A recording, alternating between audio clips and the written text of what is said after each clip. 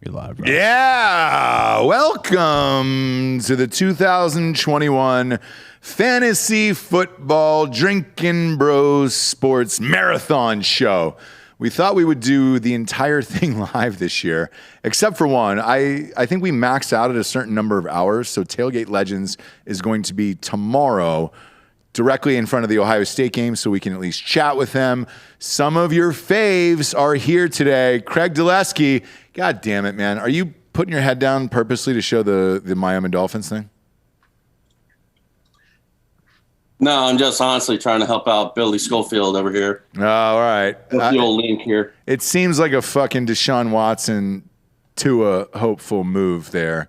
What do you do there? Craig, they're rumored to be the favorites to get Deshaun Watson. What do you do there? From what I hear, he has great high character and great morale. So, Your coach loves it. That's what he said the other day. We love people with high character and great morale. So, yeah, Deshaun Watson's probably the top of your list. Joining us is also Lloyd Burke. What up, Lloyd? How's it going? What number are you? What number are you in the draft here? I am number 11. 11's a great fucking pick, dude. This was all randomized by ESPN beforehand. I'm at pick 5. Krager's is at pick 6. 11's a great pick, man. A lot of people around 11, and I'm going to spill the beans here because I can. A lot of people in some mock drafts have been going Travis Kelce. Does a tight end suit your fancy around 11?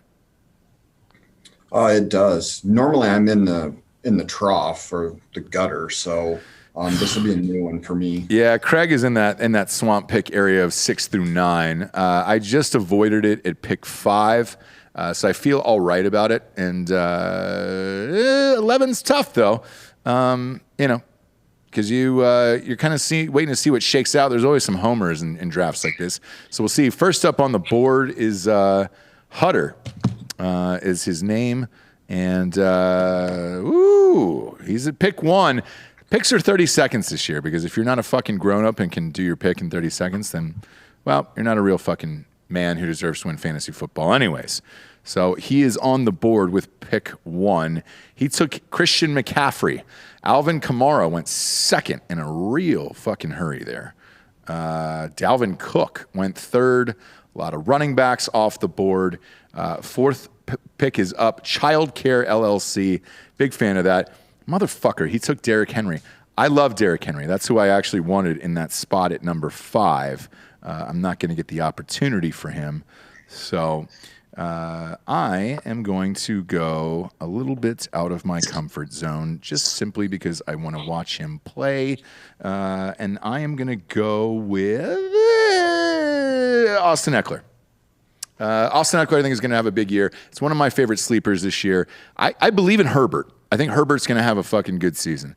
And to do that, he's going to have to run and throw the ball with Eckler most of the time. So I love that kid. And I've got another sleeper that I'm hoping to pick up in the second, so we'll find out if I can or not. Saquon Barkley's on the board here at 3. I don't believe in Saquon. I don't really believe in the Giants, and he's coming off that ACL injury. So draft at your own risk there. But Nick Chubb went off next. Great pick. I love Nick Chubb. Splits carries, though, with Kareem Hunt. And he was injured for a lot of last year. So I love the pick. I do. I couldn't make it. I wanted to go safe. You want to go safe in these top 5 here because if you lose a top 5 pick, you're fucked for the rest of the year. Right after that is Saquon Barkley. There he goes. Saquon Barkley's off the board. Somebody's asking if I'm high, Jordan Wenzel, for taking 5 with Eckler. No, I just believe in him, and I know on that flip side, on the way back, he will not be available. Therefore, I cannot get him there. So I need a running back. Running backs are at a premium this year. There's not a lot of them, and they keep going down. J.K. Dobbins is out for the year already, and it's tough. It's a tough one because anybody could pop in at the end and get the job done. Shit, ATN's out for the year. James Robinson is Probably going to be the bulk of the load, same as he was last year. Although Trevor Lawrence did look great in his last preseason game, so we'll see. After that, Jonathan Taylor went. I like Jonathan Taylor. I don't know who their quarterback though is in Indianapolis. That's the only reason I got scared off from him. Ezekiel Elliott, I do not believe in whatsoever. You can say, hey, he lost 8 pounds or whatever the fuck it is. I have a hard time with the Cowboys. Kelsey went off at pick 10 for Mike McNaughton. Right in front of you, Lloyd, and Lloyd is on the clock. Who do you got there, Lloyd? The beauty of these 30-second picks. Uh-oh, somebody fucking auto-drafting at 18? Who's that? Who's Rental Boat? If Rental Boat ends up auto-drafting, he's out. He's out of the league. No, that was me. I'm trying to get the Zoom shit figured out. Oh, Schofield, what's up, dude? Jesus Christ. It's Zoom. You know what I'm saying? Take your time with that. Focus on the draft. It's a long draft. You can pop in when you can pop in, Schofield. Tyreek Hill, Devontae Adams is off the board. Aaron Jones.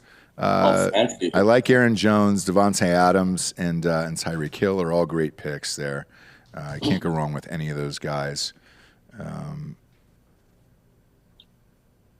All right, got it figured out. I'm going to get my Antonio Gibson for me. Is that you with Antonio Gibson?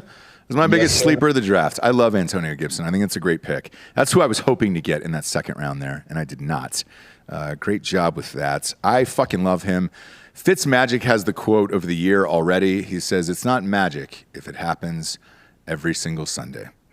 Love you, Fitzmagic. Look, they're going to be handing the ball off there. They got Scary Terry there. Antonio Gibson's going to rip shit up. I got Washington going to the playoffs this year, so I'm amped about that.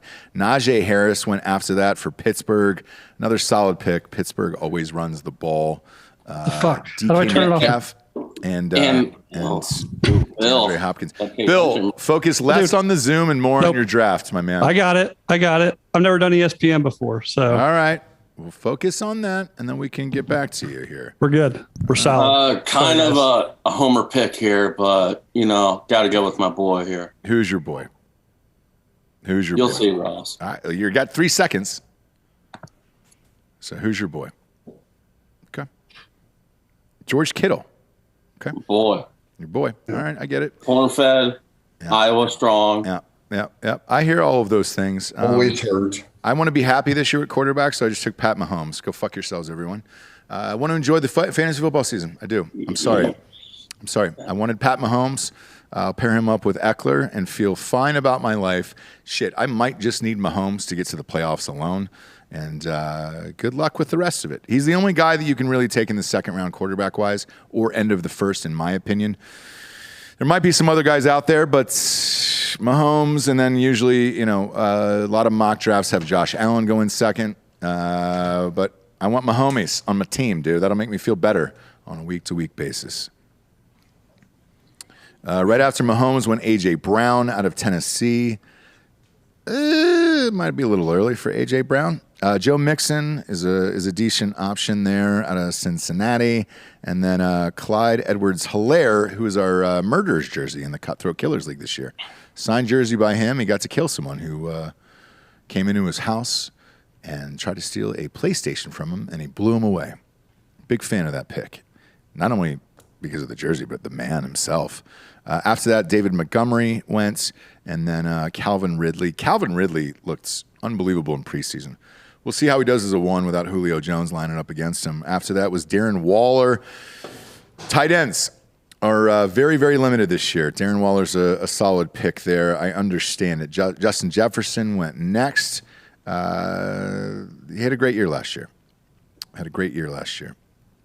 Whoever named their team Child Healthcare LLC is my new favorite person in this world.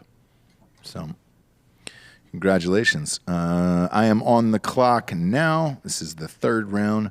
Check out the WRs real quick, and then I'm gonna flippy floppy on over to the RBs real quick. And I don't think I have a choice here but to take. This is going to be down the list, but I'm going to take Gus Edwards, actually. J.K. Dobbins is out for the year, and they're going to be handing off a lot to Gus Edwards. That was another one of my sleepers this year. So I'm going to take him because I don't think he'll be back on the board when we get to round 5, which is where I am now drafting towards the end of round 5. Scary Terry went before him. Jordan Wenzel says Edwards is my top sleeper. Yeah, I understand it. You know, I thought he looked great anyways, and he always gets touches by the goal line. Now with J.K. Dobbins out, he's their only option in Baltimore, and I like Baltimore, and I think Lamar Jackson has a really great season. Robert Woods went after that. Love that pick. Matt Stafford, I think, is going to have an outstanding year there, and the Rams are a lot of people's sleeper, including Delco Dan, for the Super Bowl. It'd be cool. If Los Angeles had a good team for once at football, but we'll see. Josh Allen went after Robert Woods. I fucking love Josh Allen, man. I don't think you can go wrong. Not only his throwing ability, but the way he runs the ball, man, that guy just racks up fucking points. Seemed like he averaged 28 points a game last year. Keenan Allen went after that. It's a terrible pick. How old is Keenan Allen? Is he 36 years old, 37? Old man. Old man winter there. And the beauty of this is when you get people on Zoom like this, like Bill Schofield, you guys are nervous, man, because there's a 30-second picks, dude, and you're worried here. And I like that. I like that you're all uncomfortable here. My brother better hurry up. Schofield, who did you pick with your first 2 picks? So I got Saquon Barkley, Hopkins, and then I just pulled Josh Allen. Whew, that's a good team, man. It's a good team. I don't know about Barkley. I don't know about Barkley. I said that earlier. I'm not sure about Saquon Barkley this year. If he returns to form, congratulations, man. You might dominate the fucking league. That was my bullshit trying to get ESPN figured out. Wow. And it auto drafted him fucking for me. I wouldn't have taken him because he's going to be a workhorse and he's going to get hurt halfway through the fucking season. Yeah. He'll get hurt like week 4, week 6, and then it's over from there. So it is what it is. After that, Keenan Allen went Allen Robinson the second. James Robinson went after that. Kyler Murray. Kyler Murray puts up a lot of fucking points. He'll never win a Super Bowl, but God damn it if he's not good at fantasy. Mark Andrews went after that, the tight end out of Baltimore. Jordan Wenzel is asking me to put him in the Zoom. We're past that, Jordan. Okay? We're round 4. We're past the Zoom calls, all right? So we're going to have to get over that. Lloyd, who did you go with? I went with Hawkinson since Yandel stole my Andrews pick. I should have picked Andrews before Murray. Okay. Read off your team so far. I've got Kyler Murray, Aaron Jones, Antonio Gibson, and then TJ Hawkinson. Okay. It's a terrible team, but Hawkinson was just on McAfee. Yeah, you're here for the fun, not for the wins. We're proud of you for that. Proud of you for all of that. Anybody know the extent of CeeDee Lamb's injury? Probably not. Not that you would say here, because let's face it, we're all trying to fucking keep our own little secrets here. Don't you have to have a quarterback to throw the ball to you? In our own little games. Who's your quarterback? Mine, Kyler Murray. Oh, you got Kyler Murray? Okay. All right. Craigers, are you on the clock right now? Yes, sir. All right. Don't blow it, dude. Don't blow it.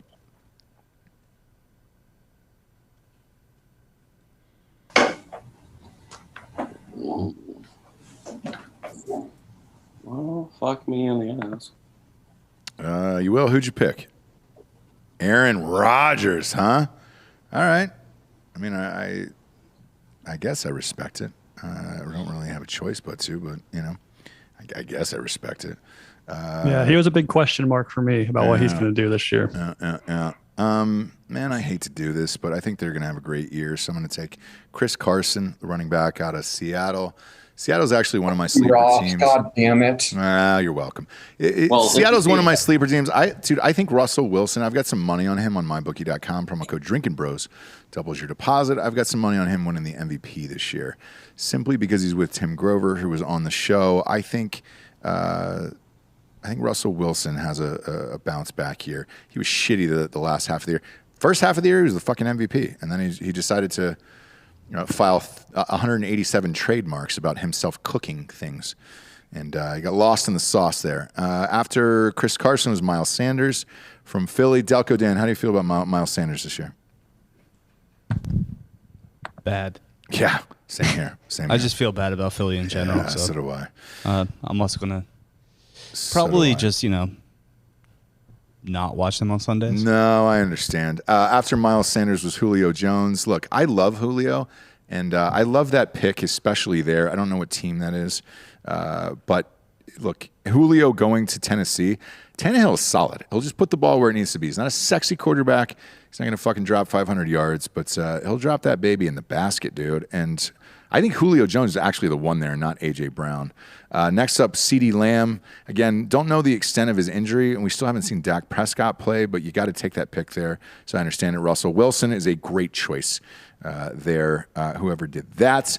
Deontay Johnson was after that. Kyle Pitts out of Atlanta, superstar rookie tight end. And then Tom Brady is after that. Know who I want here. This is, it's tough, man, because Cleveland, look, the reason why I'm making this upcoming pick here of Kareem Hunt is simply because God damn it, Russ. I do not believe in Baker Mayfield. They're going to be handing the ball off a lot there because of how gimpy he is and weak his arm is. So I'm going to go with Kareem Hunt there and kind of load up on RBs here. I don't know who took Logan Thomas at Washington there. Casey Anthony took Logan in the fifth round, huh? That's a big leap there. I think Logan Thomas could be decent, but that's a big leap there. It's at 5 in the 5th round there. Right after that was Damian Harris. Damian Harris could be a great choice. Look, you got Mac Jones. Why not just start all of Alabama and see what happens? He's at Alabama, right? Damian Harris? Yeah. There's a couple Harrises. Najee, Damian, serial I'm sorry, killers. are you talking to me? No, not at all. Okay. Not at all. Damian Harris, Alabama. Am I incorrect? Damian Harris went to Bama. Yeah. Okay, good. I got that right. Next up, Rob Gronkowski. That is way too early. Who did that? I did. You fucked me up with that Kareem Hunt pick. I panicked with the 30-second clock, Ross. That's the beauty of fantasy football. It's psychological warfare, and you just got trapped in it, my man. You're in a quagmire right now. Chase Edmonds went after that. Cooper Kupp, my little Cooper Kupp went after that. Not a bad choice at all. And then Amari Cooper. Amari Cooper, again, same with CeeDee Lamb. You got to go for it because you don't know what's going to happen with Dak Prescott. If he's fucking healthy, it's a great fantasy choice, so we'll see. DeAndre Swift is after that in Detroit. He's going to have Jared Goff as his quarterback. Good luck. That looks like the Eagles 2.0 this year. And you guys can have fun with that whole team. I don't want to watch any of those games whatsoever. Myles Gaskin went after that. Craigers, you're a Miami guy. How is Myles Gaskin going to do this year? He's all right. And the other Dolphin on the fantasy here, Yandel, little Yandy. Yandy man, dude. Yeah, he took Gaskin right there. So he might double dose on Miami here. He might go Devontae Parker. All right. Oh, no, he went Stafford. Boy, Matthew Stafford. Look, I love him. I think he's going to have a great year. I'm not going to shit on this pick. What are we in? Round 6. Typically, you would say this is too early, but because I went quarterback early, it forced everybody else to kind of follow suit. So, yeah, it's, dance with the one who fucking brought you there. And Matthew Stafford is the only one left that will bring you to the dance. I don't know anybody else past that who's worthy of it. I think he's going to have a great year. I love this kid, actually. He had a lot of fucking heart, dude, up in Detroit as he got destroyed year after year after year. Just his asshole punished over and over and over again. DJ Moore went after that. Not sure who's throwing him the ball. There's a rumor that Deshaun Watson might be going to Carolina or Miami. We'll see. Dak Prescott. Flyer time on Dak. Look, it's worth it. That's where you're going to do it, especially if everybody's going QB at this point. So we'll see it. Who did that? Who did Dak Prescott? My fucking brother did that. Your brother. Is he a homosexual or is he a straight male? He's very straight. He has 2 kids. Yeah. So, well, yeah, 2 male kids. Yep. So does Tom Cruise and Hugh Jackman. Quick reminder. So does Michael Jackson. Yeah, exactly. Well, T's and P to Michael Jackson. So yeah, R.I.P. obviously. Next up was Robbie Anderson out of Carolina. Not really sure who's throwing him the ball. Juju Simon Smith-Schuster was right before that. Big Ben looks good, man. He looks svelte. He's lost like 30, 40 pounds. He looks good. Sony Michel was after. That's a great pick. Who did that? I did. I like the Rams this year, man. There you go. I like that pick Rams as well. That's a steal this late in the draft. Kreger's is up now. I can feel his tension through the phone, and I love it very, very much. Right now, there's a lot of sexy picks here on the board. I'm up right now, and I'm feeling good about my life, feeling good about my wife, and I'm also feeling good about Tyler Lockett this year. I mentioned him earlier as far as Russell Wilson probably winning the MVP. I have a lot of money on that, and I think he's going to have to throw to Tyler Lockett and DK Metcalf a lot to accomplish that. Therefore, I took him. Worried though that I've loaded up on too many Seahawks, but I'm actually high on them this year. But I'm also high in general, so who knows? We'll find out. The beauty of these drafts is when they're randomized like this, and I'm doing 7 in one day. You kind of feel the board, and right now the board was telling me Tyler Lockett. You take the best available. T. Higgins went right after that from Cincinnati. Proud of him and all he's done for this country, whatever that is. And Jerry Jeudy went after that. Who is the quarterback? Oh, it's Teddy Bridgewater up in Denver. Denver Broncos got Teddy Bridgewater. Look, that's going to be a long, long year for Broncos fans. I love Jerry Jeudy. I just don't love their quarterback. So right after T. Higgins was Tyler Boyd. Look, if Homeboy comes back to life after having his leg broken in 19 different places, it could be a rad year. I don't know. But Ronald Jones was after that. Don't mind the Ronald Jones either. Should be fun. Should be fun down there for those guys. There's somebody that I'm debating on whether or not I should do this or not. I'm gonna. I would rue the day for this one if I did it. My God, man, is that what it's come to? I'm gonna do it. I'm gonna do it just to shock the world. Just to shock the world, I'm going to do this fucking next pick because there's no way you're doing it. Whoever Childcare LLC is. Yeah. This is simply to shock the world here. If you believe the hype, if you believe his Instagram, if you believe he's back, and you believe that his girlfriend is going to shit on him all throughout the season, then you'll believe in Odell Beckham Jr., and I'm going to take him here in the 7th round and see what happens. Look, I've got a ton of frozen El Monte burritos at my house. Whoever he's dating, if they'd like to come over, have maybe 5, 6 of those and then just go shit on his chest, you're welcome to do it. But bit of a gamble here. It's hard to leave OBJ on the board, though, this late, so I'm going to pull my pants down and do it. Eesh. I hope I don't regret it. Baker's got to give him the ball, though, man. I know.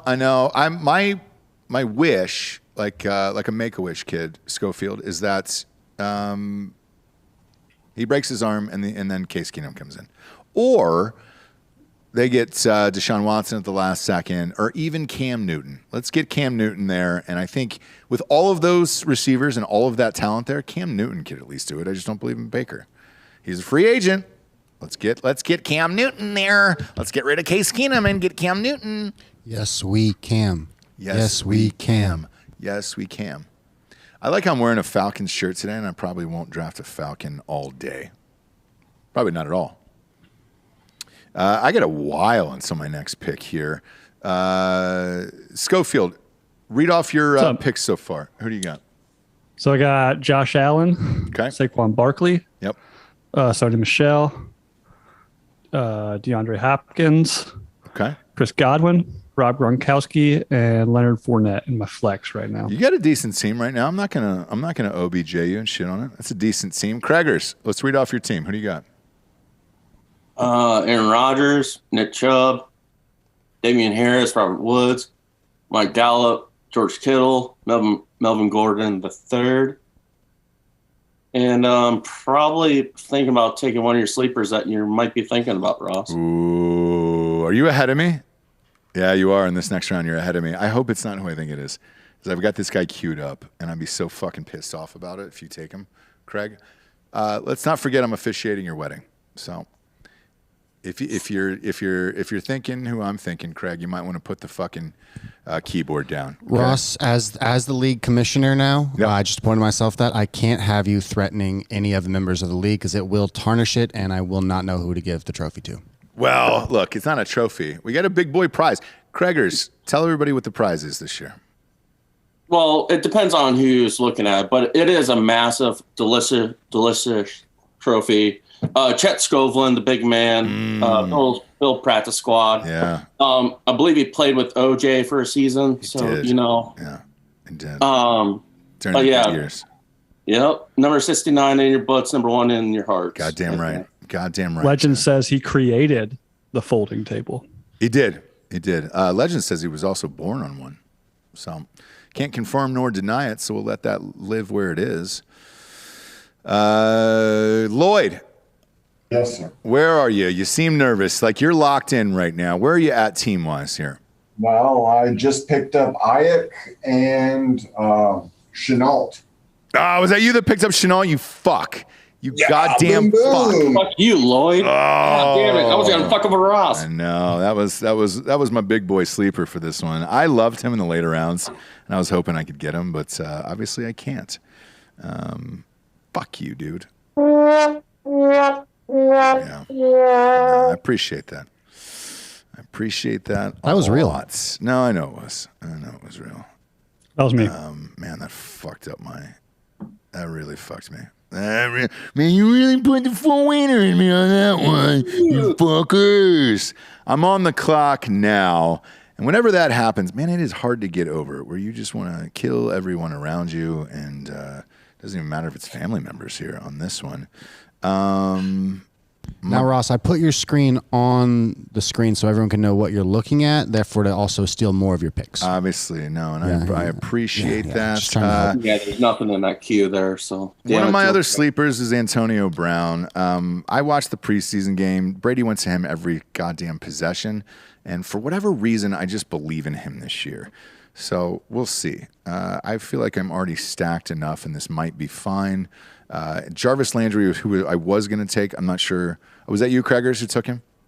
Yes, sir. So Landry is who I always take every year in my flex position. So once he was gone, then I switched to whoever would be in my flex position. My flex position is going to be Antonio Brown.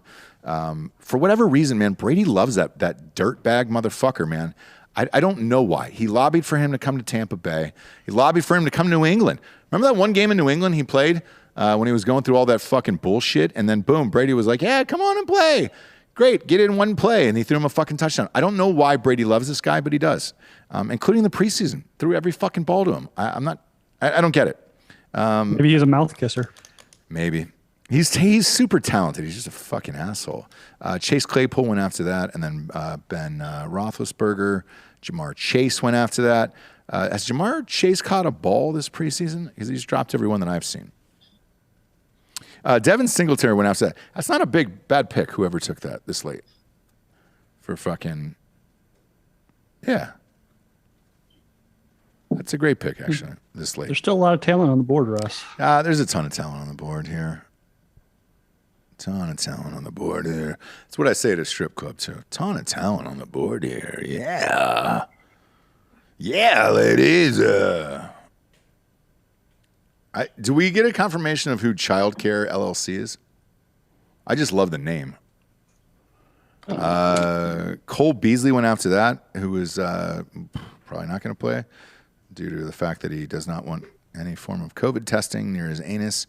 Jalen Waddle, I am on the clock here. Man, because I am so high on the Ravens this year, I'm going to go ahead and take Hollywood Brown here with this pick. Motherfucker. Good luck with that. You know, he has ups and downs there. He does, man. But if he can get it clicked in, I think he'll be fucking great. He'll sit on my bench for the first few weeks, and we'll try to figure this the fuck out. But with J.K. Dobbins out, you got Gus Edwards there. I think he'll throw the ball a little more. In rookie season, he was great, man. So we'll see. We'll find out. James White went after Waddle. Javonte Williams went after that. I don't know what team he plays for. It says Denver, never heard of him. It must be the backup to Melvin Gordon. You can have fun with that all you want. Devontae Parker, Naheem Hines, Zach Moss went after that. And Jordan Wenzel saying Bateman is getting all the Ravens passes. Jason Bateman? Is Ozark not shooting? Rashad Bateman from Minnesota. Whatever. Oh, Baker Mayfield. Who took Baker Mayfield? Who was it? Kareem Pye is his name. Good man. Is that Big Dick Danoff? Oh, of course. He loves the fucking Browns. He is such a fucking homer. You deserve all of the things you're going to get with him. And this is why he's not getting a +1 to the wedding. He loves the Browns so much he works for fucking UPS. Yeah, that's true. So we're Brown year round. Yeah. What can Brown do for you? You know? Are you guys ready for it? Yeah. Who do you got here, Lloyd? Trey Sermon. I think Mostert's going to get fucking Ohio hurt. State University. Not a bad pick, man. I don't know his health or his thing, man. Still don't know the real answer. I mean, he was out of the national championship game on the second play. I still contend to this day we would have won if he would have fucking played. That guy had 700 yards in the last 3 games. I'd never seen anything like it. And Bama's biggest weakness was the run game. That fucked our team, and then COVID, obviously, with 8 players out on defense, and then all of our kickers missing, including the punters. A.J. Dillon went after that. Trey Sermon's not a bad pick there, by the way. I just don't know what's going to happen there. Who's their start? Is Trey Lance going to start there, Lloyd? No, it's going to be Raheem Mostert, but I don't think Mostert will stay healthy. No. I mean, quarterback-wise, is it Jimmy G or Lance? Are they? I think. Oh, sorry. Yeah, I think it's Jimmy G's listed right now. My wife's a 49er homer, so. Okay. Well, then she'll love you for your Trey Sermon pick, at least. A.J. Dillon went after that, and then DJ Chark went after that. Look, I think Lawrence looked really fucking good in the last game. Who knows, man? He might light it up. He's got no O-line, so he's not going to have a choice but to drop back and fucking shotgun and throw it all the time. But Curtis Samuel, sexy pick there out of Washington. Fitzmagic is the quarterback he needed, dude. I think Curtis Samuel has a good year. I don't know who picked that, but I like it. That was me. I hope he does, but he did good. He gave me lots of points in the flex last year. Because he can do both, man. They put him in the slot, and then he can just fucking catch and run. In a PPR league, where you get points for a reception, and you can run 10, 15 yards afterwards, he can just rack up points here. Kenny Golladay went after that, and then Kenyon Drake. Schofield, you're saying, damn it. Did you want Kenyon Drake? Yeah. Because other than Darren Waller, man, they got nobody to throw to, and they got a shit quarterback. So. Yeah. I don't believe in anybody in Las Vegas, so I think you're fine with that. I think Kenyon Drake might end up like Elizabeth Shue at the end of leaving Las Vegas. Just a trail of blood coming out of her asshole into the drain of a fucking shower. But we'll see. I have zero hopes of the Raiders this year. Jamal Williams went after that out of Detroit. Michael Pittman Jr. out of Indianapolis. Gregors is on the clock right now. And who do you got? Oh, I have a feeling. I think there's a guy that Craig wants that he just won't do. And he's getting real nervous about it. Question is, do I fucking do this and just pull the trigger on it? I think you do. Do I, though? First draft of the season. Can't hold anything back now. You're right. I'm gonna do it just in case. I'm gonna go ahead and drop this Michael Thomas pick. I know he's out. Just in case he pops back up later, I'm gonna go with Michael Thomas there. He's just so fucking good. And if Jameis Winston really is back, he's got LASIK and whatever, I'm gonna stash him on the bench and then see what happens after that. It is what it is. There's some fucking dangerous picks that I'll leave on the bench and be fine with it. We're in round 10. At this point, if you're not confident in your team, it's going to be shitty anyway, so who cares? I'm going to stash Michael Thomas and see what happens with that motherfucker. Yandel Singh, yeah, of course you know he's out. Yeah, he's out. Late surgery. Will probably be out 3 or 4 weeks, to be honest with you. Again, that's a stash pick for the bench. Hoping for the best later on, because let's face it, if he does end up playing, best wide receiver in football. So we'll see. And no one else gets him. I know. So he'll be stashed way down deep inside. Deep inside of you. Very third eye blind pick for me tonight's. Nerves are starting to kick in here as you get to the later rounds. Look at the concentration on Schofield. Put Schofield on the screen. Look at that. Yeah. Schofield, you look nervous. No, just trying to figure some things out in my head where I want to go. There's I see as the people that I like, but they're all like, I don't want to be a homer, you know? Do whatever. Hey, it's your team, dude. Don't worry about that. All you got to do is worry about winning a fucking championship, dog. You sound very nervous. Yeah, you sound really fucking nervous. Really nervous. No, I'm just day drunk, man. Okay. Just day drunk. Okay.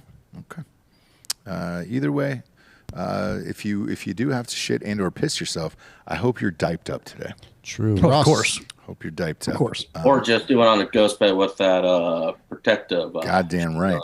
Steelers defense went next. Michael Carter after that at running back. Buccaneers D, and then David Johnson, who I didn't know was still playing. That leaves me. Now, I'm in round 11 here. I don't have a tight end. One of my favorites was actually Robert Tonyan, and I knew he'd be there with Aaron Rodgers back. I think he improves the second year. He was great last year, so we'll see what happens. But that was the guy I was kind of coveting and keeping stash for later, and I'm lucky he fell into my lap and danced all over my ding-dong and all of my parts. So I'm amped about that. Steelers defense went off the board there, and so did Jameis Winston. Jameis Winston. Man, there's a shot he goes for 5,000 yards. There's a shot that he throws 45 interceptions. I don't know. I don't know what's going to happen with him. It's worth a gamble because who fucking knows? The last preseason game, he looked great. Marvin Jones Jr. went after that. Lawrence should be throwing him a lot of balls down in Jacksonville. That's not a bad pick in round 11. McCole Hardman went after that. Jordan Wenzel. He's fixed his eyes, goddammit. If I hear that from one more fucking person about Jameis Winston... Crystal clear. Jesus Christ. That guy. 2018. That fucking guy, dude. I mean, it Damn it. watch the fucking produce section. He's going to steal all the crab legs. It's not in the produce section. That's the meat section, dude. I think it's actually more of the seafood section. Is it? Yeah. All right. Yeah. Well.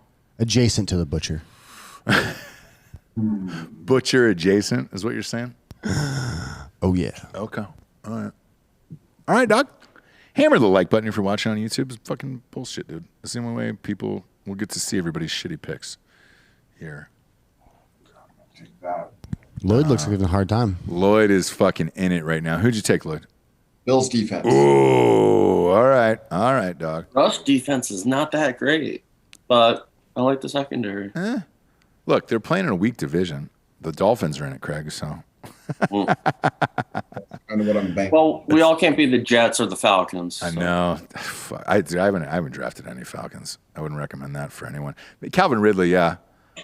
You know, maybe Matt Ryan is a backup, I guess, in case all your other quarterbacks died in a plane crash. Giovanni Bernard has been playing for 33 years, I feel like. Is Frank Gore still in the league? If not, sign him on a team. Marquez Callaway, this fucking pick right here. Look, Winston was fucking throwing every goddamn ball to this guy in the preseason. Now, whether or not Michael Thomas comes back and throws him off, I don't know. But, who took a fucking kicker? Who is this? Who did this? Kareem Pye took a fucking kicker? It's enough. Oh, what a dummy. What a fucking dummy, dude. The kicker for the... it doesn't matter what team it is. Racking up points. Got a leg. Oh, that is fucking stupid. Way too early. Full disclosure, I was probably going to take him next round. Were you really?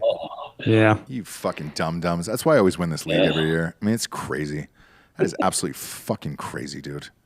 What goes on inside your mind? We're just living by the name right now. We're just living by the brand right now. Disappointments. What goes on inside your fucking minds, dude? I don't understand. I'm frightened. I'm worried. Can't do anything about it. It's all about throwing you off, Ross. Jeez, dude. I mean, that's fucking brutal. I mean, absolutely fucking brutal.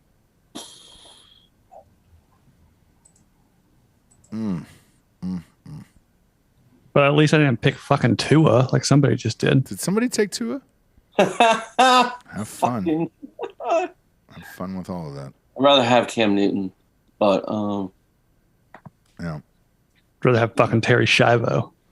Shivo's a great Terry. pick, dude. Shivo's super underrated. All right, so I'm on the board here. I'm gonna peek through the RBs and then the WRs, and find out what is left here in the 12th round. Pickings are slim here, kids. I'm gonna go back to the WRs, and I'm gonna take Paris Campbell. I like Paris Campbell a lot, and I hope he has the year he deserves to have. You know, he deserves a good year. He's a great player.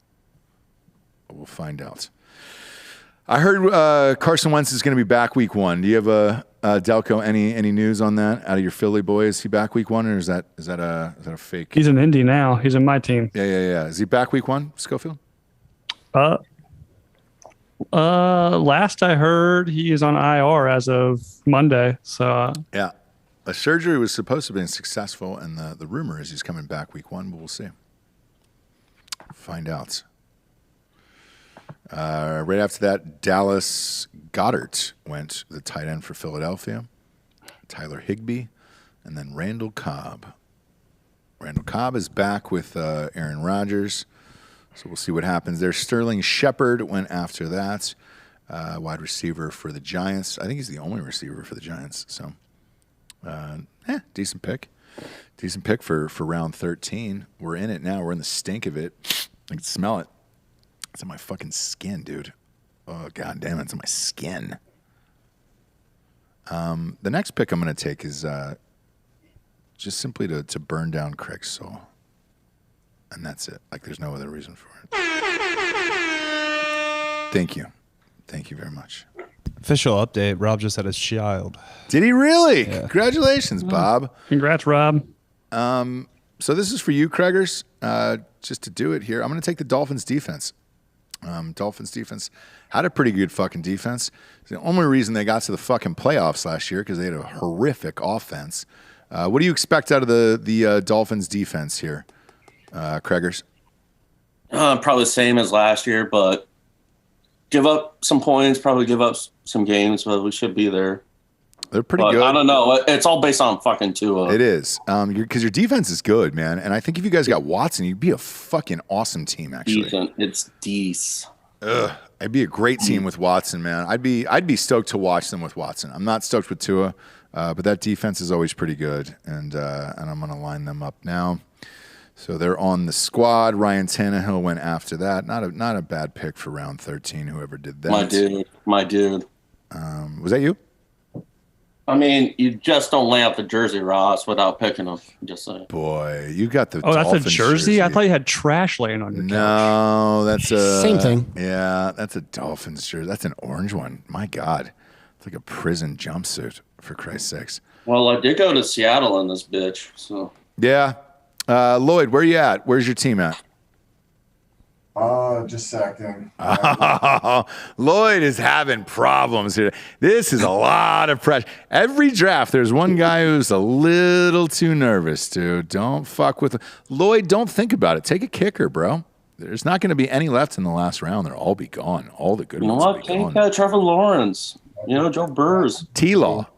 There it is, right there. Do they call him T-Law? Justin Fields went. All right. Oh, that was Kareem Pye. Isn't that fucking Danoff?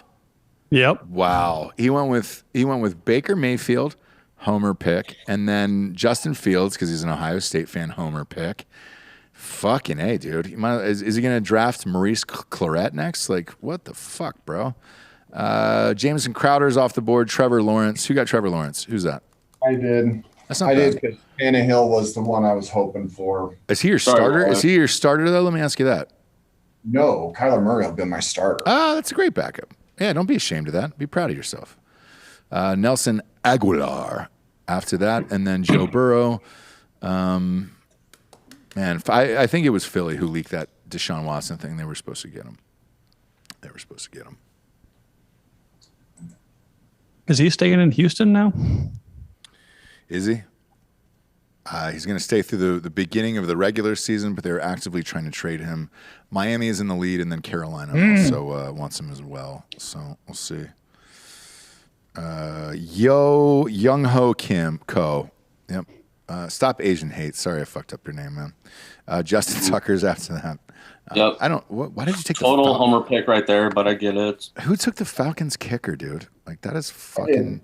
That guy. Ah, damn you, Lloyd. That guy is a fantasy points fucking bank vault. Lloyd, you're gonna lose big this year. I mean, it's gonna. Nah, he won me. Gives me double digits almost the last 2 years. I've ran him a lot. Who? Young Ho Kim or Ko or okay. Young Hoo Ko or whatever the hell his name is. Yeah, Young Ho. Sure. Whatever. Young Hoku. The Young Haiku. That works for me. All right. So here's the point in the draft where I usually go for round 14. I usually go for a backup quarterback here. On the board is Jalen Hurts, not a prayer. Trey Lance, Matt Ryan. Matt Ryan is solid and steady, but do you go for a gamble when you have a guy like Pat Mahomes? You're goddamn right I do. And I'm going to go with Trey Lance. Just as a gamble, because I already have Pat Mahomes, and if Trey Lance blows up, congratulations. That'll be a fun little Christmas present for me. But I've already got Pat Mahomes, and I really don't give a shit. I just need someone sitting on the bench there, and I want to go with a gamble because I already know what the rest of these dickheads are going to do. For those of you who are watching at home, we are now in the end of round 14.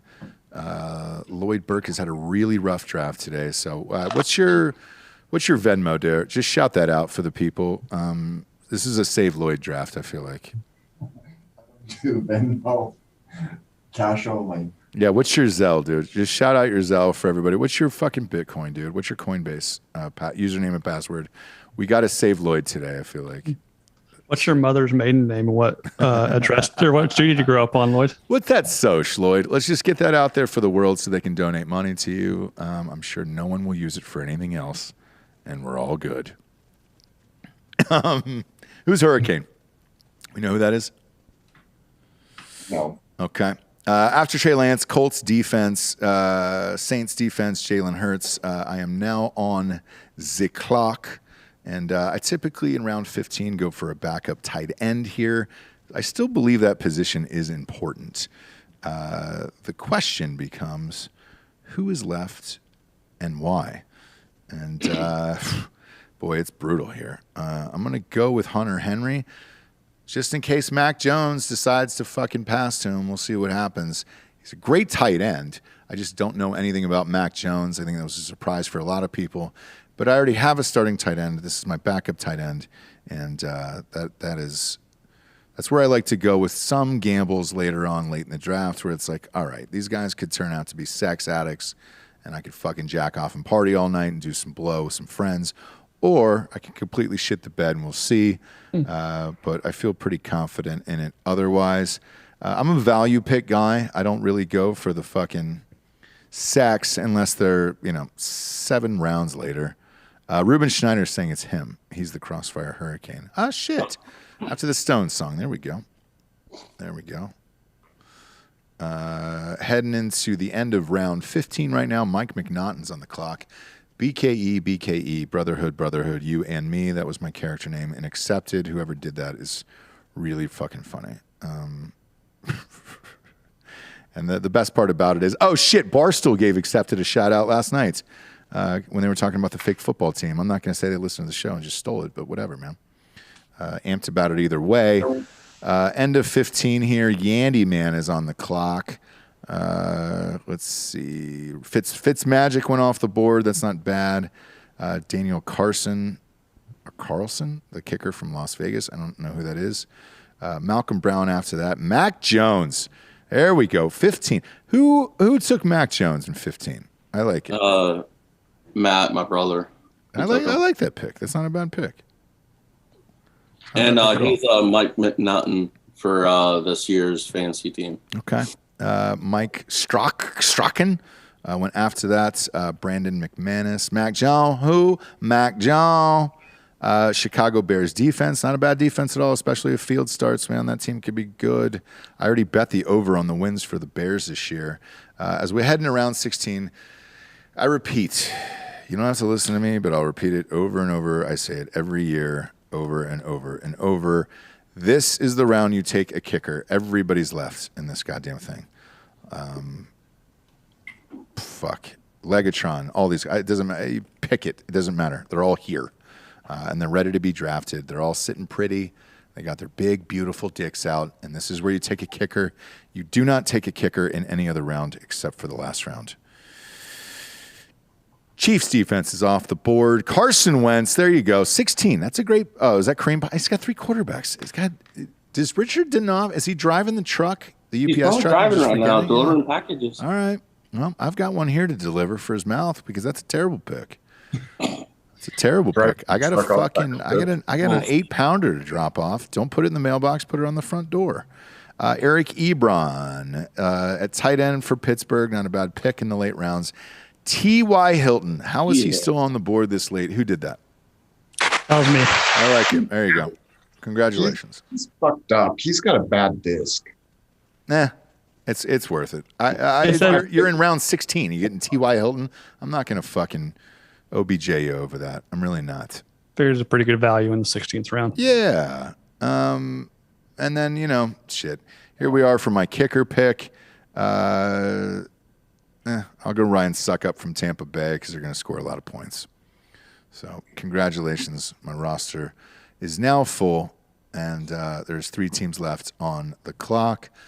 Gentlemen, stay on the line because we're going to go through all your teams individually here in about 2 more picks. Tyler Bass went after that, kicker for Buffalo. Alan Lazard, and then the Patriots defense was after that. We'll see who the last pick is in the draft. All done. We're all done here. Okay, round the horn. Schofield, we'll start with you. Read off your team in its entirety, starting with your starters.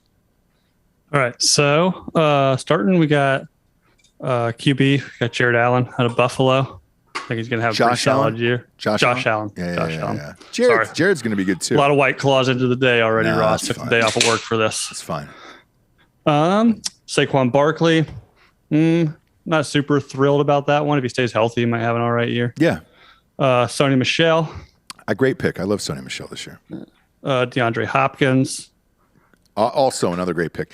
Yep. If Kyler Murray can get him the ball, I think physically he's probably the greatest receiver in football. It just depends on what they do there and if he wants to play with his vax status. We'll see. Also a very well-dressed man. Yes. I love DeAndre Hopkins. Chris Godwin out of Tampa Bay. Yep. Gronkowski out of Tampa Bay. Again, who knows what he's going to do. I had him last year. He didn't do fucking shit until the playoffs. Yeah, he didn't do dick. I think you drafted him a little too early. Who do you got next? Sony Michel. Uh-huh. Then in my flex, I got Leonard Fournette. Yeah. Thanks for your help. Brandon Cooks is on my bench. Okay. Raheem Himes. Michael Pittman Jr. Okay. McCole Hartman. Then got Rams defense. All right. Rams defense is great. Yeah. Oh, yeah. Austin Hooper is my backup tight end. Yeah. Matt Prater is my kicker. Yeah. And then Fitzmagic as my backup QB. Yeah, that's a great. He's always great. I love Fitzmagic. Oh, yeah. I hope he wins the fucking MVP. Have you ever seen the meme for the cycle, the Fitzmagic cycle? No. Where it's like get signed, bench, come in, play great, get paid, play like shit, and then it starts all over again. I know. And then that kind of last round value and T.Y. Hilton. Yeah. Again, nothing wrong with that flyer in 16, man, and T.Y. Hilton, because if he's healthy, shit, he's great. And if Wentz plays, he's even better. Let's go to you, Lloyd Burke. You had a lot of problems this draft, a lot of nerves over there on that end, Lloyd. Who do you got as your starters? Now I'm good. Kyler Murray. A lot of a lot of fantasy points out of Kyler Murray. I'm kidding with you there. I think that'll be a good pick. Aaron Jones. Aaron Jones is going to be great. He always is. Go ahead. Antonio Gibson. My sleeper. Fuck you for that one. I wanted him in the second round. DJ Moore. Okay. Carolina. Yep. Brandon Ayuk. And then tight end TJ Hawkinson. Mm-hmm. Flex DeAndre Swift right now. Bills defense. And then Young Ho is my kicker.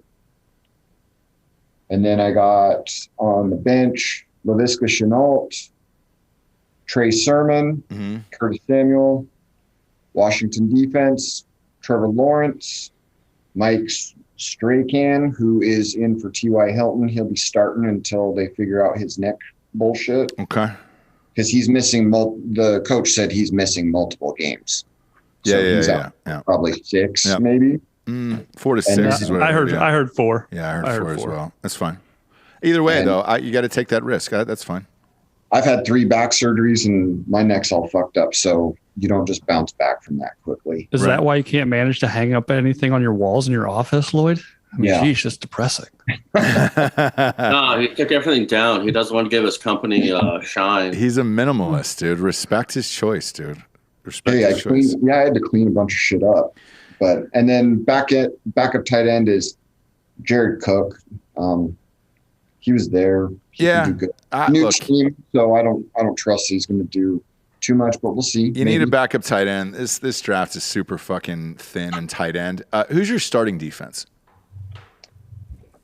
My starting defense will probably be Washington. Who's your backup defense? The Bills. So you took two defenses. I did. I'll see what they're going to do, and then I'll dump one. Dump one of them. All right. Is that Big Dick enough? Oh, yeah. God, it is loud as shit in there. It is. I'm sorry. We're in the break room. We're getting ready to start work here in 6 minutes. All right. So let's hear your team real quick. You're going to have to say it out loud. All I know is I did a homer pick with Baker Mayfield. I said, fuck everybody else once everybody started making my picks, and I picked the kicker in the 11th round. I picked the defense in the 12th. I got the 49ers defense. I remember that. You picked Justin Fields as well. You went homer, and then awful picks. Richard, I hope the Buckeyes have a good season because you're not going to have a good fantasy football season. But you look great. Yep. You look great. Thanks. If it ain't brown, it ain't down. No, not at all. Who's your friend in the background who's watching the Three Stooges at max level? It's everyone. It's life. Either way, I love you. I haven't seen you since the UFC fight. I had a great time that night. All right. Love you guys. All right. Bye, buddy. To close it out, Craigers, let's hear your team, my friend. Quarterback, Aaron Rodgers. Running back, Nick Chubb, Damian Harris, Robert Woods, and Michael Gallup at the wide receiver slots. George Kittle at tight end. I moved Devontae Parker up to my flex. Browns defense. Jason Sanders as my kicker. So 2 homer Miami picks there. Yeah, terrible. Who else?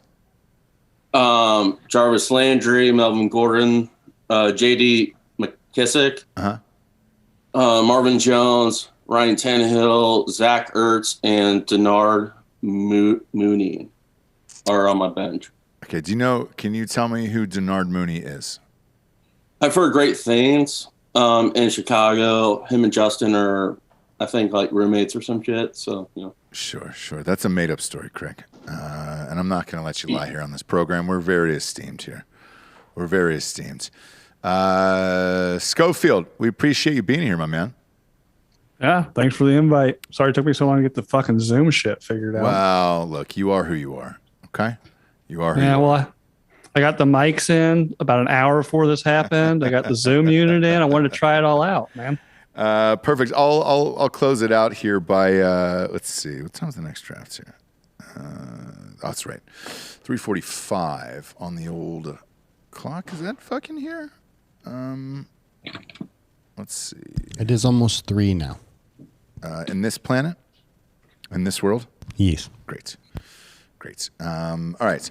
So in mine here, because I can tell you this, Dan is popping in. We had to push back the draft a little bit. I can tell everybody now. He's recording with Tucker Carlson again. So he will be on Fox News. He'll be on the Tucker Carlson show on Monday night, recording a segment for there. So he's recording down at Fox. So we pushed back the draft a little bit. The next one will be in about 45 minutes here. On my team, I got Pat Mahomes. Never heard of him. I don't even know that I need to list anybody else because it doesn't matter after Pat Mahomes. Gus Edwards was one of my biggest sleepers this year after JK went down. I love Gus Edwards. Austin Eckler, man. I believe in Herbert, and this fucking dude is a goddamn truck. Tyler Lockett, because I think Russell Wilson might be the MVP this year, as much as that it pains me to say. Took a shit on myself on the next one and went OBJ. I bought into the hype, all right? I bought into the fucking hype of him. Watched his fucking Instagram. I follow his bullshits. And if he is back and Baker Mayfield is able to grow or get some form of growth spurt or bigger hands or something, he might be all right. Robert Tonyan, I love. I loved him last year for the Packers. He crushed for me. I think he's going to have a big second year, and I think Aaron Rodgers is going to go to him a lot because they didn't get him any weapons in the draft. Chris Carson is in my flex at the running back position. Defense went with the Dolphins. They had a great fucking defense last year. That's carried them to the playoffs. Hopefully that continues. Ryan Suckup is a kicker out of Tampa Bay because it's a kicker, and that's the last pick of the draft. On the bench is Kareem Hunt, who should have a big year there with Small Baker trying to throw the ball. Antonio Brown, I love, dude. I think he's going to have a great year as well. Second year with Brady in that offense. I think the Bucs destroy everybody in the NFC. Hollywood Brown out of Baltimore. I had him a rookie season. He had a great rookie season. Hopefully he can hold up. If they can just get him the ball, he's fast as shit and he's fun to watch. Michael Thomas is obviously the best receiver. I've got him stashed far down my bench. Hopefully he comes back and dominates. We'll see. Paris Campbell is down there, flyer. Trey Lance, backup quarterback to Pat Mahomes. And then Hunter Henry is my backup tight end there, and I feel good about this. My only regrets that's changed my draft, and this is for everybody else at home because there's always one pick that changes your draft. Coming into these things, you have one player in your mind where you're like, all right, if I can get him in this round, then I'm going to go this way. If I don't, I'm going to go the other way. For me, in this particular draft that we were in, it was Gibson. And once Antonio Gibson was scooped up, that was going to be my second round pick. I immediately went Pat Mahomes just so I could guarantee myself a playoff spot at that point. Like Mahomes usually puts up right around 28 points a game. If everybody else just kind of does average after that, you're fine. A great quarterback will do that for you, but I'm not sure who took in Antonio Gibson, but that changed the trajectory of my draft of where I wanted to go. And that's the beauty of all these drafts that you're going to watch today is they're all randomized. So somebody will fuck you up along the way. I don't know that Antonio Gibson is worth a fucking first round pick. So therefore I didn't go with him in the first round. Whereas most of these other guys I felt pretty confident in. But that was the one that fucked me up. Was it one of you assholes who got Gibson? You're welcome. It was you, Lloyd Burke, you son of a bitch. You nervous son of a bitch, dude. That's for real. That changed the trajectory of my draft. That was the one that forced me into Mahomes. And since we're talking about, you can put Lloyd Burke back up on the screen there. Since we're talking about it here, I think this happens in a lot of people's drafts where you have somebody locked in on, then you're like, all right, great. And once that happens, with me taking Pat Mahomes there, that forced the rest of the draft to take a hard right and then go after quarterbacks a lot earlier than they would have. And that shit happens all the time. Same with tight ends, man. There is not a lot of great tight ends there. So if you don't get a guy like Kelsey in the first or Waller or even I like Kyle Pitts this year a lot. He was gone pretty early. Then wait until the 8th or 9th, and you can still get a decent option there and then try to figure it the fuck out as you go. But yeah, man, there's always one person that fucks everything up, and that was you, Lloyd. So I hope you have a terrible year because that changed the entire draft for everybody, I think. You're welcome for my service. I really am. In more ways than one, Lloyd. And you know the other way I'm talking about. Love you more than life, my friend. And I'm looking forward to this season. I want to give a shout out to Reed White. Does anybody have an update on his COVID sitch? He's at home. He's with Kyle Rittenhouse. What'd you say? Sitting on a couch, like Gillespie. Is he alive? Yeah, he's at home, just living the dream, living the vida loca. Is he alive? He is. He's telling the people to mow his lawn and shit. So yeah, he's living the dream. So. All right, cool. Good for him. Good for him. All right, I love you guys. We're gonna get ready for the next draft coming up here in about 45 minutes. I'm gonna try to send some links out here to people in that as I reset and keep going. This is Dan's draft. So for the first draft that we just talked about, it was Craig Dulesky's. That is a signed Chet Scovelin jersey from Jack Mandeville. That's a big boy jersey there, Craigers. Hopefully it's in the 4X because, I'm slimming down for the wedding, but, got to have that extra room in there. Yeah, for sure. I would say I'd wear it to your wedding, but you didn't send me an invite. So. Oh, you didn't invite Schofield? That's crazy, dude. That's crazy. It's before. Yeah. It's before we became very acquainted. So. He has his own soundboard? Yeah, he does. Oh, God Isn't that great, dude? Schofield's ahead of the game. That's coming from Zoom? Schofield, dude. It's that Zoom unit, Yeah. Ross. Did you get a fucking Zoom? It came in an hour before this shit started, man. I was scrambling. I was also texting fucking Danoff, like, are we going to get the Zoom link? Like, am I doing all this shit? Am I setting all this shit up behind me? Oof. I like it. For I nothing? Like it. Yeah. It's going to be... I love it. Look, I love all of it. Dan Holloway should be joining us for the next draft. In case you were late to the party here, he's got one of my favorite prizes. So that I called in some favors in Hollywood. That is a signed Apocalypse Now script by Martin Sheen. And man, that is a fucking dope ass prize, dude. That I want to win. So hopefully, look, Jesse's in that league, and I help her wink with that draft. So we'll see. And I'd really like to have that goddamn thing in the background behind me. What a great goddamn prize. So I'm amped. Schofield, thanks for being here. Craigers, I appreciate it. When the wedding is the 16th, right? Yes, October 16th. All right. You nervous? No, not really. I mean, you are going to be right there in front of me telling me what to do. Yeah.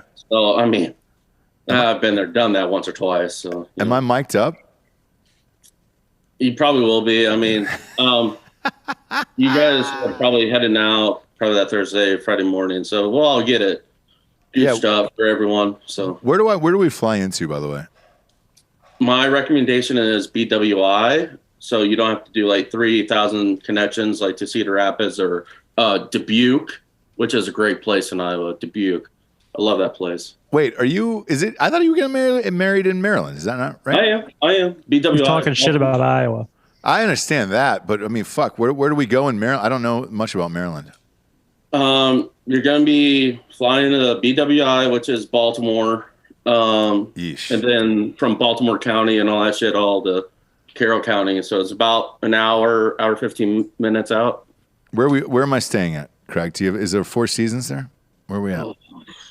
I'm just asking, Craig. Okay. I mean, Maryland does get all 4 Seasons, so I mean that's probably as close you're gonna get. How are the crab cakes there? Oh, they're fucking delicious. Jesse ordered the crab cakes, so they better be fucking good, dude. I'm looking forward to partying with you. Is there any NFL games that Sunday nearby? There might be a Ravens game, maybe, but yeah, the Ravens. Check and see if the Ravens are. Oof, I gotta go to Baltimore. Yikes! What about DC? Anybody in DC that weekend? Is the Washington football team there? Landover, Maryland, where the Washington football team plays. Yeah, that's what I'm saying. Are they in town that weekend? Let me double check that real quick. But one of them seltzers going to be coming out there. Yeah. You know, I just got an email here. The cans, so they'll actually be canned on October. The cans ship out October 8th. So, and it takes 1 day to fucking print these goddamn things. No, it's 24 hours to print them. So one would think, right around there. It'll be close, very, very close to the wedding. But I won't be trucking any down for the Kansas City game. Buffalo, Kansas City. I hope so. When is that? What date is that? That is that's the 9th. No, No, I doubt it. Same with everything else. There's a fucking shortage of every goddamn thing on this planet. But I will say this: we'll be releasing the name and the cans and all that shit in the box very, very soon here. So I would say in the next 5 days. Well, if you want to see Pat Mahomes play that Sunday, I know.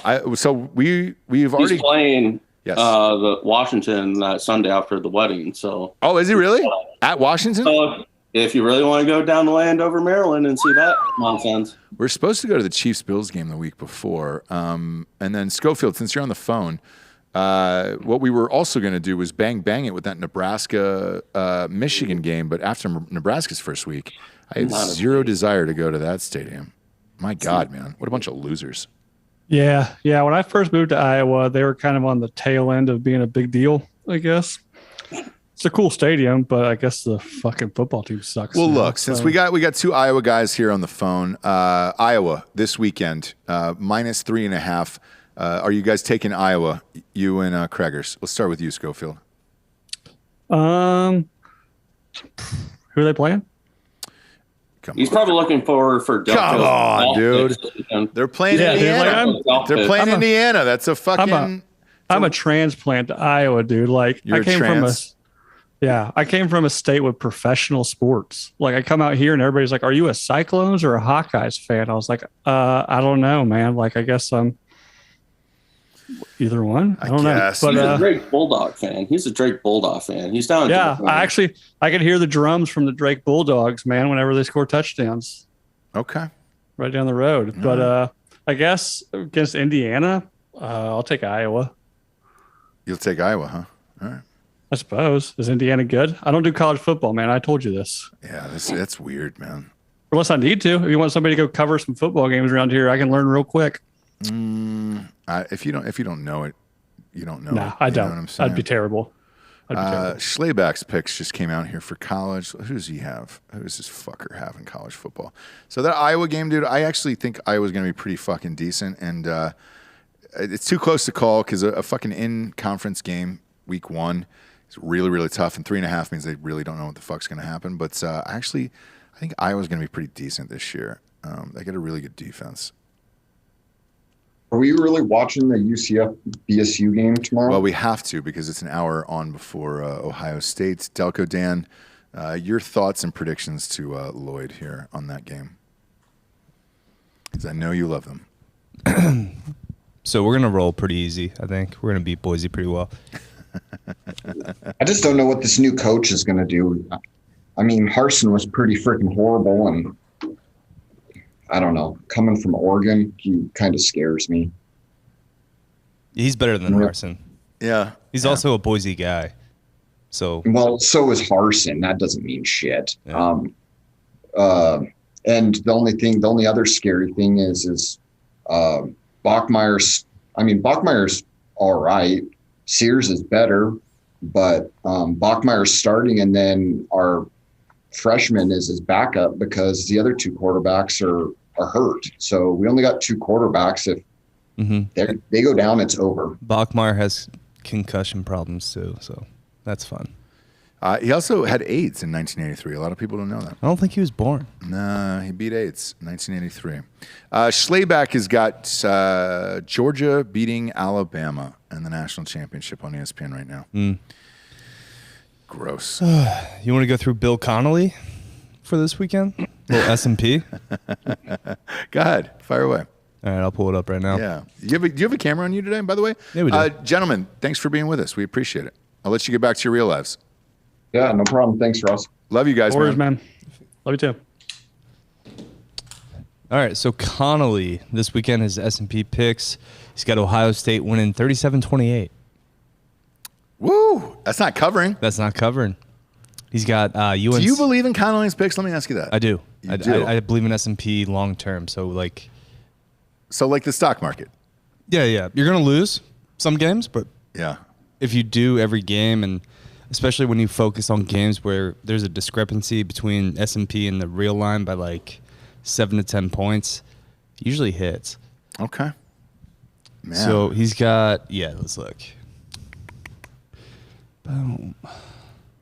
He's got Ohio State winning 37-28. He's got UNC winning 35-28. So that's a cover. So that yes, 5. barely. It's 5.5 in that game. So that's covering by 1.5 in that game. He's got Wisconsin beating Penn State by 4, 27-23. Oof. That's not covering. These are these are really bad takes. No, it's not takes. It's literally an algorithm. I understand that, but I mean that's very close to Vegas odds by a half a point or the other. Who else does he have? Well, he's got every game. No, I go through the rest of them. Okay. UCF, he's got covering. He's got it 34-28, winning by 6. He's got Coastal covering 55-10 against Citadel. 55 to 10. Yeah. Okay. I'm like, all right, Ohio State. Yep. Obviously not covering. That's what they're saying. I'm gonna fucking rape this guy, dude. While live on air. UCLA, he has beaten LSU. So do I. I have that as well. 32-31. Wow, by 1 point? Yeah. Well, UCLA is catching 3 at home. They are, but like man, 1? He's got Clemson beating Georgia by 3, 28-25. That's that. So that would be because right now, all right. Well, look, I've got Georgia. That's 4, so I don't really care, I guess. But and then he's got I've got Georgia money line though. He's got Texas beating Louisiana 32-26, so Louisiana will cover there. We'll cover, yeah. Notre Dame 32, Florida State 24. So Notre Dame would cover. Barely by half a point. I don't like any of those picks, to be honest with you. We can go through this whole list. I don't like this guy. What's his fight? Where does he live, dude? I don't like anything he's doing. The next draft is in 30 minutes. I just found out. So these are randomized an hour before. I am pick 3 in this one. All right. Who else you got in those games? You want to go through my picks? Yeah. I mean, Does he for your picks? Is he covering your picks? Like, do you feel good about that now, or have you bet already? First of all, I've already bet. So yeah. So these came out yesterday. All right. As I've already bet, I'm going to Postseason Drinking Bro Sports on Facebook. Join if you haven't joined. But I usually use a little bit of his input for picks, but since we had the show Tuesday morning, couldn't use it because it wasn't there. So I mean, me and Bob both did pretty well last week. Week 0, I went 5-2. He went 4-0. Okay. I went 3 out of 4 last week. I didn't bet those other weird games. We're both high on UTSA this year. You know, a lot of people are, man. And I don't really know why. Actually. Well, they're bringing back like the majority of their roster. Yeah, look, it's just a fucking tiny ass school, and it's a weird one. But they can score. Look, Frank Illinois, Harris, good quarterback, and they're. I think they beat Illinois this week after Illinois is coming off that giant win against Nebraska. Yep, and they got that second string quarterback. It might be possible. What is the spread in that game? Do you know? It was only like 6. Okay. Yeah. Money line was like close to 2-1. It was like +1. I don't trust that enough for 6 though. If it was 8, maybe, but not 6, I'm not going to do that. Let's see if there's any other big games. He's got Ole Miss winning by 6.9 points, so Louisville will cover. Older Mississippi. Yes. Yeah. Very old Miss. We'll see. These I don't like any of these. I'll go through who I bet here on my bookie.com. Promo code Drinking Bros doubles your deposit on that one. Dude, I made a lot of fucking gangster ass picks. I did them all last night to get it out of the way because I know we had the fantasy football draft here today. So I'm going to read these out aloud. If you're watching at home and you're looking to bet here, Daddy loves the 6-point teasers a lot. I won 10 of those last year. Won a fuck ton of money last year, and it was one of those things where you guys had talked me into doing it about a year and a half ago, so I did, and then I really enjoyed it, and I kept winning, obviously, and that's what happens when you gamble and you win a lot. You start to enjoy it. So I'll go with the first one here, and again, this is a 6-point teaser, so you can take the points down, up or down 6, either way. The first one is 1, 2, 3. Ooh, I went 7 teams in this. Come on, dude, 7 teams in this. Ohio State -8, North Carolina. +0.5. So They were a 5.5 point favorite. Now they're getting a half a point, which doesn't mean anything because you can't tie. Cincinnati minus 16.5. Alabama at minus 13.5. I took Lafayette, dude, plus 14. So I'm getting 2 touchdowns against the Texas Longhorns. Sorry, not sorry. To my buddy, it's purejerkyco.com. Big Texas fan. Promo code Drinking Bros, 10% off at purejerkyco.com. Best jerky in the biz. He's not stoked about this Longhorns team, and he's praying for them to win. He said that to me on the phone yesterday, praying for them to win. But I got him at plus 14 in the 6-point teaser. Georgia plus 9, which is great. And then I got UCLA to round out this first card at plus 9. That's fucking awesome. So I'm stoked about this one. I will post these right after the draft tonight. Let's see. He's got Michigan winning by 19 against Western Michigan, so that would cover. That would cover, 17, yeah. I don't know about Michigan this year. Their quarterback transferred, so I don't know too much about that team yet. Therefore, I didn't bet them. The next parlay card for me. Now, this was a straight up parlay. No teasers, no 6-point teasers, straight up points. Ohio State minus 13.5, North Carolina minus 5.5, Cincinnati minus 22.5, Alabama minus 19.5, Georgia plus 3.5. That is a $250 bet that will pay me $5,289 if I win. I love all those teams. I mean, if you don't know anything about Michigan, well, you'll be happy to know their quarterback, McNamara, can't really throw more than 20 yards downfield. Very Chad Pennington-esque. Yeah. All right. The next one, and this is a Thursday bet because it's you and I. I got a buddy from North Carolina coming in. He'll be watching the games with us here. Now, this one, I took a teaser on me and Delco Dan's teams just so we could have some fun with both of those games as they're going on. I've got the over in the Ohio State game. This is a 6-point teaser, so I took it up and down 6 points. Ohio State minus, it's the over-under is 57 in that game. I've got the over. Let's see here. And then I've got the under. I jacked up by 6 points for Boise State against Central Florida to 74 in that one. So you're welcome. You're welcome for that. Can I say something that's going to upset you? Go ahead. Do you want to know who my winner of the Big Ten is? Is it not Ohio State? It's not. That's fucking insanity. Who is it? It's Iowa. Oh, God.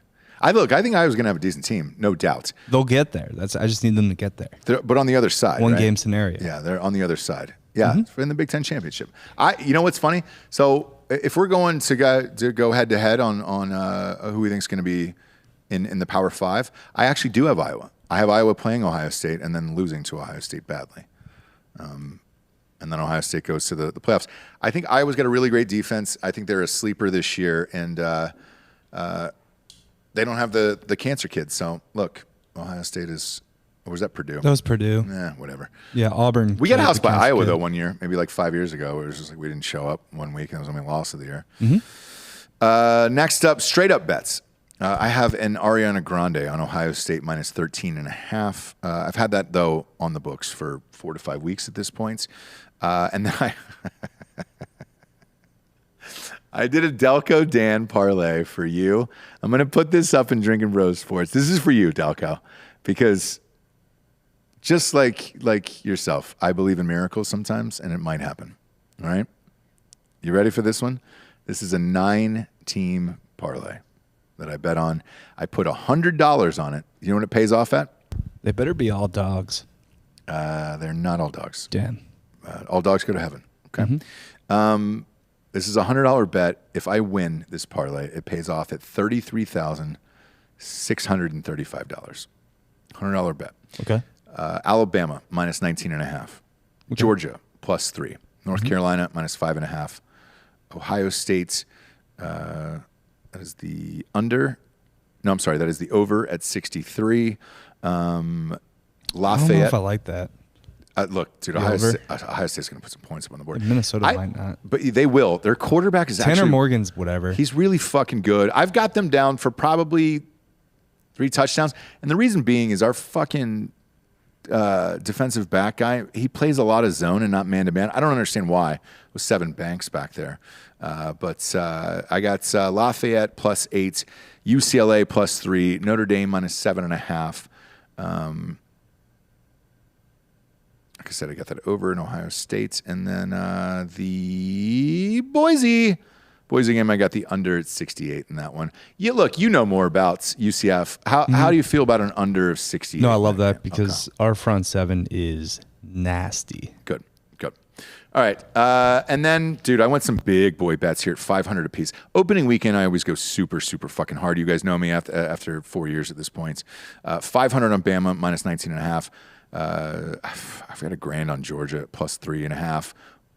I got 500 on that, and then one at +4 for that because I got it 3 or 4 weeks ago. Ohio State, obviously, -13.5. That was a big boy bet. And I also put that in a parlay with the 3 of those teams: Alabama, Georgia, and Ohio State at their real God-given points there. So that's a fun one. Also, slip that in a little 6-point teaser as well for those teams. And those are my bets for the weekend, kids. I'll reassess once it gets to Sunday night and Monday night. The junkie will come out in me, and I'll end up betting one of those fucking things. So, yeah, we're good. Dan just wrapped up with Tucker Carlson. Should be in the studio in a few minutes. And good to go here. Let's see. I'll just tell him the draft is in 21 minutes, dude. By the way, I will be changing all my team names as well. Currently, I have left it as Team Patterson, so at least you know who you're picking against, and everybody at home knows who I picked. Now, this one, I've got pick 3. I'd pick 5 in the last one. I've got the 3rd pick in this one, which is going to change my outlook because there was a player that I was hoping that would get to 5 in the last one. He did not, but he should be there at 3, and if I get him, I will tell you who that is. Now, the beauty of today with a marathon draft like this is they're all randomized, so I should be all over the board. That way I can kind of walk you through different picks at every position, and that'll help you out. But the guys that I'm really trying to stay away from are Saquon Barkley. What's your thoughts on him this year? Saquon Barkley. He was great. I don't give a shit about the NFL right now. So well, because of the Eagles. Well, in general. Yeah. There it is. Honestly, I have too many things to pay attention to. But you bet a lot on the NFL, correct? College football, MMA, golf. Okay. Golf. So I go super hard on college football and NFL every year. And those are my hardest bets. And you know the fucked up thing? So full disclosure, I was up after last year's college and NFL season. I was up $36,000 for the year. And I was on fucking fire. It was a great year. And then I fucked myself, man. When you start betting outside of your normal numbers and comfort zone, when you're up that much, you're like, oh, fuck it. I can beat the world. That Conor McGregor fight, man, that cost me $2,500. Fuck. Should have bet on Dustin. I know. I did on the next one, though. So I got it back. What was the last fight? We all went to that. Yeah, okay. I thought you bet on Conor last fight. No. So it was the fight before that. And so with Dustin, I won $1,200 off of that fight. We were there, so, cash in person was fun. It's always fun in Vegas. But yeah, Conor fucked me. And then the other one that fucked me was Ohio State because the fucking Big Ten didn't release their COVID numbers until 35 minutes before kickoff. And it was like, dude, I'm already in my seats at that point. Mm-hmm. And I'm like, fuck you guys. And the spread just started shooting up through the roof. And I was like, fuck, dude, there's nothing I could do. So I got boned on that, and that was $5,000. Came back a little with Tampa Bay. Bet the Buccaneers last year and cleaned house, and then went downhill. I got a little too aggressive on some of the other bets, and started throwing around some real big boy cash. I think that Ohio State game alone, because I think it was $8,000 actually. Yeesh. Whatever, man. It knocked me down to Let's see what my balance was this year. I think my balance is like $23,000. So that's kind of what I'm betting with this year. I didn't take any money out this year. Usually I do. Usually right after March Madness, I take it out. However, there was so many fucking cool fights and weird shit going on over the summer that, like the Jake Paul shit, we bet on that all summer long and fucking crushed. NBA Finals, dude, Bucks and 6, man. I called that. I took that. That was fun. And then I started riding with you on some of your golf bets, man. You fucking destroyed this year. Yeah. So, it happens. Here, little shameless plug for outside the top 25. Go ahead. Here are the picks I made this week. Kind of pick I love the most is the Northwestern Michigan State under 45. No one is going to score in that game. Ooh, I like that one too. What's funny, man? And that's why we're doing that show. That is one that you would never think about. But once you say it out loud, you're like, yes, that's gross. I'll bet that right now. Mm-hmm. I'll put 100 on that for sure. 45? I don't even know if one of those teams cracks 20. That feels like a 20. That could be a 10-6 game. Like, where is it at? Is it at Northwestern? Yeah. Yeah. That means people will care even less. Yes. It is a night game, though, which is sad because I wish it was an 11 a.m. kickoff. Man, I'll take that right now. I'll take a hundo on that as we speak, dude. That is a dirty one. That's a good one. You got any other good ones? I love Kansas State -2.5 against Stanford. Not a prayer will I bet that. Stanford's not very good. It's at Jerry. Neither of those teams are. The game's good. At Jerry World. Skylar Thompson at least is competent. K-State, I just trust Kleiman more than I do. I don't know. I think Kleiman's a decent coach. They'll probably win 7-8 games this year in the Big 12. Okay. They'll ruin someone's season for sure. I mean, I think they've beaten Oklahoma in the last 2 seasons. Going through this. Do you have a camera on you tonight? Yeah. Oh, great. So I love Oregon State and Purdue's over 67.5. Both teams can score, can dump in points. No one's going to stop each other. Yeah. Going through Houston money line against Tech. Both teams suck, but Houston sucks less, and it's at Houston. And then Nevada money line against Cal. All right. Nevada. All right. By the way, this under is moved up to 46 on my bookie, so I'm going to go ahead and hammer that. I'm going to hammer that for a hundo, and I take that to the bank. Both of those teams are fucking garbage town USA. It would be crazy if they broke 46 points in that one. God, I love college football. We're in the fucking stink of it. The best part of it is Ohio State is leading off, dude. When your favorite team is leading off the college football schedule, come on, baby. That means I can enjoy these Saturday games without fucking stressing out. Like that Clemson-Georgia game, I want to fucking sit back and fucking pull the old hands back and get my fucking dick wet and watch that fucking thing. That's awesome, man. Super stoked about that game. And then I'll be at the Texas game with Last Row Lopez. I'm not going to sit with him, obviously, because I don't sit in seats like that. But he'll be there, and I will be pounding a beer with him. If you can find him in the last row of the Texas Longhorns game, he will buy you a beer. Yeah, definitely don't let him near your children. No, dude. I mean, I knew they were going to be there. I don't know. Yeah. I'm just saying. Yeah, don't let him near your fucking kids, dude. We are 14 minutes away from D'Anthony Holloway's draft here, and we're looking real forward to that. That's one of the best prizes in fantasy football here. Bill Schofield just threw a 20 out saying huge congrats to Hot Bob for the successful completion of that cream pie. Congrats, brother. We all love you. Another shout out to Delco Dan for running the boards all damn day. You're a hero. Had a blast today. Thanks. That was fun, man. I like doing shit on Zoom like that where we can just pop people in. This draft is different, but I'm gonna try to hammer out a Zoom link to some other folks here while we have a minute in between our drafts here. Try to line these up back to back. You can never tell who's going too fast, too slow. Isn't Clarence the Carter real style. prize just knowing that you won? No. Not at all? Look, today you're not going to win anything. The real prize is winning, you know? Yeah. Oh, yeah. I'm not really good at fantasy football. I don't really know much about fantasy or football. The only fantasy that I know is in the bedroom. Obviously. Yeah. Obviously. We're proud of you for that. I got a new tail. It's pretty cool. When you say tail, you meaning girlfriend or just you grew one? I'm going to end that sentence there. Okay. Yeah. There you go. Yeah. Proud of you. Yeah. Proud of you. Is she waiting at home right now? Probably.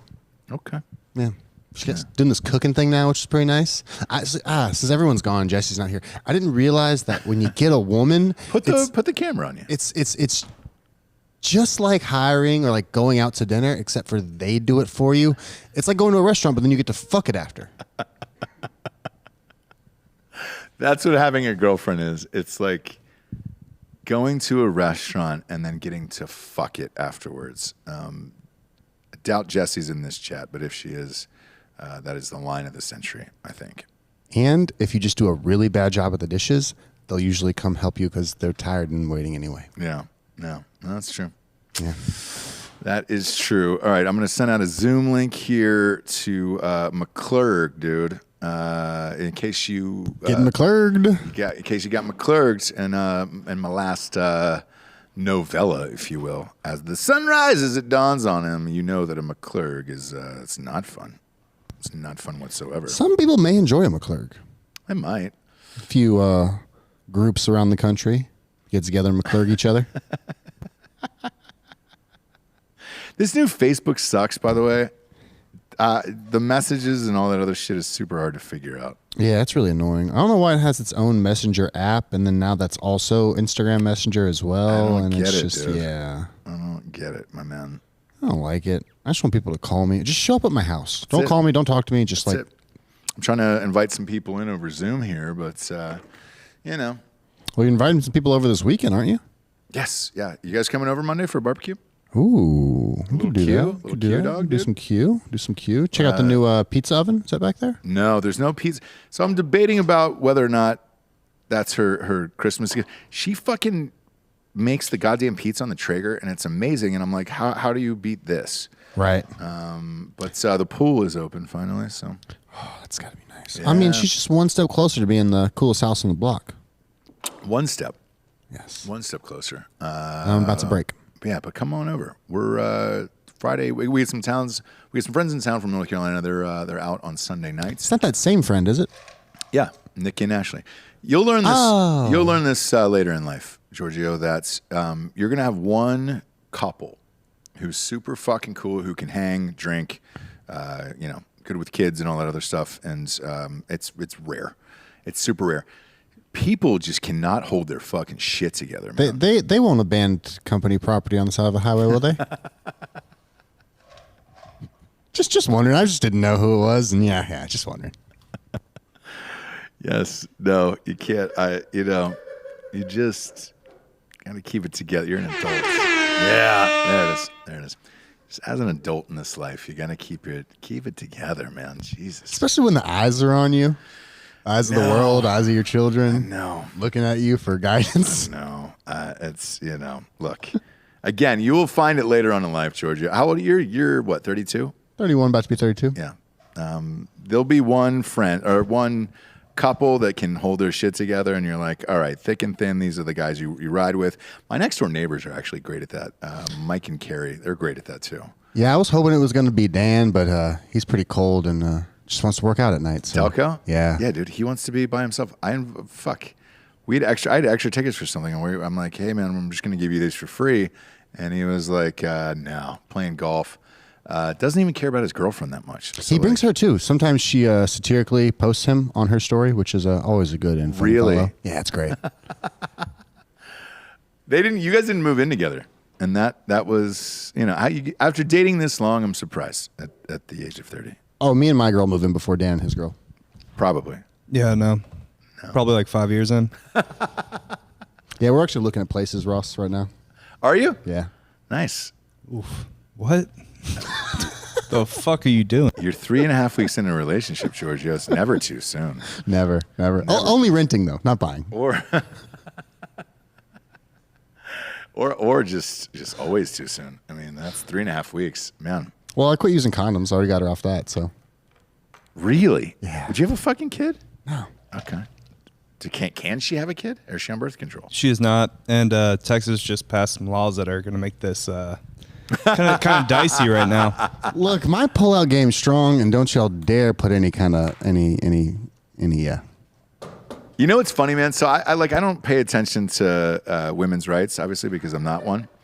I saw a quick blurb about that on the way in. What do you know what the rule was, the law was, or whatever for Texas? What was it? People are bitching about it, but I didn't read it. Better go to another state if you want one. Really? What is it, 6 weeks or something like that? Yeah. Okay. You don't really know. I don't know when they start that date either. Like, when does that start of this? Is when the come happen? I don't know. Yeah, 6 weeks. You can't even really tell, man. A lot of the times. So, I don't know. Won't the Supreme Court overturn that? Is it just the state of Texas? I don't know. You're asking us like we're intelligent. We plug stuff in over here. We don't care. Because again, I was focused on the draft this morning, so I was studying up. But from what I heard, I think it was the Texas court that passed it. I don't believe it was the U.S. Supreme Court. I'm sure whatever that is will probably get overturned. But I'm sure Dan knows. Yeah, well, probably plugged in. He's just getting in from Tucker Carlson here. We'll give him a minute. We'll give him a second. Life is a Laugh said they lost their crown for PK. I'm not really sure what that means, but lost their crown for PK, huh? Papa G.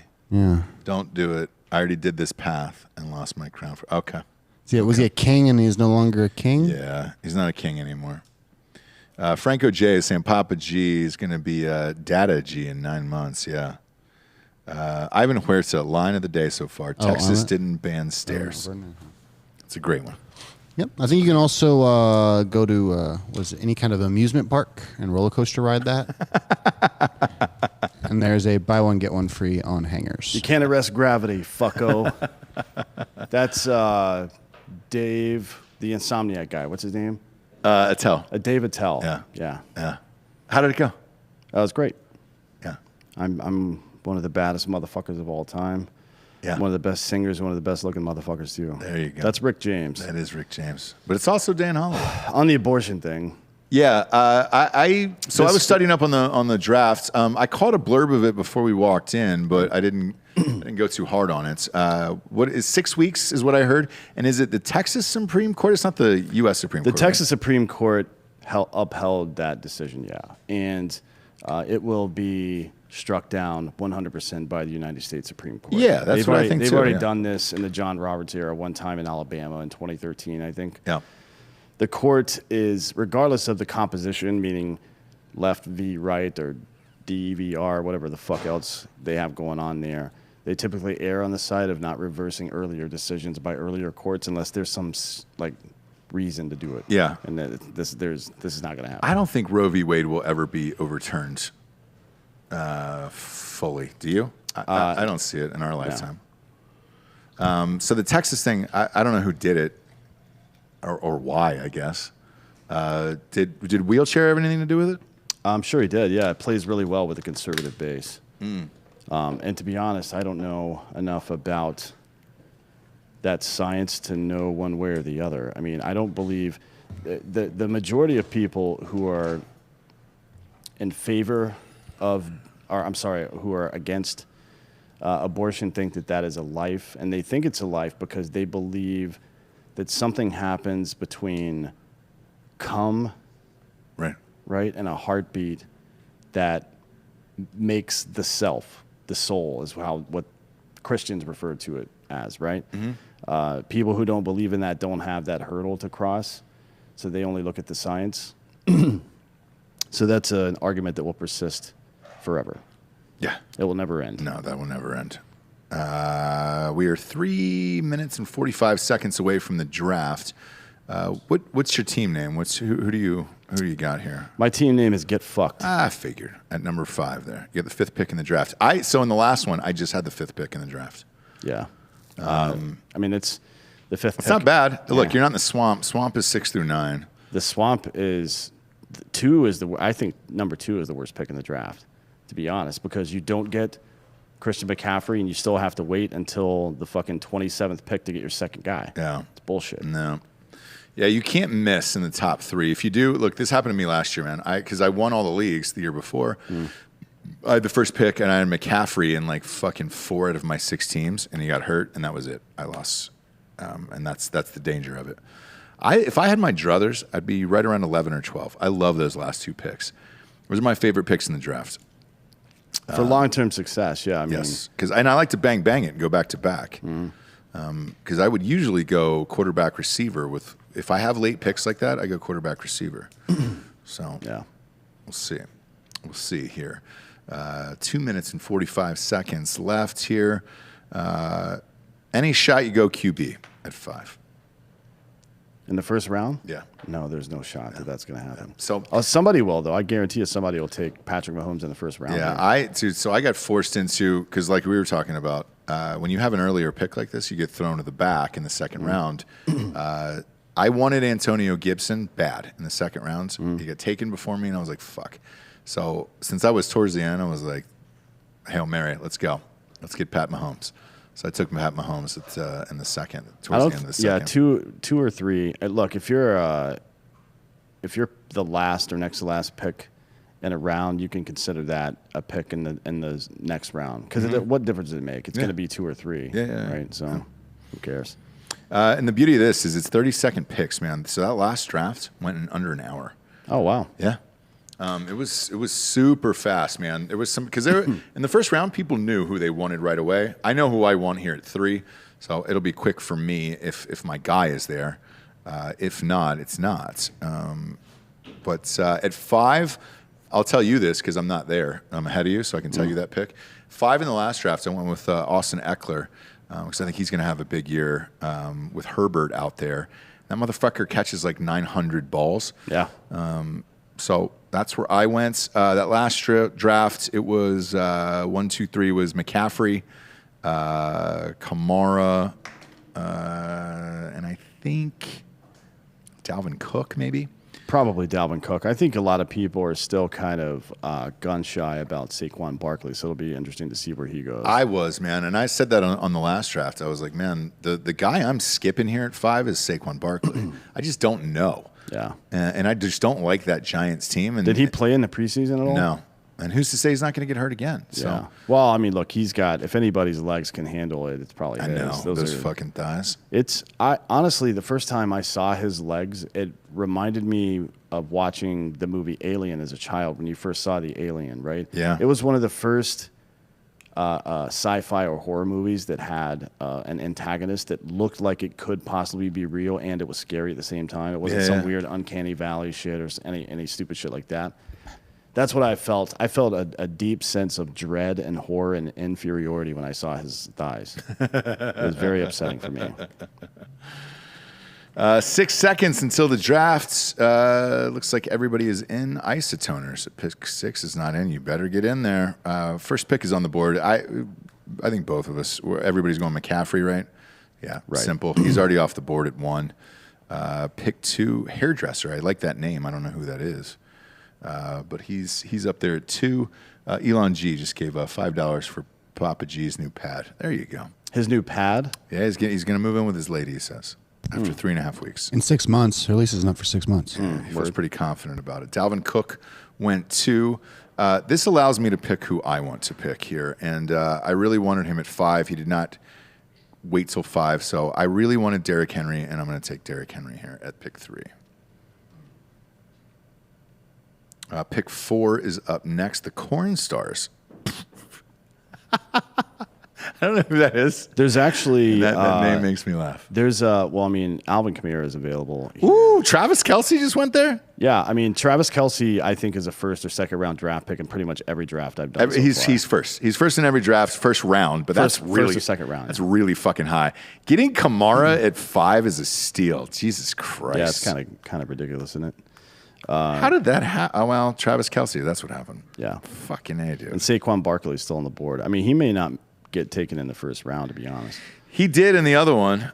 Schofield took him. Schofield took we'll see. But, man, Travis Kelce at there he 4. goes. Yeah, there goes Saquon. He's gone. Saquon is gone. Look, he could either have an unbelievable year or just completely shit the bed and ruin your season. I don't really know. But, yeah, man. Saquon's a risk there. Alvin Kamara's a great pick. Austin Eckler went right after that. I get it. I took him at 5. Devonta Adams went after that. I understand that as well. Man, he had the best numbers in the NFL last year for receivers. We'll see if Homeboy can repeat. Aaron Jones is always solid. He went right after that. I totally get that pick as well. The two that made me nervous, man, were Saquon and Ezekiel Elliott. I didn't want him either, man. I think Zeke is going to light it the fuck up this year. But, I mean, he's that kind of guy that has shown himself over the last couple of seasons to be really inconsistent. So do you want to use a first-round pick on that guy, even though he's got the potential to put up points like that? Because if you miss on your first-round pick, it's tough to win. Yeah. That's really fucking tough. So sometimes it's injuries. There's nothing you can do about it. But in this case, I would probably, well, there we go. I shit my pants, took Ezekiel Elliott. Is that Hightower, Sean, up there? I don't think Sean's in this, but that's really funny. If you name your team, I shit my pants. So Ezekiel's gone. Jonathan Taylor's after that. I love Jonathan Taylor. I'd love him even more if we knew who the starting quarterback was. Either way, he's going to be getting a lot of touches. Yeah, certainly. But you don't want him. You don't want your RB1 to be the guy getting touches in a system that doesn't have a good quarterback, right? Because he's just getting stuffed at the line a lot. No. Ezekiel Elliott's, Jonathan Taylor, Nick Chubb went after that. Nick Chubb is great. With Baker Mayfield's tiny hands and body and smallish features, they're going to be handing the ball off a lot to those guys. So I get it. Antonio Gibson is my big sleeper this year. I wanted him in round 2, but that's what happens when you get the 3rd pick. He's nowhere near it. He's going to get used a lot, right, to get that defense some rest. I mean, there's going to be a lot of 3-and-outs against the Washington football team defense, and that dude's going to get some work in for sure. Yeah.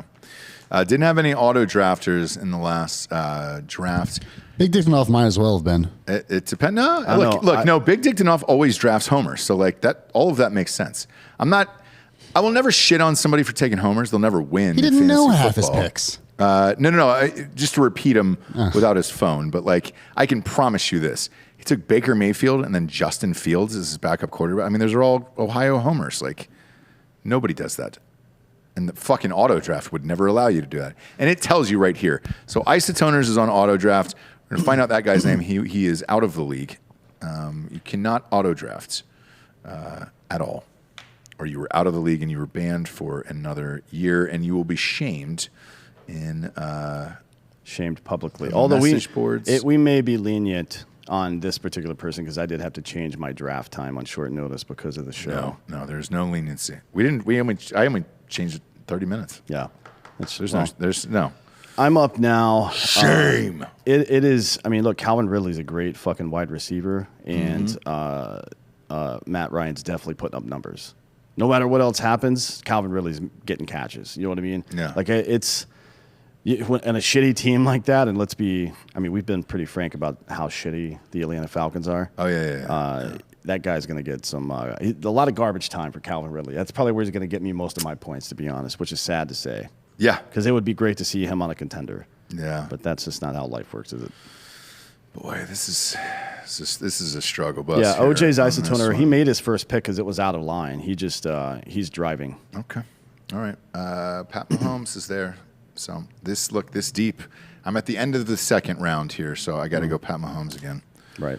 Nothing I can really do about that. So I got Pat Mahomes and Derrick Henry. I guess I'll be fine. Yeah. We'll find out. But end of the 2nd, man, is you got to go. If Mahomes is there, you got to go with it, unfortunately. But I'm with you. There's a lot of great running or quarterbacks. If it's not Mahomes, you can wait. You can absolutely. He's the only guy that you're going to fucking dicks out for. And same with Travis Kelce. He's the only tight end that goes in the 1st round. He's the only one that I've seen in years go in the 1st round. Right. Well, look, tight end is a bit stronger this year than it has been in a while. Even Pitts, right? Yeah, Kyle Pitts, man, is great. So, look, hopefully he's great. We'll find out. As a Falcons fan, we'll see. Hairdresser's on the board. Big fan of all of his work.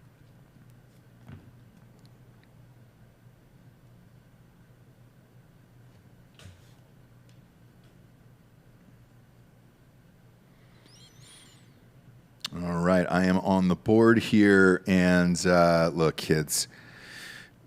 I don't typically like to take a running back and a quarterback from the same team, but Clyde Edwards-Helaire is there, and I can't not do it, so I'm going to take him.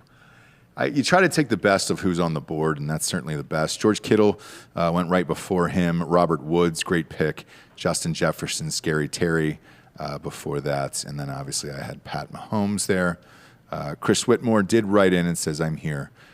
Was driving into work, so we'll allow it for the first round.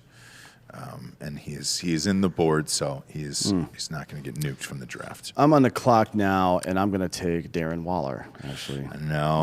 Look, Darren Waller went in the third, and the other thing too.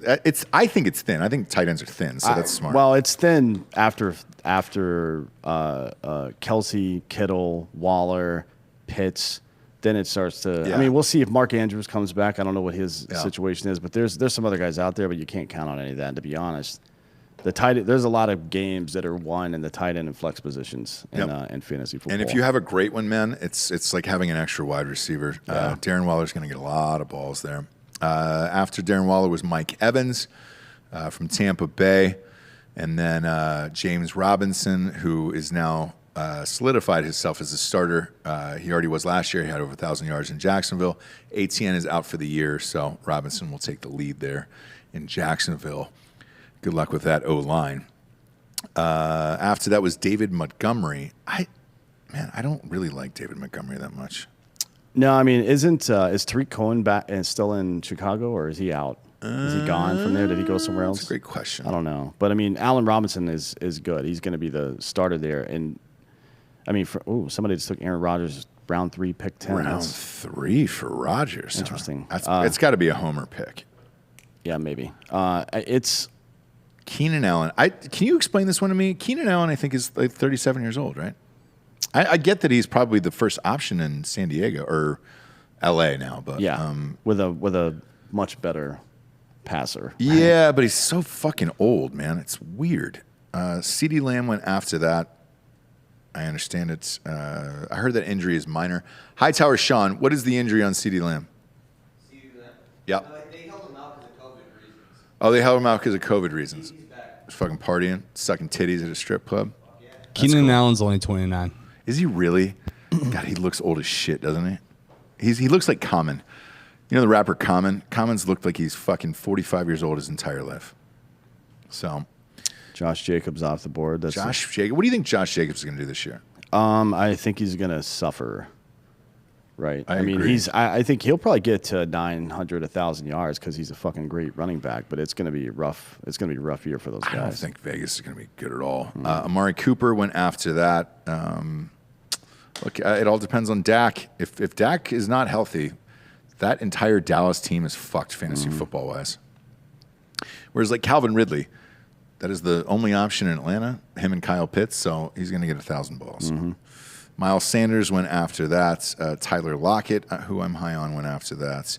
On the earlier show, I said Russell Wilson was my sleeper for MVP this year, and I hate saying that with every fiber of my being, but I think he's going to have a decent year. Chris Carson went after that. Decent pick there. Look at some WRs here. Some wide receivers. Fun thing about doing multiple drafts is I get to take people that I didn't in the other one that I really wanted. And now I'm like, all right, great. Kyle Pitts off the board. That's probably a good pick. Yeah, you were on the clock That's here. The last one. I'm gonna team up Calvin Ridley with Julio Jones again. Ooh, you motherfucker! Yeah, I know you wanted picked him. I did. God damn it! I was gonna take him, man, because I like him better than AJ Brown there in Tennessee. Yeah, I would say so. Yeah, I mean, it's Julio Jones. For a good 4-year period, he was the best receiver in football, and he's not been, and a lot of it has nothing to do with him specifically. Right. He's still 32. I think it's going to be another good year for him. He's probably going to want one more contract in his life, and this is the year to play for it. So, I'm going to go ahead and take Adam Thielen here since I've got Derrick Henry and Clyde Edwards-Helaire. I'm going to start with the wide receivers here. Adam Thielen's always really goddamn good every year. Look, the Vikings regular season, the numbers they put up, Justin Jefferson, Adam Thielen, Dalvin Cook, are always great, and then they're a mediocre team. So you're looking at another 8-9 season. This is 17 weeks this year, maybe for the Vikings. We'll see. I mean, 7-9 or 7-10. Who knows? Either way, the Vikings are pretty good. If you're taking Thielen, they're pretty good at garbage time. Oh yeah. I mean, whenever the pressure's not on, they're great. So, and they play. I mean, that's a tough division, but Chase Edmonds went after Thielen, and then Kareem Hunt. I love Kareem Hunt. They're going to be running the shit out of the ball there. So yeah, you can't go wrong with him or Nick Chubb. No, to be honest, both of them get equal amount of touches. Noah Fant, that's an interesting pick. The tight end out of Denver, yeah. I mean, I realize there are not a lot of tight ends left, but I'm not sure if he's worth that. That's way too early for Noah Fant. Usually, you would take a guy like that in the 7th round, I would imagine. Yeah, and Teddy Bridgewater's a quarterback, so it's like, I mean, who knows, dude? Who knows? Josh Allen just came off the board with Pelosi's hairdresser. There it is. I am on the clock right now. And I'm going to take a sneak peek here. I actually really like Sony Michel at the Rams. I didn't get him in the last one. I want him in this one. He's going to be the starting running back for the Rams. I think he was great on the Patriots. They just had 800 running backs there. Yeah, he's. I think he's going to have a much better year this year. I do too, because he's the only one getting the ball there. Him and Darrell Henderson Jr., so we'll see. Yeah. Juju Simon Smith-Schuster went after that. I think he'll have a pretty decent season. Big Ben looks all right. I'm on the clock now. I'm looking at this list of people. I'm going to take Kyler Murray right here because I think he and DeAndre Hopkins are going to put up a fuck ton of numbers this year. He put up a lot of points last year, close to 28 a game in fantasy football. He saved me quite a few times last year. Lloyd Burke took him in the last draft. And, yeah, man, look, he's small. He won't win a title ever. But God damn it if he can score in fantasy, man. It's the same thing I said last time. Tom Brady went right after him. Brady looked great in preseason. I was surprised they even played him in preseason. I think Brady might throw 50 touchdowns this year, to be honest. And there's another just like as a fuck you to everybody. Oh yeah. He looks really goddamn good. Dak Prescott went after that. I don't know. High risk, high reward. If he stays healthy, he's probably going to have a really good year. For real. Yeah. DJ Moore after that. Look, I like DJ Moore a lot. I just don't believe in as their fucking quarterback, so I'm not sure what's going to happen. Mark Andrews is off the board. You had Andrews. 2 years ago. Yeah, he's great, man. Yeah. I don't know if he wasn't healthy last year, but in a season where he is healthy, he's very good. My little Cooper Kupp just came off the board. He's look. I'm high on the Rams. I think he's going to be great. Woods is going to be great this year, and I'm expecting some big things out of Stafford. So we'll see what happens there. T. Higgins again. If Burrow is healthy, that's going to be a nice one for somebody. As a matter of fact, if I'm you, I shit my pants. I probably draft Joe Burrow too, because that's a win or lose draft pick you just made. Either both of those guys are going to have good years, or neither one of them are. There's no way that one happens. I mean, who's the fucking backup for Joe Burrow in Cincinnati? Is it you? Steve Montana? It could be anybody. It could be anybody. Who knows? Is that cousin to Joe? Yeah, I believe so. I think it's an amalgamation. I believe so. Like Joe and Tim? Yeah. TJ Hawkinson's still out there at tight end. I mean, that's not a bad pick. No, not at all. Not at all. Especially you're heading towards the end of the 6th here, so. Yeah. Man, I just got some horrific news. What was the news? Family member. Yep. Fuck. Yeah, if you believe in God, I mean, what the fuck? It's not the place for it, but. Yeah. Do you believe in magic? Man, that sucks, dude. It's just, shit pops up and you're like, that phrase, everything for a reason, it's just fucking stupid. Makes you want to throw something at a wall? Yes, dude. No, none of it's for a reason. None of None. it. Nothing. No, that's stupid. Everything we talk about every day during all this fucking shit in Afghanistan, everything else, there's nothing is for a great reason where you're like, oh man, super glad I learned that lesson. Yeah. Yeah, that is some very empty or at least shallow ideology to think that bad things happen for a reason. Like, what? Yeah. What does that even mean? Dumb. Don't know the answer to it. Miles Gaskin off the board. Jerry Jeudy again. Jerry Jeudy. We'll see who's throwing to him. I mean, by year's end, do you think Bridgewater's going to make it through a full season as a starting quarterback? I don't, but I really like Drew Lock. He hasn't been healthy enough to really do anything, so I'm not sure. And happier news, by the way, we did close on that property, so that is all locked up today. And D'Anthony and I are the proud owners of Chase Claypool, another dark horse. That's a good pick at round 6 right there, actually. He's great. He looks great in the preseason. Yeah, if fucking Ben's good this year, and by all accounts, he looks like he's back in a normal shape of a human being and not a fat turd. Man, that guy might put up some big points there. Guys, I don't think Ross should end a sentence with "we're the proud new owners of," and Dan should start a sentence with a human's name. Well, that's slavery again. You know. I'm proud to see. Oh boy, I'm glad this pick came through. I'm taking fucking Darrell Henderson Jr. in LA. I think he's going to have a really good year this year. He'll be splitting carries with Michelle. Yeah, I'm surprised they're going to use him and Michelle the same way that fucking Belichick used Michelle and fucking what's his name? God damn it, James White. So that'll be a good matchup or a good pairing there. It will, man. I'm on the clock here. This is where I get stuck in round 6 of literally almost the exact same position, exact same round last draft. You go with the best on the board. Sometimes it's people who get shit on. Therefore, I have to go with OBJ because that's the best on the board. And if Baker Mayfield does throw the ball, shit on. If he does throw the ball this year, he could have a big year, but God damn it, man. That pains me. 2 different drafts, same spot, and it's the best player available. You have to take him, unfortunately. But Kenny Golladay, he might look, man. The Giants' offensive line is real bad. Yeah, terrible. They might be the worst in football, but I love Kenny Golladay. Yeah, Kenny Galladay's great. And Danny Dimes, if somebody's going to get him the ball, then it could work out. He might be the only person with the physical capability to get him the ball. Maybe Kyler Murray, too, a little bit, if he was taller. Yeah. At least Danny Dimes is the size of a normal human being. Yeah. Damian Harris off the board. Russell Wilson, Javonte Williams in Denver. It's not a bad pick. You probably could have got him in round 9, though, to be honest. But you never know. Javonte Williams. You never know. If it's a guy you've got your eye on, you better take him. Yes, you definitely can. He's the backup to fucking Gordon. Yeah. So what are we doing? Russell Wilson here is a great pick. Again, sleeper. Sleeper he's for...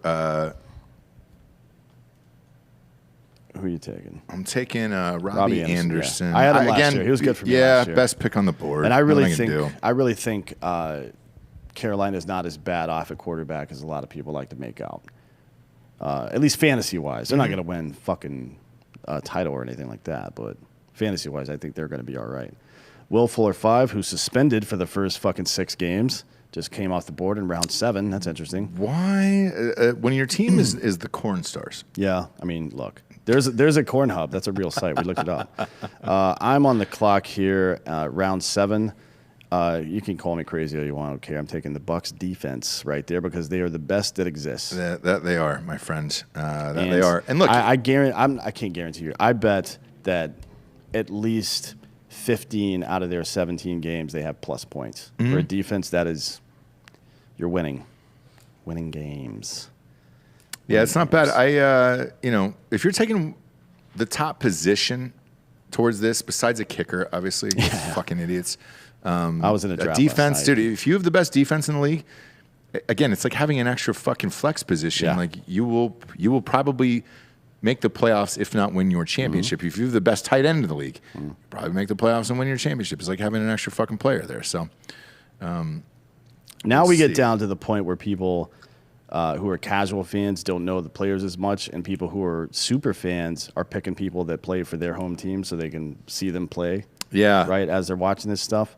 So it gets interesting. It also, I mean, who you think's going to hit and who you think isn't going to hit. Well, look. I mean, like Michael Gallup, for example, just came off the board. He's the 79th ranked player in the entire draft, and he came off round 7, pick 10. That's a good fucking pick, man. If things work out for them, this dude's going to put up points for sure. Leonard Fournette went after that. Logan Thomas, man, that is a sleeper for tight end this year. And that's exactly where he should be going right there. That's a great pick. Jonnu Smith. Look, Mac Jones is now the quarterback. I feel a lot better about Mac Jones than I do about Cam Newton. Right. I ended up taking Hunter Henry in the other drafts just because of that. Yeah. So not a bad pick at all there because they run a 2 tight end system. I don't even know who their wide receivers are. Do they have any? Edelman retired, right? And I think the other one, Nakeem, whatever the fuck his name is, asked for a trade. Yeah. So he's out of there. Oh, boy. Cheese Balls just took Jalen Hurts, round 8, pick 1. If that's God your damn it, is that man. his first quarterback, though? Is that why would you draft him at all? Yeah, I don't know. It's gross. That is an interesting pick. Cheeseballs, though, for LaVisca Chenault Jr., I actually really like. He had a great preseason down in Jacksonville. Round 8, pick 2 is Justin Herbert. That's a good fucking pick. Herbert, dude. That's a good pick in round 8 for sure. No, that's a decent one. Congratulations to you and your family. Kenyon Drake went after that. He might. People love him, dude. He might take over for Josh Jacobs. Who knows? Cortland Very Sutton. possible. Cortland Sutton is a great player. I just don't know about Teddy Bridgewater throwing him the fucking ball, dude. Yeah. I wish he was on a different team. You put him with Matt Ryan or somebody like that. You're good. Just a decent quarterback. Even fucking Jameis Winston. Like I'd be fine with Jameis Winston throwing Cortland Sutton the ball. Jamar Chase has not caught a ball in the preseason. Dropped a lot. Yeah, he did drop a lot. He's also a tiny man. Not as tiny as the dude Elijah from what's his name from that went to the Bills. Yeah, he's Elijah Moore. Yeah. He's real thin for an NFL player. All right, Devonta Smith is off the board too. Good Lord, that's a weird pick. Ooh, I don't know, man. He might be all right. I don't know. I'm taking Jarvis Landry right here. Dude, Jarvis Landry was in my flex every single year, and he's a solid 12 points every year. Very rarely fucking misses. He's the new James White for me. Yeah, especially in that offense. I mean, you can expect that at least one of those dudes is going to get hurt. As long as it's not him, he's putting up numbers. Yeah. This one I'm on the clock here. I got to go with Melvin Gordon just because I think he's going to get a lot of touches. And, again, best player on the board. So I'm going with Melvin Gordon. 3 sticks there. By the way, Bob had his baby. Oh, great. What did they name it? Totally kidding. Dan. Bobby 4 sticks, right? Wait, I thought you were fighting for the naming rights, Delco. What happened with that? Yeah, no. We're still negotiating, but if he cares about the podcast at all, it's Bobby Fox Liquid IV. That's right. You guys have Liquid IV as a sponsor in Softcore History? Working on it. Yeah, you'll get it. They do now. They do now, yeah. Well, if you name the fucking kid that after shit, him, you better get it. IV. Better give me that. Give it up. Give it up. Bobby Liquid IV Fox or Fox IV. That's great. Bobby Fox IV. Devonta Smith. Washington's defense is off the board. That's an exciting defense too. It is. It is. It's a sweet D here. Nothing like that sweet D, my man.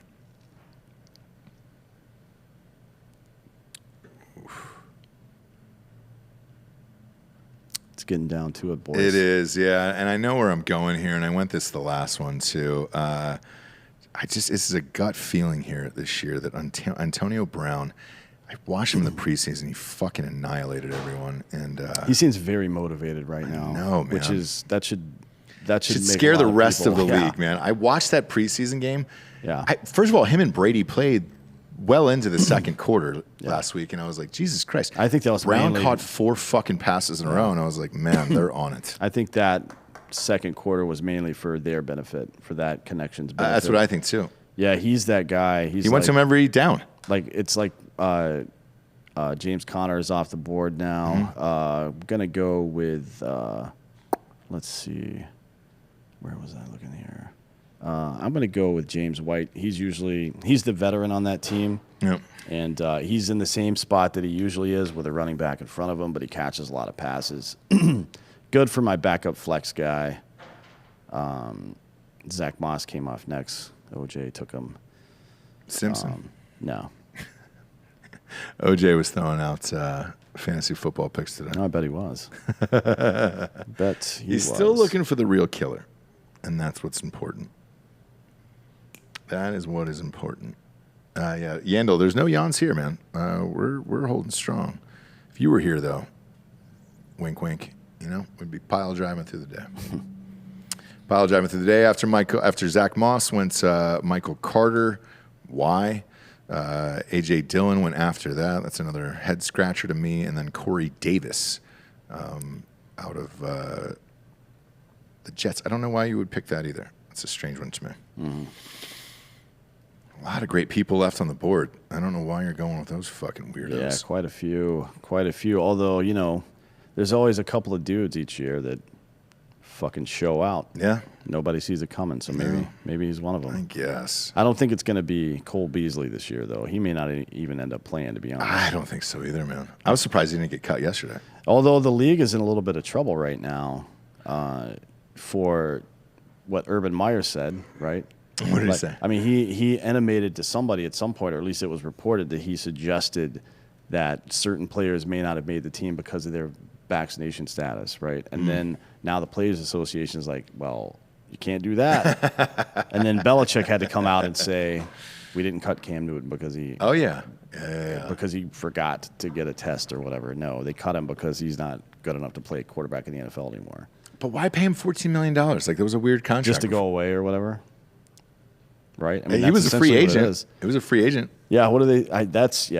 Was that 14 guaranteed just to come try out? I'm not sure. Because that's a bad fucking deal. No. Bad deal. And by the way, the Patriots cut their other quarterback. The only quarterback on the roster for the Patriots is Mac Jones right now. That's the only one. Trey Sermon went after that. Jalen Waddle. I don't have a lot of confidence in Jalen Waddle. I don't either. I think he might put up some big points this year, but it's not a good enough guarantee for me to. Me neither. I know he's with Tua and they play together and all that shit, but I don't know. Michael Pittman, that's a good pick. Marvin Jones Jr. Look, Marvin Jones Jr. caught a lot of balls from Lawrence. He's got to throw to somebody who's going to be throwing a lot. Down in Jacksonville. Yeah. He's going to be throwing a lot. Yeah, they may be behind in a few games. Or 90. We'll see. Or 90 games. Yeah. Curtis Samuel went after that. I love Curtis Samuel. That's a great pick there. I don't know who Team Cox is, but I'm imagining it's a last name. Maybe, or they're just a weirdo. Bobby Cox. Matt Stafford at round 10. Ooh, that's a good one, dude. Yeah. Round 10 for Stafford? That's why you can wait on a quarterback. The only reason to draft up is if it's fucking Pat Mahomes. Otherwise, you can get Matt Stafford in 10. He's going to have a great year. Yeah, I hope so, for his sake. I enjoy him as a football player. He's always tough as fucking nails, that guy. Yeah, he really is. And he got fucking destroyed in Detroit. Yeah, he sure did. Rob Gronkowski went after that. Yeah, I'm going to take McCole Hardman right here. Nice. He's just, to be on the bench. Yeah. You never know. That guy, he's at some point got to become more. I heard a lot about him on ESPN just leading up to preseason about, is this the year where he takes that next step and becomes the other Tyreek Hill in the league, right? Because he's technically he's a little bit faster than Tyreek Hill. Yeah. I don't know. Maybe he's got pretty decent hands. Yeah. I'm going to go ahead and go with Hunter Henry here again. With Mac Jones there, Hunter Henry's fucking lights out, man. I'm excited to see what they'll do together. And with no wide receivers there, it's either going to be Hunter Henry or the other fucking tight end. Yeah. And I kind of believe in Mac Jones a little bit, man. He looked good in the preseason. Obviously, the Patriots did because they cut everybody, all of their quarterbacks. Well, I mean, we'll see how that works out for him. Jacoby Myers is after that. Ronald Jones the second. J.D. McKissick, who I was unaware is still playing in the National Football League, went after that. Nelson Aguilar is after that. He's in New England now, huh? He's just never been great. He's got a cool name, so people like saying it. Yeah. I think that's mostly what it is. That's it. I am on the clock here. I'm going to take another backup tight end and go with Evan Ingram.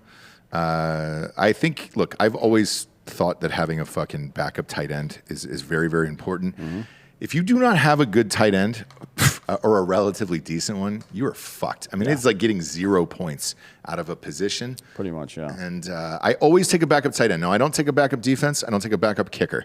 But I will always take a backup tight end and a backup quarterback. Always. Right. I mean, it's not a bad idea.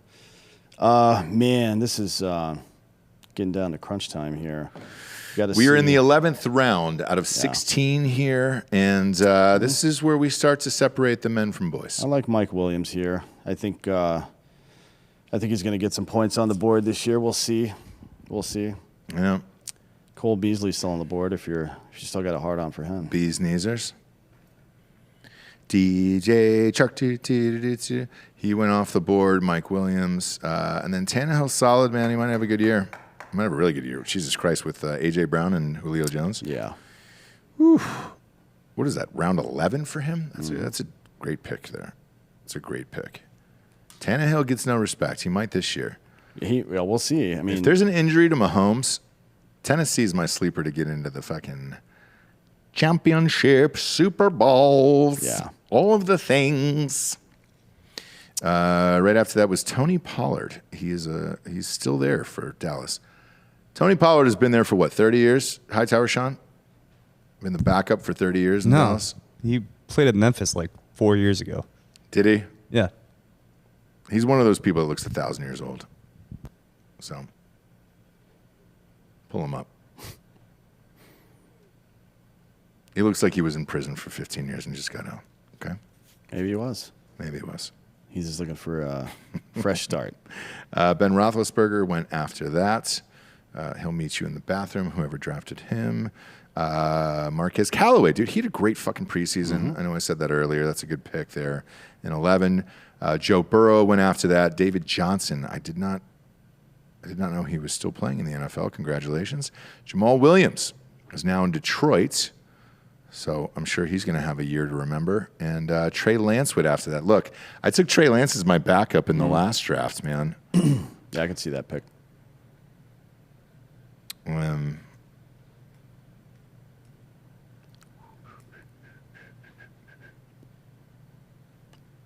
Ravens defense went after that.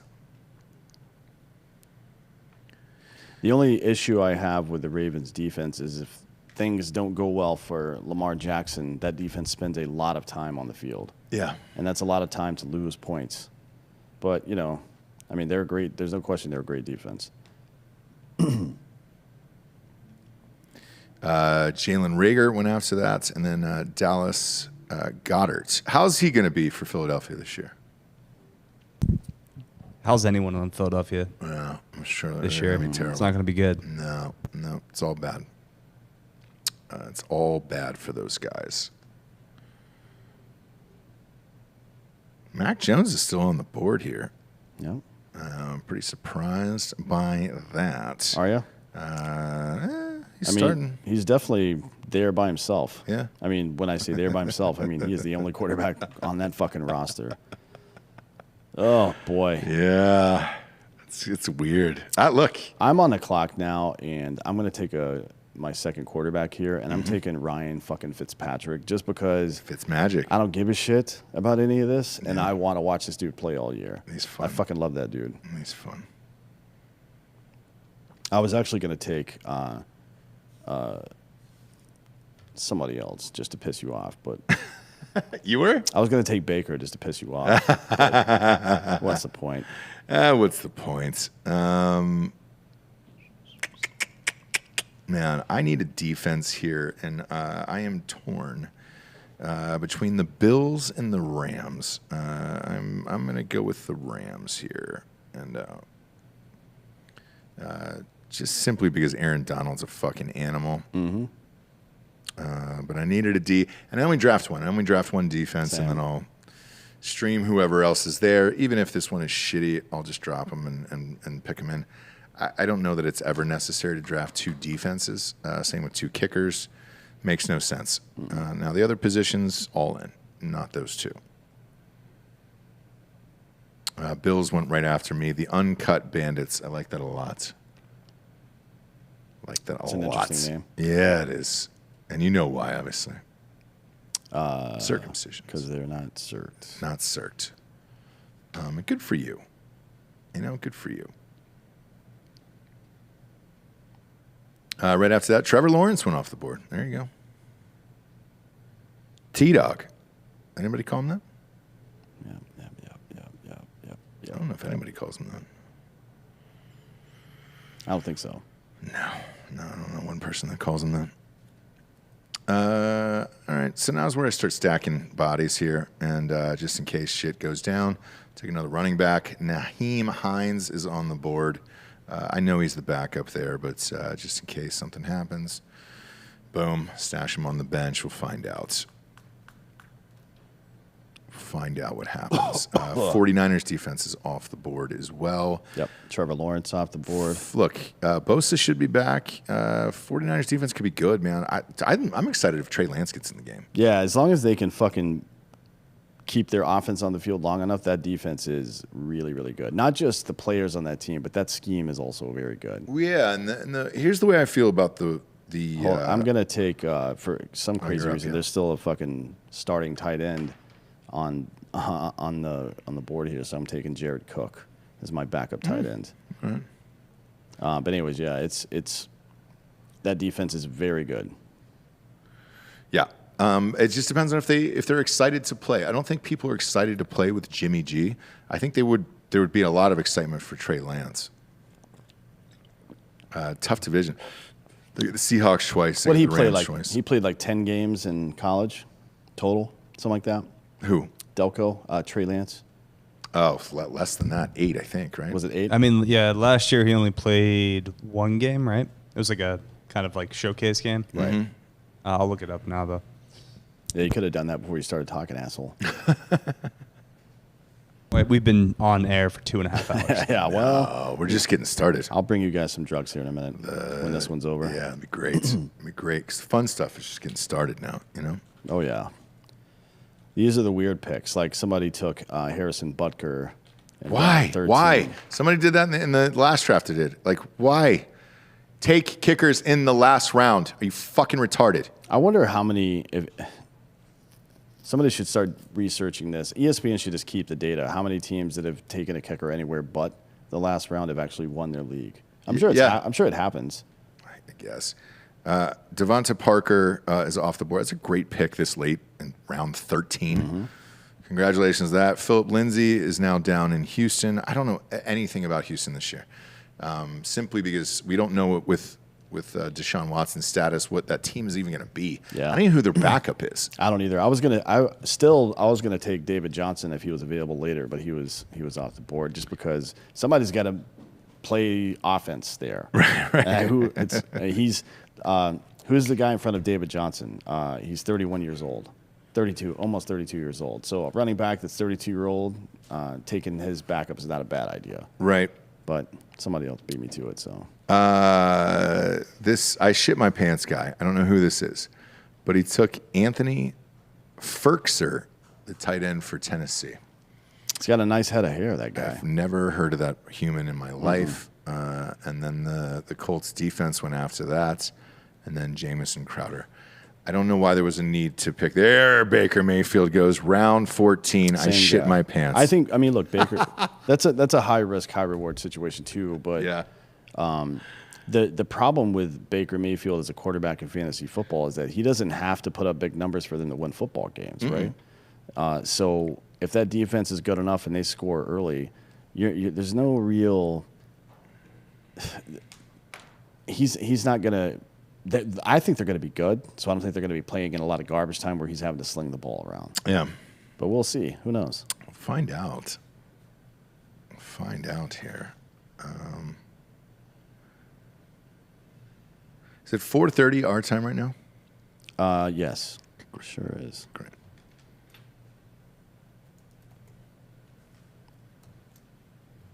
After that, let's see. Baker Mayfield was Randall Cobb. Yep. And then Kirk Cousins. Now I'm back on the clock here. Cole Kmet. Kemet, yeah. Okay. I like, kind of surprised he's still available here. Emmanuel Sanders. I believe he's healthy. Buffalo. Yeah. And look, I don't anticipate Cole Beasley being there. No, he's going to be the Cole Beasley this year, I think, because Cole Beasley's going to be working at a grocery store. Yeah, near you. Yeah. So we'll see. We will see. You are on the clock. All right. I'm going to believe in you, Delco. I'm going to believe in the surgeries. I'm going to believe in Crab Legs again. I'm going to take Crab Legs as my backup quarterback here on the team, just in case he ends up lighting it up this year. Okay? Crab Legs is on the squad. Now, will he ever see the field? Once. I have Pat Mahomes. So if disaster strikes and I lose Pat Mahomes, well, then I'm down to Crab Legs. Hey, look, I've made my bed. Do you take negative points for interceptions? Yes.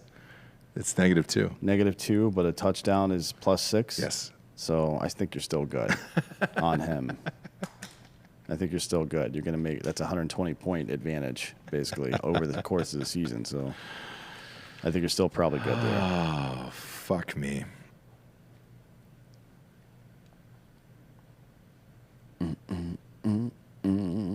Let's see here. Tariq Cohen is still on Chicago. I haven't seen him play in a very long time.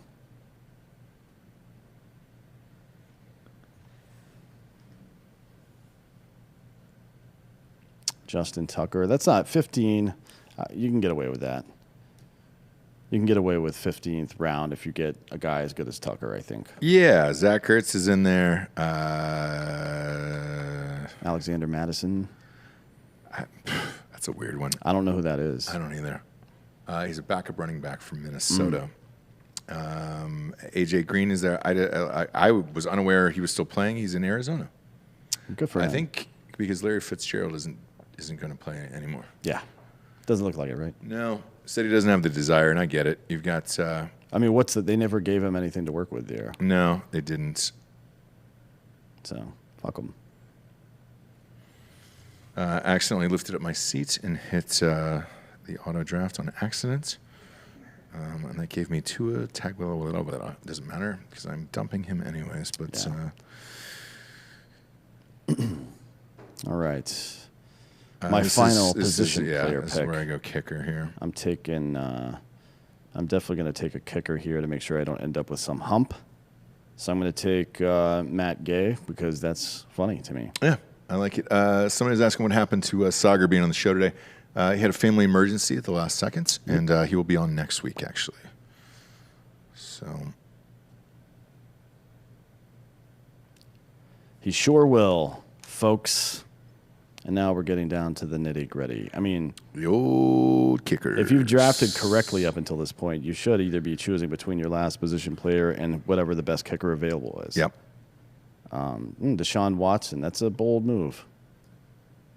Oh, somebody took Deshaun Watson. Unless it's a third and you're just kind of hoping you don't have too many injuries. In round 15, though, right before you're going to take a kicker, like, who cares? Like, that's fine.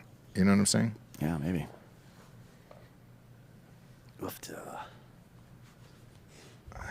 Patriots D, maybe they'll be good. I mean, if Mac Jones is good on offense, that surely limits their exposure, doesn't it? Yeah. Belichick's pretty good at putting together defenses. Matt Gay, the kicker for the Rams, is actually straight, and I want to set that record straight today. Yeah, I'm not sure how I feel about that. Be honest, he's not a homosexual male. It's too bad for him. Yeah, and too bad for us. Too bad for homosexual men. Yeah.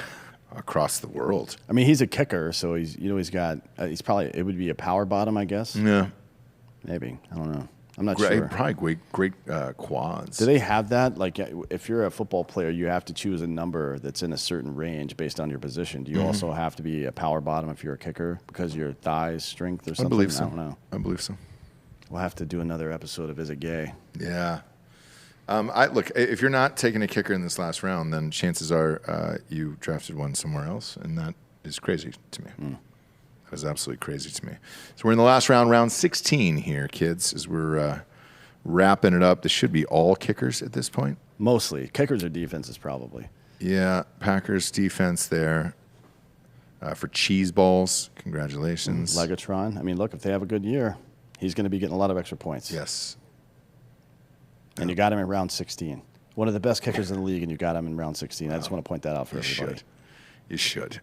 He should be in round 16.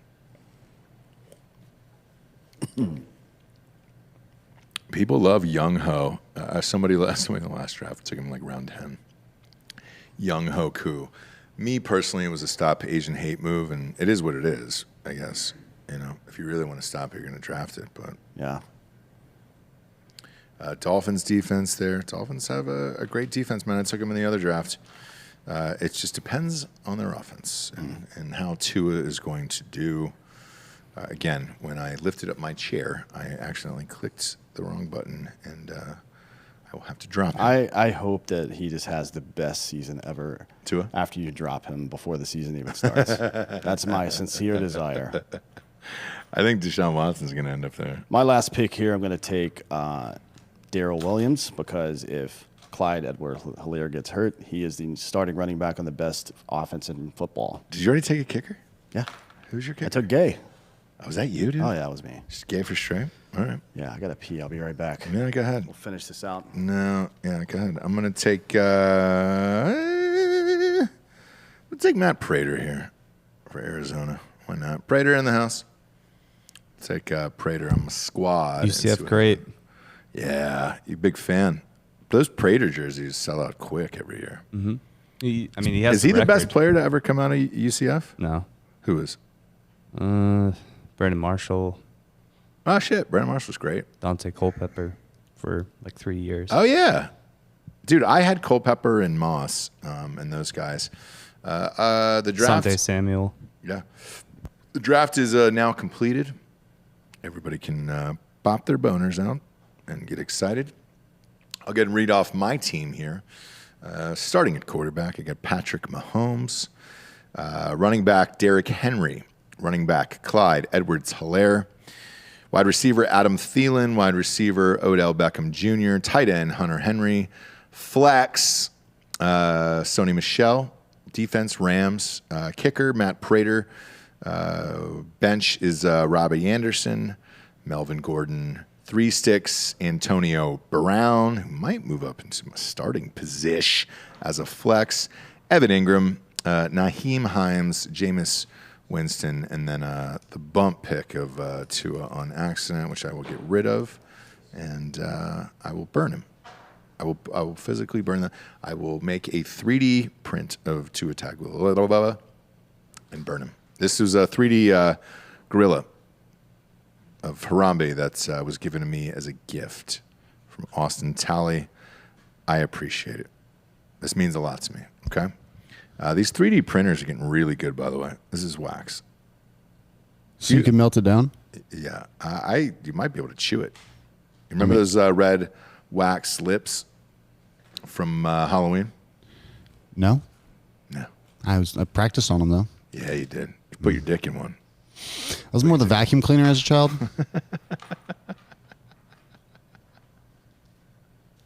There's a Dyson too. Yeah, I mean, you gotta put your dick in the old vacuum, dude. I almost took it to prom.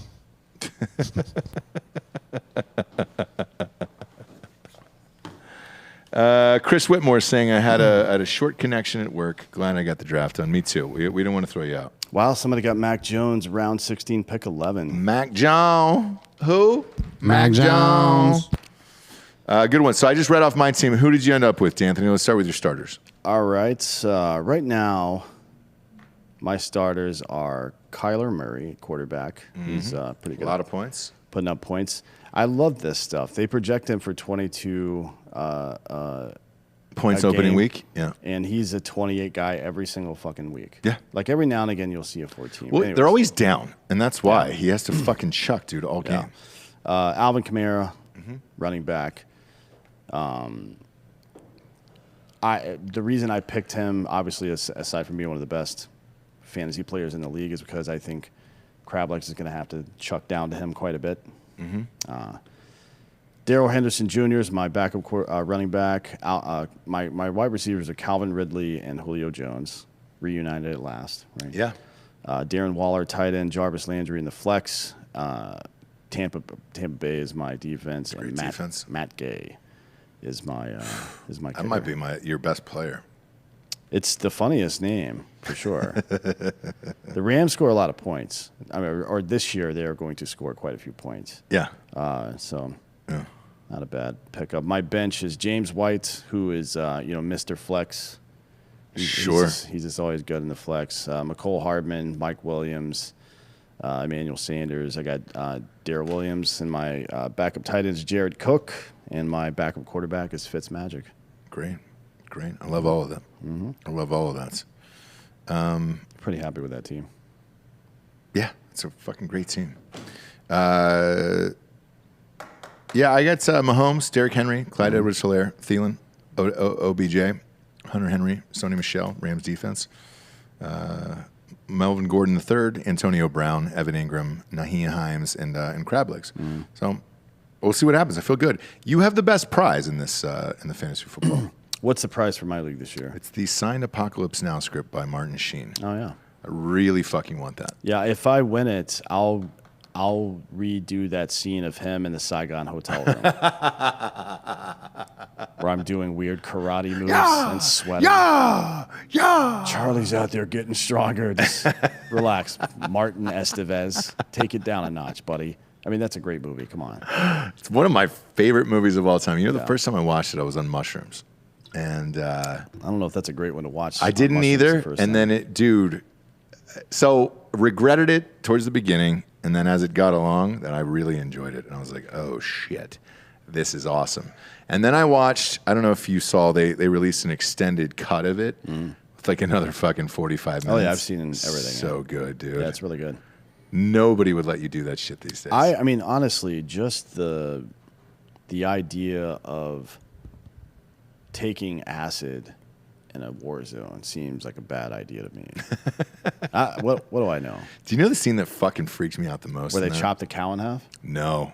Close. That's probably 2. Do you remember the fucking playmate who had flown over there? Oh, yeah. And then they find her in that fucking tent. Yeah. She's lost her mind, and you don't know if she was raped or whatever, and you're just like, oh, God, dude, this is awful. And on mushrooms? Yeesh. But what a great film, man. Marlon Brando. I watched that Val Kilmer doc. It's on, by the way, it's on Amazon Prime for free. I think Brittany wants to watch that too. Watch it tonight, man. So here's the craziest part about it.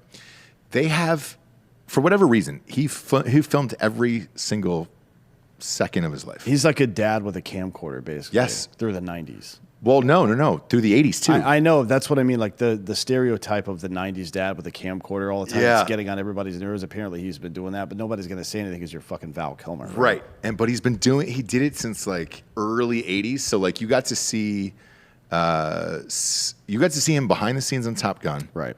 You got to see a young Kevin Bacon. You got to see a young Sean Penn on there. And I'm sure they cut out all the salacious stuff because there's probably stuff on. No, there was one where you want me to spoil it or no?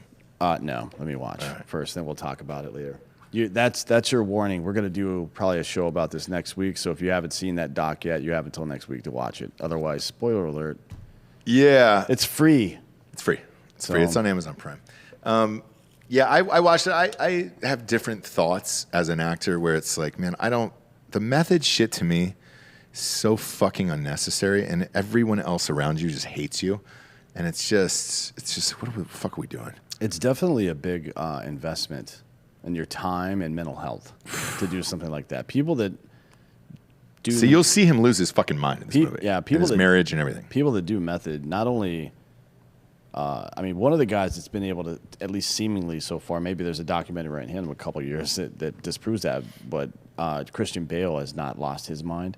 Like, people think that he's an angry fucking whatever. Right. If you're anybody, we've talked about this a million times. If you've been involved in production and some asshole's fucking around over there, it's like, yeah, sometimes people snap and stuff, but he's not like Anne Heche waking up after tripping on Molly in somebody else's house on their couch. You know what I mean? Right. And it can have a big toll, not just on your relationships, but on your mental health and your physical health. Gaining weight and losing weight like that, like Christian Bale does. Oh, yeah. I mean, it fucks with your cortisol levels, which is a stress hormone, which can fuck you up. I mean, I don't know what it's like to be around that guy, but the fact that he's at least kept it together or out of public view so far is pretty impressive, to be honest. Well, I will say this, because we're on hour, 3? What are we on?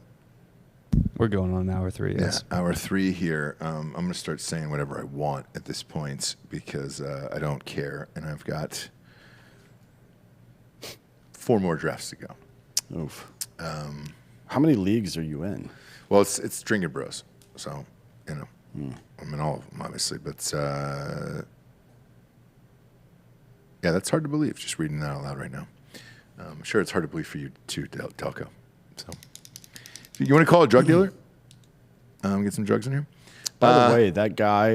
Did you see that story that Veritas did about that dude, the teacher that's trying to recruit like children to Antifa? Oh yeah. His name's Gabriel Gipe, Gipe. Yeah. And if you type in Gabriel, Gabriel,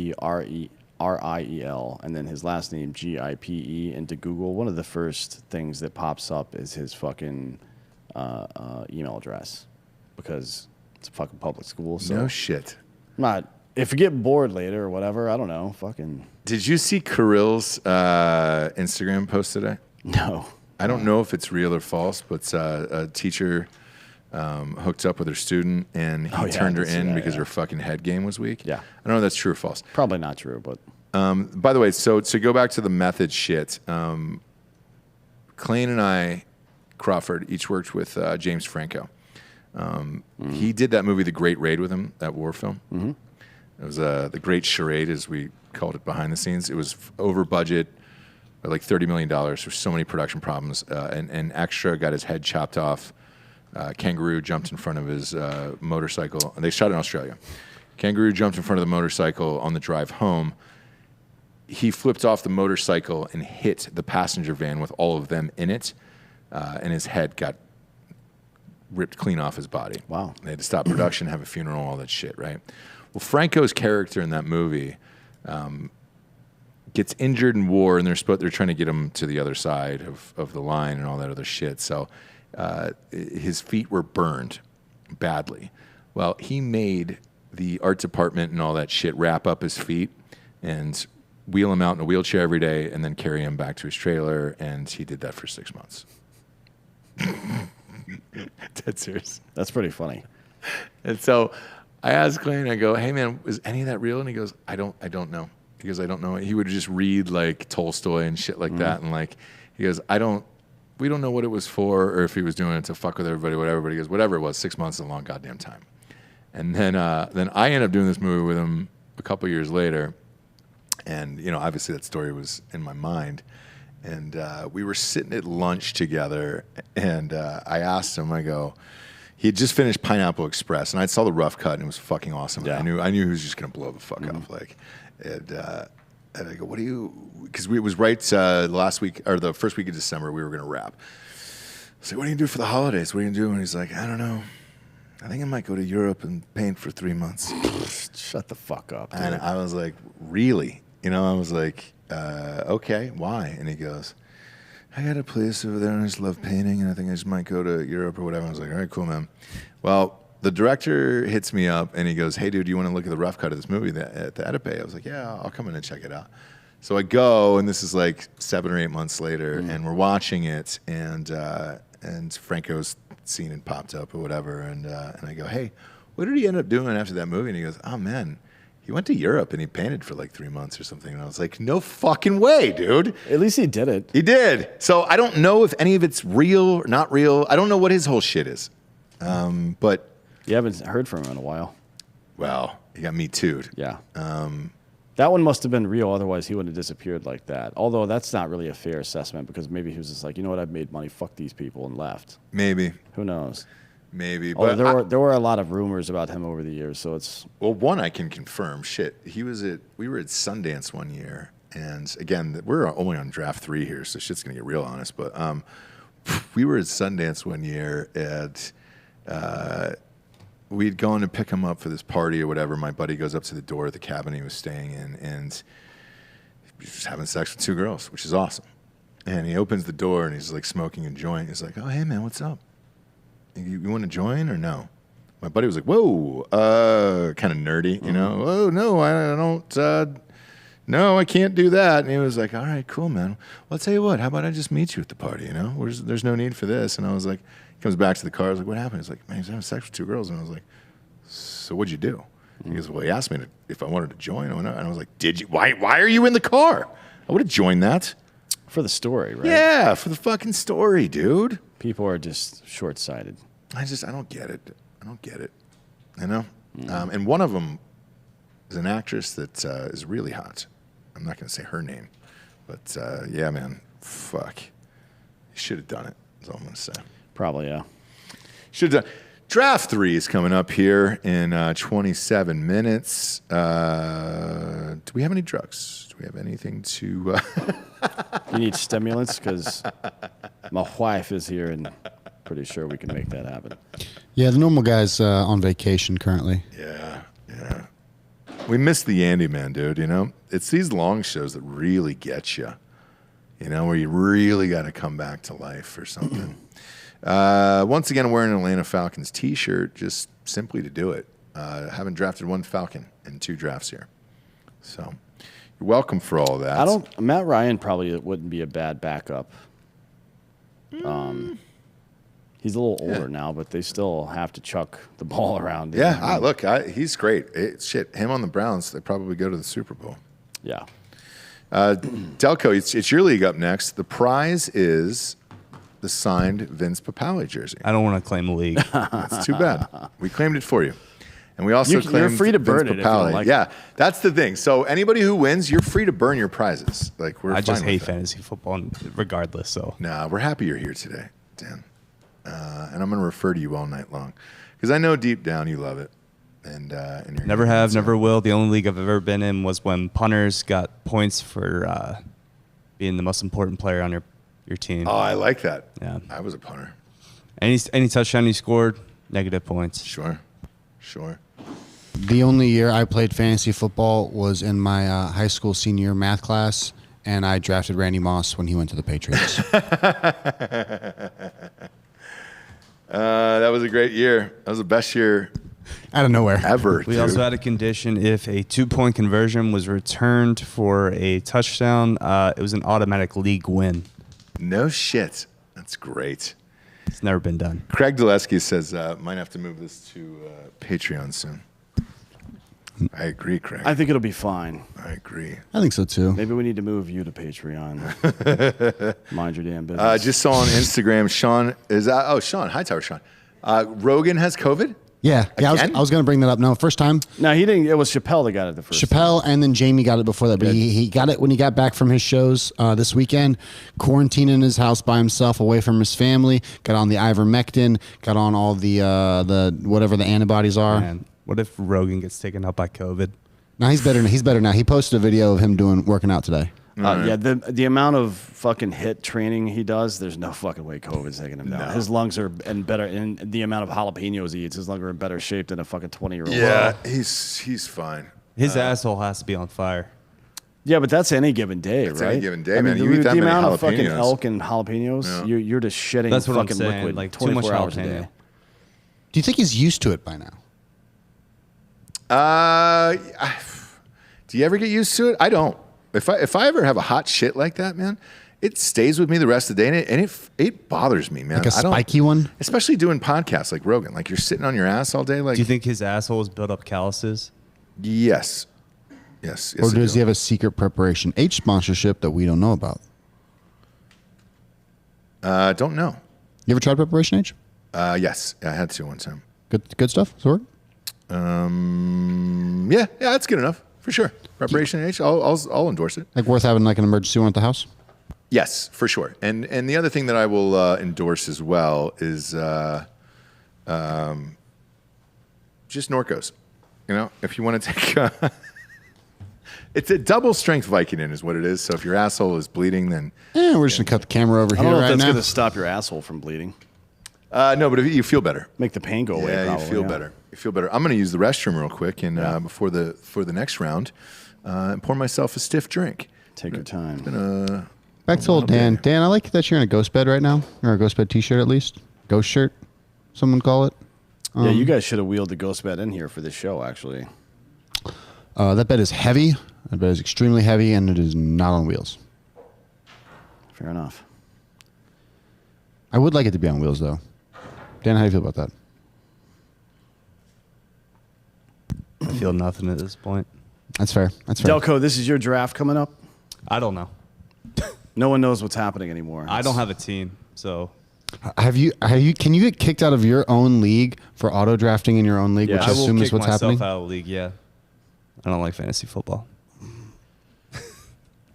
so it makes it even worse. Or better, depending on who's watching and how they want you to be miserable. Is there even a draft going on right now, or are we in between drafts? No, We're in there's between the drafts. next draft We did starts not at plan this properly. 5:15, I believe. Well, I think that means let's go to the chat. Who is in the chat and wants to know something? Bob's league, no. I don't think Bob has a team either. I don't know what any of these leagues are.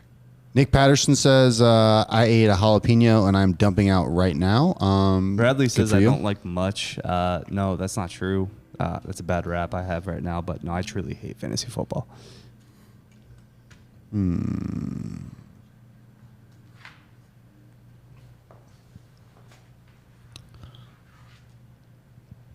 So how's everybody's week? Who's in the chat right now? I'm gonna talk like this. What was that guy from Family Guy? You want to do Greased up deaf guy? some MMA? It's just us right now. Ruben Snyder says, do I have dibs on Rob's child's placenta? I think it's his wife's placenta. But I could. Yeah, be he wrong. actually sent me a photo. Of it? Yeah. Can I see it right now? Yeah. Sweet.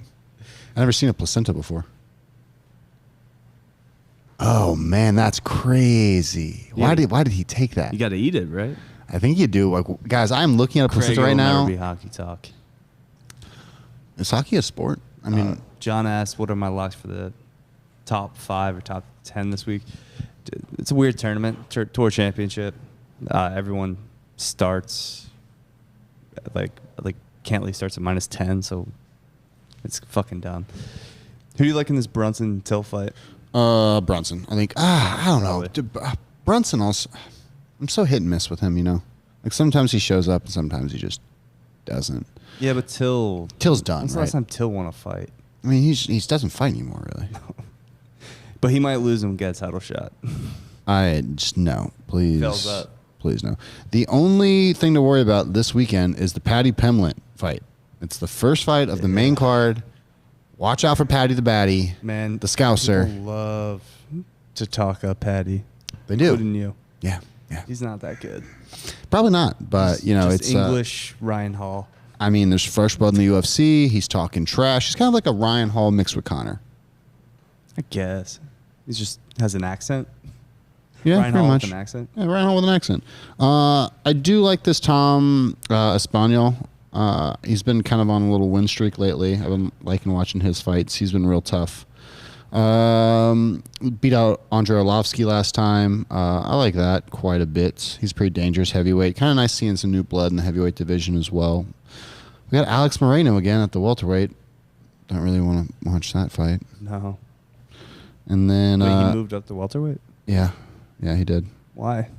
I don't know. He's fighting David Zawada. He's coming off the win against Cowboy. Yep, I think so. But wasn't that at? Was that 170? I think that was at 170. Yeah. Oh, okay. Cowboy has never gone back down after fighting Connor. I don't think. Yeah. I don't want to watch him fight. Yeah, so basically, I'm going to tune in for the Patty fight for this. That's the only fight I'm really caring for on this card. That and the Brunson Till, just because. Bradley says, "How do we feel about Jake Paul's retirement? He already unretired." Yeah, he already unretired. And he signed a 3-fight deal with Showtime. It was him making fun of Connor. Yeah. It was pretty dumb. Anything else like cool going on in combat sports at all? They announced 268, like a bunch of fights. Yeah, that was cool. So November was that 7th? New York City, maybe. Looks like a good card. Yeah, I mean that's the Usman, Rose, Gagey Chandler, Strickland, Frankie Yeager. I mean that's a main card anyone can get behind. Every casual can get behind. BT Bates asked, "Doesn't the stream shut down after 4 hours? We can only hope." I mean we can try. I don't have any drugs at home, so it's I can either sit here or sit there. So pretty basic.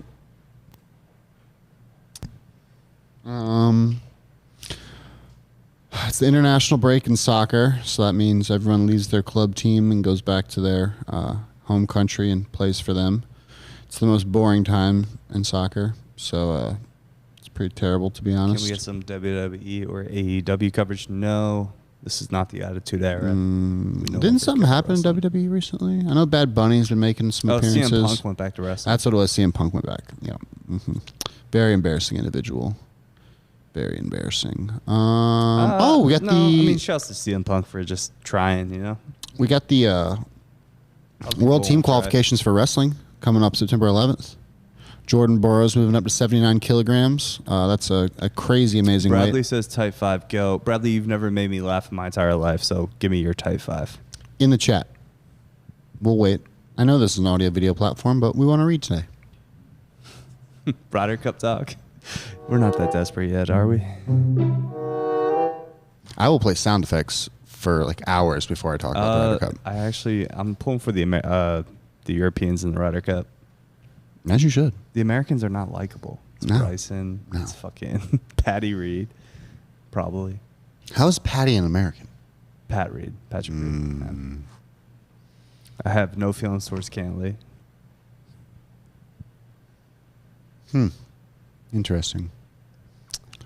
Nothing else is really going on in sports, is it? College football. It's coming up. Know nothing about that. Are you watching Dave right now? Big fan of Dave. Little Dicky. It's good. It's good. Met Little Dicky on a cruise. Really? Mm-hmm. Did he introduce himself as Dave? He did. Hi, I'm Dave. Little Dicky. Hi, I'm Dave. What is the over-under on whether or not, or how long it takes for Ross to take a shit? Guys, it's going to be about 45 minutes if Ross is pooping. Yeah. So there's a little variety hour. Yeah, for sure. For sure. Don't think he'll be back in time for the draft. Probably not. What if Ross gets kicked out of leagues because he's pooping and he's auto-drafting? He auto-drafts? Gotta go. Gotta go. Sean, Brady McFootball will not throw 3 touchdowns against Baylor. Yes, he will. No, Sean, what? Is Texas State beating the Baylor? You have to come to work dressed as Homer every day for as long as you have employment here. I want a white polo and blue Wednesday, jeans. I'm already like hitting 50 hours. Yeah. Jesus Christ. Mm-hmm. Another news, crypto is back up. I know this is a sports channel, but Crypto is a sport. Yeah, crypto is a sport. It's like gambling's a sport too. Ethereum's up. Ethereum's up. Makes me Ethereum's happy. almost crushing. Let's go ahead and do a little price breakdown. Ethereum, Bradley. I like combat sports. East is I up. like golf. If you guys are on some decentralized exchange, just go ahead and take a look at Hex. Hex is really going off right now. Nico the Greco. Holton Ahlers as a sleeper for the Heisman. Yeah, fuck it. Why not? Little fat quarterback action. East Carolina Pirate. All right, can we challenge Bishop Sycamore to a pickup game? Oh, we already talked about this on outside the top 25. No, we talked about how good we would be against high schoolers. Now I say how good we'd be against Bishop Sycamore. We would still lose. I don't think we'd lose to Bishop Sycamore. Look at our roster. I'm telling you, you're not putting enough to credit on Jack, Dakota, Caleb Francis. You? I'm not including myself in any of this. I'm special teams. Yeah, Clipboard Jesus. Very special. Yeah. Ross has still got it. Like Ross is winded after 5 minutes. Everyone's winded after 5 minutes. We have nobody that has stamina. Against Bishop Sycamore, we can beat these guys. Guys, come on. First down. What are we doing? It's a fake punt, and then I have like one good option in me. I have like one good sprint. Papa G with a submission against a PCP champ. Okay. We can just start talking about what animals we could take. Dude, I'm not fighting any animals unless that animal is not best. BT Bates says Stanford Steve from Scott Van Pelt took Dylan Gabriel as his Heisman dark horse. I mean, Nick Patterson talking Cardano. I love Cardano right now. He can be invited to New York. I don't think he's going to win. Probably not. I mean, you got to beat Cincinnati. You got to beat Boise. He's got to put up monster numbers. And even then, we will be, say we go undefeated, we will still be ranked 5 or 6, and we will not make the playoff. And he'll finish like 4th or 5th. So you got to smoke every team to even try to make the top 4. We got to beat Boise like 40 tomorrow by like 52-3. Yeah, it has to be stupid. It does. But you're saying there's a chance. And then we need Cincinnati to beat Notre Dame and Indiana, and then beat Cincinnati by like 2 touchdowns. And even then, we still don't get into the playoff if we run the table. Because that's not how that works, man. Life's not fair all the time. Which is why we need the 8-team playoff. 12. They're moving to 12. But even then, it doesn't matter because we would get smoked by a 12-team playoff means you cancel every other bowl game. There's 4 good teams in college football. That's not true. That is true. That can realistically win a national championship. That is true. No, because there's a bunch of people having different teams in their college playoffs, which means all of those teams have a shot at the title. Now, if we were in a better conference, we would get better recruits, and it would change the dynamic. But as long as Saban's at Alabama will always be one of the 4 teams. Clemson will always be one of the 4 teams. Clemson has not been a historic powerhouse. Why do you keep saying it like that? They are now. Yes. And they're reloading every year. It's them, it's Clemson. How do you break that up then? You don't, man. It's just sluts. You're trying to a new rec center, a new gym. I don't know. Best college football right now. Yes, that's exactly what I'm trying to do. It's weird. My favorite sport is also a sport where my team can't compete for a national championship, and that's just being realistic, Giorgio. Do you need like a Russian takeover? You need a Saudi prince to buy your college? Like I don't know what's going to change things. Nothing. It's just the game is the game. The game is not the game. It hasn't always been like this. Notre Dame used to be a respectable school. It's always kind of realistically been like all sports have. Even the NBA is always. Everyone complains about super teams, but it's and the same teams playing in the championship every year. Historically speaking, it's been the Lakers, it's been the Celtics. Like everyone goes on runs. What about the Pistons? What about the Cleveland Cavaliers? What about the Miami Heat? What about the Golden State Warriors? Everyone has their time, and also Miami Heat. Not really. It was just fucking Dwayne Wade, Shaq, and then LeBron. It was just LeBron, really. So any team. You put respect on D Wade's name. Sure. Okay, that's all I wanted. Thank you. I appreciate that.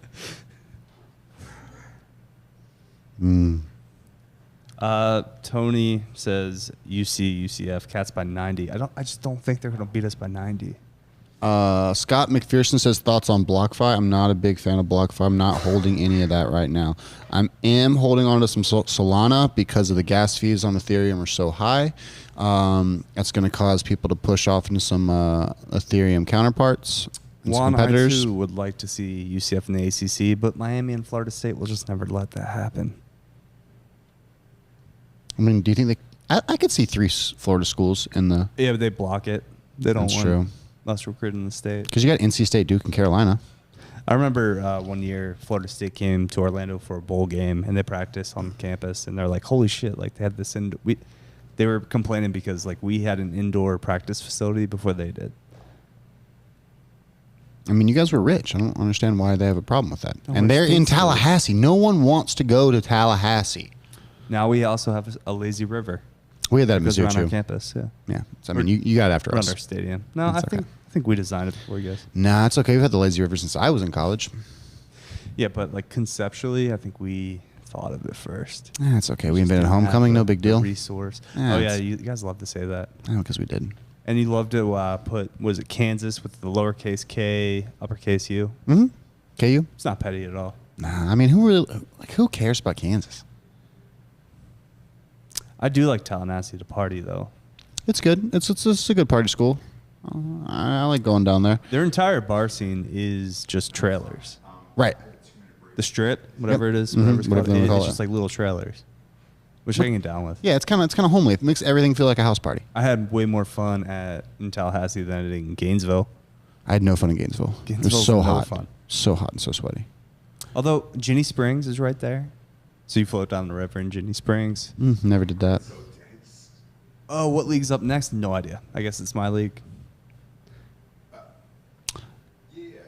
Venezuelan Petro. Okay, yeah, sure. I'll buy some of that. Is that like Venezuelan gas? Dan leave? I imagine Dan left. Oh, Dan left for sure. Yeah. Oh yeah. Yeah. Cool. Yeah. Cool.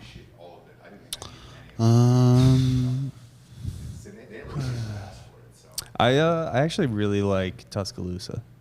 Really? I went for a kind of combination of partying / community service trip after the tornadoes. Uh-huh. And Tuscaloosa kind of blew my socks off with how much fun I had because the expectations were on the ground. Right. And every bar there was great. Shout out to Galette's, which had Wine Wednesday, which was $5 bottles of wine. I felt the same way about Old Miss. I roll in early in the morning. We check into our hotel. I'm just like going through their like campus store, like trying on Old Miss stuff and like not putting it back. And this girl at a coffee shop gave me some drugs, and then came to the frat party we were playing that night. It was a good time. Greg sent over the depth chart for the football team that we would. Oh, sweet. Let's read this out. I like this. Who'd you send it to though? Because I'm not seeing it. Did you send it to the regular Drinking Bros See this in account? the drinking bros? Greg, give us a little. Help us out here. Help us out. We're failing miserably. We're checking the Gmail. We're failing and fainting That's Ross's. very fast. I think Drinking Bros you might have sent it to. I want to guess. I'm not seeing Not seen it. anything. 7 minutes until the draft. You guys get gifts, by the way. Ooh, from who? Liquid IV? No. 100 calories a pop. Spirit Pops. Contains alcohol. I will drink this in 73 days. Right. So that is 8%, by the way. Those are Freezy Pops with alcohol in them that are 8% apiece. So you're welcome for that. Whose company is this? That is from our commercial realtors over at Keller Williams. Shout out to Laura Fairbanks. But she got you guys gifts. She loves you guys, and we're going to put those in the freezer and have them tomorrow night. Well, Delco Dan's on some 75-day bullshit. Yeah. Right. No drinking, no drugs. Why? I don't understand it. His body is a temple. Is it? It is. How old are you, 30? 30. I want to go Body's back falling and apart. answer your question, by the way, about could we play and all that shit. Jokes aside, we asked Michael Irvin, because when Michael Irvin was on the show, when we did it live from the Cowboy Suites, he was wearing a see-through like mesh shirt for whatever reason. And hilarious, awesome, fucking amazing dude. I love him more than life. If we did a show with him every day, I would be happy as fuck. He is the best. But I asked him a serious question. I said, dude, you're still jacked. Like, could you get out there and play for a game if they needed you today? And he goes, dude, I look the part, but if I got hit, I would fucking crumble. If Michael Irvin, one of the greatest receivers of all time, Hall of Famer, is saying that, how the fuck do you think us dicks would hold up to something like that? Not well is the answer. Not well. Against Bishop Sycamore. Oh, against Bishop Sycamore? Yes. Because the first question was, could we beat those high school teams? And then now today, I'm like, can we get a game against Bishop Sycamore? Can we fill in the rest of their season? Drinking Bros universe. We went through it on outside the top 25 at the end, me and Rob, and my conclusion was no, we would get rolled. I think half the team could play both ways, to be honest. We Performance have to enhancing because we don't go 22 deep. So, okay, would I love to say yes? I would. But Delco Dan is right. We would all be gassed after 5 minutes. My cardio is shit. I don't know about you guys', but COVID and everything else, dude, cardio is shit. It fucking sucks. I'm barely hanging on. Cortisol levels that are an all-time high over here, to the point that I've got to get fucking surgery done. So no, dude. Ross, your tight end. Think of that front line. You know, Mike from the Giggle Boys, Caleb, Jack. Yep. Mike is Everybody giving smokes me weed. Everybody smokes weed. No, As a, no front, one. as a front line, they're not going anywhere. But they're putting protection in. You got freaking handsome Dan over here throwing the ball. Ross, you're running 5 and out, and you're picking it off. Are you the QB, Delco? Well, I assumed you wanted to be quarterback, so I left that up to you. Well, here's the thing. Here's why I would want to be quarterback. Look, I have a cannon. That's fine, right? But more or less because of the cardio sitch, where I wouldn't have to run that much or block. Yeah, well, you're going to be running for your life with that offensive line. Yeah. Mike from the Giggle Boys is snapping you the fucking ball. It might be Eli who's the quarterback from the Giggle Boys. I considered he more of like a receiver because I'd make him run a lot. We discussed the possibility of Eli being on the field. Or tight end. I don't necessarily see him as a ball athlete. No. Oh, boy. This is going to be a draft episode all over again, dude. The more and more fucked up we get into the descent of madness, I don't know that this can do we have, well, we're currently on air. Do we have a FTE holiday date yet? I know all the people are wondering about it. It has actually happened. So it's done? It's done. So Craig Dulesky actually sent us over a depth chart. For Drinking Bros? For the Drinking Bros roster. Oof. So he has you a quarterback. Yeah. Look, I can throw it. I just, yeah. From the shotgun, Ross. Yes. I can chuck the ball for sure. That's fine. He has Brooke as the running back. The girl? Yeah. She gets fucking lit up. He has Dan as a receiver. We discussed this. Dan will not touch the field. He doesn't want to. He would check out immediately. Yeah, Dan has not worked out in 4.5 years. That is no lie. He's been one of my best friends for years and years and years. That is genuine what he says on the show. He has not worked out in 4.5 years. He has Jesse for real as a receiver. I guess that was a slot. Jesse could be a tight end, you know. She's an athlete, actually. She is, but she doesn't have the height. I consider her on special teams with me. Open field tackling. Very small. He has Tim Kennedy as a tight end. Well, all right. Now we're getting somewhere. If we got Tim Kennedy. More of a blocking tight end. I don't see him having hands. Fucking Tim is running back. Give Tim the ball and get the fuck out of the way. I believe in Tim Kennedy. I'm fine with that one. We finally get one. I can throw the ball. Fine. He has hands, but he doesn't have hands, you know? But he can run. If you just give them the ball. Right, which is why I think I need you at tight end, Ross. You're the only receiver we have with height and hands. I'm going to question Tim Kennedy's ball protection. He's going to be a good linebacker. Tim would be a great linebacker. He can go both ways. Tight end, yes. I can catch. I'm good on that. And those easy downs, we're just moving the chains. Yeah. He has Jack Mandeville as a left tackle, so that's your blind side. Jack smokes 2 packs a day. Yeah, so your blind side's being protected. No, Jack's a guard, not a tackle. Love Jack, but I don't think he's got the cardio to block some of those defensive ends off in the pass rush. He has Rocco as a left guard. Oh, yeah. Rocco would be great. Rocco, yeah. Yes. Dude, yeah. Fuck he put himself as center, Craig. We got a fan? Hang on. I think he did play center. He's got Richard Danoff as right guard. I think Richard played as well. He's got Reed White at right tackle. Reed's a big guy. Guys, I'm liking this team. Reed's older. Yeah, he's older. He's an older man. He almost died of COVID. So, tight end receiver, we have some talent. Michael Irvin. Yeah. Look, if we're going off of show guests, we got a million. That would be too easy. We just line it with NFL players. Well, he's been on 2 shows. Yeah, we'd have Liner as our fucking quarterback. Yeah, exactly. He put Favre. We have Favre. We have Joel off the edge. Not a chance he's ever played sports. No, he's never played sports in his life. He's got interior defensive tackle Jared JT Taylor, Lord Hot Dog. He's lost a little weight since he went on a spiritual journey. Yeah, I don't know what his position is anymore. He's got Chuck. In life, or we got Chuck Liddell, also interior. Chuckles would be good. He played football. Inside linebacker, I think. Yeah. He's got Dakota off the edge. Dakota's good. He's a big boy. He's good. All right. He put Hightower Sean at linebacker. No. Fuck yeah, that's what I'm talking about. You're getting torched, Sean. and you're getting put on your ass. Is he? Can we put him on camera? I could do that. Can we put him on camera? Is he there? He's over here. Why don't we just let the audience decide? Hightower Sean. Go ahead and Come on, stand up and show how big you are. We're 30 seconds away from the draft, by the way, and now we are. Oh my god, dude, we're in it. Shit, the draft has started. We were having fun. Alvin Kamara went number 1. That's odd. Christian McCaffrey went 2. Dalvin Cook 3. Ezekiel Elliott. Derrick Henry went after that. Great choices. I'm not even on this roster, by the way. How are you not? You're a big boy.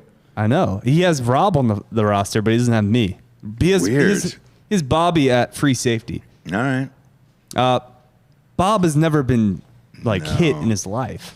Let's see. I'm on the clock here. I'm in pick 8 here. I'm going to go Nick Chubb here. I like Nick Chubb. I wanted him in the other drafts. Again, it depends on your position here. Who else has he got on there? Oh, on the roster? Yeah. We can keep doing this. How is God? He's got Cooper at corner. No. Also, so Too tall. Our corners are Cooper and Adam Ray. We're getting torched. We're getting killed. We're getting beat by Bishop Sycamore. He's got Giorgio at strong safety. I can cover some field. So, all right. I want to say this. I believe in Giorgio. I believe in Giorgio in this life, and I think he's an athlete, and I think you could plug and play him anywhere. Probably like to see him in the slots and maybe a DB or a corner. Yeah. As long as I'm not throwing the ball, it's fine. As long as my shoulders don't need to. Giorgio's an athlete. So, look, having been a bouncer all those years, dude, I will say this. When a guy like Giorgio walks in, I know it's fucking trouble, and he's going to fuck up everyone in the bar, and we're going to have to deal with it. When you and see it Giorgio sucks. walk on a basketball court or a football field, but you know it doesn't exactly matter. where you're getting. In the You game, understand I was an of all-state football player, right? Here's the thing. In the game of life, were you really? No, I was a good like, football all right, player. cool. I know exactly the kind of athlete that Giorgio is, and In the game of life, though, Giorgio will fuck you up in a bar, and that I got Giorgio on both sides of the ball. and for he'll that reason. show up on a pickup basketball court, and he'll play defense the entire time. Yes, and you need that. You and need he'll it. just be annoying. And I will never play basketball. I will never play pickup basketball with jacks, much less you, much less anyone who wants me to try at basketball. Craig said this is the first try. So. Jojo would be good at taking out knees. Yeah. His shoulder's all fucked up though, so that'll go pretty quick. Yeah, Mahomes round 2 here. God damn it! Who took Antonio Gibson? You fucks! God damn it, you motherfuckers, man! That's all I wanted right there. Yeah, Nico the Greco. How's Bob's theater experience? Shit. He could Brady's be a mouth cheerleader. kisses. You fucking asshole. He's not strong enough to be a cheerleader. Damn it, man! That fucking Nah, I gotta be a base. really gotta be a chaps big my dude. dong. Damn it. Especially- Well, I mean, Ross, you're in 4 more drafts, so maybe you can take the player in another. No, but I mean, fuck, man. That should have been there for me. Here's what happens. Oh, Everybody is this listens my to the league? other shows, and then they fuck me. Yeah, dude, it's yours. It's my league. Well, of course. And I mean, Shit. I'm gonna nuke it. See, I'm here- changing. If it's my league, I get to change the point values, right? No. So I'm gonna make this fun. No, I'm you gonna make don't. this fun for you boys. no, what happens is 2 people every year are like, we're going to suck, but we're going to take all of Ross's picks. And so then someone else gets to win. So every year, by the way, because we used to do a mock draft every year before it, and then everybody took all my picks, and I was like, fuck you guys. I still won. The only reason I lost last year is I had McCaffrey in most of these fucking leagues, because the winner usually gets the first pick the next year. Luckily, ESPN is randomized it and shit. So I enjoy this. However, that fucking Antonio Gibson pick is going to chap my dick all night, dude. I have a feeling. But Giorgio, you're the guy that comes into my bar, and I know it's going to be a fucking street fight, and it's going to take 2 people. Yeah, and I mean, especially if I'm going there and trying to hit on some girls and that doesn't work. It's and not then maybe that. there's some tall dudes around who are looking for a fight. Yes, it's not that. You're the guy who comes in, who's super nice, sweet. You have a normal girlfriend, and somebody starts fucking with your girlfriend, and then you light up everyone. But he's going for the takedown, so you have one shot to hit him with a knee. Yeah, but the problem is, so I'm a tall guy.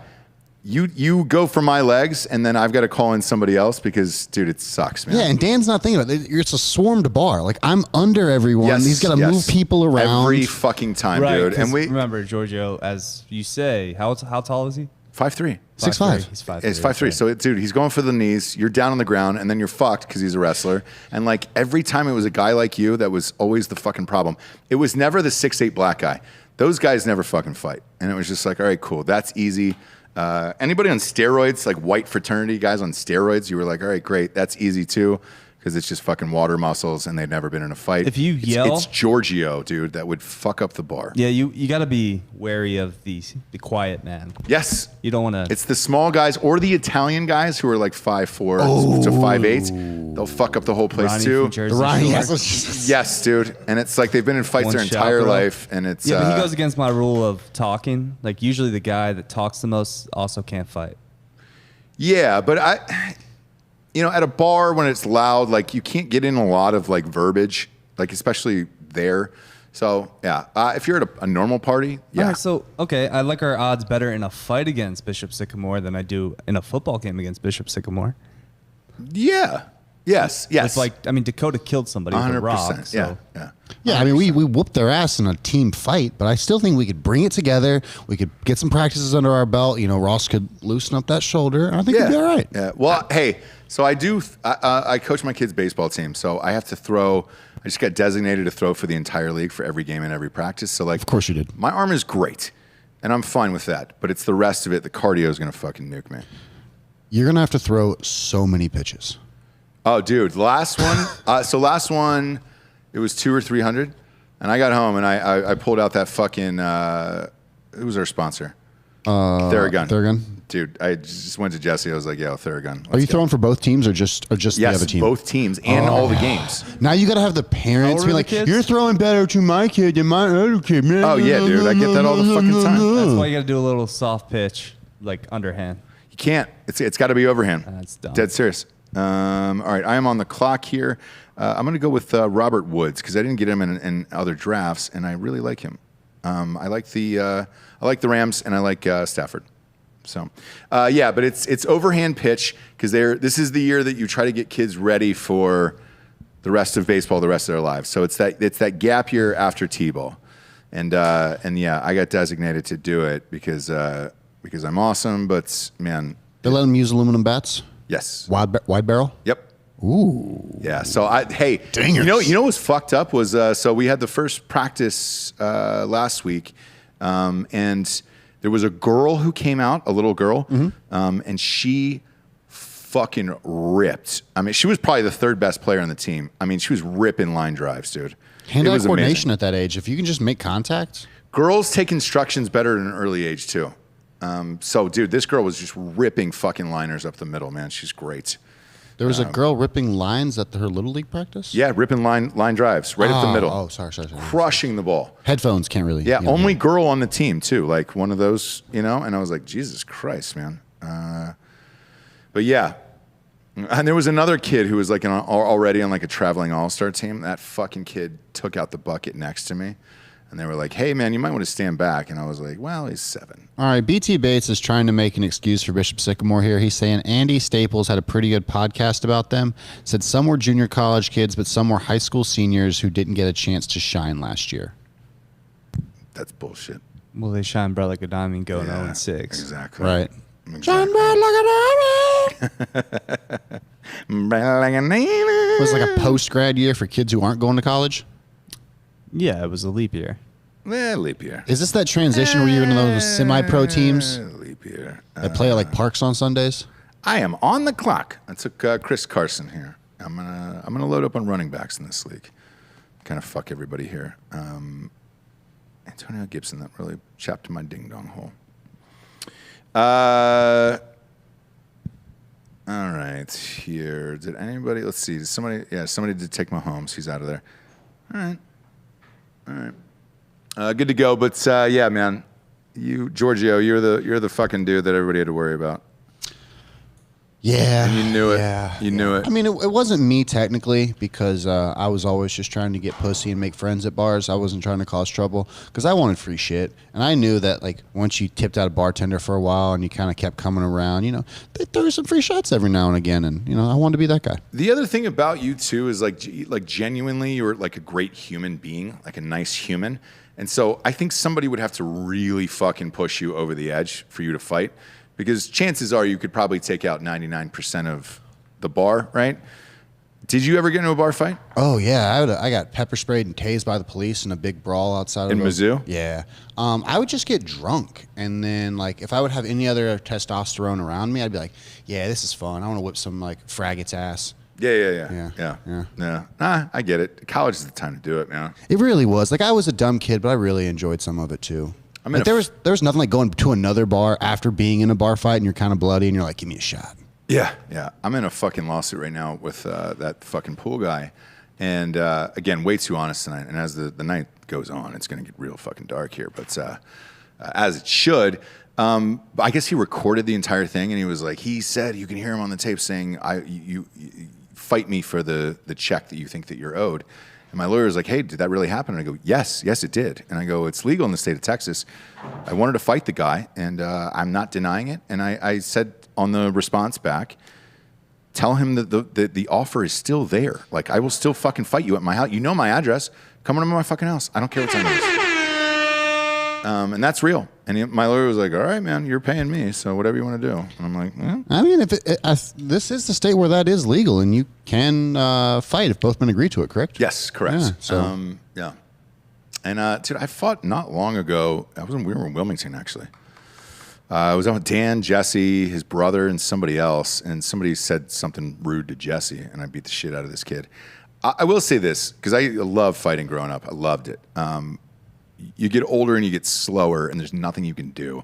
You're just like, fucking A, man. And your brain still thinks it's the same. Yes. And yeah, dude, I was missing punches by like a half inch where I was like, it's just being slow and older where you're not in it every day, and you're like, fucking A, man. Now, do you have a little bit more respect for Tyron Woodley? I was about to say. Yes, I do. 100%. And I thought, hey, by the way, I thought Tyrone Woodley came out of that looking way better than Jake Paul. And I think I said that on the show the other day where, dude, if you're Tyron, like, hey, man, that's a win for you. I am on the clock.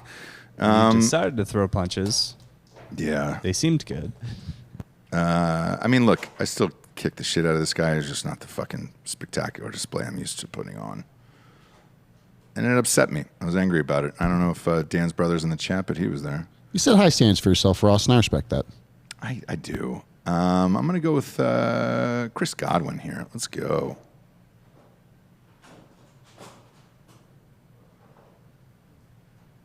There it is. All right, Chris, let's see what you're made of. Let's see what you're made of here. I really wanted Russell Wilson. He was taken. Great move. Again, you motherfuckers are listening to all the other shows, so I know you heard me say I've got money on him for MVP, even though I hate him. And that's the disadvantage I'm at here on hour 18 or whatever it is. Ruben Schneider says Ross's fight game might be slowing down, but his bone game is still on. My bone game is still amazing. And that's so, Ruben, again, this is where we're going to get real honest tonight. That is what's so disappointing about life and getting older. I might just do a podcast on Patreon about this too, where it's like, fuck game is still great, still exactly where it has always been. Fight game, you're just slower, but it's your mind and your reactions. And there's nothing you can really fucking do. And it sucks. And I'm assuming, Giorgio, with you, because I see you doing like all of the things in between shows. It's the same way with you, right? Where you're just trying to. I gotta confess something, Ross. Go ahead. I can still lay it down like I used to, and when I need to. Fuck game or fight game? Fuck game. Okay. But like sometimes I'm just tired and like I don't want to hold her in that position. I'm up on like one leg and one knee trying to get that right angle a little bit more, and it's just.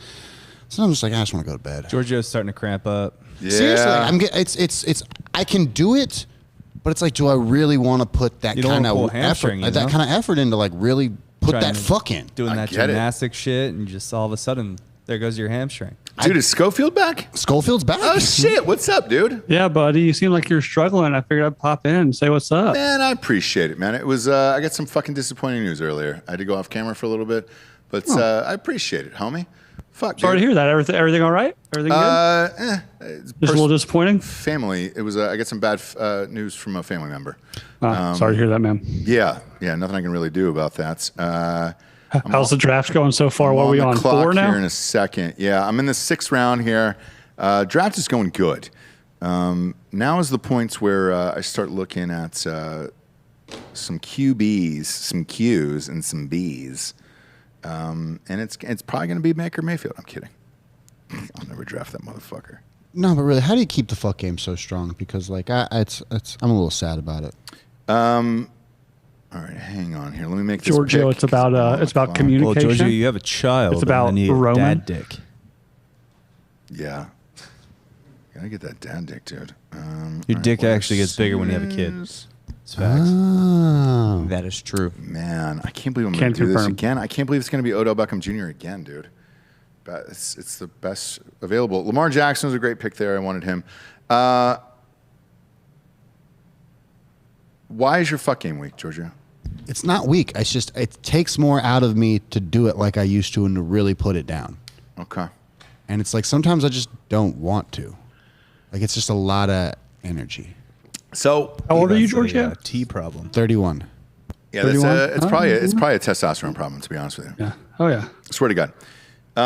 My thing is this: like, I'm super attracted to my wife still, so like, I don't. That's not the issue. I think it's also who you're with. There's people I've dated before that I just didn't think were that hot after a while. But I've never had a problem with where Jesse was always consistently hot for me, where I was just like, yes. And it's not that I don't think they're not attractive or I don't like want to fuck them, but like to be able to give them that kind of like, no dude's dicked you down like this before, and to like really take it into those 12th rounds. Yeah. I just, sometimes I want that, that four round easy fight. I would check your T levels. Swear to God, that'll do it for you. Because once that starts, everything starts to crash.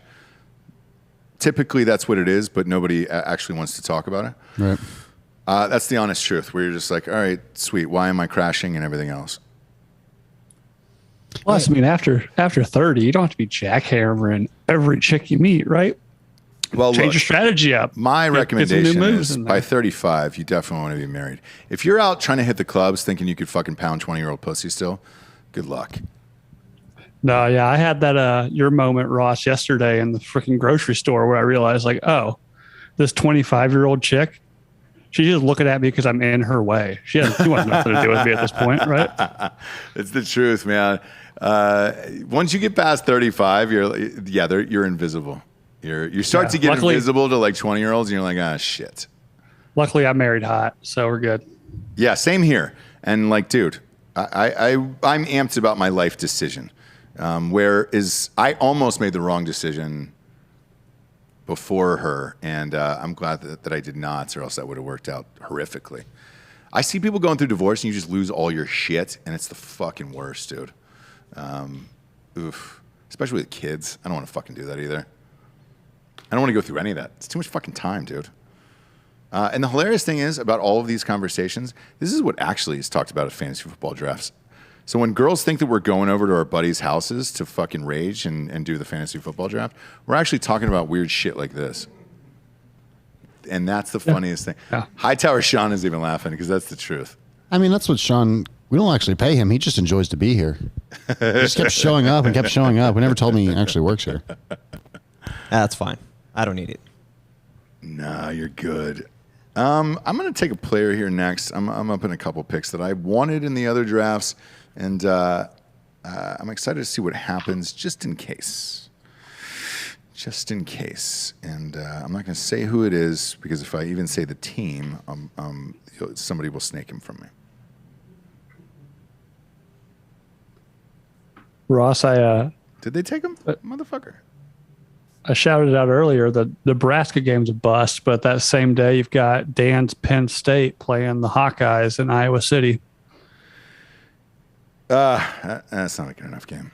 I'm going to go with Devonta Smith here from the Eagles. That's the best college receiver I've seen in real life. I don't know what's going to happen. What's your feelings on that, Delco? Nah, I don't care. But, he'll be good. He'll be solid. Hell of a solid career. He'll kind of waste the next few years, but maybe he'll go to a team that actually will use him correctly. We'll find out.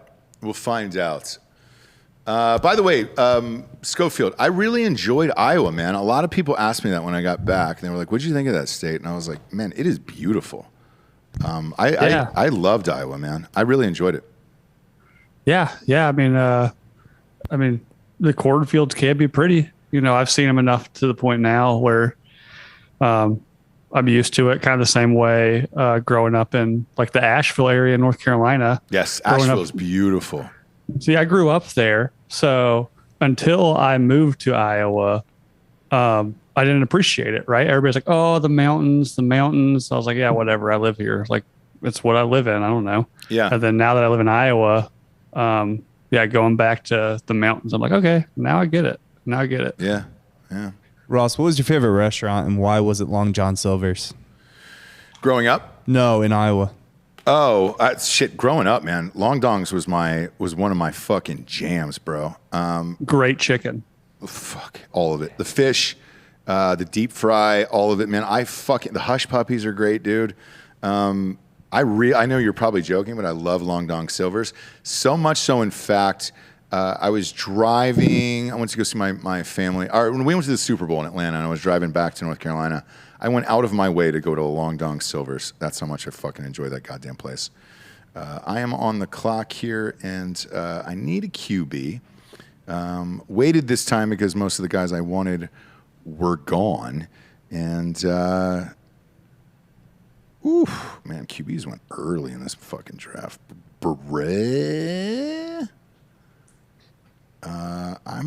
I might be stuck with. I'm gonna go with Justin Fields.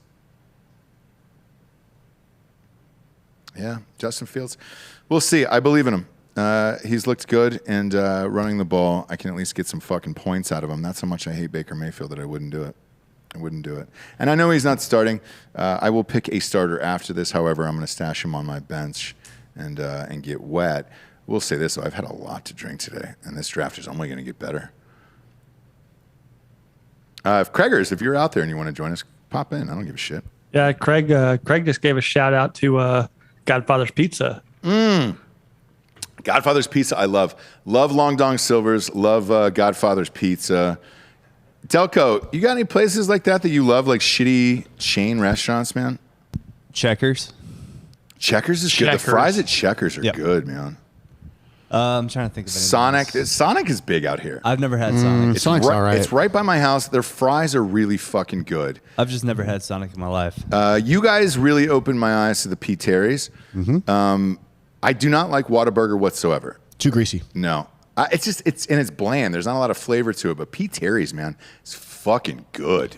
That's like just below In-N-Out. And my LA friends will hate me for that, but it is. It's the burger's not as good as In-N-Out. In-N-Out really has that smash burger, smash patty style where the outside gets a little crisp. Yep. And then their special sauce is just like head and tails above everything else in the world. Yeah. So Chick-fil-A, I could always. That's not even. It's barely even fast food. That's like Bojangles. Man, but Chick-fil-A, dude, I Bojangles could are house nice. like a 30 rack of them nugs, right? Like That the nug nuggets, life. they don't give you enough. That's a lot of breading. Kaylin Cothran says, try banging men, Giorgio. Kaylin, DM me. I'll tell you what, Kaylin, I'm going to DM you the Zoom link for the Irish League this year. We should get you in on this now that we have the technology. Oh man, you're gonna let a Notre Dame guy into this? Is there audio? Yeah. Yeah. What's up? No, Kalen's cool. I've talked to Kalen offline. He's a cool guy. He's a great guy. We love to tease him. Anybody who can put up with his shit and is cool, like, what happened to the audio? We're fine. Okay. Should be good. Dulesky says he'll be on in about 10 minutes. He's Yeah, that's cleaning fine. the house. He's not even married yet and he's cleaning the house? What the fuck, dude? All right. Where did I put that? Do me a favor, Bill. Will you DM Kaylin Cothran the Zoom link for the Irish show? If you have it. Yeah. Kalen, if you're listening, I'm going to send it to you through the email we've been talking through. All right.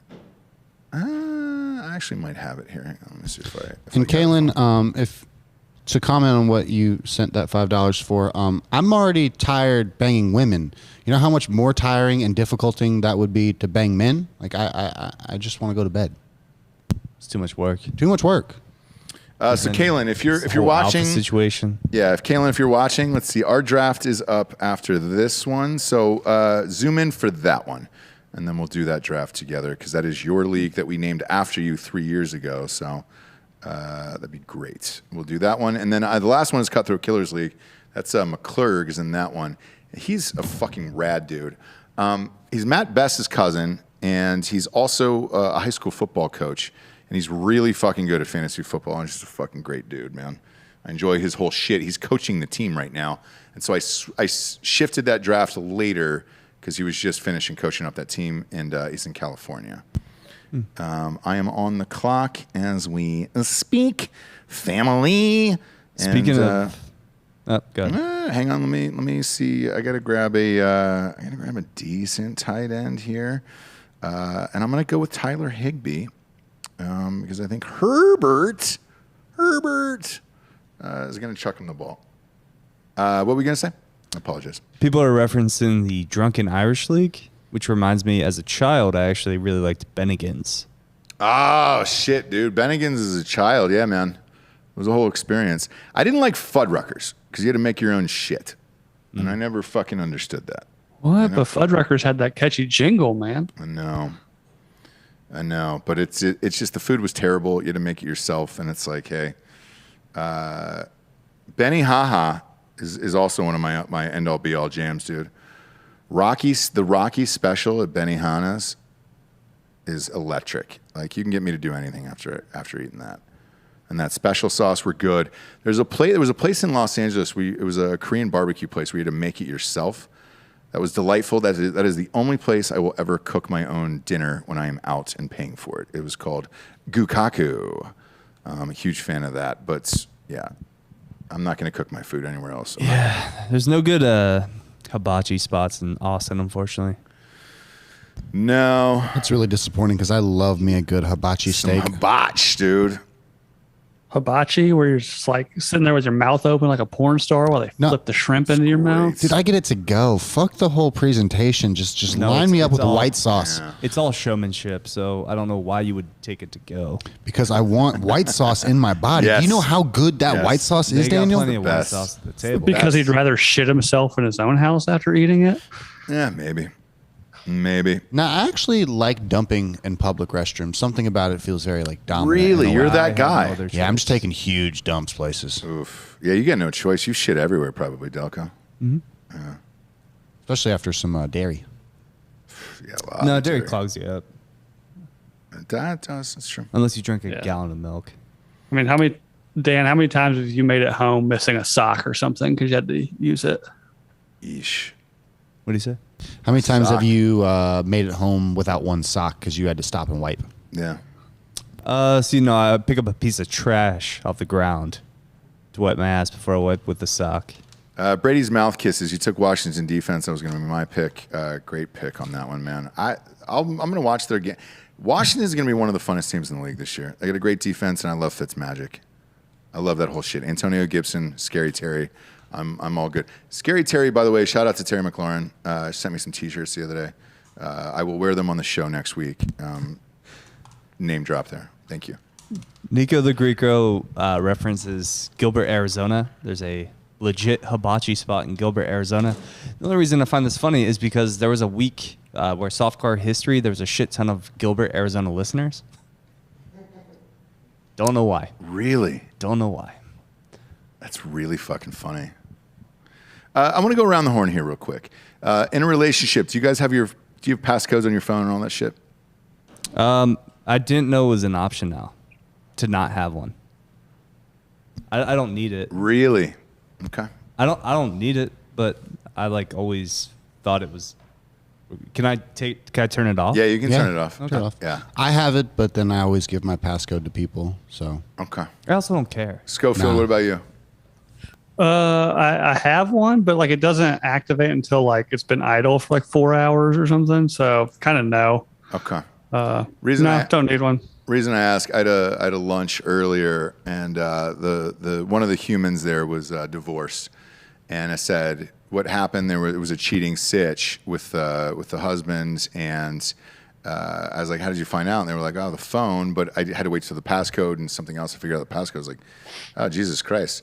When I got married, I was like, look, the only way I'm getting married is if it's going to be honest and real and that's it. So dude, I don't have passcodes. She has all my passwords for email, Facebook, everything. More or less for her security of hey, dude, I just don't care. So do whatever you want. And plus, I'm not that great with technology anyway. So honestly, it's probably great for your relationship. There's a really level of like security there, like for the other person. Like if I wanted to go find out, I could, and I can, and no one's really going to care. And I think that's just it's really nice, and it takes away those like crazy thoughts you have in your own head. Yeah. But that was a big convo where it's like, dude, a lot of people have passcodes and all that other bullshit. I'm like, hey, that's because 50% of American marriages end in divorce. Yeah. Dude, when I decided to do it, I was like, look, I'm all in, and you can have access to everything. I don't give a shit. Yeah. I don't particularly do anything I'm worried about other than, I mean, if she wants to deep dive down the Pornhub history, she might be a little weirded out by that, but whatever. Yeah. Lloyd Burke, your meeting's finally over. If you want to hop back in. We don't give a shit. The water's warm. Come on in. I don't know. I'm a little disturbed by Lloyd's lack of decoration in his office. No, he was dead serious. He was one of the first people in. He was just tearing stuff down. He's like, no one needs to know where I am. I'm trying to triangulate my location. Gotcha.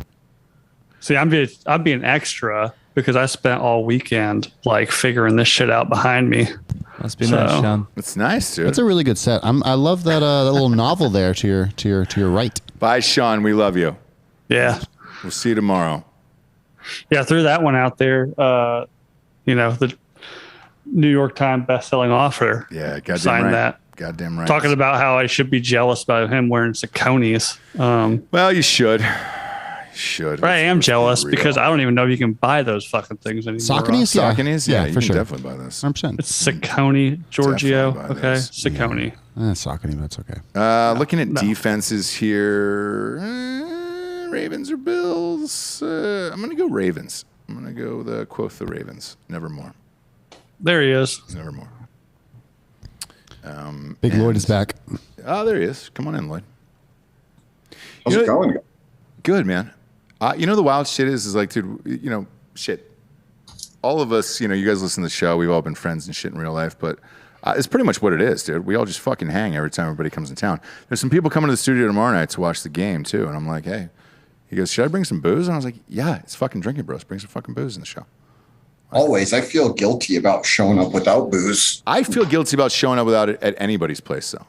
Like, I don't care where I'm at. Like, I will bring a bottle of wine or something nice where it's just like, thanks for having me over. I'm sure shit's going to get fucking broken tonight. Yeah, you never show up empty-handed ever. I agree. No, that's why I bring a cornucopia everywhere I go. Try to bring a bottle or a 12-pack of Vizzy or something. Yeah. Well, hopefully it's the new seltzer you're going to bring next time, Hopefully. I've had some requests. I'm hoping to order a truckload and have it shipped up here. Yeah, so Boise. We got I got an email a few hours ago, so that it'll be canned by October 8th. So it should be on sale just shortly after that, unless there's another weird shortage. I don't know if that's something you want to get into or whatever, but is there a way to approach like the beverage companies up here to try to get them to order it and distribute it, or how does that work? You'll have to ship because it's Florida, but we're going to start off in 2 states, Florida and Texas, for distribution. And then we're going to try to move out to all 50 after that, obviously. But we went with the 2 states that have our biggest, analytic-wise, audience base. I am on the clock right now, so let me draft a nice, sweet receiver here. What round you in, Ross? You know what, man? I am in the 12th round here. Let me see if there's an RB2 that I like. Yes, dude. I'm gonna. There we go. I'm gonna take David Johnson as a flyer here. I was unaware he was still playing. That's their only option down there on that fucking team. So we'll see. So what's going to happen is you can order it, and then we'll try to get distributors in every single state. We're going to start with Florida and Texas first, and then move out from there. But yeah, the first 6 months will definitely be online. It'll be super easy. We did a test in 12 states, and it always came within 48 to 72 hours. So it was super easy. Just waiting on the final pricing. I got the final box today. I got the final cans and all that shit. And yeah, man, moving right along. Are you able to release the name yet? I will in 4 days, actually. Maybe by Friday. It depends. Maybe by Friday. I'd like to by Friday. That'd be great. Maybe 2 days. Is the pricing going to be pretty competitive? Yeah, so including shipping, I think it should average around $3 a can, but it's 8%. So like when you double the ABV, it's always more expensive. So like I know, Platinum Seltzer for Bud Light is 8 as well, and those guys are about $13.99 a 6-pack, somewhere in there. However, you're drinking 2 beers at once essentially, so you're getting fucked up. I get it. I know like High Noon for Barstool, those guys are like, Jesus, man. They're like $15.99 a 6-pack. And they're only 4.5%. But yeah, we're double. It did come in at 8. The final calorie count was 160. No carbs, no sugars. And we're using cane sugar, so there's no like stevia or any of that bullshit. And yeah, man, I'm fucking beyond amped. I just wanted it out into the world, and that's it. So, yeah. I think when you guys see the name, you'll be fucking super amped if you don't know it already. You guys, I might have shown in person. I know the name. I haven't seen it. Is it official yet, Ross? Yeah, I got clearance 48 hours ago. So there's no takesy-backsies? It depends. So you can trademark it by the state, which is what we did in Florida. So we have that. Then you have to trademark it for the country. We applied for that back in, March. And apparently it's like a fucking 7-8 month process. So I don't know for the United States, but either way, the first shipment and all that other stuff, we were licensed to do it, so we went ahead and did it. Waiting for 7-8 months because they're like, oh, the government's backed up for COVID. Look, I waited 18 months for the Department of Defense to clear Matt Best's book. Like, fuck you guys. I'm just gonna go, and then if we have to change the name later, then we'll crowdsource it and have the audience pick the name at that point. But right now, we're using the name we wanted and the design and all that other shit, and we do have clearance in Florida, so that's where it's being shipped out of. Fuck it.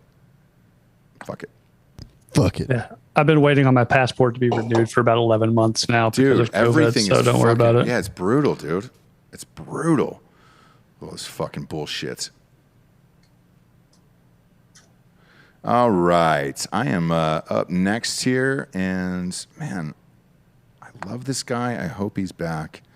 I took him in another draft. I'm going to take him now. Paris Campbell. I think he could be great. I just don't know who his quarterback is going to be. Is that Colts? Paris Campbell with Colts? Yep. Still? Oh. No. I'm a Colts fan. I saw that Carson Wentz was on like COVID IR, but then somebody in the chat earlier said that he was just in some COVID protocol thing. So he just has to like maintain distance until week 1. I don't know how that's all working right now. I don't either, man, because he's coming back from that surgery as well. It's weird. By the way, I see Ruben Schneider in the chats. Is Kreger's here? Yes. I'm here. Text Ruben the Zoom link if you have it. He can pop in. He has an Android, so it might take him a minute to. Oh, Christ, dude. Christ. Ruben, I love you, dude. Love you, but you got that green text, brother. Anybody with a green text, I hate. Sean. Is Sean still here? Hightower Sean? He's out of there. Green text might as well be a fucking carrier pigeon, Like, fuck. Dan, that's why you make more money than him, okay? Like a lot more. A lot more. I would hope so. Yeah. Jesus Christ. How about those shirts that Bill's wearing over there? Eagles milk? Look at that beautiful thing. Yeah. I know. Hey, again, dude, we're getting fucked up, so I was just going to be super honest tonight. We were... the word revolutionist, we hired a YouTube guy to try to figure out this algorithm and crack through. We don't know if it's him or just having Ben Shapiro and Dan going on Tucker Carlson has improved the numbers. But how can I word this? I'm thinking carefully how to word this here. Because we don't want to fuck it up, but the word revolution came up as a trigger word for YouTube. And I was like, hey, dude, I'm not Che Guevara. And they were like, well, you might want to think about changing it. And I'm like, all right. If we did, I would vote for Ranch Nation. And I'd have a big thing of Eagles milk for it. Ooh, I like that. I know. I happen to know who. Very on brand. Instead of Nooners, we would just change it to my Ranchers, dude. That way you can all, you're like little cowboy ranchers. Oh. I like Looks that. like Ruben's trying to get up in here. Oh, good. Good. Yeah, he's welcome. is welcome to come But on. yeah. So Ross, are we looking at like 6 12-packs or I am on the clock. or what's up? What are we doing here with these seltzers? So I'm going to sell it by the case.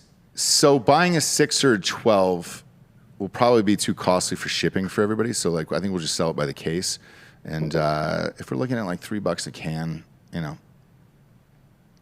$79, something like that. I hope. But we'll see what the final total is for that shit. And then after that, you know, ship out to, because we'll be able to go to bars and restaurants in Florida very, very quickly. And the beauty of that, like the more and more I learn about this shit, because it's not a field that I'm super into, because like, you know, Kill Cliff is, I think 79 for a 12 pack and it's CBD, because CBD is hard to get. And same with like an 8%, like it's hard to get 8% liquor because you got to order a 10% gallon and then chop it down. But yeah, man, if we sell to fucking restaurants, the biggest, like in bars, the biggest thing for them was they were like, dude, with an 8%, you can get like $6.57 a can, which is true, man. I mean, I order White Claw all the time when I go out, and that fucking shit's $6 a can. So, oh, easy $6. Yeah, they look at it like a premium. I think it was $7.50 at the Field of Dreams game. Yes, you're right. Correct. By the way, greatest sporting event I've ever been to. Yeah, it was a blast. Thanks for having me come up for that. Bro, thanks for everything, man. It was awesome. Dude, by the way, the guy that was sitting next to us, Bill, because I don't know if you've chatted with you afterwards, homeboy was an Angels fan. I think he left after like the 5th inning or 6th. He kept coming back and forth to his seat, and I was like, it was an extra, and it was for Jesse. And then when the flights got canceled, we didn't, you know, we sold it. That seat went for $4,300. And I think he left after like the 5th or 6th inning. Crazy. Yeah, no, we didn't chat after that because on my way out, I left the 7th inning like an idiot. But for the greatest game of all time. Yeah. But around the 5th inning, my phone had died, right? And my kids were sick and stuff. So I had that press pass. So I just took like a wild flyer and tried to get into the press box where I knew there'd be an outlet to charge my phone. I got in. No way. And I was coming out of the bathroom and I bumped into Joe Buck. Joe Buck naked? What was his sitch? Did he say anything to you? Was he I cool? didn't like literally like he was kind of talking to somebody backing in to like near the bathroom door and I was coming out. Oh, I bet and I bumped into him. And you know, I like bumped into him and I was like, oh, sorry, man. He turns around and it's Joe Buck voice like, oh, no worries, man. I was like, oh, fuck, it's Joe Buck. Joe Buck naked, dude. I bet Joe Buck bats in a lot of things, but that's just he does. Did somebody just take fucking Zach Ertz? God damn it, dude. I'm not happy about it. I'm on the clock here, so forgive me, motherfucker, dude. I'm not amped about that at all. I'm gonna go OJ Howard here. But they already booked the game for next year. Netflix is doing a series. Cubs, I told Reds. you when we were there, Yeah, man. Like yeah. I told you that they're going to bleed this thing dry. I know. The ratings were so massive. It was like the highest rated MLB game in like 50 years or something crazy like that. Yeah, it was nuts. Absolutely fucking nuts, dude. Round 16 here, heading into it. Obviously going kicker for me. And, you know, if you're taking a kicker outside of 16, did all you motherfuckers take a kicker early? I always do. Awful decision. I almost did, and somebody took him way too early. 14, 15th. Yeah. 14, 15 is what I do, and then I look for a rookie around at 16. When I saw how low T.Y. Hilton was, he was to the point where nobody was going to see him on their chart. So I just let him sit. And then I think I took a kicker in, I don't know, I think it was 13, 14, somewhere in there.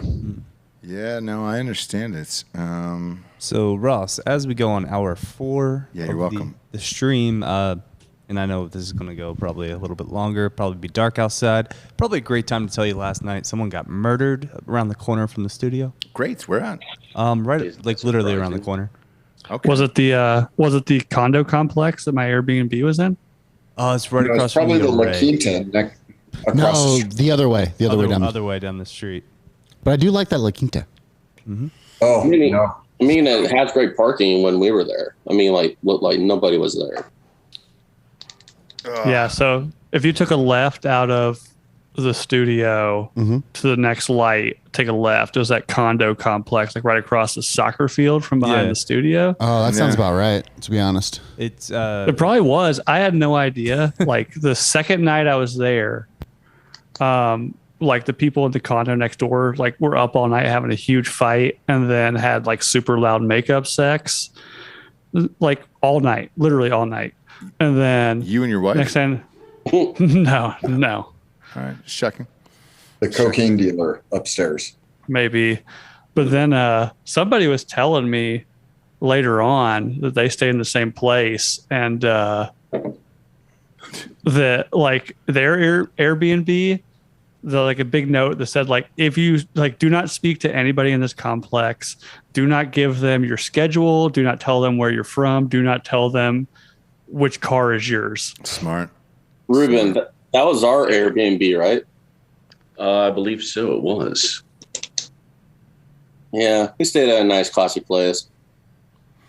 In Delco Dan's league is the dirtiest league there is. We're changing the rules if that's the case. Man, this was a terrible draft for me.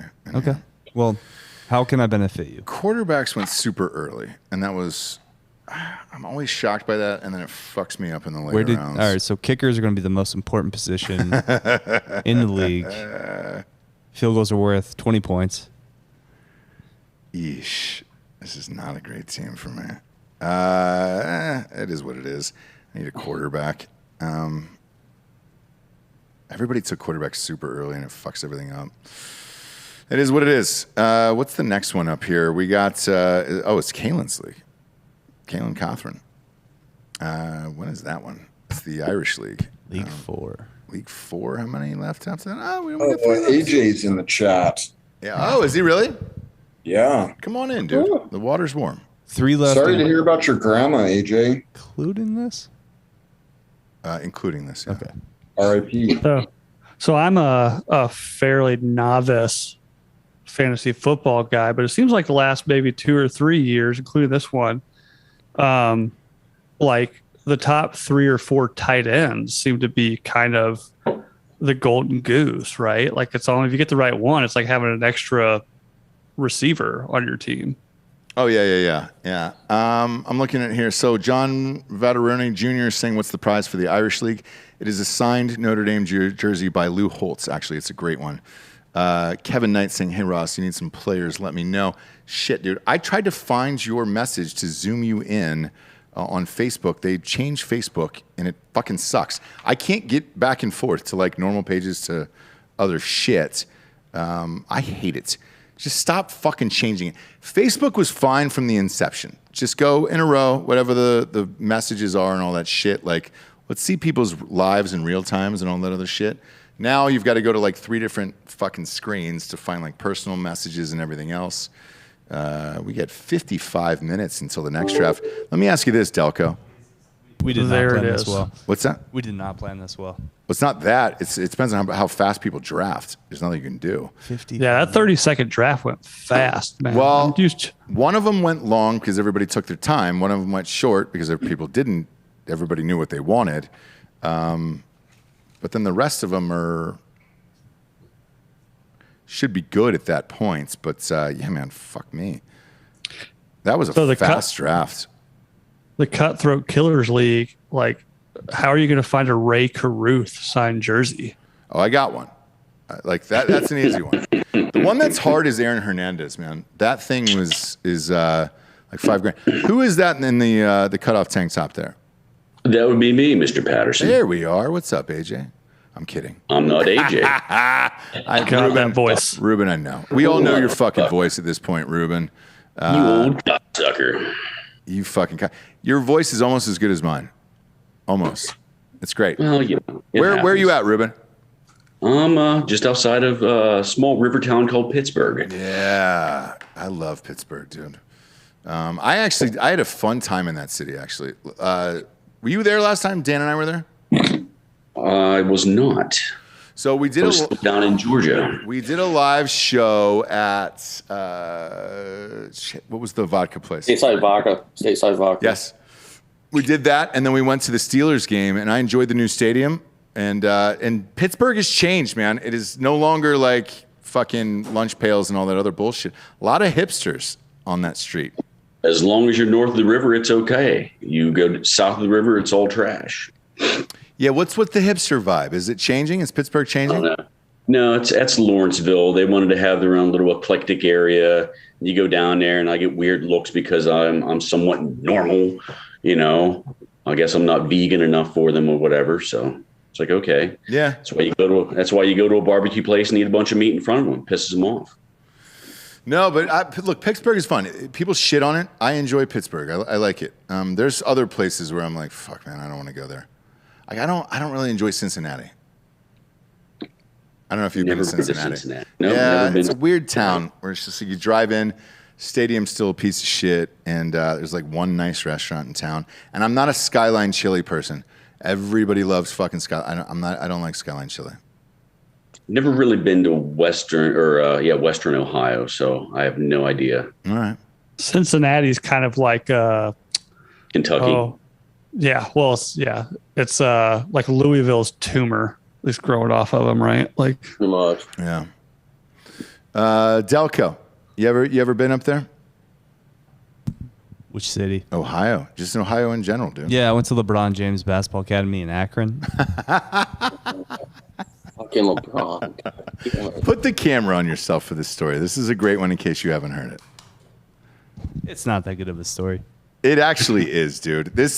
When you told me it, I think we had talked about it when you were maybe going to start to work here, and I was like, all right, this guy's in. He fucking hates LeBron. Mm-hmm. Yeah. What happened? Well, it was a little question and answer session for the entire camp. You know, he kind of goes around. He'd point to you, 500 campers. You get the microphone. You stand in front of the entire camp. You ask your question. Simple enough, right? Yeah. Points to me, hands me the mic, or the camp counselor hands me the mic. And, he goes, no, not you. Guy behind you, pass it on. It's like I stood in front of the entire camp. I was just recently turned 16-year-old. Yeah. Didn't even get to ask my question. It's like, hey, I'm already standing up. Like, why don't you just let me ask the question? Yeah. No, I just passed the mic off, and I sat down like a clown. Oof. And so it's been my life goal to tell LeBron at some point to sit down, whether I'm his hostess, whether... I don't know. I fucking hate LeBron, always have, so I support you in this life goal. I'd be happy to tell him to fuck off whenever. So the stories that I heard behind the league were every GM, management, all the workers hate him. He's got the LeBron entourage is what they call it. So he travels with 13 dudes. They demand hotel rooms, all that other shit. And like so much so in fact that they'll give nicer rooms in other cities to his buddies over than the actual players. So like 10 through 15, they're like, fuck you, LeBron's friends are more important. Well, I believe a year after my camp experience was the same year that one of the kids dunked on him. Oh, shit, and they deleted the video. footage. Yeah, it got deleted. Yeah, I mean, Ross, there's only so many suites in those hotel rooms, and you just got to prioritize sometimes. And, if you're 11th or 12th man, on the team, you gotta sacrifice. You know what's funny is all these cities we go to for all this shit, we usually shoot out a run room. You always get the good suite every single time. Yeah, but it's also covered in gear, and there's wires all over the floor, so it's just kind of me in a bed. Mm-hmm. So let me ask you this. Single days, right? Not girlfriend Giorgio. When you brought girls back in these cities, it is kind of impressive of like, hey, dude, I'm the producer and I shoot all this shit. Nope, and that's why never once did it. Really? Never once. You're kidding. Professional. Professional. All I'm right. there for work. I'm there to get stuff done. What if one of these girls robs me? There it is. That's fucking Bill's I soundboard. love it. I love it, Schofield. No, if anything, Giorgio's a professional. Going soundboard against soundboard here, kids.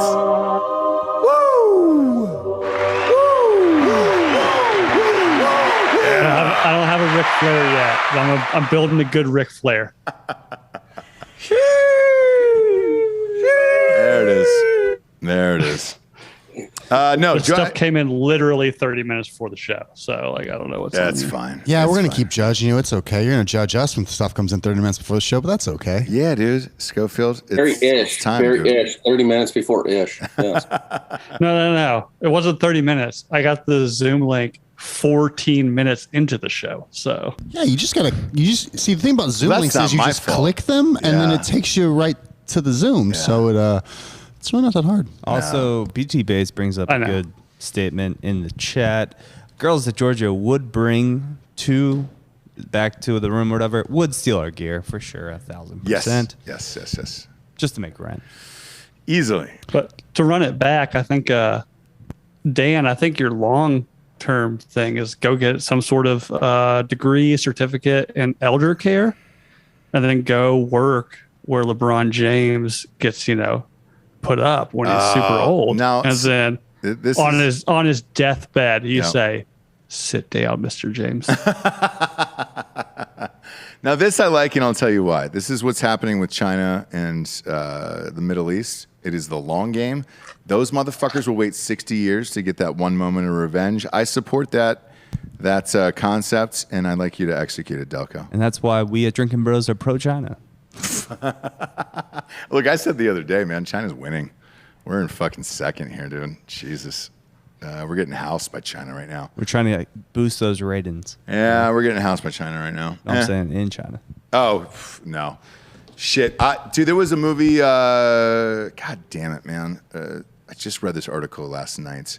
Super late. There's a Marvel movie that's based on like a Chinese superhero. All of it, dude. That I've never heard of. Me neither. And they were like, the character you've been waiting to see. It's all Asian. You're like, wait a minute. This is not the character I want to see. So they didn't show Space Jam 2 in China, right? That makes sense. Well, why? Because LeBron defends China. He defended it, but the NBA did not. They were Yeah, like, but it's not. Daryl Morey's you. the only person that spoke out against I China. get it, but like, dude, they said no. So they lost a good chunk of change. Yeah, there, they only 300-400 allow a million. few movies each year. It's not like every U.S. movie gets to go over to China. They get to specifically decide which ones get distributed there, and it can make or break your film whether you get into that Chinese market. But I will say, I will forever be grateful to China and Chinese cinema for giving us the blueprint for The Departed. The Departed? It was a Chinese film before American. I love The Departed, dude. Movie. That was one of those movies where when it comes on, I'll watch it. Same with Almost Famous, man. Almost Famous came on the other night, and I was like, I'm hooked. But yeah, I've never heard of this. I'm Marvel a golden character. god. I'm a golden god. The funny story I have from that was Zoe Deschanel. That was she did that movie, and then she was supposed to come and do The New Guy, right? And they were like, oh, she's going to be late. We're going to have to push production a couple days because of this movie. It's going to be huge, and there was a premiere for it. So we all went and saw it, all of the cast, at the Alamo Draft House. And it is one of my favorite movies of all time. We all sat there in awe, and we were like, oh, my God. And she did not want to do a fucking teen movie after that. She was so pissed off and did not want to do that film whatsoever. It definitely shows. But to this day, Almost Famous, I watched it, no lie, I think a week or a week and a half ago. It's the best, man. That's one of my favorite movies of all time. I love it. Isn't she married to a property brother now? Yeah, she's engaged to a property brother. Yeah, and then she hosts that dating show. I watched life Fast worked out Times well at for her. Ridgemont High last night. Oh, does this still hold up? I haven't seen that movie in a while. I love it. Is it good? It's fantastic. Yeah, I haven't seen it in a while. Cool Sean Penn. Yeah, Sean. So we saw the young Sean Penn, and I watched that Val Kilmer doc the other night, and you forget how fucking cool he was, because now you have this guy now where you're just like, what the fuck are you doing? What are you doing right now? Well, would you Weird. say Sean this way? Yeah. Well, would you say Sean Penn went a little bit too method actor, and now he's just stuck in it? No. So sort of. So he did an interview where he said, man, I look back at being a method actor growing up, and I regret the decisions I made because I terrorized a lot of people's lives and shit.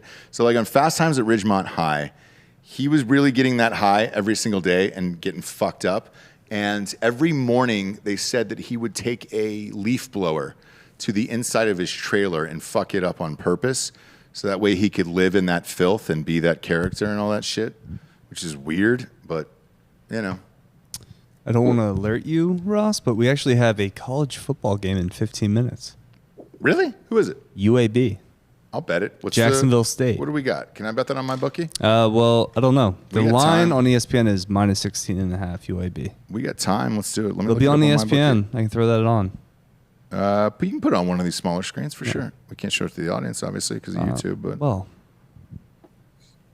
by the way, I think all of this is the future, and I think this is what's going to happen. Again, since I'm real fucked up, yes, I can bet this. All right, Delco. No, come back. I'm going to put you to the test right now. You do outside the top 25. I can bet on this, and I'll tell the story in a second. UAB -16.5 against Bill Jacksonville Clark State. and the boys. They didn't have a team a few years ago, but they brought them back. UAB? They've been killing it ever since. I mean, Jacksonville State's an FCS school. They should cover 17. Okay. But the over-under is 51.5. I would go with that under. Yeah, go with the under. Really? I think UAB would win like 35-3. UAB scores a lot of points. No, not really. They run the ball. It's like 35-3. It's gonna be the final score, maybe. All right, I'll tell you what. 35-10. I'm gonna say I'll put a hundo on each here. I'll put a hundo on 16.5. MyBookie.com promo code Drinking Bros doubles your deposits. I'll put a hundo on UAB and then a hundo on the under at 51.5, just so we have something to watch the rest of the night here. Okay, and then because Clark just likes to milk that clock. All right. So I'm down. Hang on. Let me get this in. Oh, they're trying to get me to parlay this bitch. Fuck you. I'm not doing that. Fuck it. We'll do it. That's an extra hundo. There we go. Boom. Oh, they changed the under to 52. What do you think? So why not? Yeah. Right? Yeah, that's fine. All right, dude. I'm gonna look. You host that show. I'm gonna take your fucking opinion on it because I don't follow this dog shit. UAB shrunk down to -16. So yeah. Just under. Just the under. Take the under. I'm going to take UAB as well. Fuck you, dude. You already told me. Let's do it. I'm going to place all this shit. And if you think I'm lying, I'm going to post this in. I'm going to post all of this in. I'll post in Drinking Bros Sports right now. This is your fucking dirty ass bet. So if I lose $200, it's on you. I think that money line for Jacksonville State looks pretty nice. 550. Oof. That's a lot, dude. That's a lot. All right, I'm going to post this in Drinking Bros Sports right now. There we go. Boom. By the way, what's Delco. everybody drinking right now? Yeah, go around the horn real quick. Go around the horn. What are you drinking there, Schofield? I got Killcliff and vodka. I'm a little empty, but I got Tito's and a little orange LaCroix. Craggers, what do you got? Killcliff and some Bud Light seltzer. That's all I got right now. No, I get it. Seltzer's coming out soon. Very, very soon. Maryland wasn't being cunts, were they? Because their alcohol laws are very special. Very special. So I'm going to say Delco Dan made me drunk. Beck this. Here we go. Blame Dan. What language was that? I know. I can't even pronounce it. We're heading there. Ruben, it's been, what, 4.5 hours? Plus the other two shows I did today. Yeah, it's been 1 week since you fucked me. All right, Delco Dan made me drunk. Bet this. Is this the most content output of the studio in one day? No. Today? No, not even close. The election show was longer. We did. I'll tell you, dude. There was some Vegas episodes that we stacked. I think we did 8 interviews in one day, and that was fucking nuts, dude. No, I'm talking about just solely on a Wednesday. Oh, the on a content Wednesday? output. Yeah, fuck yeah. But not on a Wednesday, but in a one single day, the amount of content output. I don't know, because we got tomorrow. We got Ross Passion Revolution in the morning. We got fake news, and then we're doing a live watch for Delco's team, and then Ohio State. And we have a lot of money on that tomorrow night. And we did a lot of things yesterday and a lot of things Monday. Yes, we did. But we are off Friday, Saturday, Sunday, and Monday. So Well, we got some things. there's still Friday night Jack sesh, right? And, I told him he was off. And failure to stop. Well, failure to stop's in the morning, but I told Jack he was off. And Tailgate Legends. They're doing a show Saturday. They're doing a show Saturday. Right, but I got to come in and upload fuck. that. Do you really? Yeah. I'm sorry, dude. God damn it. We paid you guys The extra. pool's I love still you. on I'm sorry. I point? apologize. Did you have huge plans this weekend? If you did, fuck, we'll grab somebody else. No. I'm available. Ross, is the Saturday. Is the pool still on point? Is what? Is the pool still on point? No issues? Yeah. Look, once you fucking helped out, and then the other drinking bros, like, dude, the guy from South Carolina, like, it was done in 4 days. It was the stupidest shit of all time. It was fucking easy, and like that's what's frustrating, is I wish all of you guys in this whole community lived like here. That's what we were talking about. Somebody asked about crowdsourcing the bar and just have it run by drinking bros. Yes, the only way anything ever really gets done in a fast manner is if it's you guys. Otherwise, when it's left to these other fucking idiots out in the world, they're pieces of shit, dude, and I hate it. But with drinking bros and truthfully anybody in the fucking military, dude, shit is done, and it is done better than everybody else. Ross, I was wondering, are you ever going to take that mini pool home to the kids? That's here. We were thinking about filling it up in the studio, to be honest with you. Was that you that sent it? There was no address on it. We didn't know. That is correct. That's awesome. Is it inflatable? It is. He bought an inflatable pool. It was really. Oh, yeah. We This is what laughed we used for to do at 1,000 years. My grandparents' pool. We had one of those inflatable pools, but they had like an actual in-ground pool. We didn't inflate the pool and turn it into a boat in the in-ground pool. There was also a note that went with it. Obviously, you didn't see it. What did it say? It said, since Clear Reflections couldn't get the pool done on time, let the kids know Uncle Ruben came through in the clutch. Yeah, you really did. You really did. And Ruben, you look like an Uncle Ruben. You do. This is the first time I've seen the face to the voice. Yes. I have a face for radio. That's all right. I've got a voice for silent movies, man. Are you? Are you married in real life, Ruben? No, I'm not good enough. Stop. Ruben, we'll get you hooked up for the wedding. There might be like 3 or 4 single ladies at the wedding, but we'll get you. Are you going to the wedding, Ruben? Yes, I am. What? That's awesome.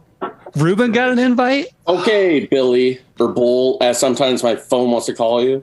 I'll take Bull. I don't know why my China phone does Schofield's rad. We fucking raged in Iowa. He's one of us, dude.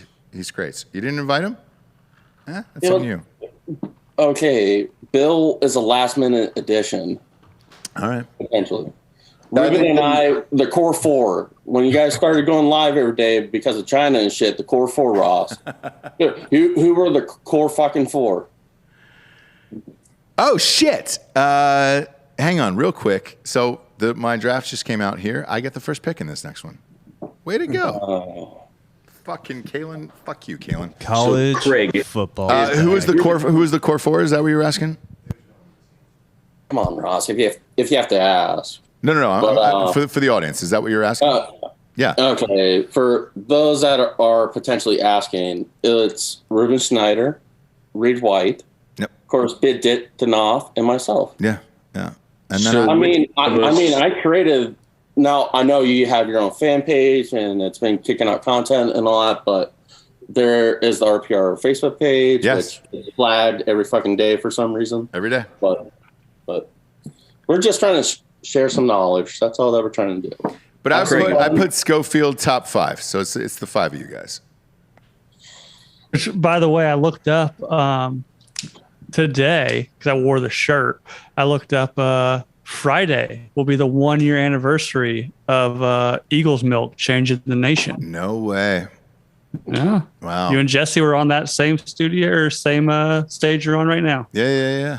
Fucking A, dude. Ruben, I've never asked you this in real life. How do you get into the chat so fast? Nobody ever beats you. He fucking cheats. Trade secrets, Mr. Patterson. I shall never, give that up. Dude. Ross, what's it to you? I'll I'll spread the secrets right now.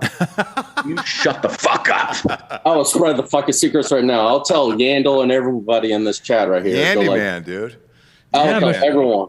By the way, Yandel, I am coming to Nashville in 2 weeks. Yeah, 3 for weeks? End of September. the Kid Rock gig.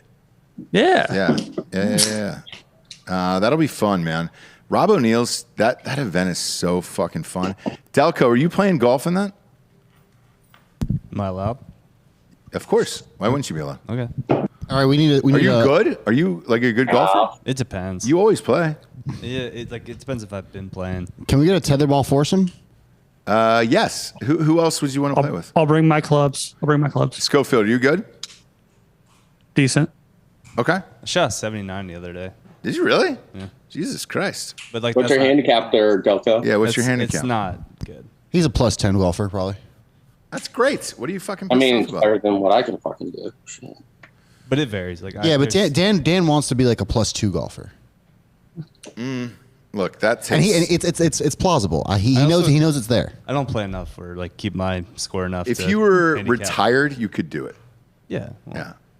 But I hit My the ball- handicap is a huge penis, but I still play golf pretty well. Yeah. I hit the ball like an asshole. What do you mean? Like I baseball grip. Oh, so do I. But I'm terrible at golf. I can't control it is the problem. If I could, I'd probably beat everyone, but I can't can do mash, it. though. Yeah, I can. I just don't know where it's going.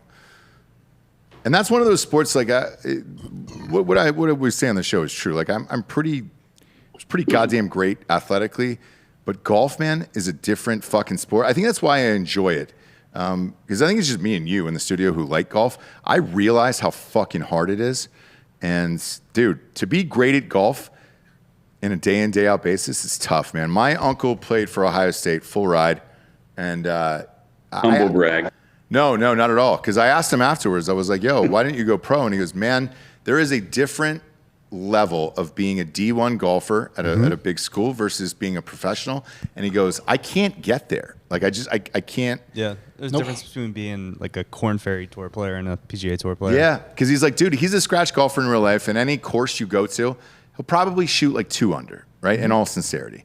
But going to that next level, you just get housed by those guys, and it's not even fucking close, he said. No, their consistency is just way different. They're playing a different game.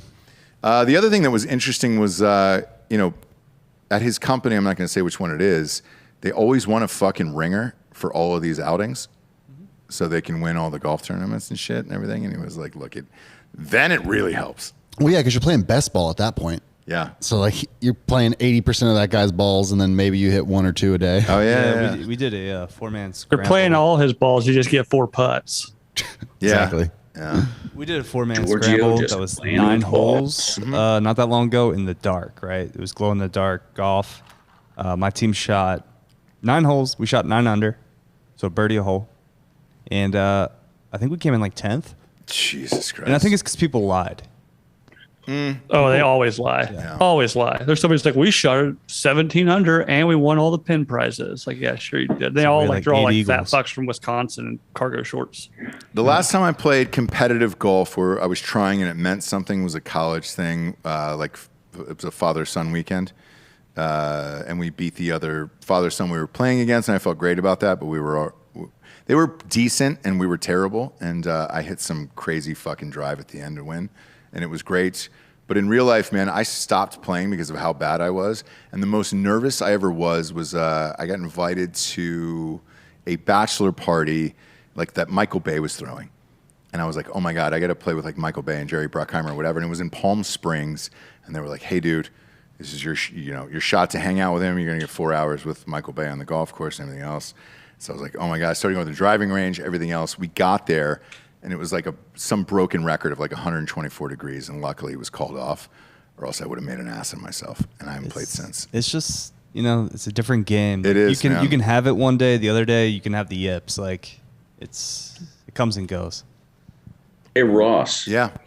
How's Jerry's voice doing? Is he feeling better from whenever he was in Iowa?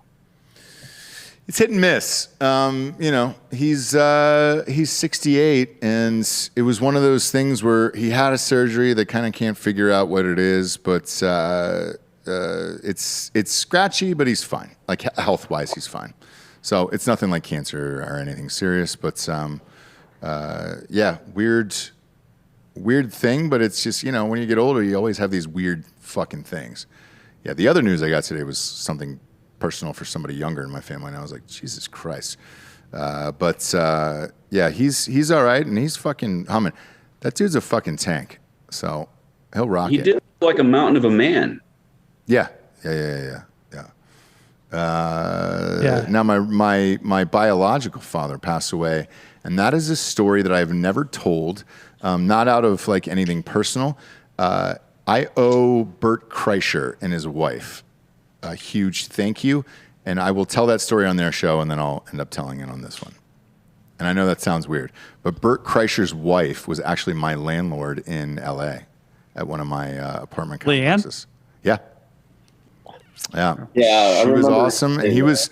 I met Bert on his first day in LA, and we got in I think either his first day or second day, we went out to a bar. Do you know the story, Giorgio?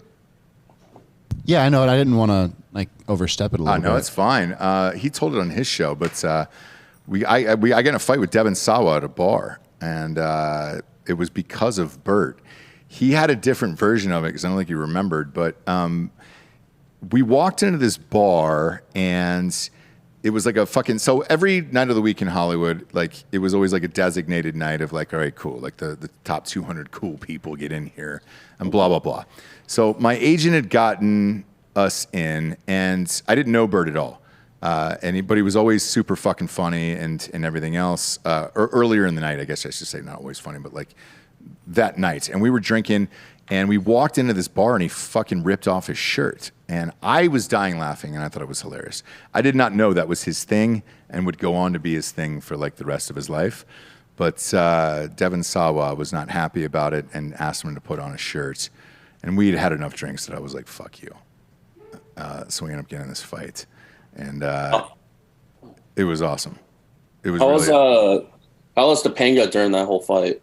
Because I remember you saying that on correct. Yeah, so he was dating Topanga, and like I was flicking beads at him or something. Like he kept staring daggers at us after saying that shit, and like finally he said to Bert, "Put a fucking shirt on your fat friend," or whatever it was, and I was like, "Fuck you and Topanga." And he was dating Topanga from Boy Meets World, and that's what caused the like that was it. That was the last straw. We all got thrown out. We were like a super nice Hollywood event, and it was just ruined. It was awesome. So for AJ Gamble, Devin Sawa is a fucking son. Not he was that fucking kid in Little Giants or whatever that one. Dude, he was in Final Destination. He was the lead in Final Destination.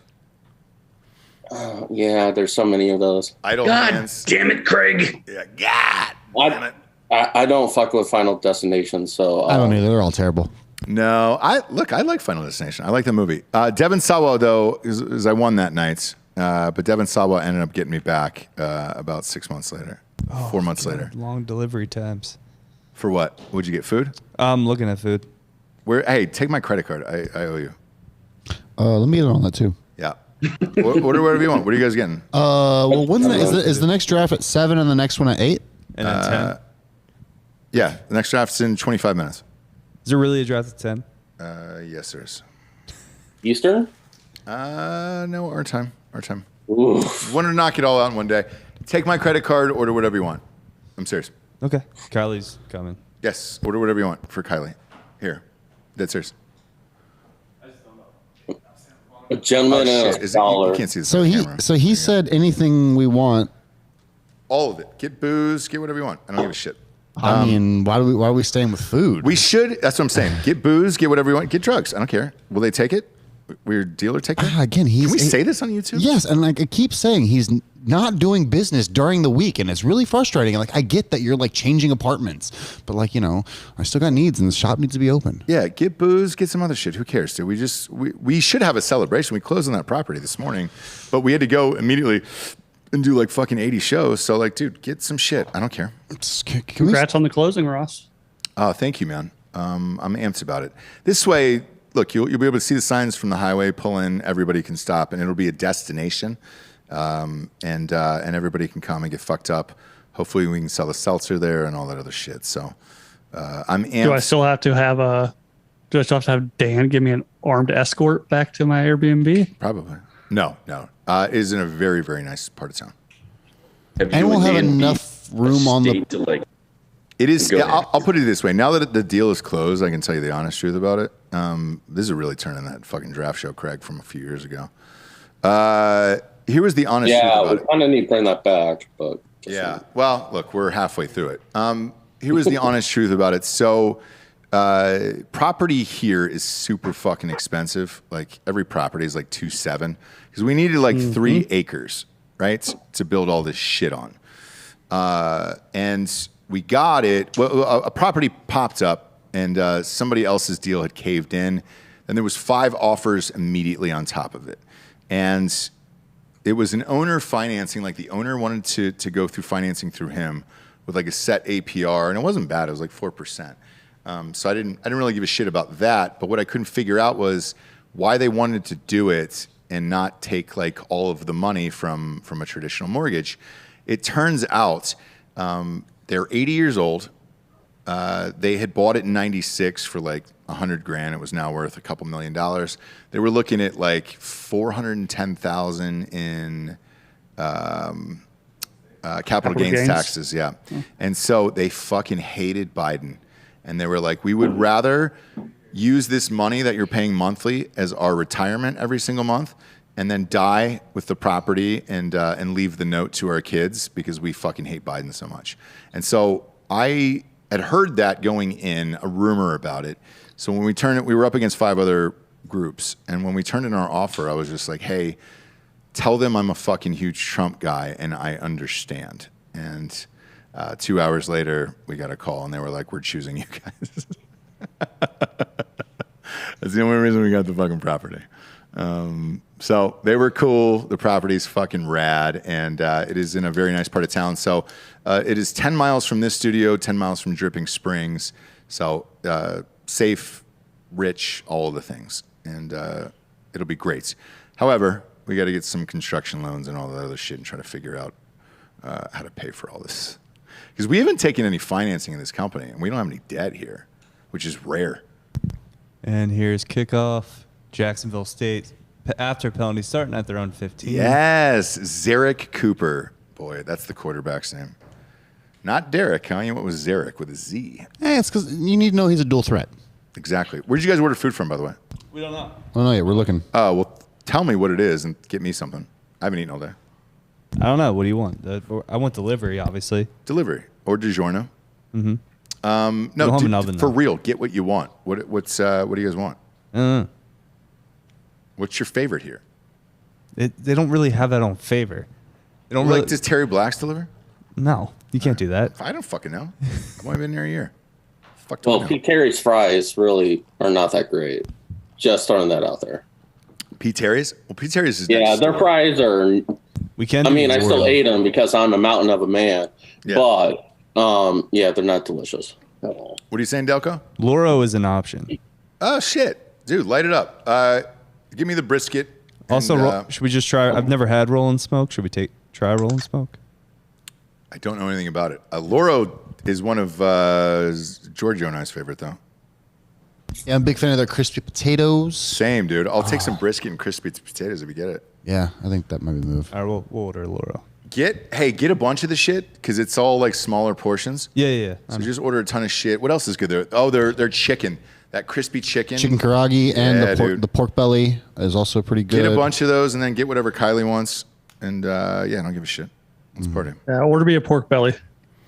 Oh, for sure. And we'll send that out to the cornfields. I'm actually going to be in Iowa October 1st, guys. So, for real before? For a wedding. Where at? I don't know. I'm flying in Chicago, so somewhere near Chicago in Iowa. That's all I know. Gotcha. Reed White is asking what's the prize for Tailgate Legends League. This one's for Boston Joe, so it's actually a signed Julian Edelman jersey, which is sweet. All the prizes are really fucking good, dude.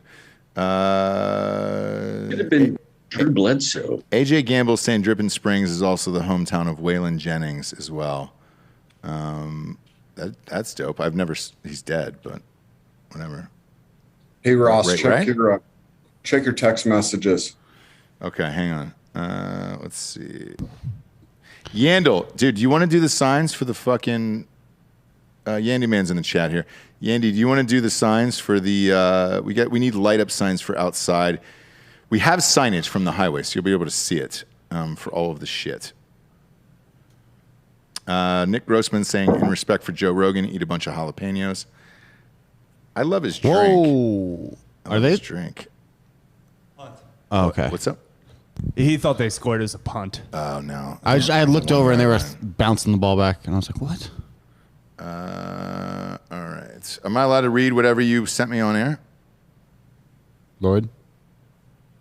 Sure, but I can't elaborate. I'll have to do that in private. Great. So there was a dick pic and or butthole pic attached to the text. Do you Or saw both. that Or random both. dick pic that I sent you, huh, Ruben? Do you like that? Why was it Richard Nixon, though? That's the point, Ruben. That's the funny thing about it. So a little bit more about Giorgio's life. You can ever send. Yeah, what do you got, Georgia? Put the camera on yourself. We brought up Richard Nixon. As a small child, my cousins would lock me in a closet and then torture me wearing Richard Nixon masks. Man, that's fucking creepy, dude. Really? You didn't like the movie Point Break at all, did you? Ruben. There it is. I'd eye right there. I am not a crook. That's a great Nixon, actually. And remember, always vote. That's a terrible Nixon. Although, why in the fuck did he have a goddamn Jimmy Carter mask? God. Because he was one of the ex-presidents. I know, Craig, but It would have Jesus been better if it was goddamn toothy motherfucker. Would have been better if it was Abe Lincoln, you know. It's not like they're custom made masks. They're surfers. They went to the store and bought what the fuck they had. But the prop department could have done a better job, Bill. I'm just saying. Well, full disclosure, it was 80s, early 90s, so they had what they had, Ruben. It's not what they have today with all these Marvel and DC movies. Do you want him to put a white wig on and dress like Benjamin Franklin? I'm a Could have Rex. been like. I mean, honestly, I could probably pull that off, Lloyd. I just need to work on the voice a little bit. I am going bald, so I just need to get the little extensions a little bit. So The way Hollywood's going, it's going to be all the first ladies robbing banks first right now. Exactly. By the way, dude, you guys, I see the APAC shirts on out there. We appreciate you guys going to drinkingbros.com and the store and buying the shirts. Super comfortable, dude. That company is 85 Supply. They actually do Daily Wire, all of Ben Shapiro's stuff. They're homies of ours, and they also do Breaking Benjamin stuff as well. Jason Rao and Jack White. They do all Jack White stuff. Third Man Records. yeah, speaking of Jason, I was kind of speaking with him, hoping he had a chance to come to the wedding. Who? Jason Rao, or at least make a little pit stop. No, they're going on tour. They're going on tour. Yeah, but they kind of got a gap in between there. And I was Anthony like, hey. didn't wear an APAC shirt to Tucker Carlson. What's that? So I'm guessing that D'Anthony didn't wear an APAC shirt to Tucker Carlson this afternoon. I think he wore a Drinking Bros shirt. He switched. No, not at all. Dude, we got to promote this show, dude. It's Tucker Carlson. He gets huge ratings. That's a good one. That's a good one for us. To promote the merch alone, it's worth going on there. Yeah. Somebody's making fun of me for having antlers in my house. That was one of the most Texas things I ever did. I bought one of those fucking chandeliers with antlers on it. So I like those. Hey, do you and Kylie want to come over on Monday? Do you ever like hanging out like outside of work? You can be honest with me. I don't give a shit. Monday? Yeah, you're like, no, dude. I value my time. I know you do. It's weird, man. Like, but because I picture you only working out. That's it. You go to his stories, Ross. You go to his stories after them. It's like eating with dinners with Kylie, or it's in the gym. Or he also takes Kylie to the gym. Is that true? We do other stuff too. What else do you guys do? You don't have to come over. You don't feel They obligated. golf. I don't give a shit. Mm-hmm. Oh, does she golf? No. I do that by myself. I also value my time alone. I know you do. Look, Ross, I can get a $40 Allegiant flight down on Monday. I'll come down for barbecue. Oh, for you're welcome to it Monday. I mean, if flights are that cheap, you might as well. I'm also liking this group. No, actually, Zoom hang. I would, but they don't fly back out until Sunday. They only do it like all once a fucking week or something crazy. We're also recording Monday for softcore history. Oh, all right. Yeah, that's fine. Look, hey, Delco, we don't have to invite you to anything, all right? No, you I just can. don't want to feel bad of not inviting you Ross, and then be like, hey, dude. Don't you notice how he can't do one show and then go to the house that you go to every day after doing multiple shows? Yeah. Yeah, I understand. No, I get it. I get it. I mean, he's probably also invited to Zaleski's wedding. So, Yeah, look, there's some people I hated working with too, Delco. Like, you can just say, dude, I fucking, you're an asshole, Ross. I get it. Hey, there's a few people I did invite to my wedding on purpose. Who? This guy. Is Ruben not going? Are you going, Ruben? Yes. I mean, it's the social event of the year, and that's where we're all going to meet up. Okay. Yeah, it's going to be the great tetherball meetup. Also, we need an official day to celebrate FTE Day every year since that has already happened. Everyone here in the Zoom hang is super pumped and didn't know what happened. FTE. It happened. It happened, guys. It's over. Like, there is no more. Like, it's a memory. So, okay, Gigi, I love you very much, but we just met and got acquainted. So my apologies, your invite to not meet it to California. So, fuck, I lost my train of thought because Gigi distracted me. Gigi distracted me. Craggers got fucked up. I love it. Where did you guys end up? she'll do that. What up, Gigi? Did you get Laura? We got Laura. Great. Did you get enough shit? We got enough brisket. We got that chicken. We got some pork belly. Just double the orders, right? Yeah. Yeah. All right, good. So Big fan of Laura. back to what I remember, Amy thought it was a whole joke with the FTE situation, and I told her this weekend that Georgia brought it up and you were kind of making it fact. I was like, see, told you. It's real, hon. I told you. Yeah. It was real. 100% real. 100% We just real. got to get Lisa Ann on the show now for Giorgio. You know, so I chatted with Lisa Ann. Here's the thing. So I chatted with I her. know he's man. got a girl now, but I chatted with her. She's fucking awesome in real life, by the way. And I would back up the truck. If we had financing, she would be one of the first hires. And for real, dude, she knows her fantasy football shit. She's great with guests. And she actually does podcasts like every day. It would be a great addition to the network. I'd be stoked to have her for real. She's mega professional. She's just the queen. Massively, like mega professional, always posts, always does all the right things. And that's what you want, is just somebody who's cool to work with all the time. It is rare, but we need enough financing to start buying people out. Because, like, dude, there's a lot of people I'd love to have on the network, but just to buy them out so they have a great salary and, like, all right, great. The more passionate you are about doing things and you don't have to worry about, I don't know, financial shit, the better the shows are and everything else. So that's kind of where we're at. This is real shit that I never talk about in my life. I can't believe I get the opportunity that I've been waiting for my entire life, and then I have to turn it down because I'm in a committed relationship. Ross, what if She would understand, Weird that Georgia. it happened so fast, right? Yeah. Ross, what if next You need to year go we have- polyamorous, Giorgio. She is polyamorous, but she was ethically non-monogamous. But then I guess we are in a committed single relationship currently. Ross, what if next year we have a additional league that is the Lisa Ann League? She's involved. I already thought about it, buddy. So I chatted with her about it. She was like, dude, I'm in. So currently she's with someone else on another network doing stuff.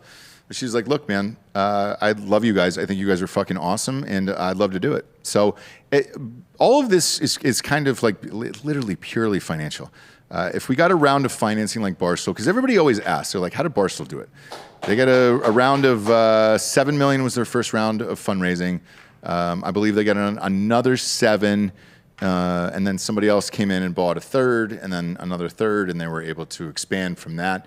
But all the things you guys talk about in the chat, we agree with, man, and you can see it on screen, and I think you can hear it in these interviews.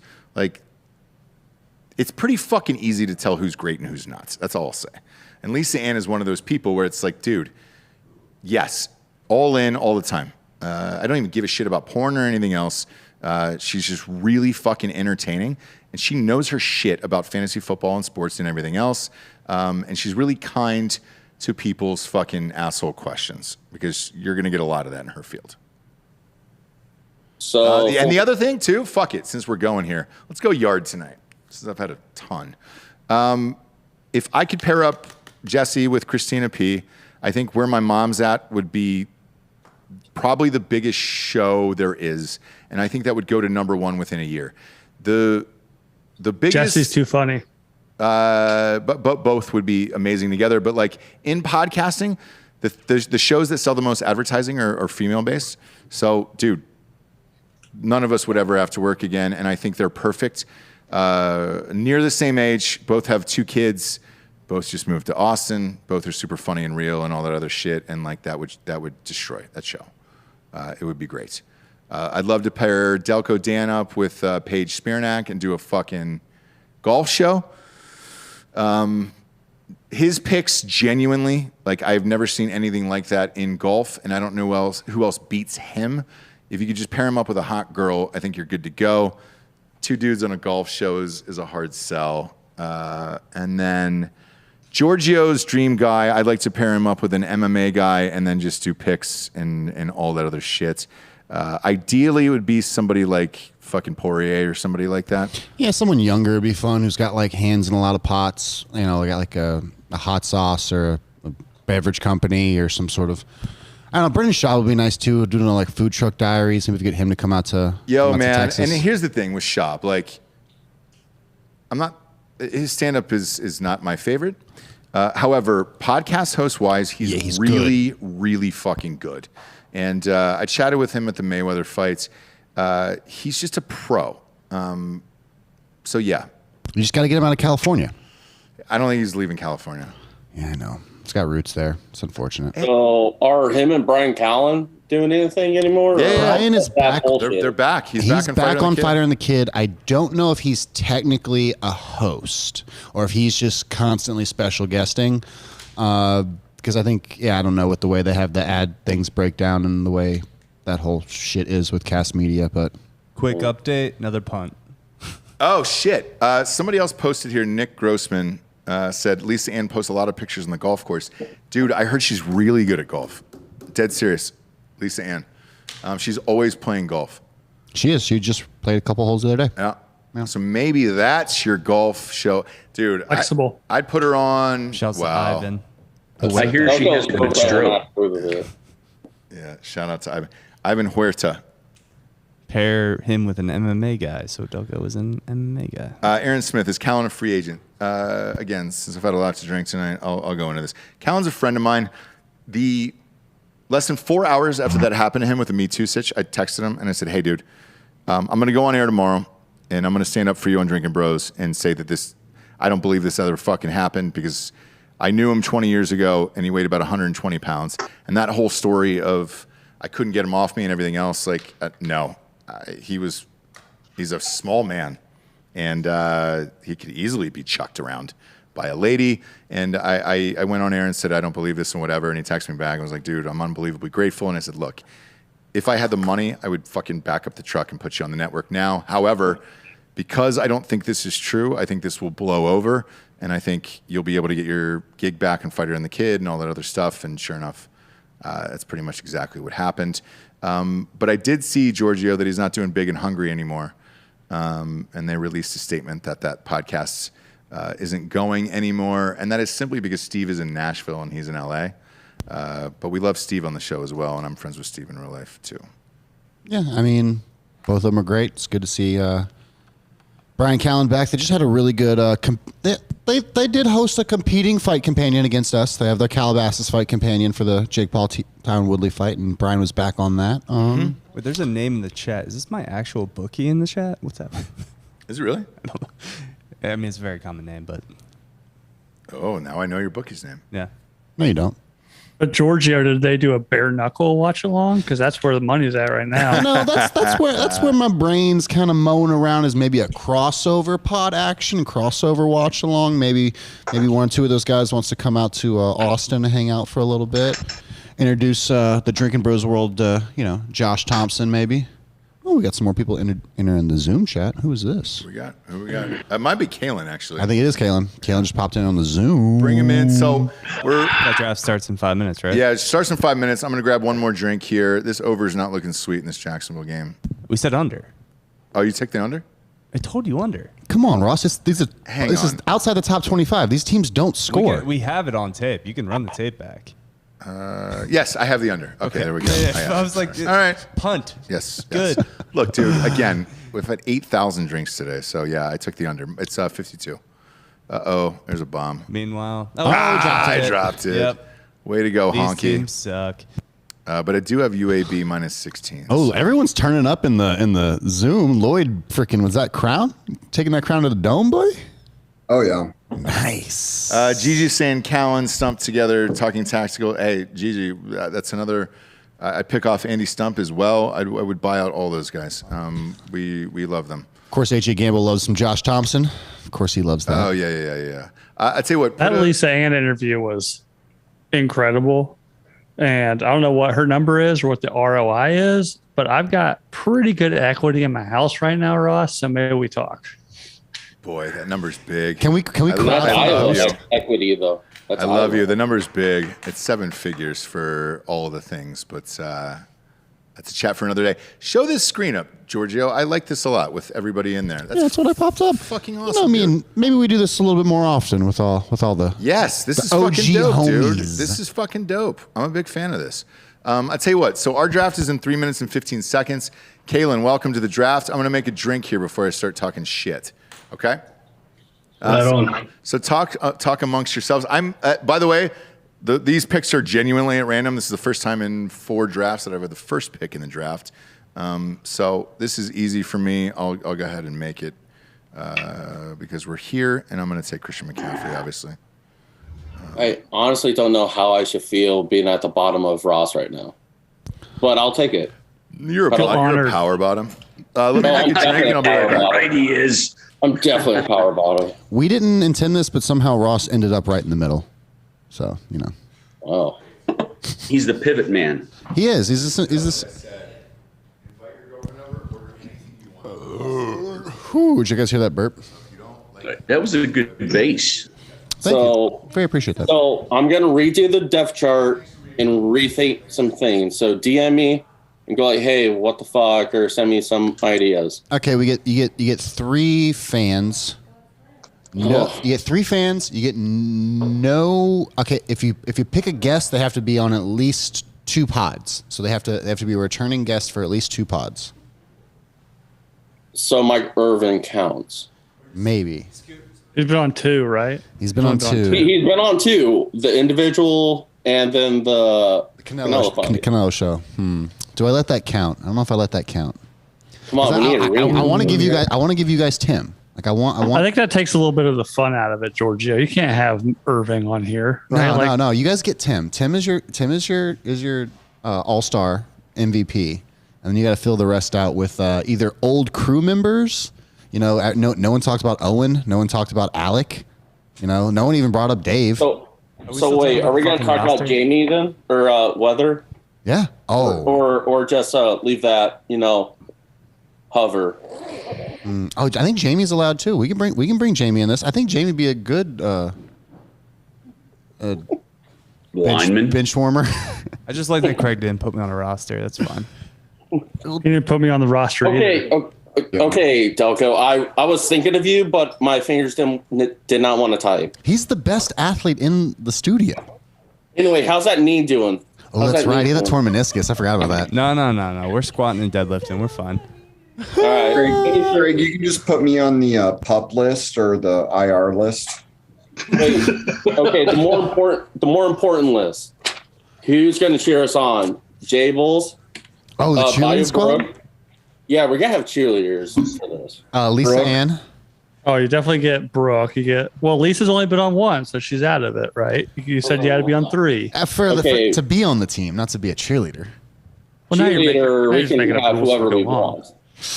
Oh, who else? Has anybody said Bert Coots yet?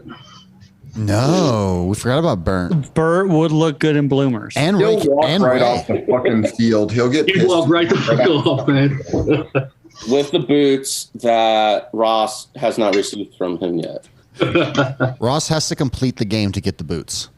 The shorts that Ray wears are less coverage than what cheerleaders wear already. So yeah, that's what I'm saying. We need Ray in there. Like, what position does Ray play? Is he nose tackle? Cheerleader.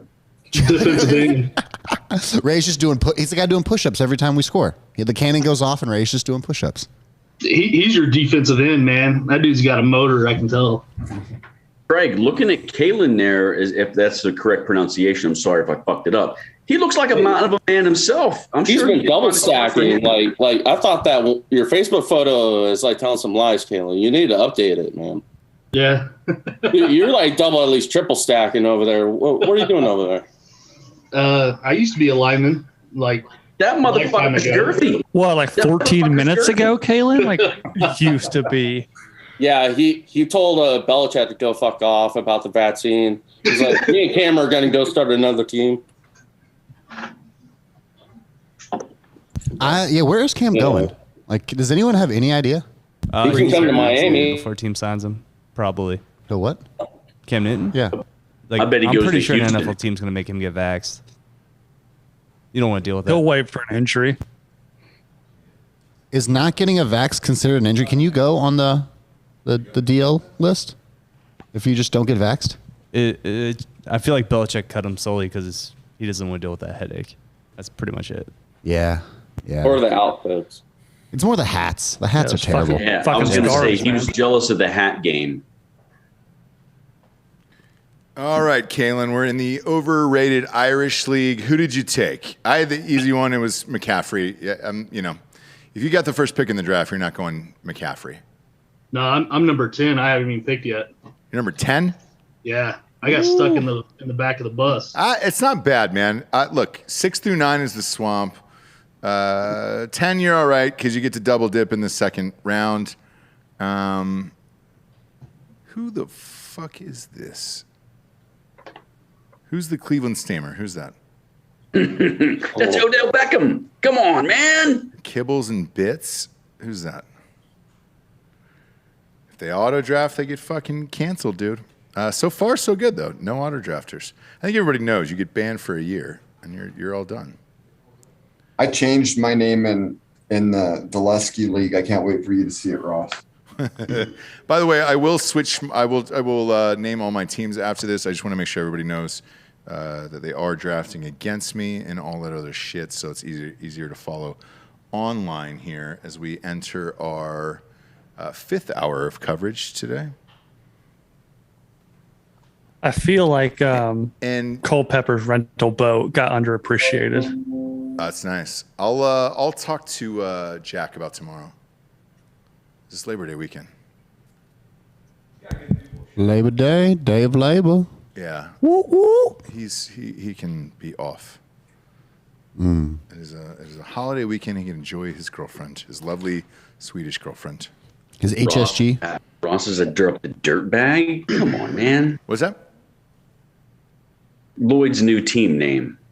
That's a weird camera angle. Can you just go to the single over here? Nah, because that's not. None of these cameras actually go to the zoom. Oh, all right. I'll tell you what. I'll just no. That's fine. If I'm here, I'll just angle it this way. We're good. That's fine. Yeah, don't worry about it. Did Holloway dip out already for the night? He did. He had a long day, so he did Tucker Carlson earlier, and that will air on Monday actually. Yeah, Dan's over here being fancy now. Doesn't want to come get in the belly with the boys. Kalen, who'd you grab there? The first pick I got Austin Eckler, and the second one I took Najee Harris. Great. Good pick, Harris. That's not bad. Look, he could be amazing, dude. That's what I'm thinking. I think Pittsburgh's due for a bounce back year. Yes, and all they do is fucking run the ball there. Who got fucking Antonio Gibson? God damn it, man. I should never have said anything. You should have never said a word, man. Who is the Cleveland Steamer here at pick 21? Who's this guy? Do you have access to his name? If he's an auto drafter, he's out of there. He's out of there. Announce yourself, Cleveland. He can't because he's not here. But instead, he is out of the league. So we'll get to add somebody. Somebody will get his fucking team here. Me. Not you, Giorgio. You know nothing. You know nothing about it. Well, the people that usually don't know anything about football and you're like, oh, this is a lovely colored team, or their mascot's great, usually wins first year out. Yeah. Oh yeah, my wife's won our family league the last 2 years by picking like just I know that guy. Cool. Oh, that's hilarious. Works out. My wife picks them by how cute they are. Man, I'm gonna be on the clock here with back-to-back picks.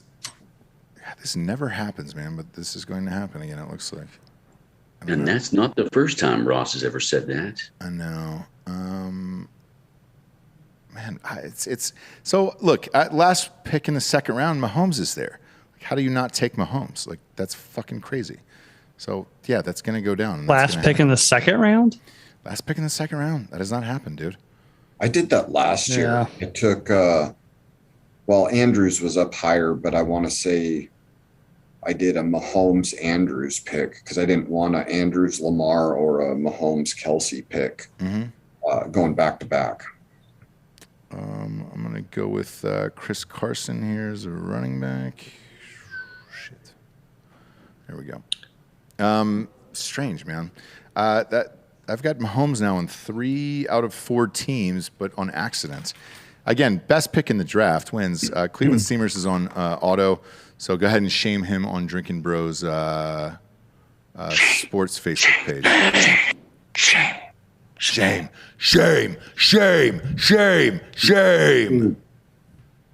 So if you had to pick a quarterback player combo on the same team to pick, who do you think can put up the most points? So I would have gone because I thought about this. If I have the 12th pick, shit, I shouldn't be giving this away because I do have it later in one of these drafts.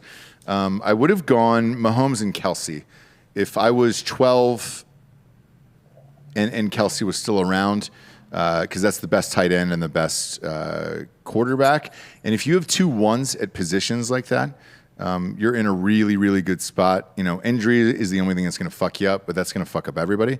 And that's the same with having the first pick in the draft. So last year, you know, because I won, I think, or the year before, 4 out of 6 leagues, I ended up with the first pick, but I had McCaffrey last year, and it fucked me in all these leagues. And I think I only won 1 league last year. And there's nothing you can do at that point when you're that high, because the turnaround after that is you have the last pick in the second round. So you're kind of fucked, which is why I love anywhere from that 10 to 12 pick. Those are typically my favorites in fantasy football. But, you know, it doesn't work out like that often. Josh Allen is off the board. I love Josh Allen, dude. You know, Cleveland fans fucking rung me up, dude, on draft night during that draft, that magical draft night when I said, you guys are fucking idiots for taking Baker Mayfield. You should have taken Josh Allen. Now you look back at it, and congratulations. Kalen, who'd you get? This is your team here. This is your league. Who'd you get in the second pick? Well, I've already picked twice. Yep. I just picked Allen Robinson from Chicago for my third. He's great. Look, and Justin Fields is going to be throwing on the ball this year. That's a great pick. Who else did you get? Who's your third pick? That was my third pick. Okay, who's your second pick? Najee Harris. Okay.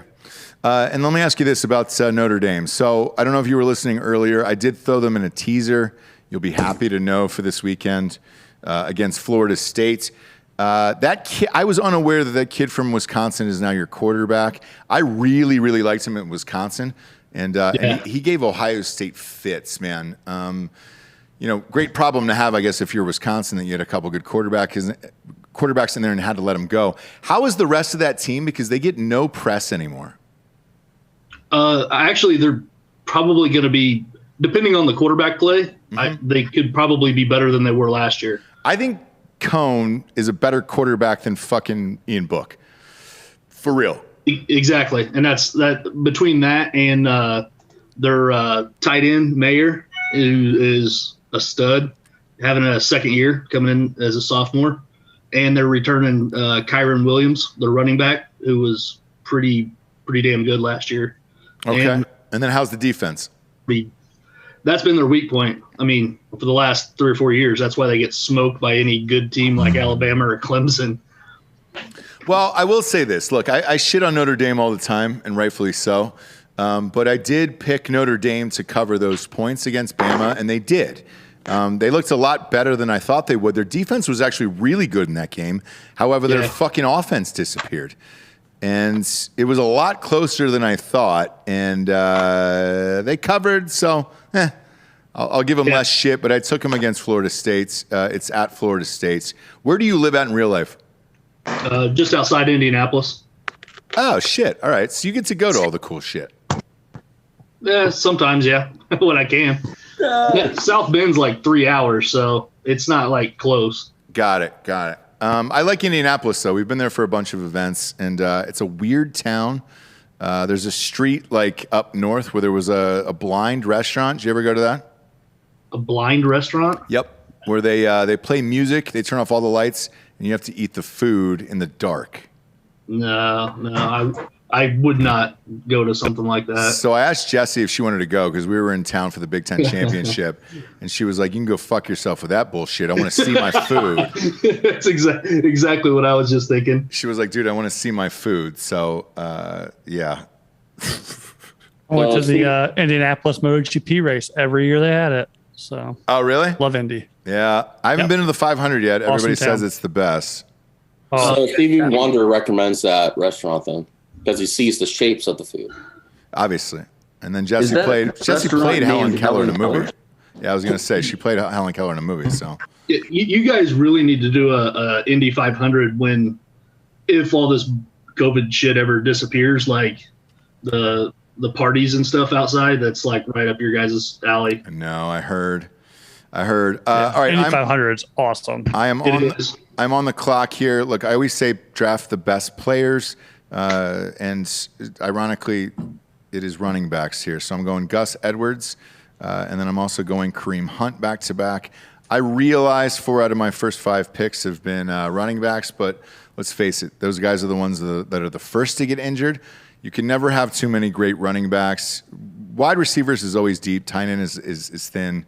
And then if you can get a good defense, you can get a good defense. But there's like 7 or 8 good defenses this year. So I'll draft a little later on that one.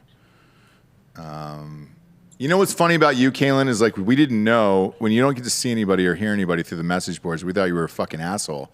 And it turns out you're a really funny guy who was in on the Notre Dame gig.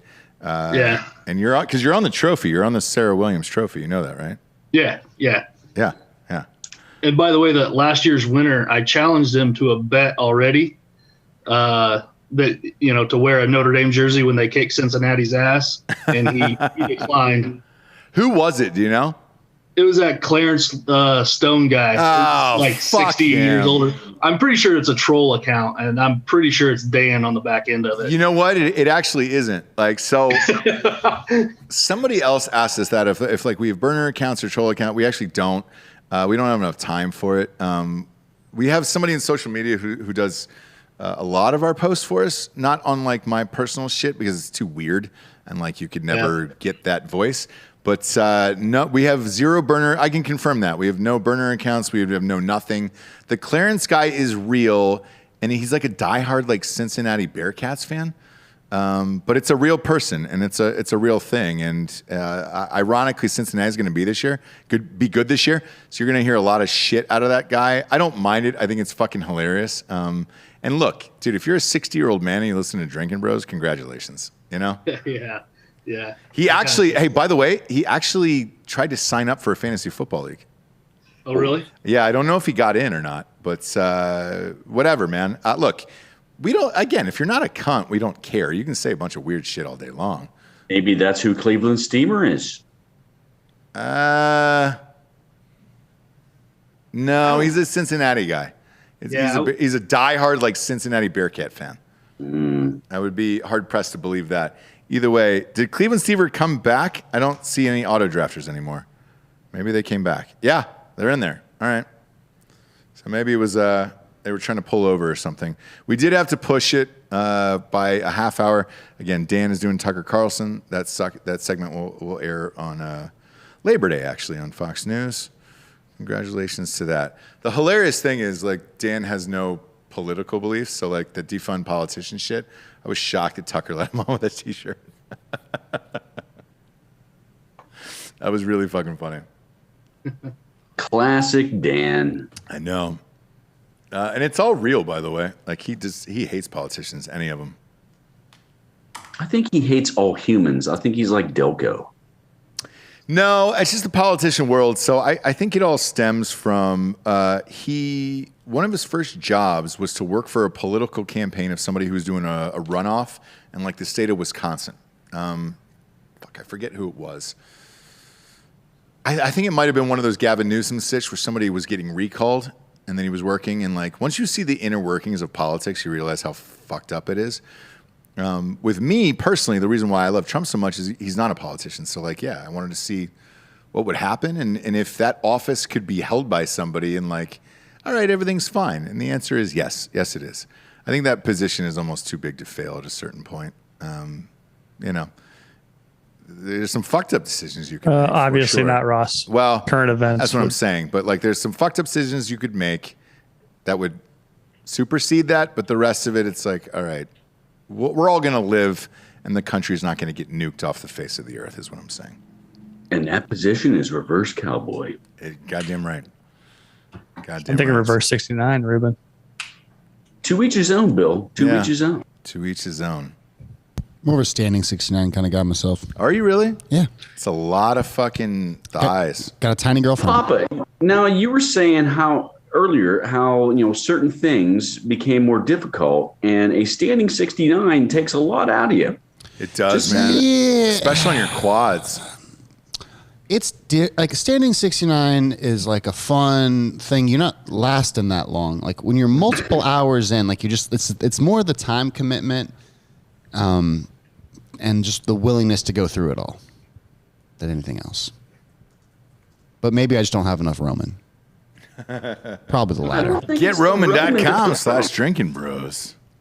50% off. It's the legs, not the Roman. It might be the legs. I'm not squatting enough. And Dan I haven't been listening to Dan, and it's probably right. Dan does a lot of squats. He does squats, does trap bar deadlift, does sumo deadlift, does front squat. I don't do sumo.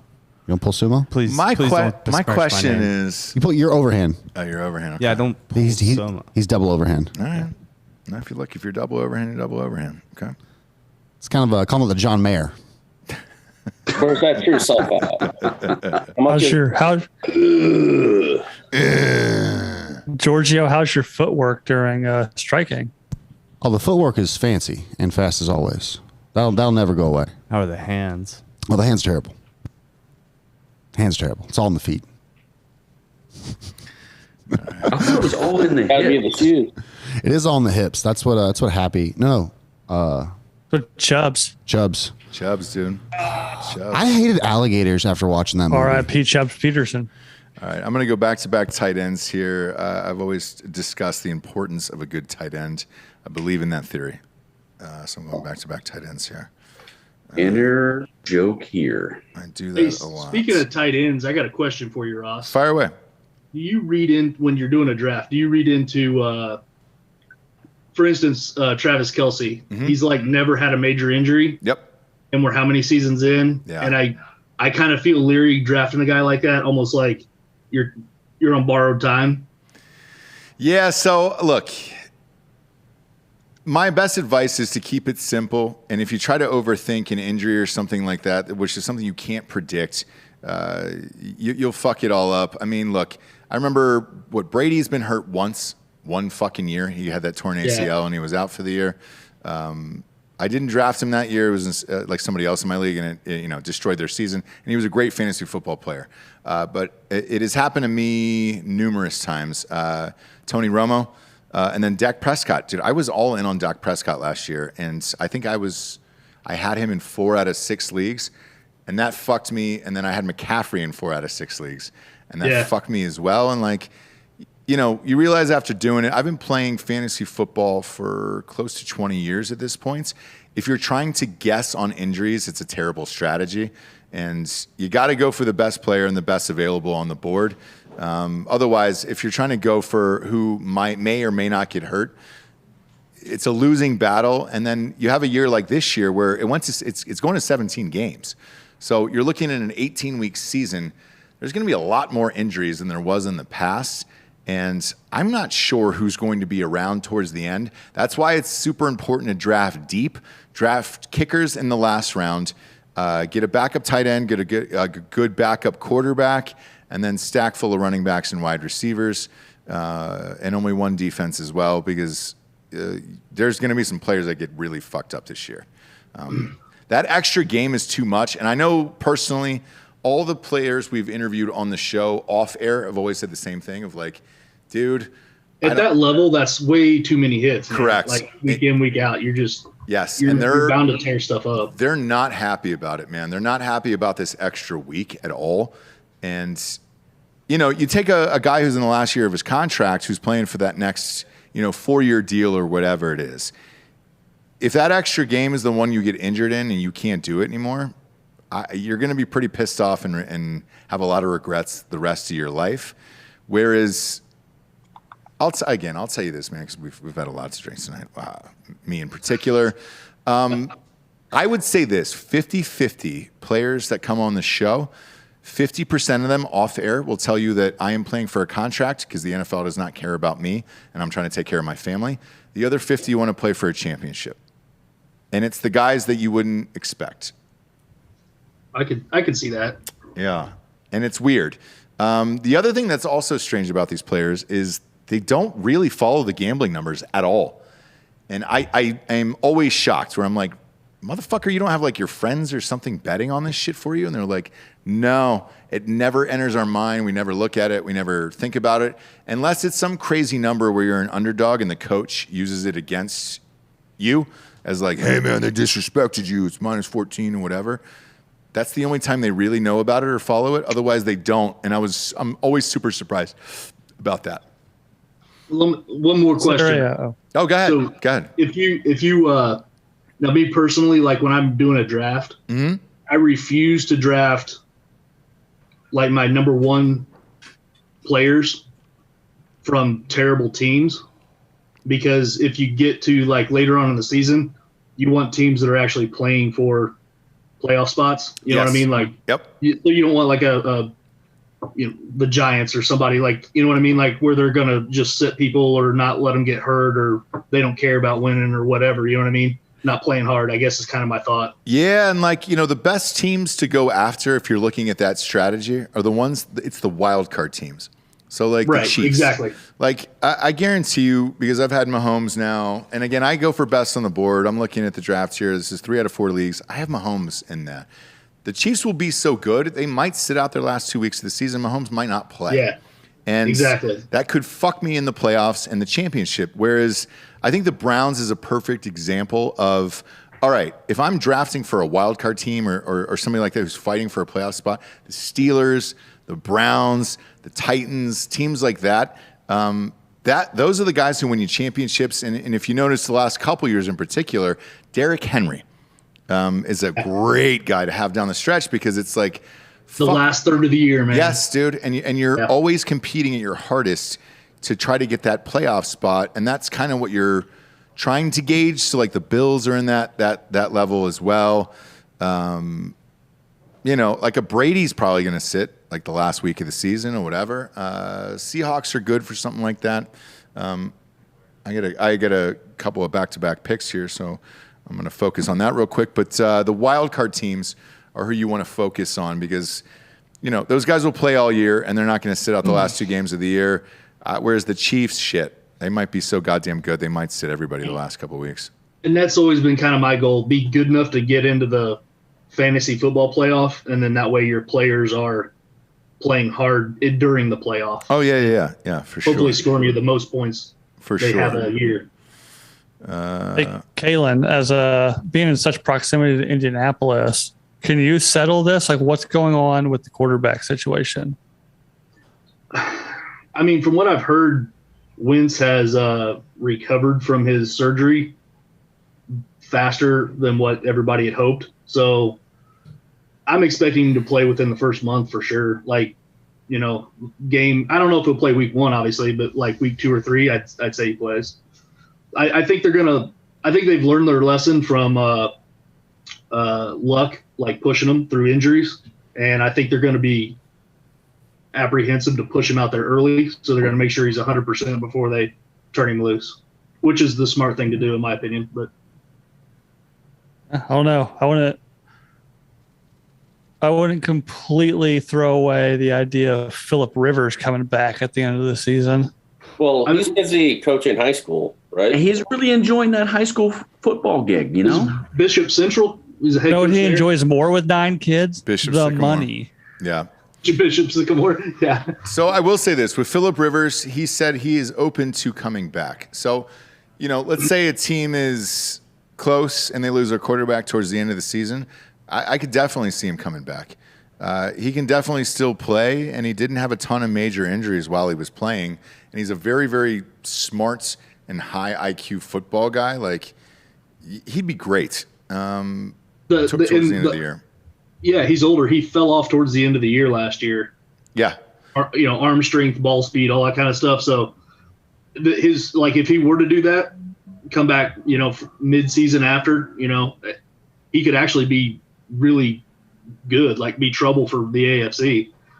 But, who knows? I mean, I think it would take a lot for him to get off the couch. You know what I mean? Like, you're going to have to make it worth his while. Like, they're going to have to be in competition for the AFC Championship. Yeah, more than money. Exactly. He's not coming off the couch unless he has a chance at a Super Bowl. Yeah, I wouldn't. Same. I agree. And if you remember last year's show, because we always do this, the prediction shows, I said the Colts would go to the playoffs simply because of Rivers' desire. And like, dude, that guy has heart and will, and he willed them. They had a fuck ton of injuries to the Colts. Now, I know they lost. Yeah, they had a good team, a lot of injuries. Yeah, and they lost in the first round and whatever. But that guy, man, is just a fucking winner. I watched him single-handedly, because I was in the stadium that day, almost beat Ohio State by himself.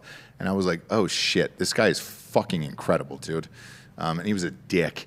But that's what you have to be, like, for real. Like, you got to be an asshole in those situations. And he was a great player and very, very entertaining. And he's fucking hilarious. Have you listened to his Mic'd Up? He's very, very funny. Yeah, he doesn't curse either. No. Yeah, he's the most polite dick on the planet. Yeah, exactly. Dad funny. So. And evidently he incredibly fucks with like 20 kids. The guy couldn't pull out of a driveway, man. Like, you kidding me? I'm going to steal that line and give you 0 credit for it. I stole it from some meme from way back in the day, so don't worry about it, man. I have not heard it. Oh, shit. They got the quarterback for Clemson in this commercial. He's already making money, huh? By the way, update 0-0. 0-0. So we got the under, and I feel good about that because I got a hundo on that. We got minus 16 for Jacksonville State. No, for UAB. Or UAB, that's right. Which I didn't advise, but yeah, you went ahead and took it. We were fucking mid-show, dude. All the jazz. If I break even, we break even. That's your picks, not mine. Again, the minus Ross, 16 what draft are you on now? UAB. So we're in the 10th round here of the overrated Irish League. In all sincerity, Kalen, where do you have the Irish finishing up this year? I'm trying to remember that they have Cincinnati and USC are probably their 2 toughest games. Mm-hmm. So, and they play Cincinnati early. So if they make it through that, you never know with the Trap 12 what USC is going to be. You know what I mean? So, yeah, USC is too hard to predict. I love Cincinnati this year. I actually love Ritter, their quarterback, and man, for whatever reason, the last year, and I said this on the college preview show the other day, I've been able to pick the spreads on Cincinnati, and there's always one team I'm locked in on. That is one of those teams, and I think, because Homeboy used to coach Ohio State. He wants to go to a big Power 5 school, so I think this is probably his last year at Cincinnati. So I'd watch out for that game. If that spread is anywhere near 7, I'm taking Cincinnati in that one. USC, I don't really believe in USC, and I think Notre Dame is fine against them. Anybody else on the schedule besides them this year? Do they play at Clemson or anybody? North Carolina. I don't have them beating North Carolina. They'll beat North Carolina. That Howell kid, dude, I'm telling you. He's good, but I think he's really all they got. I mean, they don't have much of a running game. Also, a lot of people are going to overlook this game, but Toledo's going to be tougher than you think. No, they're not. No, Toledo is good. Look, Toledo's always pretty decent. They always have been, but they're not going to be Notre Dame. No. But it's going to be one of those games that like Notre Dame sneaks by. Now, North Carolina, I bet you that spread's going to probably come out at 3.5 or 4. I'll take North Carolina in that game. And I might take. Where is it at? Is it at Cincinnati or at Notre Dame for that Cincinnati? Notre Dame. It's in South Bend. Also, Notre Dame has Cincinnati's defensive coordinator from last year. Yeah. I might lean on Notre Dame. Oh, Wisconsin also plays Notre Dame. Do they really? Yeah, I forgot. Yeah. Notre Dame's schedule is low-key hard. Ooh. Yeah. Notre Dame's schedule is always hard. If they run the table, they're going to the playoffs. I mean, you can't keep them out. Notre Dame, because they're an independent, their schedule is always hard. So, like, dude, the knock on that, like, I'll never knock Notre Dame for not playing enough people. Alabama usually plays a goddamn cake schedule. So, I'll never knock Notre Dame for that. But their performance in the playoffs. But it's also like, dude, with that coach, I don't know who else is left that would be better than the coach they have either. So. Yeah, because if you get rid of him, you're going to be in a situation like Michigan. I agree. They get rid of Carr, and then it's just coach to coach to coach, and you're stuck with a hard ball. Yep. I mean, what are you going to go back to a Charlie Weiss? Exactly. I am on the clock. Brady Quinn will take over just like Harbaugh did for Michigan. Oh yeah. So I'm on the clock here. I'm going to take Washington's D. So I like Chase Young. They also have to go to Virginia Tech, which isn't like super easy either. Yeah, is it? Virginia Tech. I said they can be scrappy. Yeah, they can be scrappy when they want to play. They play Enter Sandman, not Sandstorm. I made that mistake yesterday. I like that. Yeah, it's fine, Delco. We know you're not a heavy metal guy. It's fine. I'm gonna go Sandstorm on repeat is my workout playlist, by the way. Is it really? Fuck no. Oh, I'm absolutely dominating this league here. I mean, this is one of the craziest teams I've ever had in my life. By Skrillex. It's the only song you work out to. Hey, so Bangarang, you know that girl was on Ross Patterson Revolution who Syra, I loved that episode. In real life, she was so fucking cool. We broed out with her and ended up hanging out with her for like 2 or 3 days in New York. Her and Jesse became like beef fries. And by the way, she just wrote another #1 song. Came out like 7 or 8 months ago. I saw her receiving an award for it. She's a huge writer. After that episode, I went and kind of like started listening to her stuff, and one of her songs, like she's like talking mad shit about all the Grammys she has. So I started looking into that, and she's got mad Grammys. She does. Yeah. I mean, she's crazy. Is the Grammys really even a real institution of music? I mean, let's go full disclosure right there. All right. I'm just saying in 1988, Metallica got fucked over by Jethro Tull. They did. So I'm just throwing that fucking out there. I'll answer it for you, Craig. I'll answer it honestly for you. It is one of those things where these accolades and everything else, like you want it because it means a lot to everybody else. So like for me, it was the New York Times bestseller list. Like you want it, even though it is corrupt, it is bullshit. And like, dude, my numbers were fucking #1 in the entire world. USA Today gave me #1. Wall Street Journal gave me #1. The Publishers Weekly gave me #1. And the actual numbers indicated we were #1. We came in at #5 on the New York Times bestseller list. However, when you're able to say that you were a New York Times bestseller, that holds a lot of weight with everyone. And that is, for whatever reason, the most important thing that people are like, oh, man, that's amazing and that's impressive. It is the same way with the Grammys. Yes, it is corrupt. It is all fucked up. But if you were able to say you were a Grammy-winning whatever it is, you got that fucking little statue, that changes everybody's opinion of you and everything else that's going on around you. And as much as it is bullshit, you still take pride in it. It's still important, and it sucks. It shouldn't be that way, but it is. So let's just say this: the 6 of us, including Delco and Giorgio, we all go in the studio, make a banger of a song, and win a Grammy. Are we all Grammy artists? Yes. So as long as you get a writing credit on it, because it's about the publishing rights, right? So if you all get writing credits, you all get a Grammy for it. So if you all were to come in and write together, you get it.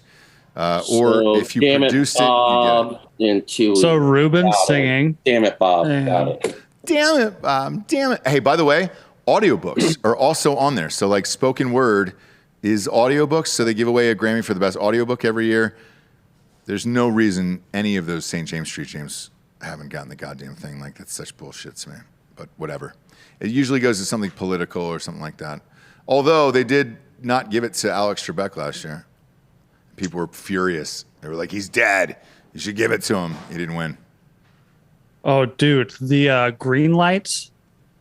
I read it first, and then I went and listened to the Audible. Dude, I read it in his voice, right? Like so subconsciously, you're reading it in his voice, and then you listen to him read it. Yeah. It's insane. Yeah, it's amazing. Insane. It's amazing. All right. Would you say it's insane in the membrane? No, we wouldn't. That's a terrible. No. I've actually smoked weed with Be Real one time when I was 15. That was awful. I smoked weed with Be Real. Yes. It's the highest I've ever been in my entire life. Huh? Sorry, when I was of whatever age is acceptable to do that. 15's fine. I am up. I'm going to take Paris Campbell. And so, Kalen, will you be another Paris Campbell heartbroken pick? if I made you a left guard in our made-up DB depth chart here? Better at tackle. So, so you and Chad are going to fight it out on the left side there to protect too. Okay, got it. Oklahoma drill. That's how we settle it. Kalen will smoke all of us in an Oklahoma drill, by the way. Look at that dude. I'm kind of rethinking some of the emails I've sent to him in the past now. Look at the size of this man. Jesus Christ. You got me on the reserve list, right? I got you as head cheerleader, Lloyd. I got you as head cheerleader. Bitch. Water boy. Bill, was it a festive holiday thing where you had like a scarf and that was all you had on and you sent it to him? I don't know how familiar you are with the Plast, #Plast on Reddit, but that's what I sent to him. I am not. Throw Holly D and Jessica on the cheerleader list too while you're at it. Oh, yeah. Shout out Holly D and Jessica and Charlie, by the way. And Gigi. Cheerleaders for sure. Oh, Gigi's coaching, by the way. She's not cheerleading. She's a boss. She's coaching cheerleaders. Then. Yeah, head cheerleader coach for Gigi. Okay. We get a question here from William Hetherington. Discussion topic: how will any other school ever get to be a top 3 college football team? That's a great question. Man, it is all about coaching, and I can say this from everybody we've talked to and met with and everything else. It really, literally is all about coaching and your recruits. And right now, it is Saban, it is Dabo, and it is Ryan Day. And Lincoln Riley gets a lot of recruits in Oklahoma. I don't know how you crack into that because they're going into these kids' houses saying shit that we are not privy to, but somehow they get the best fucking recruits every year. So, like, I don't know how a guy like Kirby Smart goes into somebody's house and you're impressed by how fucking dorky he is with that haircut and all that other shit. Like, it's just not cool. Whereas Saban walks in and it's Belichick. It's the greatest of all time, and you can either go there or not go there, and you can either be with the greatest or not be with the greatest. I think Dabo and Ryan Day have to have a different approach where they're younger, more energetic. They're still gangsters, and they're like, hey, dude, come here. We want to knock off the best. You don't want to play for the best and everything else. Lincoln Riley is kind of like everybody's bro, but I don't necessarily think that you want to get a good defense out of that. They're going to be fucked going into the SEC. I think the only way to knock them out is Saban would if Saban retired, that would do it, because I genuinely think Dabo would then switch over to Bama, become the most hated man because he really doesn't mind that. And then whatever Ryan Day decides to do at Ohio State, he's super young, staying there. But I don't know who the next come-up guys are, because you take a job like Texas where it's Steve Sarkisian. He's been around forever, and he fucking sucks. He sucked at USC. He sucked at the Falcons. I realized he was the offensive coordinator for Bama, but him and Saban got in fights. Well, he was an alcoholic as well. Yeah. So I don't really know. And if you're a smaller school, as much as this pains me to say, I think, UCF with Gus Malzahn, that's a great hire where it is a massive coach who has taken down the top program numerous times, and you can get recruits to go there because it is a big school. There is hot girls there. You can party. I think it's got to be somebody like that, whereas the rest of these guys are trying to move up in some of these top programs, but they can't fucking win. So I don't know how much it changes over the next 5 years unless one of those top 3 guys retires. And then UAB is on the board right now, 7-0. So what up, girl? What were you going to say, Ruben? Go ahead. What if one of these coaches that's either in the top tier, team-wise, or just in that second tier, signs an exclusive deal with somebody that with one of these NAI or NAL, I'm sorry. NIL teams, yeah. Yeah, NAI, whatever the fuck it is. And by the way, when I say team, they give them a full team. So it's an agent, a manager, a whole thing, and like you get 3 or 4 guys. Even the kid that's working with that, Quinn Ewers from Ohio State, like he's got a whole fucking team working with him. So what if one of these coaches signs an exclusive deal with one of these companies, and they say, hey, you come here, you're going to get a good chance to win a national championship. Oh, and you're going to get X amount of dollars, as opposed to if you go over here, because they have that exclusivity. Hang on, I'm on my second to last pick here, so I apologize. It's okay, I understand. T.Y. Hilton's still available? He is. TJ, Who's Your Mama is available. Who's Your Mama? I'm going to go with Sterling Ooh, Shepard. Fitzmagic. Yeah, I got Fitzmagic, and then I'll get a kicker in the 16th. I'm sorry, repeat that, Ruben? Go ahead. Let me see. Where was I going with that? Oh, so what if one of these coaches signs with one of those name, image, likeness organizations, companies, whatever the fuck it is, and they say, hey, if you come here, you have a chance to win a national championship, and you're also going to get the most amount of money as opposed to going to wherever. Yeah. I think that might be the future. I do too. And, well, we'll use Ohio State simply because I know the program well enough. They just gave there's a car dealership that just gave their top 8 players brand new cars. But the back end of it is super interesting because it's a lease. So they're leased for a year. And here's why that is interesting to me. If you were just giving cars to kids, fine. But the fact that it's a lease means, hey, if you stay another year, you're going to get to keep that car another year. So would you like to stay another year? And if I'm a kid in college like Quinn Ewers, right? And let's say you're fucking everything that moves. You just made $1.4 million. Why wouldn't you just keep staying in college, have fun, and then, go into the draft after that? That way, if you get hurt or you get a shitty pick or whatever, you at least have a fuck ton of money in the bank, and it really doesn't matter. I look at Sean Wade for Ohio State, who was supposed to be a top 15 pick at corner. I was at the national championship. He got fucking smoked, play after play after play by Devonta Smith. Didn't even go to the 5th or 6th round.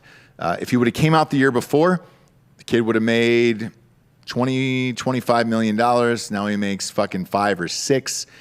Whereas he could have stayed at college and then got this NIL money. I agree with you.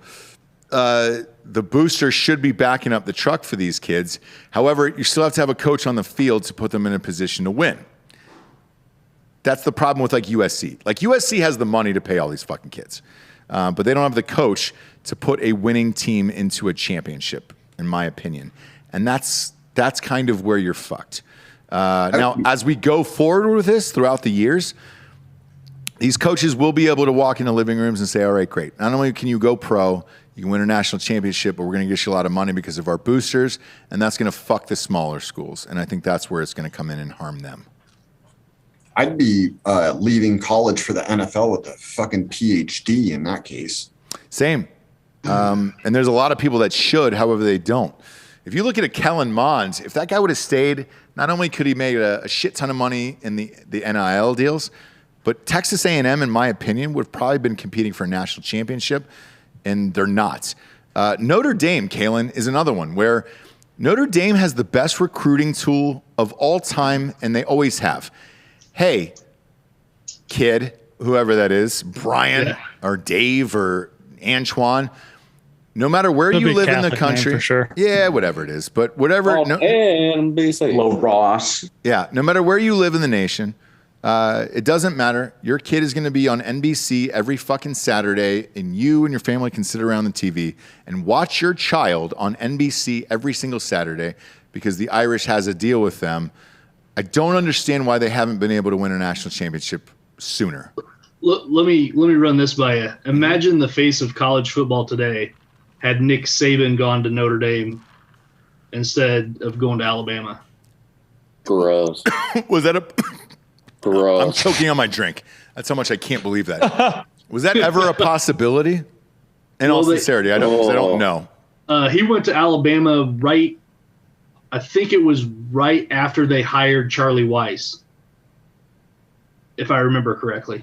Well, Saban was in Miami. He said, all right, I had one season, half another season. Oh, fuck the NFL. I can make more money at Bama. Exactly. Then Bama was like, oh, yeah, we're going to be shitty for a couple of years, get Saban on, and then bam, here we are now. Yeah. BT Bates is saying it's going to be crazy when Walmart and Tyson throw money into Arkansas legally. Yes, it will. It's going to be even crazier if you guys decide to pay a coach to get people to go to Arkansas. Because, like, Arkansas, to me, apologies to anybody who lives there, it's one of the most miserable states there is that I've been to in this world. However, there's a ton of hot girls there, and if you are able to get a good coach, you certainly have enough money to pay all these Pittman's kids. a good coach. He's not good enough to win a title. Well, no one's good enough to win a title with Saban in the SEC. So here's my question, Ross. I've been pretty open about not being super up on college football. I'm not going to go into long details. Just wasn't something I grew up with. I've tried it 100 times, can't do it. Is recruiting in college football more about, like, if you are a high school player, are you looking more at the talent of the team you're recruited into or the clout of the team you're getting recruited into? Well, now it's going to be both. So, look, what time's the next draft? Real quick here. It's all right. So we're looking at 33 minutes. All right. Here's the honest thing. So I got recruited. I got 110 offers out of college. However, during my time, which is only a couple summers ago, you got to go. You had 3 official Division I visits. I took all those visits and everything else. It is about the visit itself. And when you go there and what they can put on and everything else, money was never part of the equation. Now that it is, man, dude, I would have gone to a worse school if I could have got some money. But then it also depends on the coach and whatever else. Like, if you're going to compare this to the NFL, for example, right, and all the athletes we've interviewed, there is a ton of NFL players who have said, I am strictly doing this for the money. I do not care about winning a Super Bowl. And I think the same could be said about college, where if you're able to give these kids money, a lot of these kids will be like, all right, great, I don't give a shit about a national championship. Who's going to pay me the most money? And I'll go to school there and do it. Where I think this can, well, here's the thing. Worse than the NFL. So wait, but here's where I think this could actually change, because like Delco was saying, unless you get rid of Saban, you're fucked anyways, and I agree with that statement. But the real way it can change is in basketball. Now, college basketball has always been a shitty, dirty business. There's been weird money changing hands through all these Nike camps and everything else. Now I really believe you could buy your way into a championship. And if anybody was going to do it, it's probably Calipari. Well, Will Wade has yet to do it at LSU. Well, look, I don't know that LSU is the destination, though. Where you go to Kentucky, you're in, and if you can pay those kids, yes. I think Calipari can do it first. And I think Pitino, if he came back to a big program, would really be able to do it. You don't think Calipari's already paying guys? I do. But I think with the Kentucky boosters and all that other shit, now that it's going to be legal and it can be out in the open, yeah, I think Calipari's got a better shot to win a title. He's got a lifetime contract at Kentucky. He doesn't care. He just wants guys in the league. Yeah. He doesn't care about winning the title. So I think, though, he will. Now that he's able to pay him, I think he will. That's just my guess. This just proves how ahead of their time SMU was 30 some years ago. Oh yeah, dude. Yeah.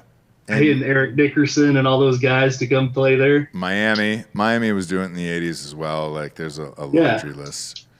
I don't think it's Ross, anything new.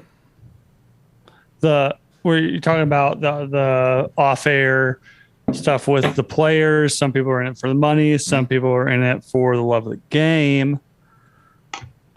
Without naming names, like how many of those people, were superstars in high school and college was just the mandatory stepping stone into the NFL for those paychecks? Like, is there a correlation with that? No. Like how many of the people? Yeah. So some of the guys I'm talking about, a few of them never thought they would be in the NFL. Therefore, when they got there, all they cared about was the money and that huge paycheck where they were like, all right, I wasn't supposed to be here anyways. Therefore, let's take a huge paycheck. One of the guys we've had on hated, I'm gonna figure out how to phrase this. He hated the city that paid him the biggest contract the most, but he wanted the money that he didn't even bother to buy a house there. He just rented. Well, Philadelphia sucks. I get it. It's not Philadelphia, but I'm gonna guess it's Atlanta.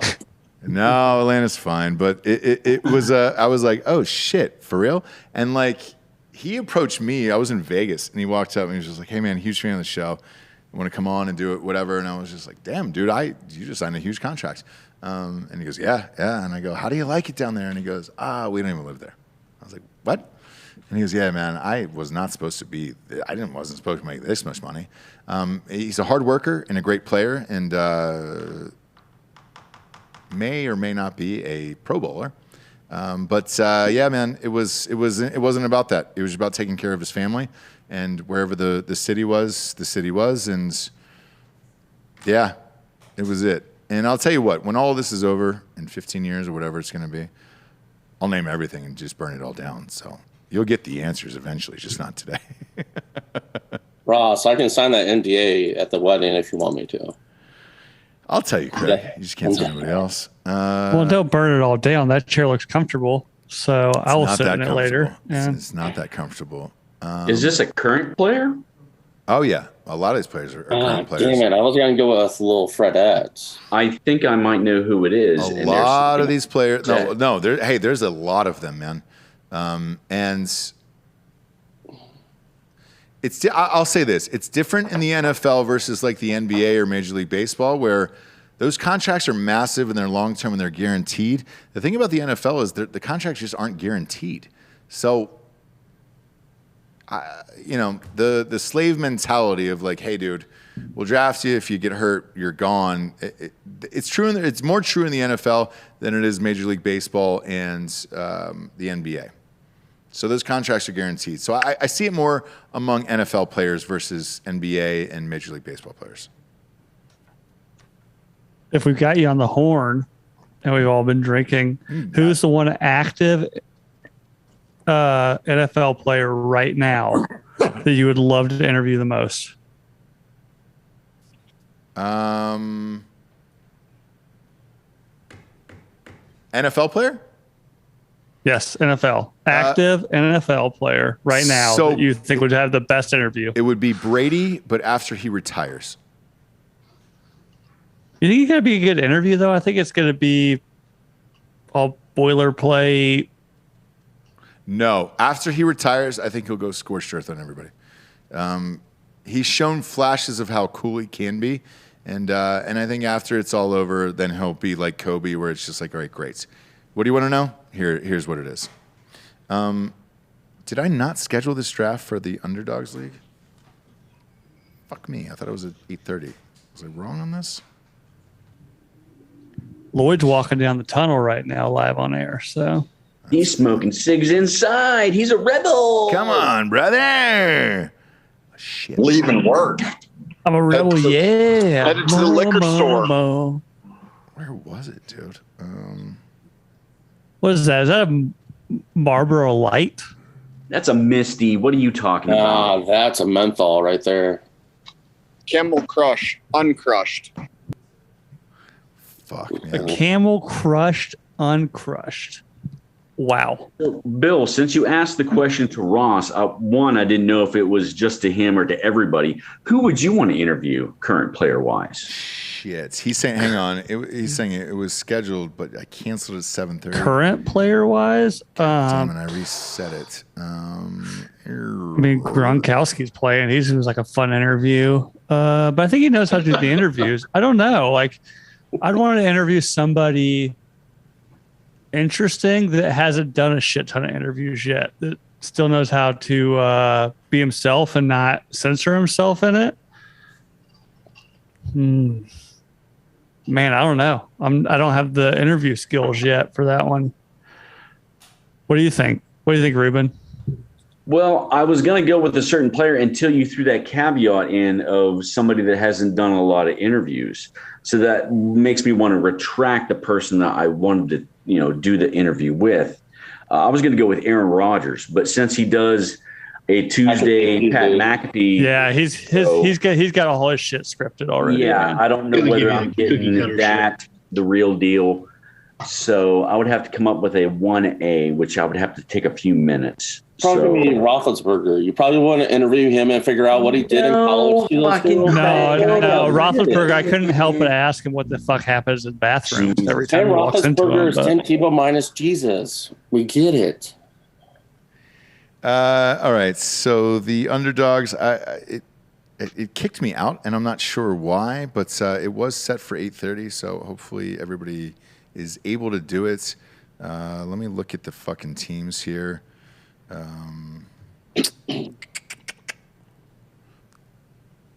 Jack Dalton, Robert Rankin, Corey, whatever, Alan, Bubba Lawrence, Seth. Ruben, were you in one of these? No, I was in the disappointment league because I'm a disappointment because I don't own an iPhone and could not comment like you wanted. Yeah, you're welcome. I know. Are you in it? Were you in that league? Did you draft? No, I was in the disappointment. Yes, I was the Crossfire Hurricane. Yes, you were. All right. I was a disappointment because I was a boy. My mom really wanted a daughter, so I'm gonna have to reset this then for tomorrow. I apologize to them. But you have a hot wife, Bill, so you've overcome that. I know, but now she's best friends with my mom, so. God. But I do have a hot wife. Shout out to Mrs. Schofield. She was the model for the Donk Boy summer shirts. That is the only way I know of her. And to you, Mr. Schofield. Yeah, go have some chips and salsa after this. What time is CDT, by the way? That's your time, Ross. Is it really? Yes. Oh, man. Wow. I fucking beef this one, dude. Yeah.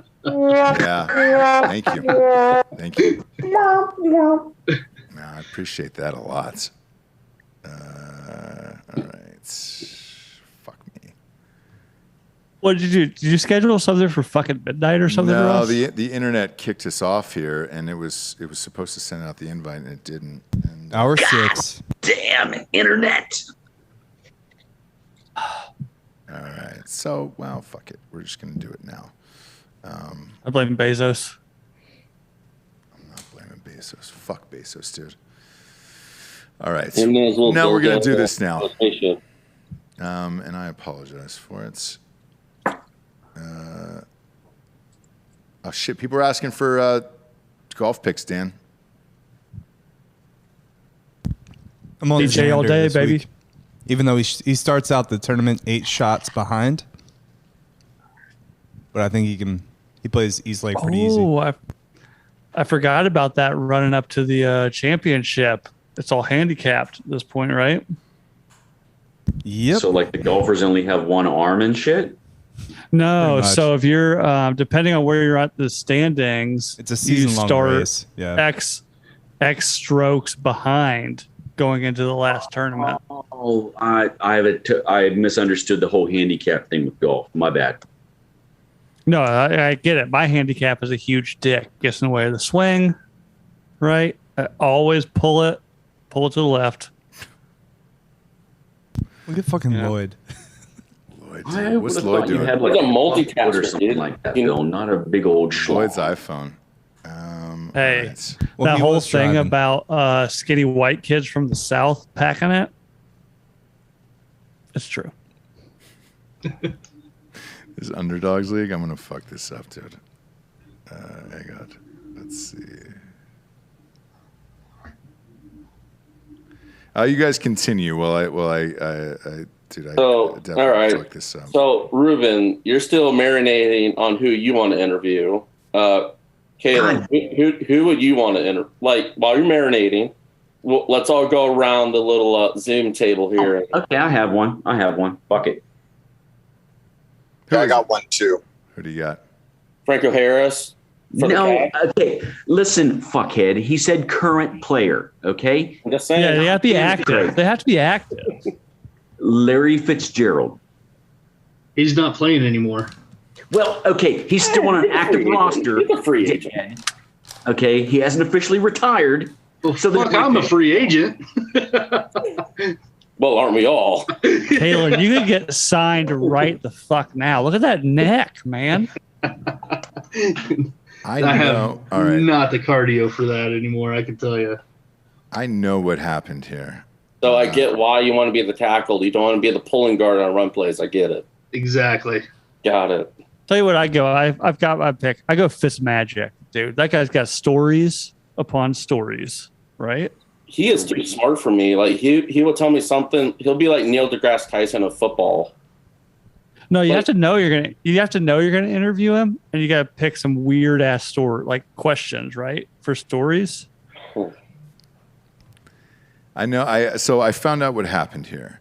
One guy did not accept his invites, therefore it would not set the league draft. Who is this man? Give him Handovich, or give his address. We need his address. Shane. Exactly. Shane. Exactly. All right, I'm gonna try to invite somebody else and get this back up and going right now. This could be a fucking total shit show. I mean, who does that? Do I need to go? Do I need to go 4 weights like a Dan Holloway right now?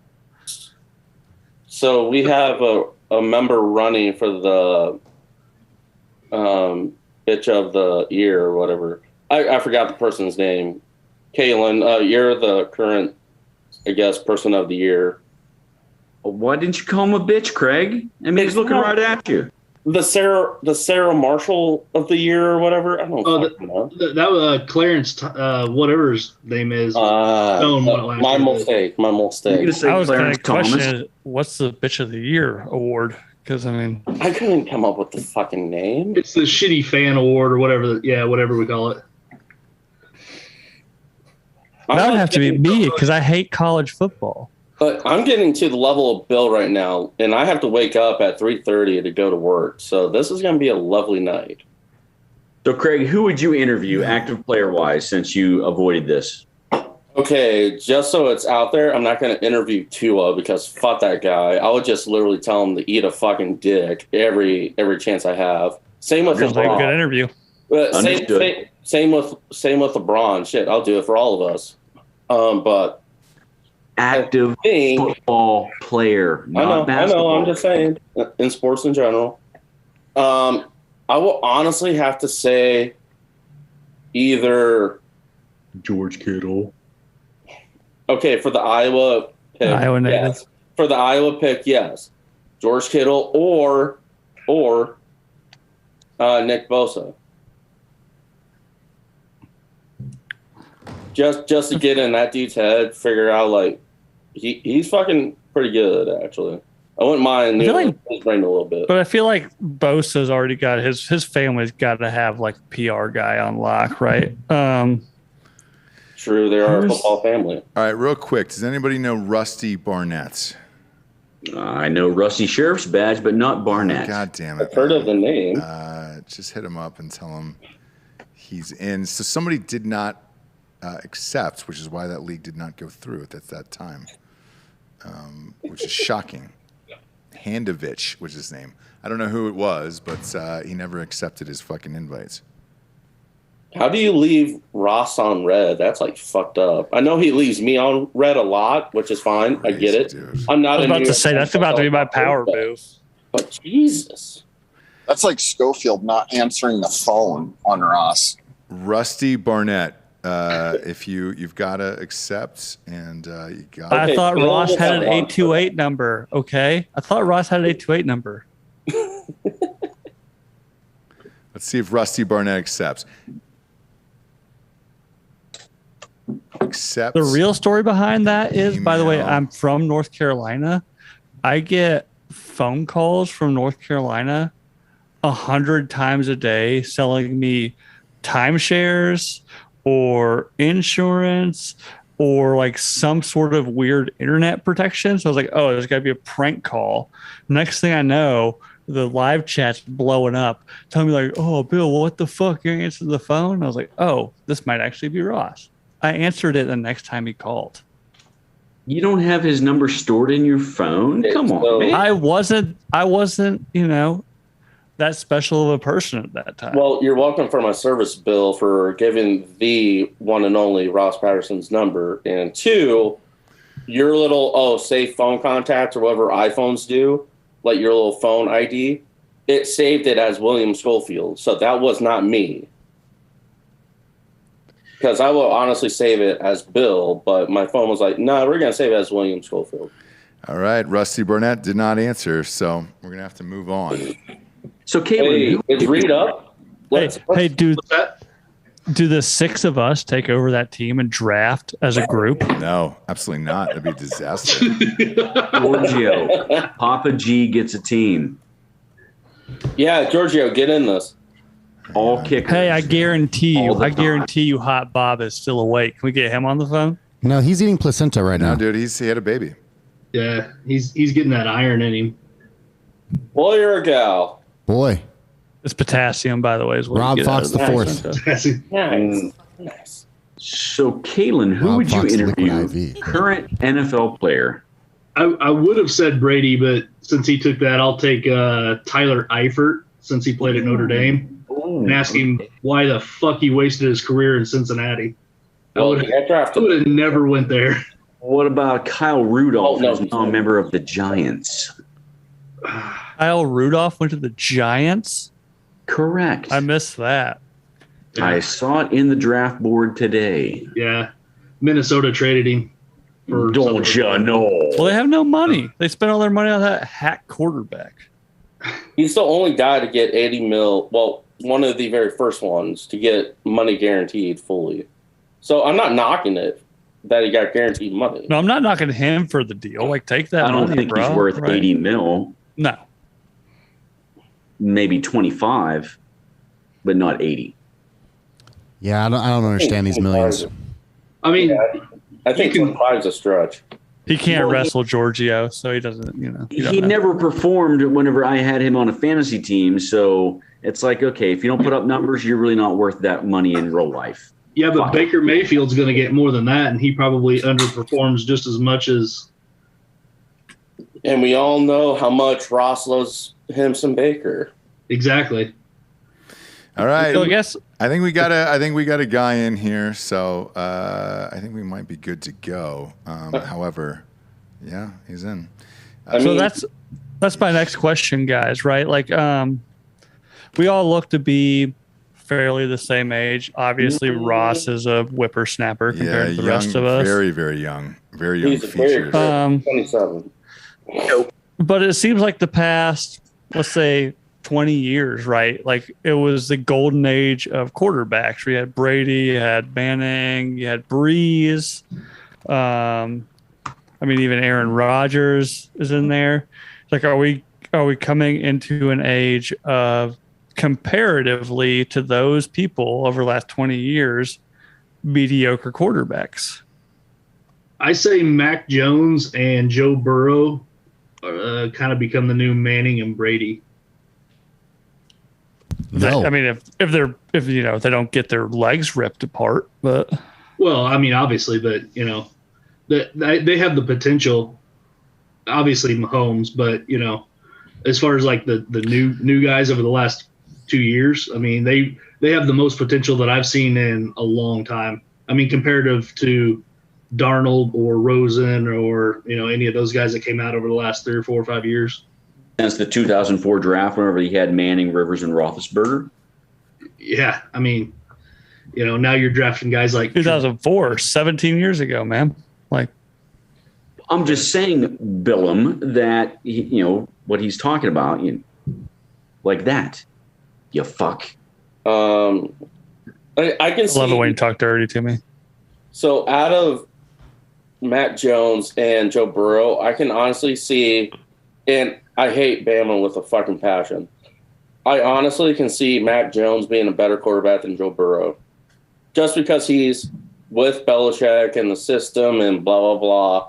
Like, he has an opportunity to do shit this year. He has a much better supporting cast by far. Yeah. I think Burrow's probably the better talent. Would you like some brisket? A natural quarterback, but I mean, Mac Jones is that if he gets any weapons around him, he's going to be like tough. Who? Jones. Mac Jones. Mac Jones. So mac and cheese. So I follow this YouTuber who does like franchise, like he tells Madden like how shitty they are, and he does his own rankings, his own rosters, and all this. So when he was doing his like power rankings for the year, number 3 is the Chiefs. So if and when I'm gonna watch that later, but he used like as a meme and like to be funny, he used Matt Jones's shirtless cigar picture with him and his dad or like him and his friends as the profile pic. He's like, hey, I don't want to put a Bama picture up there, so I'm just going to use the greatest picture of all time of Matt Jones. Him shirtless, smiling ear to ear with a big old fat cigar in his mouth. Yeah, but remember that Tom Brady rookie year picture or whatever it was? Oh, that combine pic. Combine video. Woo! I'm pretty sure I ran a faster 40 than he did. Okay, let's settle this now. Who out of the 5 of us will have a solid 10-yard dash? And yes, out of the 5 of us, right, 10-yard dash. Me. Oof. Yeah, Bill's gonna take that one. I can see. It'll be close. And a live look from Lloyd from the liquor store. Watch, he's going to forget that thing's on. He's going to go take a piss, and we're going to see a little bit more than we need to see. I'm here for it. A master law. If you're certain ladies in the Nooners group, some people have seen that from some other people in the Nooners group. All right. All I'm saying, Bill, is I wouldn't be surprised if there is a small suitcase lock attached to an appendage in a certain place to match. All right, someone. Oh, who, me? Are you talking about me? I have a story about that, man. No, Mr. Lloyd. Oh, maybe Lloyd. I have a friend whose dad worked at the jail, and he had to take a pair of bolt cutters to a lock through a man's penis. Oh, that sounds like a crime corner that we heard like a few months back. No, it wasn't really a crime. I guess maybe domestic violence. Maybe a gay couple got in a fight. One said individual in couple had a suitcase lock through the tip of his penis as a Prince Albert. The other said individual in the relationship was so mad he swallowed the key on the way in, so they couldn't get it out without cutting it off. That sounds like a Joe Exotic move right there. That's what that is. That's all Joe Exotic. Yeah, that's oh my god. And this portion of the draft show is sponsored by Master Lock. I think it might have been Samsonite. Oh, even better. Shout out Samsonite. Classic. Could you imagine if it's got a Samsonite sponsorship after this? Because, I mean, that guy really had to crank down on those bolt cutters to get that thing off. I can't believe half the sponsors that are on this show from some of the shit that comes out, but that's okay. Well, we don't kink shame. So. Oh, no, I didn't say that, Craig. I'm just saying. But we always have to throw that disclaimer in the show here. We don't kink shame. You know, while there's now the crazies get to run the asylum. This show is sponsored by Ford Motor Company. It's sponsored by Tesla. Who else? McDonald's loves Liquid the content IV. on here. Oh yeah, put a liquid IV in your McDonald's McFlurry if the machine ever works. We just lost the McDonald's. These are actually sponsorship. very complex machines, guys. Like super, super complex, and they require an absorbent amount of maintenance. Like once every 2 weeks, it needs to be shut down and like thoroughly cleaned and lubed. And if it's not the McFlurry machine, yeah, the McDonald's ice cream McFlurry machines are like the most complex.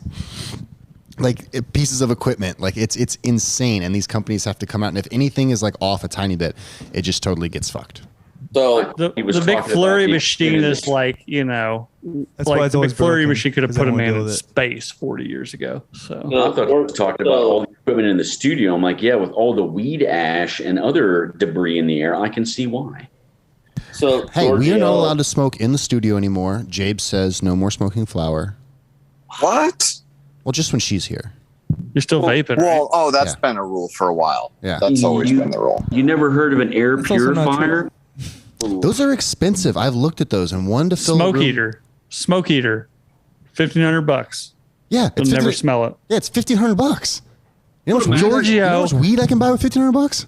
You've spent 40 grand in Sony cameras since I've known you.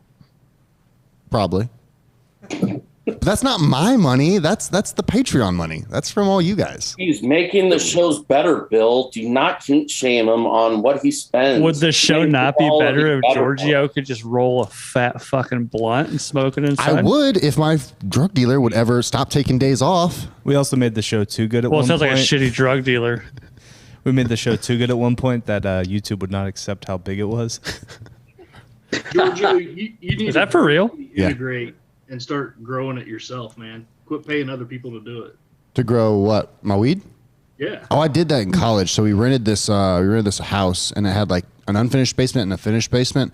So we took the unfinished basement and like built some sub rooms in it and laid like black and white poly overwear to try to keep all like the moisture out and stuff. It was a real good time.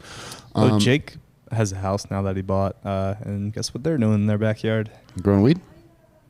No, I didn't say that. You probably shouldn't do it outdoors. You're not really going to grow like super high quality stuff outdoors. No, he's doing it indoors. Okay, that's nice. It's okay. What does That's the way it lives. McAfee do for the call-in shows? Because his audio seems to be awesome and not really delayed. Oh, probably because he has a phone and a line hooked up to his mixer. Well, is it because it's a landline instead of a cell phone? Probably, and probably not going through Bluetooth either.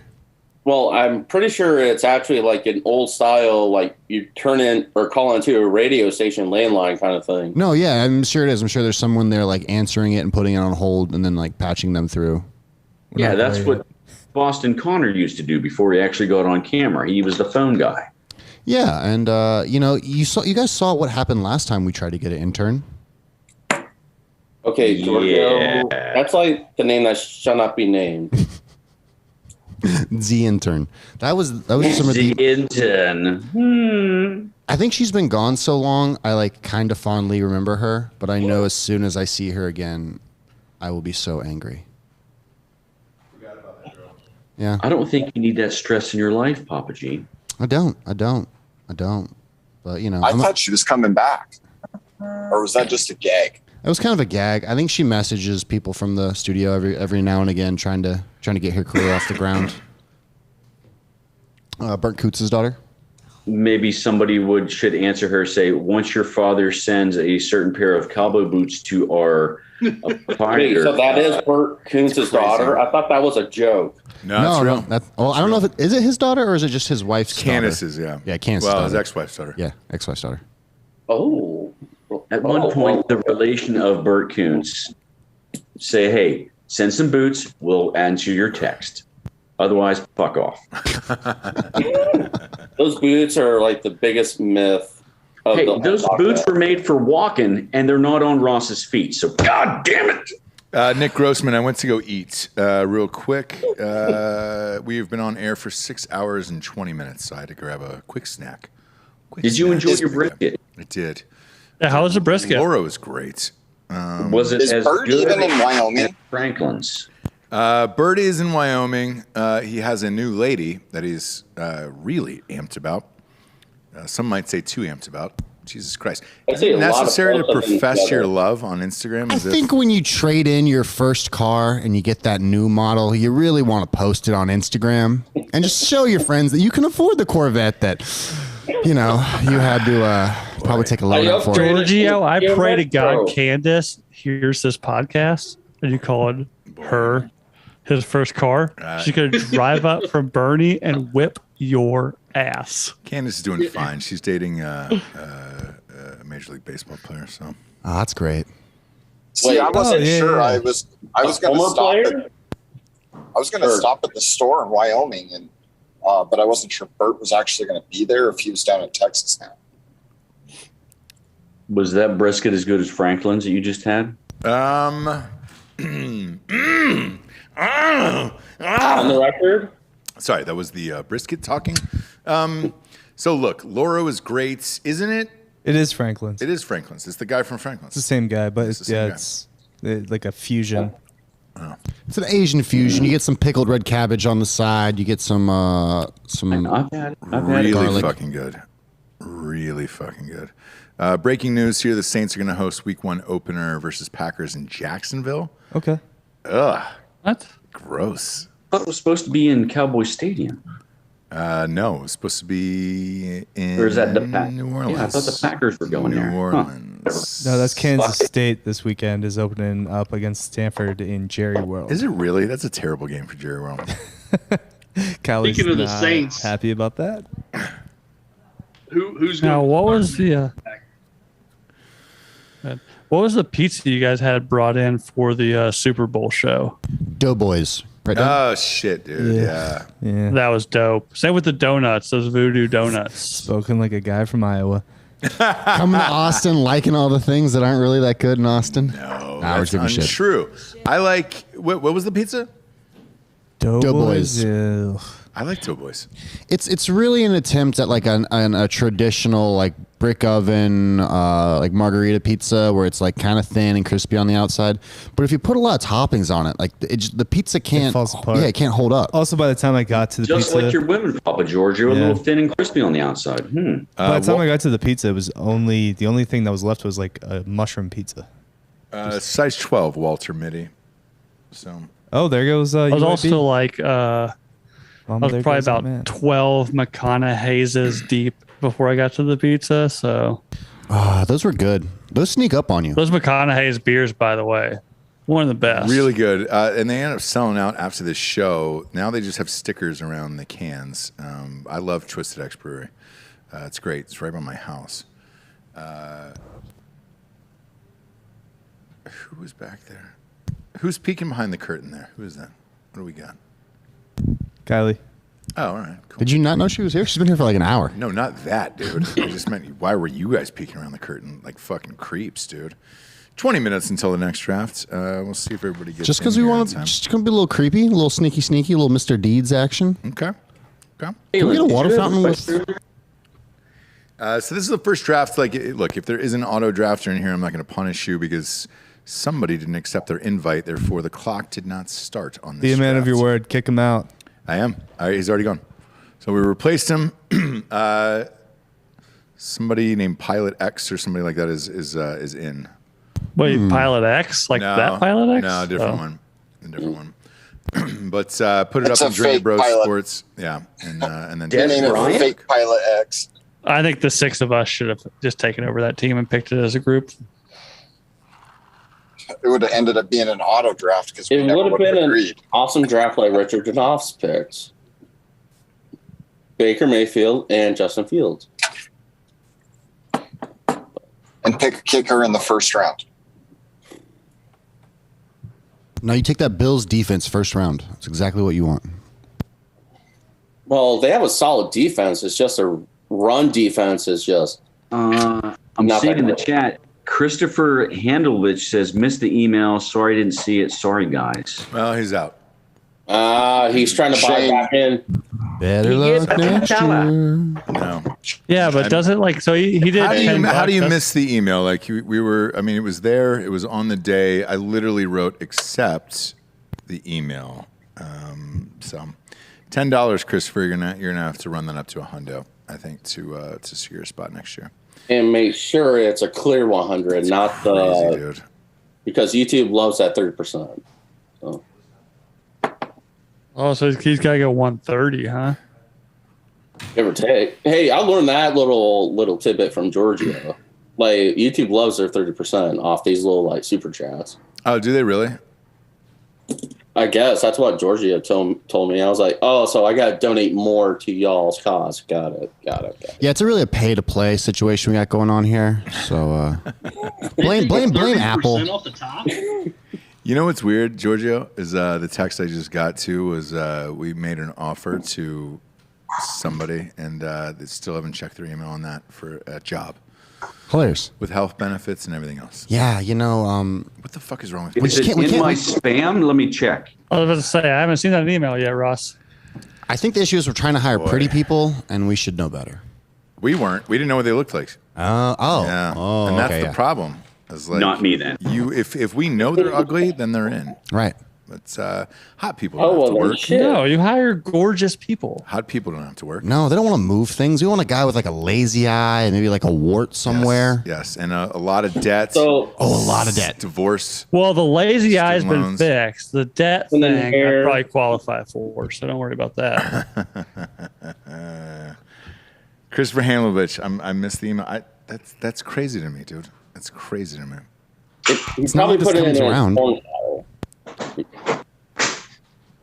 Well, we're 18 minutes away from that draft, and the next one is right after that. So we'll see. Hopefully, it doesn't fuck up an entire league, Christopher. But we'll find out. God damn it, man. Real quick, we'll go around the horn. You think Serena Williams ever wins another major? I say no. Oh, Now that she's off steroids? No. Oof. So is that it? She had a baby and she can't do steroids because of breast milk?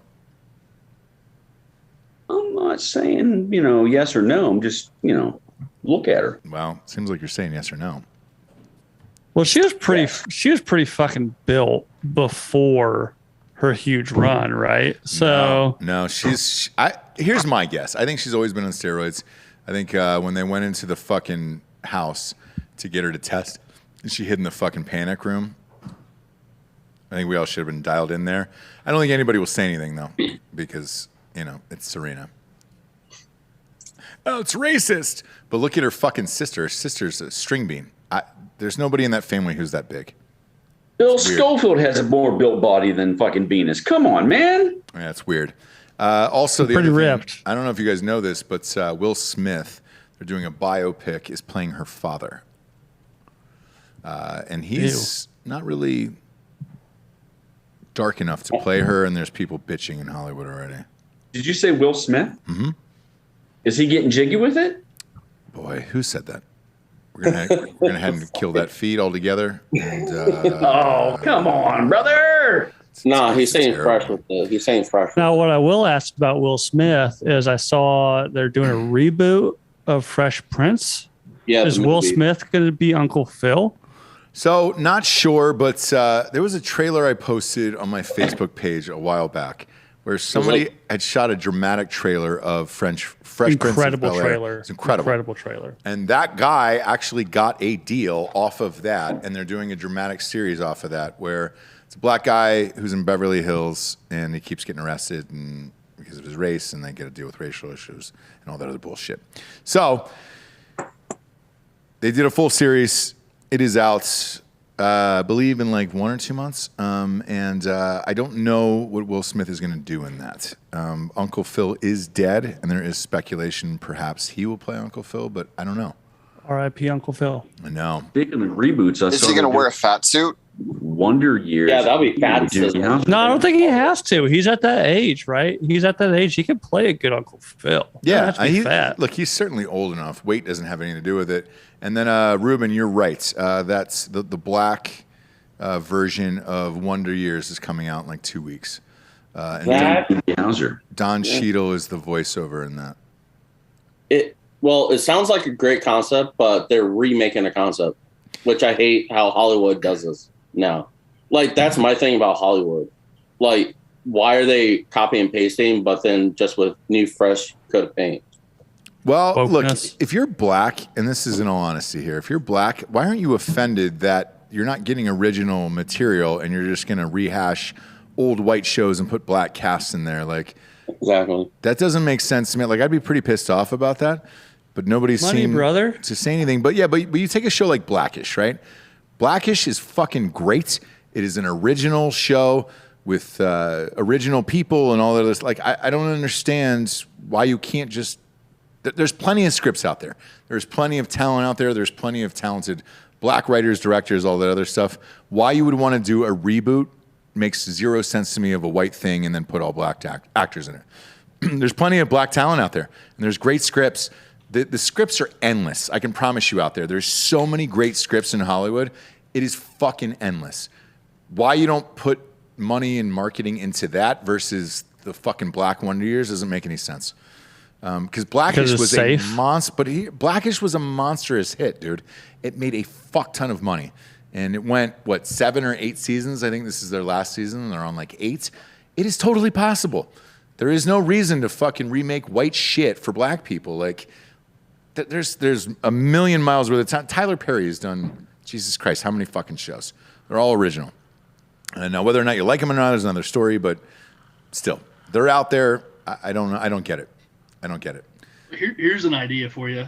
What if we remade like a Sanford and Son with like a redneck white father-son duo from Alabama? I think there's too much heat on something like that where, everybody would bitch of like, oh no, Sanford and Son was a staple. Where I don't think you could get away with that. It's kind of the point. Like, don't take something that was great and destroy it. I get it. I get it. I was thinking Family Matters with an Asian family. Asian Urkel could kill. They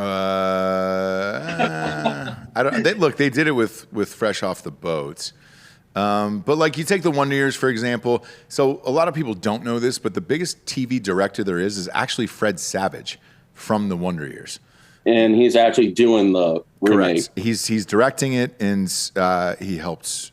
I think he's executive producer, and he might have helped with writing it. But it's fine. It's a cash cow or whatever. But he's a great guy, and he still looks the same in real life. One of the last screen tests I had before I left there was a TV show that he was directing. I had a screen test with Martin Lawrence for this TV show. The fucking script was awful. I mean, it was terrible. And he was directing it. Couldn't have been a nicer guy, and it didn't even go anywhere with Martin Lawrence, for Christ's sakes. But yeah, with the rest of this bullshit, dude, there's plenty of talent for black writers, directors, and everything else. They don't need to remake the Wonder Years. Dude, what about Ross? I'm gonna ask you this because my wife's actually off screen bitching at me about this. Dude, Ryan Murphy is doing everything right now, right? Like, she's bitching at me because American Horror Story is starting in 30 minutes. Wants to know if I'm gonna go down there and watch it with her. Yeah, go ahead, Bill. You're welcome to do it. So Ryan Murphy got paid $118 million by Netflix.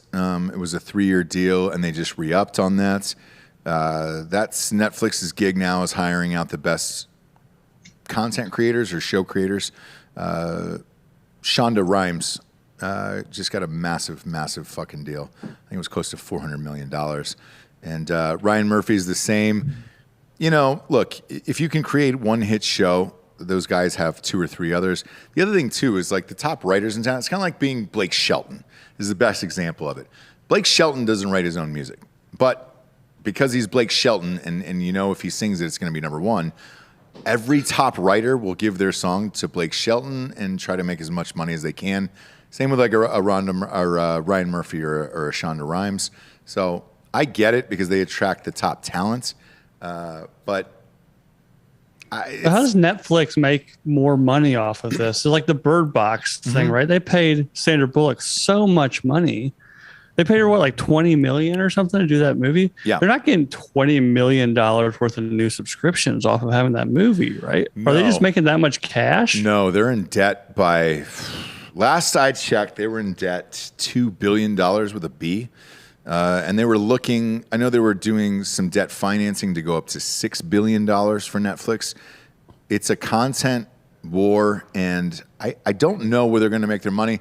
Now, what they're saying, because I used to have Netflix stock, what they're saying is in their quarterly conference calls is if they can open up India and China, which each have 1 billion people apiece, that would more than make up for that money.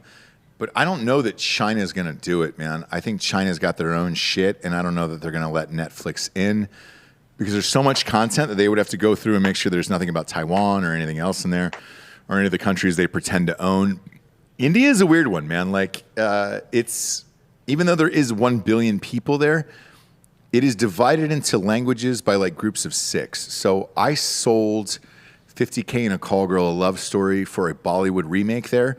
However, in my contract, there was like 9 other territories in there, and I was unaware that they all spoke different languages, so they would have to be dubbed.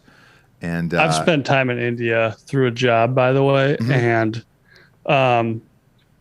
there's a lot of people in India.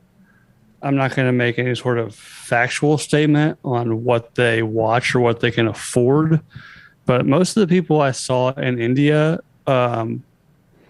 would be lucky to have a broken TV let alone Netflix on a TV. So, right. And that makes sense because I think that's like India has no restrictions the same way as China. So I think that's why they haven't been able to crack into that market. And then everybody and their mother has just written off the country, or I'm sorry, the continent of Africa. They don't have proper internet to get a Netflix or any other streaming service. So like, dude, God knows how many people live on the continent of Africa, but they don't have internet. And so, you know, the space race that's going on now, part of it is to give free internet to the world via Elon Musk and Zuckerberg. Now, Zuckerberg has the most to gain because what he wants to do is give free internet to Africa and then have everybody sign in through Facebook. Therefore, all of those people in Africa will be forced to have Facebook sign in to get free internet, and then everything revolves around Facebook so they can get their fucking data and try to sell them shit. However, it just hasn't happened. And I don't know if it's because of civil wars that are going on there or no infrastructure. Yeah, and I don't know when or if they will figure that out, but that was put in place 8-10 years ago by Facebook with satellites and shit like that, but they just can't get it going. So why doesn't Netflix do kind of like what Amazon Prime has done and get some contracts with HBO or Showtime, ESPN's, put sports on there, you know, like make it more of a subscription cable-based service? So great question. They just signed capital, right? Yeah, they have plenty of capital, and they just signed their first deal, so they're going to do it with gaming. So gaming is going to be first with them, where they're going to rent out games through Netflix, and I believe it starts next year because the gaming industry is huge. So what they're going to do is, you know, your favorite video games you can rent and then play through Netflix. And they're going to give that a go first. And then the other thing they've been talking about is doing like nightly shows where you have to show up every single day to watch it versus wait on content. Like Ozark. That's been off the air for like a year and a half. So, you know, whenever you're waiting on content like that, especially a gigantic show or like a Stranger Things that can literally change your service overnight, the further and further they can get away from that, the better, and start doing nightly shit. But in the end, you're kind of just moving towards a cable television model at that point. And I don't understand it, and I don't know how they recoup that money in the long run. They kind of feel like the new Blockbuster. Yeah, like it's strange. So like even HBO. So HBO tried to go after Netflix and try to keep up with their whole shit, right? They did not have the money or the firepower to do it, and then eventually they had to team up with Warner Brothers, which is why you see like Wonder Woman and all that other shit over there, like Day and Date. And now they just got sold to Discovery Plus. So HBO will be on Discovery Plus with, I believe, CNN, and then all of those shows on Discovery Plus. And, you know, I think that's the next wave of the future where these streaming apps own 6 or 7 different channels, and it's going to be a race towards that.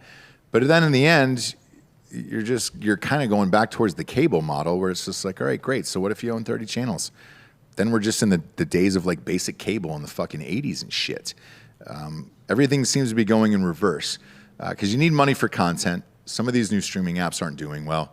Like NBC, like the Peacock, they have less than 10 million downloads for that goddamn thing. The cack. Well, I mean, I know at Xfinity, like Comcast out on the East Coast, they, like Amy and I, we got internet, and they gave us like a little DVR kind of like a little like thing to watch with it, and they gave us Peacock for free. Now, not premium account, but I mean it's still free Peacock, so we can go on watch SVU. We watch that Dr. Death show and all that shit. So I think that's where they kind of went wrong. They kept giving out free Peacock, and now they're like, oh shit, we gave out way too much free Peacock. Craig, you're a sucker for the free cock. You're a sucker for the Is Amy your fiance? I wouldn't know. Yeah. You want Amy? Get your ass over here, please. No, the Stranger Things is filming right now. She is real. She is real. Hey, what's up, Amy? You're not going to say hello to the person that's marrying us? That's fucked up. I'm like, there's this screen and then there's well, the that camera's screen. here, but I just Hi. What's up, Amy? Hello, Amy. Not much. Are you getting excited for your wedding? Yes or no? Yes, but it's stressful. Super stressful. How many people are coming? Hopefully all of them. Well, I mean, we invited 240 people, but Holy shit. let's just not that end many the people are suspense coming right now. though, which I'm not mad about. I wanted people not to come. Is it an open bar? Yes. We told everyone it's an But open bar. it's only going to be beer and wine, and then we'll have like signature drinks. We're going to have probably like a vodka and lemonade. What kind of wine? Franzia? 240 people? Open bar? A lot of people. Okay. So as of right now, people aren't coming. We're As of only right at, like, now, 170. 162 have accepted. And 161, by the way. Okay. I'm biting myself. Right now. Yeah, so maybe on a good day, maybe 175. So Ross, I'm pretty sure you can work a room of 175 people. Yeah. No, that'll be fine. But 175 people is still a lot. I think I had 10 at mine. I had 4. Well, just think of it. It's you're pre-gaming before we all go down to the DB headquarters in this new building in the Church of Beer or the Church of Drink Bros Seltzers. Yeah. Where we preach the gospel of Drinking Bros. Yeah. So there you go. I'm in. By the way, I can't Yandel wait. just texted me and said he is my +1. So Yandy man, dude. He Well, says probably to the live feed, which we don't eat a lot. Just feed us drinks. Okay, this one does not want a live feed from the wedding, and I want to provide you guys with the best content. She doesn't want this. You could be the next Meghan Markle. Okay, Bill, Megan can go fuck herself. 2, I'd watch that.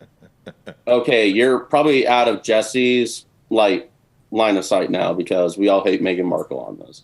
Amy can be the first lady of the Nooners. Oh yeah, first lady of the Nooners. Well, technically that'll be Julia because she already got married. Oh, well, first lady of the You're Nooners gonna would take be that Jesse, from your right? future wife? What are we What a doing here? Yeah, no, first lady of the Nooners is fine. Jesse can't be it. Like you can't host and be the first lady of the Nooners. It's probably going to be Amy. I'm surprised you wanted to marry Craig after the cruise. That was the craziest shit of all time. Shit happens. How crazy was that cruise, by the way? No, it was fun. I had a good time. That was a fucking blast. But man, when you saw Jared blacked out on the floor after singing Wonderwall, you were probably like, "What the fuck am I doing with this guy?"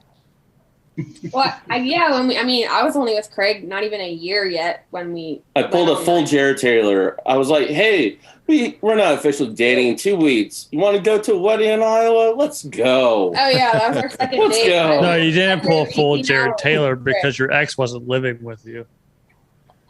Oh, what you're okay. I didn't saying go is- full Jared because I was fully divorced and rid of my exes. So what you're saying is the cruise is the reason why Amy decided to marry you. I'm with Ruben on this. Yeah.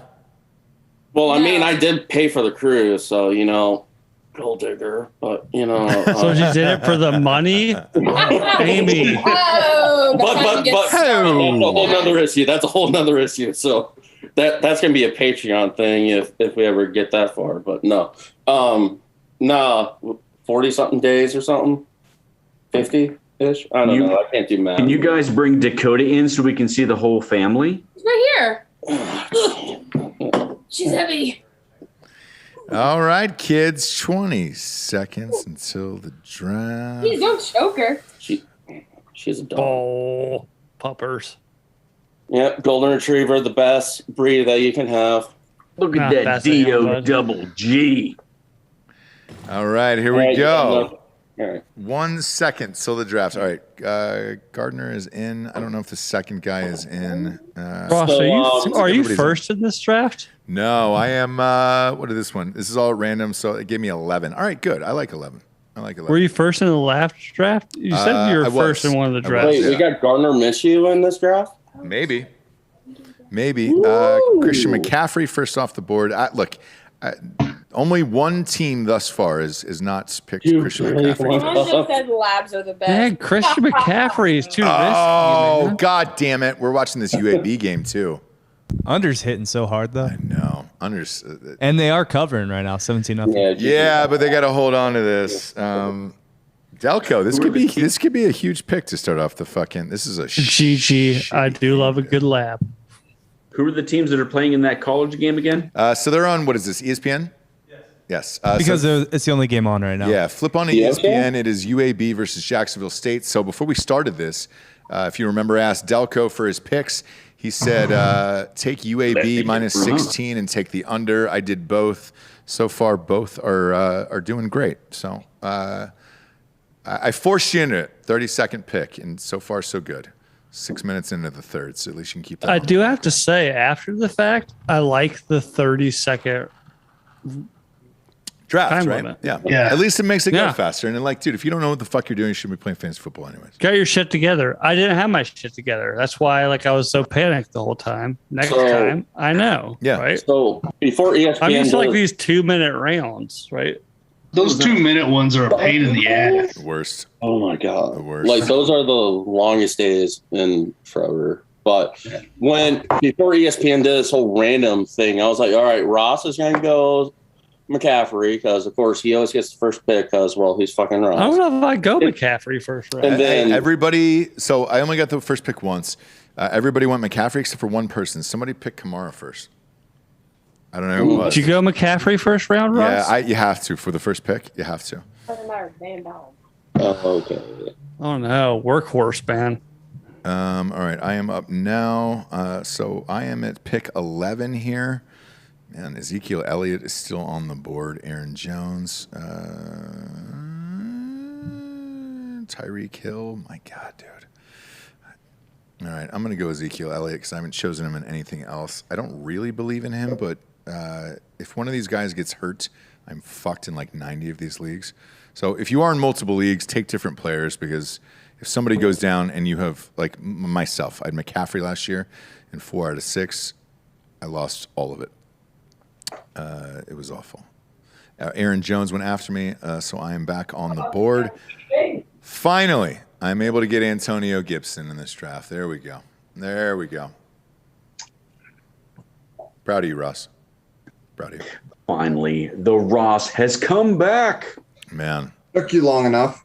Fucking people, dude. Everybody took my goddamn pick. Why was I the one with the applause? Hang on. Somebody named their team racial slur in this draft. Oof.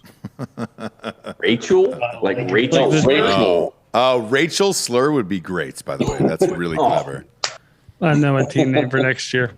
Yeah. No, this one is definitely just racial slur. Which we talked about on the Jack Sesh, and if it's Did you really? Anywhere east of Turkey, you're fine. Okay. Any racial slurs east of Turkey, and you're good. East of Turkey. West. Sorry, I can't do directions. Yeah, there we go. Ruben's got it. He's doing the moves. He's calculating. I see him. All right, so there is one guy on auto drafts. I can't blame you for this. Somebody fucked up this league. Handovich, and he apologized for it, but he apologized with $10.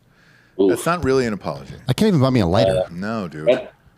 That's just saying, Do you think $50 would be a proper apology for that? I think a hundo, dude, for Giorgio, but whatever. Well, it's got to clear. It's got to clear that 30% from YouTube. So let's, so that's 70, 150. Yeah, and I mean, you can Venmo me directly. You can send me dick pics. I accept those. Well, as I was well. gonna say he can Venmo me $100 and I'll do 10%. I'm not trying to shortchange you here. I'm just spitballing. What's the last tier on the Drinking Bros Patreon here? Oh, $75 for the Rescue 16 script, which has 0 patrons at this moment in time.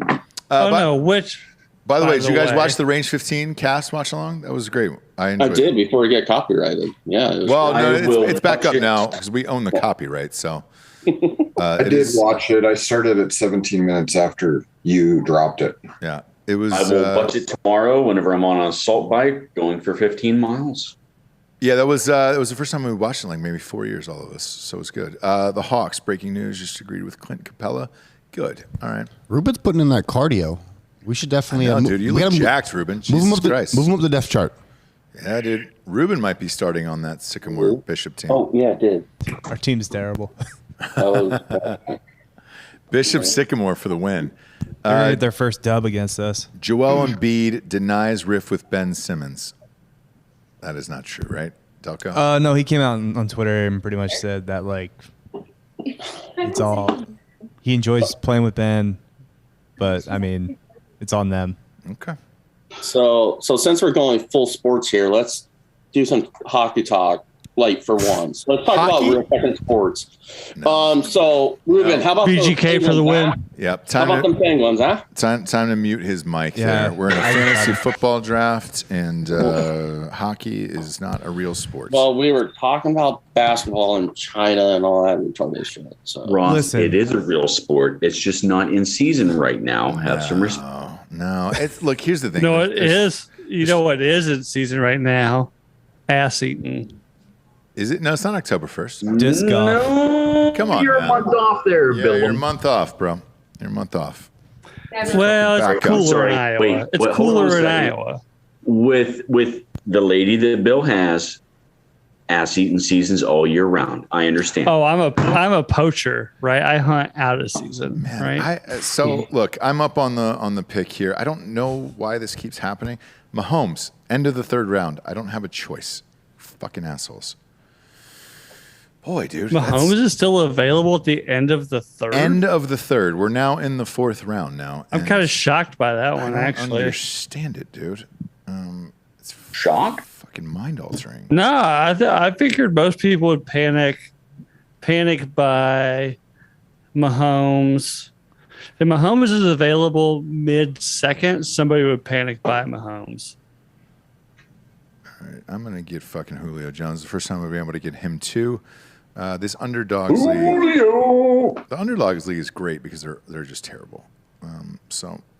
So as right now, I know it's early in the draft. How would you say the underdogs is going compared to the disappointments? Disappointments is better drafters. I mean, look, I'm 4 picks in. I'll read it off to you. Damn right we are. Pat Mahomes, Ezekiel Elliott, Antonio Gibson, and Julio Jones in the first 4 rounds. I shouldn't have any of that. I shouldn't be able to get Pat Mahomes at the end of the third round. True. Whatever. Pat Mahomes at the end of the third is insane. What does his mom call him? Is it Patrick? Is it Pat? I'm just fucking with you, bro. Come on, man. No. I'm genuinely asking because I know that was the story. P-Dog. I think she calls him Patrick because his dad is known as Pat Mahomes as the former Major League Baseball pitcher. Okay. By the way, the Curry family divorce is wild ass shit. Oh, look at that. Touchdown UAB, dude. Breaks the tackle, stiff arm. Great. 24-0, dude. We're on the way to both. Oh, this guy's laying on the ground. He's it looks like he broke his dingling. He's acting like he did. Yeah. Jermaine Brown Jr. Nice run. Delco, this could be a twofer here right now that you've picked tonight because UAB is minus 16. We got that. And then we got this under, which is what, 53? 52. God damn it, dude. We're on fire. This guy, is it possible just to drag somebody off the field with a metal hook? If you get hurt, you get hurt. I think they did it in XFL. I know. If you get hurt, you get hurt. You need to get the how's Delco's lady feel about the spread tonight? Right? She's supposed to have a nice dinner. Yeah, does she bet? Well, she had a great dinner, but did she bet? Oh, he took out the ref. No, she just follows whatever I do. Gambling wise. Okay. Gambling wise. But does she gamble? I'm not talking about betting. She was promised right a good now. dinner. He won't let me. He won't teach me. You're being fake. Wow. He is fake. He Dan. won't let me. He won't teach me. Do you ask to be taught? Yes. Yes. I asked him last week. She doesn't want this life. Yeah, she doesn't want this life, dude. That once you get addicted to that gambling life, dog, dude, you can't go back, man. Can your boyfriend mansplain gambling to you? Is that technically possible? I think this kid broke his arm. Like, he's not. I think the ref, like when he hit the ref, is what happened. He kind of rolled on it. I like that. No, it's his leg. It's his knee. Yeah, it's a that's what leg he was. That's what he was holding. Yeah. Yeah, they would have wrapped the arm if it was the arm. DJ And Davies, arm just to around- make sure I'm good, our previous team is grandfathered in, asking because I never got an email for the Cutthroat Killers League and is still inactive. DJ, you actually did get an invite. You didn't accept it. So we had to move on, unfortunately. And that is the cruel world of fantasy football. There's a lot of sad people right now. Talk about. I You also got in understand, the but chat. We got yeah, DJ, you were there, man. You didn't accept, or you just you left the wrong email. There's nothing I can really do about that. Peace out, DJ. Yeah. We got Gigi. What up, girl? Le Ponte. Shout out. Lloyd, why are you in the chat? You're on the Bill. Bill, how many drinks are you deep right now? Yeah, Like, Bill, where are you at, dude? Where you at yeah, in well, life? I'm probably a solid Nah, think about that 4 for or 5 Tito's backhand. Think about that for a while. I'm not saying you're on my level of the election show, but you're getting there. You're getting there. I believe Chad Ochocinco once said, "Child, please." Oh boy, if we could stop with all of those, Ruben. Okay, I'm sorry, Ross. Gotta definitely get away from those tonight. On the receivers, yeah. I'm just looking at the live chat, get excited. You know.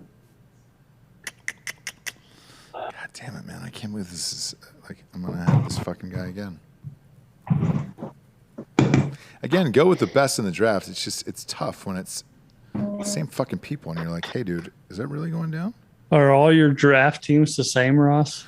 No, but they're fucking getting goddamn close, and it's strange. It's strange that Mahomes is getting left on the board this late in certain drafts. It's strange that ODB is getting drafted in the 6th round, or OBJ. How do you leave him there? I don't really. Mahomes is still on the board. He was on the board at the end of the 3rd in this one, and it's just like, what do you do then at that point?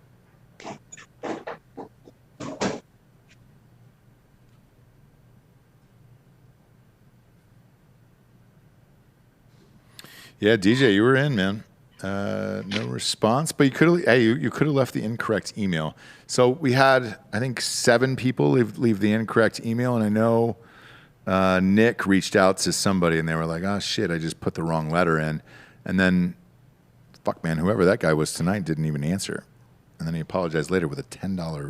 You know, some people want it and some people don't. Fantasy football is a lifestyle. It is. You are here at night. You are not with your family. Yeah. You are making picks. And if in a caps lock on a fucking letter is going to throw off your email. So like if it went somewhere else, you got to focus.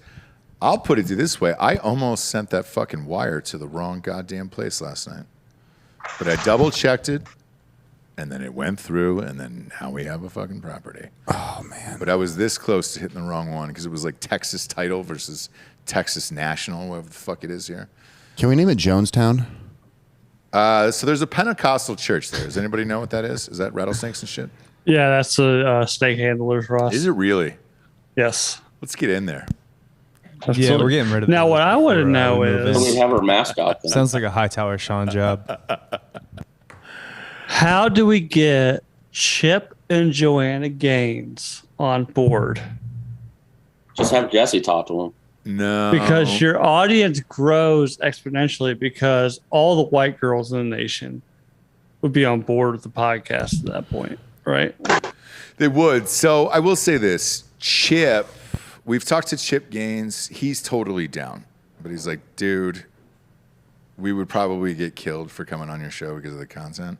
He seems like a pretty cool guy. He's really She fucking seems like a pretty cool guy. They're or both a pretty cool they're- gal. They're both but- fucking cool, man. So I don't have a bad word to say about them. And both of them were actually down to come on the show. But I think They've got a brand. I get it. The executives were like, not a fucking prayer, hombre. What about a Patreon of them? You don't put them on a Patreon. They're too good. And they're just good people. That'd be weird to put them on a fucking Patreon and be like, hey, guys, so here's the deal. You're on Patreon because we're going to talk about your wife's pussy all night. Joanna Gaines on Patreon. Could you imagine? This thing's moving. We're already in the 7th here. Already in the 7th. Whoever's in this league is pretty confident in their choices. They might not be correct, but goddamn it, they're confident. Which league is this, Ross? This is the Underdog League. What the fuck is going on? All I heard was somebody's wife's pussy from the kitchen. God damn. We're talking about Chip and Joanna Gaines. You know, the pristine puss. Or at least for home makeovers. Obviously. Is it really pristine? For home makeovers. Really? Yeah, I mean, it's pristine. It's fucking homemakers too. I would assume Joanna Gaines, puss game's pretty tight. Well, I mean, she pushed out like what, 3 or 4 kids? Got like 8 of them now. Oh, 5. Sorry. Amy let me know there's 5 children. So, oof. For Chip and Joanna? I get it. You know, there's some mileage on that track. Wow. We might have to. Yeah, but she got. We might have to cut the feeds here all the way around here after this draft. There we go. She's got a Peloton though. I bet she bounces back good. Those are actually being recalled. Yep. Yeah, the Peloton. Peloton Her treadmills. Peloton's not been. So the treadmill. She got the bike. Bill, it's almost time to cut Bill's feed here. It's Bill is getting Hour 7. Bill is getting close to the danger zone. Well, we're going to give him his own show. Trying to make the We've 2020 just draft crossed happen. hour 7 here. This will be officially the longest show of all time by the end of it, by the way. So it's going to pass the Legend show? Yeah. Oh, yeah. Yeah. But again, I think election came in at like 4.5, Yeah, 5. wait, are we allowed to go past 8? I don't know. We're about to find out tonight. Felt longer than that. I know Josh is in that other league, and he's supposed to pop in for the next one. He's really fucking good at fantasy football. Rusty Barnett, finally. Damn, I had to work late, bro.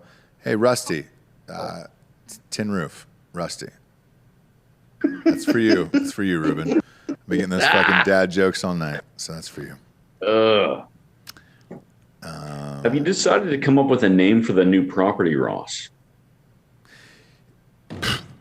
No, but that's funny you ask. Somebody asked that we just keep the church and then make it tax-free and just keep a religion going there. And then have Sean handle the snakes, but no, we're not going to do that. No, it'll just be the name of the company, and then whatever the bar is going to be, the bar is going to be. So we'll find out. St. James Street, James Place. Be great. It'd be great, but we'll see what happens. You know, somebody brought up the idea of crowdfunding it, so you could just put Drinking Bros shit all over the place and be awesome. The only thing I worry about is like legal shit with that. Like if somebody gets fucked up and kills somebody afterwards. Yeah. And we're responsible for it. And it's like, who overserved them? And it was like, well, all of us. What if you had like a hotel on there that people get too drunk, they stay there? So there's actually a brewery by my house called Twisted X, and they're doing that right now. and they put 25 little Airbnb cabins in there, and then they also bought 20 of those like beautiful like silver Airstreams. So if you get fucked up after touring all the breweries, you just sleep there on the property at the brewery. It's the most genius thing ever, and that is currently open right now, and they're doing really fucking well. It'd be great, but that's so much fucking work that I don't want to get involved in something like that. Or you have like a thing where you can like rent a tent or something like that. You just stay on the property since you're going to have like 3 acres, I believe you said. Yeah. It's dicey. A campground? Yeah. Somebody gets fucking bit by a rattlesnake or something. We can have our DB camp thing, camp house on finally. Since we're not doing cruises no more. We do have a fucking great campground and all that shit for that thing. We're just trying to figure out what that is. I'll say this. The biggest thing with the Drinking Bros camp was it's so fucking hot here. When do you do it? Because most families are off in the summer with kids and all that other shit, right? Christmas. Merry Christmas. Move away from your families. Delco only says that because he hates his family or doesn't want to be with his family. No, I'm going home for Christmas. And I'm the drunk one? Did you hear how long that took to get out of his mouth? Boy, we got to cut Bill off. Bill. God damn it, Bill. God damn it, Bill. We've had enough, Bill. You've had enough. Okay? You've had enough tonight. All right, I'm on the wide receiver here. I'm in round 9. Antonio Brown is up there. What's up, man? Have you picked your boy yet, Ross? The wide receiver from Jacksonville that you really wanted in our league? I did get him. Chase Claypool or Devontae Adams or Johnson? Neither one of them. There was a guy that I got in one of the first picks. I'm going to scoop up here. If Cosby Sleepers, which is a great team, picks somebody other than who I wanted, and they did. Antonio Brown has been one of my favorites, and I got him. I think he's going to have a big year. Oh, God. We're in round 10 of 16. This one's flying by here. The underdogs are confident. The underdogs are really fucking confident. Now, the YouTube, I don't know how long this will go. What's the prize in the Underdogs League? Let's see. Nick Grossman is saying, Ross, do the camping trip in the Idaho mountains. Never been to Idaho. Looks beautiful. The prize in the Underdogs League is, I believe, a signed bat from the rookie by Dennis Quaid. Ooh. Yeah, it's a good one. It's a real good one. What do you think you could throw right now since your arm is back into action with the youth league? 60. If we're talking about a football, 60. Baseball. Baseball. I know. So I threw it over the fence the other day, and it was 310. So I don't know what that is in yards.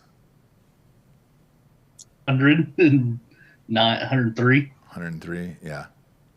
But that's easy. Like that ball is rocket small. You're thrown from 46 feet there with the little league. Yeah, the ball is super small and hard. But we did it after practice the other day just to do it, and like I chucked it over the fence. So that's a different ball. A football is a lot harder to throw. Mm-hmm. But a baseball is not that. I'm gonna say 75-80. No, with football, no. I think with a little league baseball.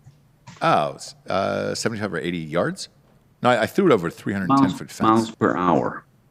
Oh, shit, miles an hour. So I did that at a minor league stadium. That wasn't that great actually, man. I wasn't that impressive. I think it was like 65. Like speed has never been my thing. Accuracy was, speed is not. So like, dude, it was only like 65. It was not impressive whatsoever. I was just caveating with the rookie that maybe your arm is getting stronger. I wish, for whatever reason, man, it definitely does not throw in a baseball. I only got up to like 65 in that goddamn cage. Well, I can throw it far for distance, and I can throw it very accurate. But I've never been like a great, like, oh hey, I used to throw 90 in high school. I never did. I never threw with velocity. When did you stop playing baseball? very, very young. And I was always forced to pitch later. I played in the outfield. I love playing in the outfield. It was my favorite. And but I was always forced to pitch throughout my life just because of accuracy. However, I never threw it fast. I was never like a blown by it type of guy. So yeah, even at that thing, it was only like 65 tops. It was shitty. Well, I would love to lie to you and say it was better, but it was terrible. Well, probably the radar gun was just flickering and you walked away and it really meant 85. It really meant 95? No. Yeah. I was never able to throw with speed as a kid, so no. Accuracy, yes. Speed, no. Craig, it sounds like you need to have a radar gun set up at the wedding so we can test this theory out. Yeah. One hole. I need my fucking revenge. I was up on Ross 10-0 at the Penn State, Ohio State tailgate. Sure. Got cocky. Yep. And fucking lost. So I need to also Ross, don't go easy on me because my wedding day, my wedding weekend. I'm not. I'm going to beat you. On your wedding day. Like that's what you deserve, and that's what I'm going to do. So, Craig, do you need me to warm up the old laser rocket arm and humble you? Well, I might need to call a reliever, Ruben, because I am getting older. You are a couple summers younger than me. I am a couple summers older than you. Well, younger. I was actually giving you a compliment, but yeah, we can go older. But I'm willing to humble you, whether it's your wedding or not. Oh, I'm pretty sure I'm going to get a lot of humble moments at that fucking wedding. Oof. If you only knew. T's and P's, Ross, if you have to sit with my parents. T's and P's. Am I? You guys are making the wedding, so like if I have to sit with your parents, like you're going to know. Well, last night we were just throwing darts in a lighted room, but it might as well just been dark. I was like, if my mom sits anywhere near Ross, I just might Epstein myself. It'd be great though. Craig, is your mom hot, Craig? Oof. See, this is not West Virginia, so I'm definitely not going to say that. We have to ask Craig if your mom's hot. Your mom's hot. And there's nothing I can do about that. Okay. She's not a Stifler's mom. Let's just say that. Craig, if I sit near anybody that you're related to, I already have an alter ego planned of a whole backstory of how I met you. So be prepared. Shout out her Instagram handle, please. Thank God she doesn't do Instagram. I mean, she does those mom posts on Facebook. And luckily, going back to a few conversations ago, like, do you guys have your locked phones or do you guys approve posts or whatever kind of thing? I have my Facebook on approval post just because I love my mom, I love my parents, I love my family. However, there's a reason why I left Iowa. And two, there's a reason why I don't post a lot of shit that my mom tags me in. It's like my bestest son. I love him to God and death and back. Like, oh, bless him so. You should, Craig. When you guys have kids, when you and Amy have kids, you'll realize how much you love children and your children in particular. Bob just gave life to the world today. His wife did nothing. She was merely a vessel. That child is now out into the world. Bobby Four Sticks is out into the world. Craig, does your mom have a boat? No, not for Giorgio, no. Craig, hold up a picture of your mom. Hold up a picture of your mom, okay? Let's see her. Wait, I thought I did this drunk on one episode. Let's see Mama Dulesky. Wait. Amy, is she hot? Is the mom hot? Yeah. Looks just like Craig. No way. A beard? Same beard? She has a beard? Except for she's a woman. You can definitely know who he looks like. Is she a mountain of a woman with a beard? No, she doesn't have a beard. She just looks like Craig. Craig looks like her. So you are pretty much telling me I should not be in the Nooners chat tomorrow because I'm going to get fucked. Why? So hard. It's not. I mean, she's your mom. Yeah, she's your mom, dude. Like, if she I looks know, like you, but God, I mean, if she looks like, is she single or is she still together with your father? No, they are pretty much divorced. Pretty much, they are. They live in different states. Same. All right. So what you're saying is she's available. Yeah. Well, wait. Is Ruben's mom still available, or are we still trying to hit that? Giorgio does not have a date to the wedding. Can he take your mom? He'll be very gentle. He's a very loving, kind soul. Who's Giorgio? He was not on my list. I understand. I will wait in the car. If there is a leftover plate for me, I would love it. Please give me a email address to send your wedding photos to, and good luck. This is why we need Giorgio there for the live show. Well, I have talked to Giorgio, her. I'll be a plus She's not one. cheap. Okay, I'm not sure how old this photo is, but this pretty much is the gist. Whoa. You said jizz. This is the jizz of your mom, is what you said. Gist Dude. with a T. All right. Oh, wait, hang on. Let me hide so that y'all don't fucking add her. What's wrong with somebody adding your mother on Facebook or whatnot, Craig? Come on. Ruben, your mom is the only one we're supposed to add on Facebook. Honestly, I forgot her name, so my apologies on being a bad friend. Is your mom single, Ruben? Ross, we've gone over this before. I know you may have had too much to drink. Probably. And you don't remember Probably. friend requesting her via Mr. Big Dick Danoff. Oh, my God. That's right, dude. Oh, yes. And at the end of the evening of the election show, you're like, hey, say blah, blah, blah to blah, blah, blah. And I was like, you motherfucker. Yeah. Well done. She deserved to be my friend. Backup running back in round 14 is Evan Ingram. So, oh, yes. Super stoked about that. So if you saw Jessica's comment in the YouTube chat, I mean, that just is just an open season right there. Once she posts a photo and whatever Facebook group she wants to post it in. Who's that? Jessica, Cream Pie Jessica, Broken Couch. CPJ. Oh yeah, Cream Pie Jessica. Yeah. Good old Cream Pie Jessica. I'll post a photo for her on Drinking Bros Sports here in a little bit. So Lloyd, would you recommend her being part of the cheerleading team, or just like? Are you posting a picture of the cream pie? I apologize for interrupting, Craig. No, it's the woman that gave birth to the cream pie. Oh, got it. Her mom. Okay. The cream of the crown, in other words. Yeah, a creme brulee. Man, I have had so much to drink tonight, it should be illegal. UAB, by the way, if you're following along at home, looking real good here. Minus 16 and that under Delco. You might be 2 for 2 tonight. Here, shout out to you. Threw a hundo on each, and it's looking real good. And I also took that parlay. So feeling really good about life right now. It's posted in Drinking Bros Sports, too. Giorgio liked that dick pic I sent him. Did you blast Giorgio the dick pic? Is it your own or somebody else's? It's just a random dick pic. Okay. Well, I need context. So Richard Nixon?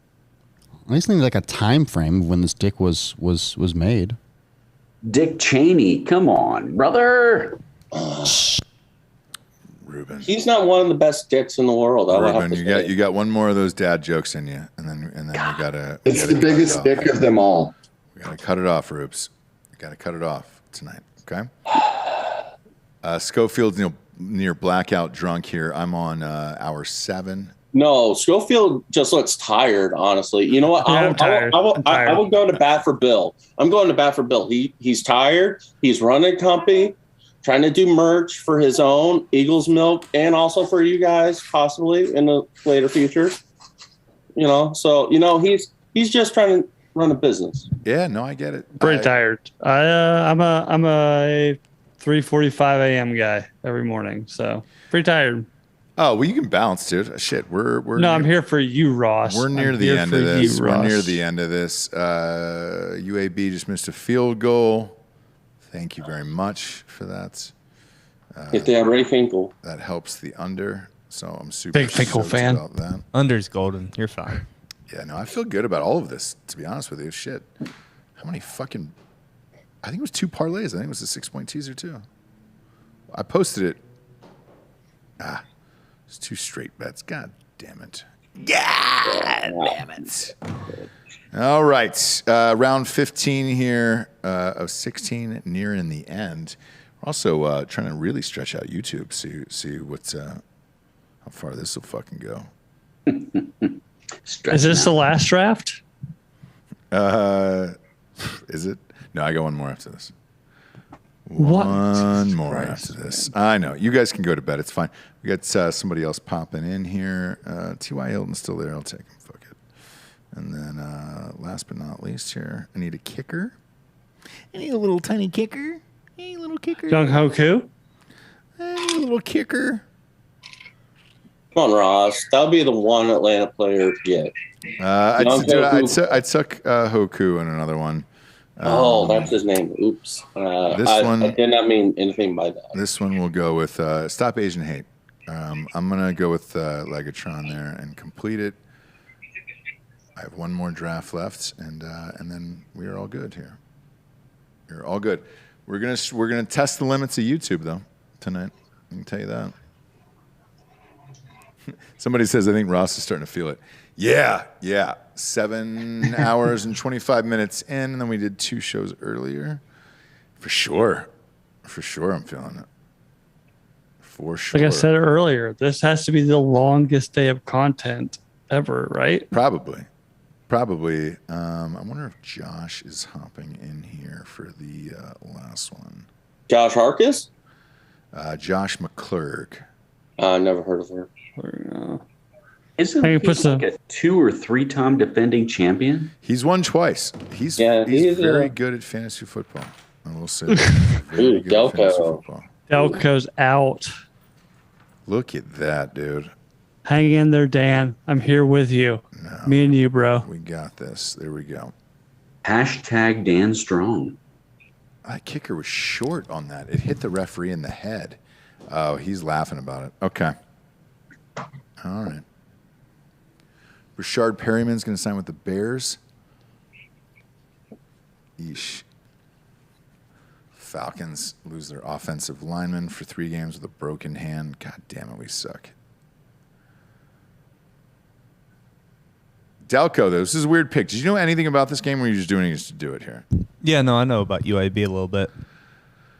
All right, man. Them Dragons, Ross? Them Dragons, dude. He's about to win both of these. I know nothing about Jayville, but they are FCS. So nobody's talking to the kicker after missing that field goal. He was short on it, and that's unacceptable. Draft is complete. All right, let's go through the team here. Boy, this is disgusting. Pat Mahomes, Ezekiel Elliott, Antonio Gibson, Julio Jones. Chenault Jr. was my fucking biggest sleeper. I tried to get him in every other fucking draft, and I could not. Robert Tonyan, who I love. OBJ keeps ending up on my fucking team in the flex. Washington defense, Legatron, Melvin Gordon III, Antonio Brown, Callaway, Johnson, Ingram, Roethlisberger, and T.Y. Hilton when he comes back in 4 or 5 weeks. Boy, good luck. What will fuck me though is if Mahomes gets hurt, because I've got him on 4 out of 5 teams now. You'll have him in the 5th one as well. You think so? Yeah. Why is it going so late in these? Is what I don't understand. You'll probably get him in the 3rd round again. I don't understand this. No, this is the Cutthroat Killers League. Got that big Q by his name, brother. This should be fucking gangsters in this Cutthroat Killers League. So I would fucking be shocked if he was around in the 3rd in this one.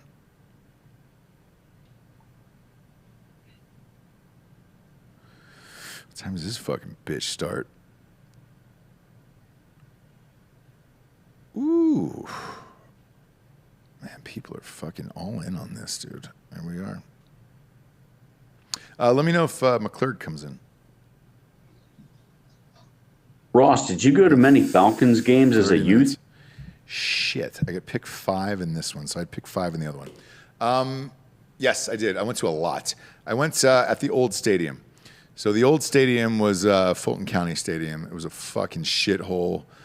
very reminiscent of the old like Cleveland Indian Stadium, where just a ton of fights, and it was fucking drunk rednecks. You would see like the Confederate flag and shit. It was crazy. The Braves were terrible though, and so were the Falcons. So like all throughout that period, it was, fuck man, 10, 15,000 people in the stands. So it was awful. You were just going to watch fights and shit, essentially. It was like, and they were stuck in the NFC West back then too. And when I was a kid, the 49ers used to house us every fucking year. Every single year. All right, one more draft left here. What do you got there? I was going to say, do you actually remember your first like pro baseball or football game whenever you were a kid?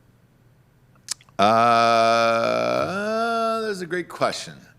Let's see.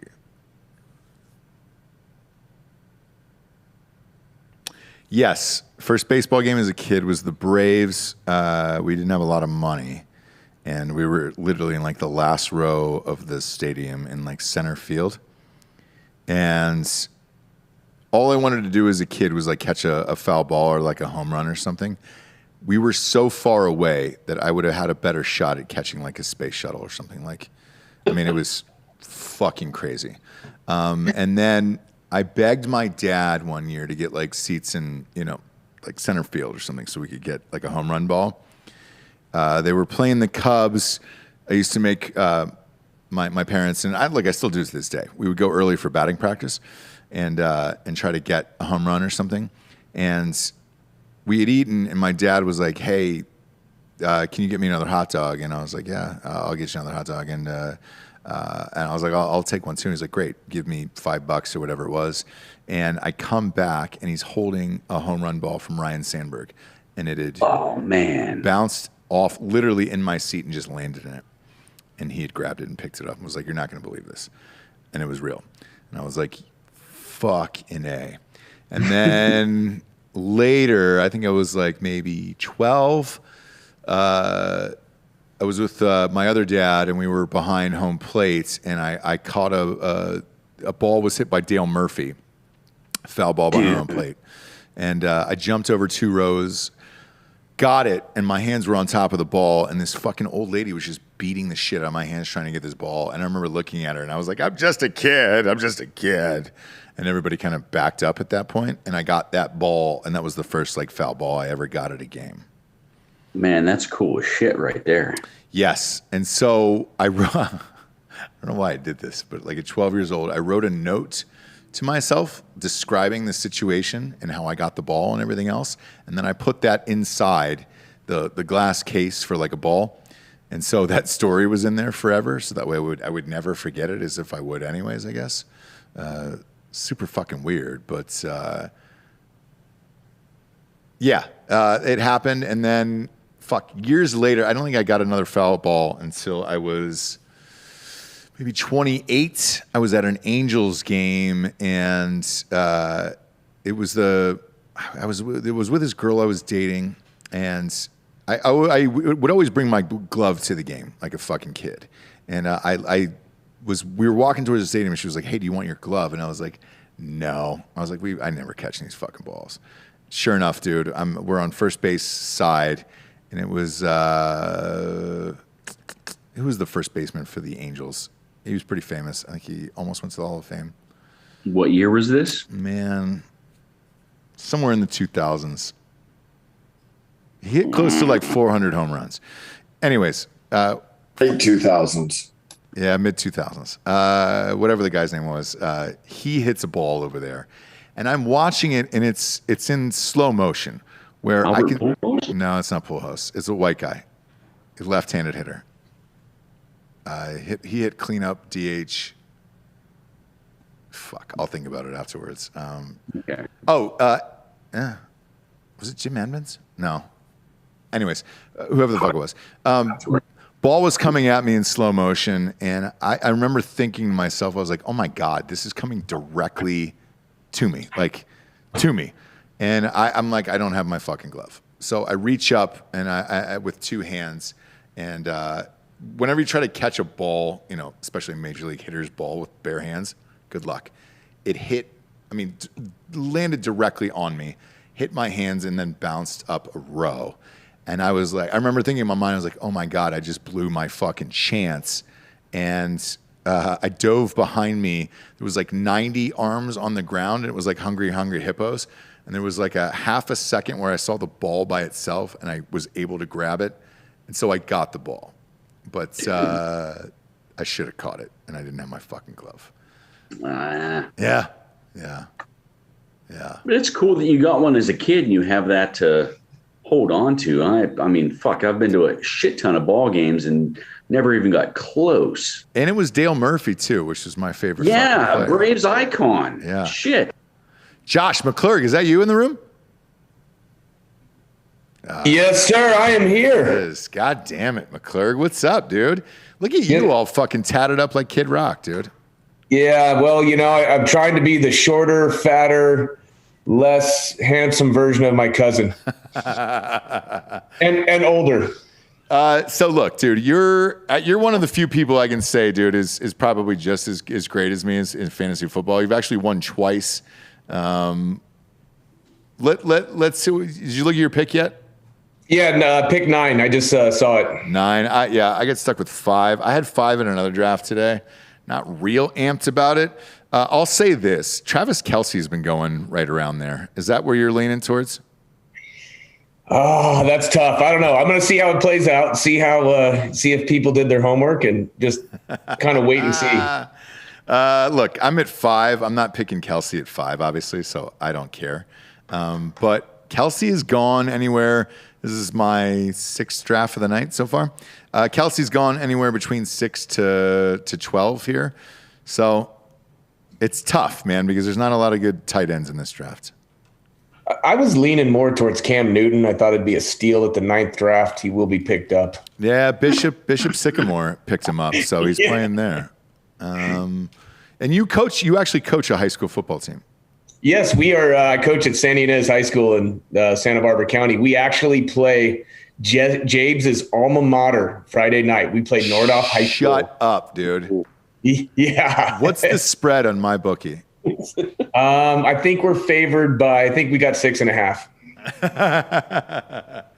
Will you guys smash them? Like, do you know that already as a high school coach or no? No, they're actually super competitive. We're both similar because, small towns, like the only high school to go to, they play tough football. They're always really competitive. Like we played them back when I was in high school. The reason I ask is, when I played, there was teams on the schedule where I was like, we're going to lose. Like we have no shot of winning.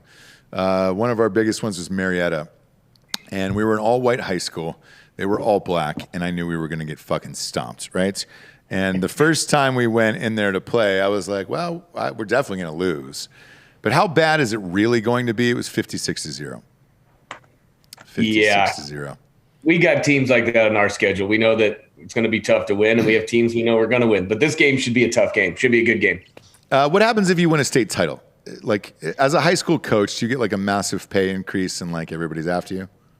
No, not in public school in California. I mean, it's freaking California. So, shit, if it was Texas, fuck, you get paid $200,000 to coach and not have to teach. Yeah. I get paid $6,000 to coach, and then my base salary comes from teaching. Oh, Jesus. Yeah, so in Georgia, that's the reason I ask.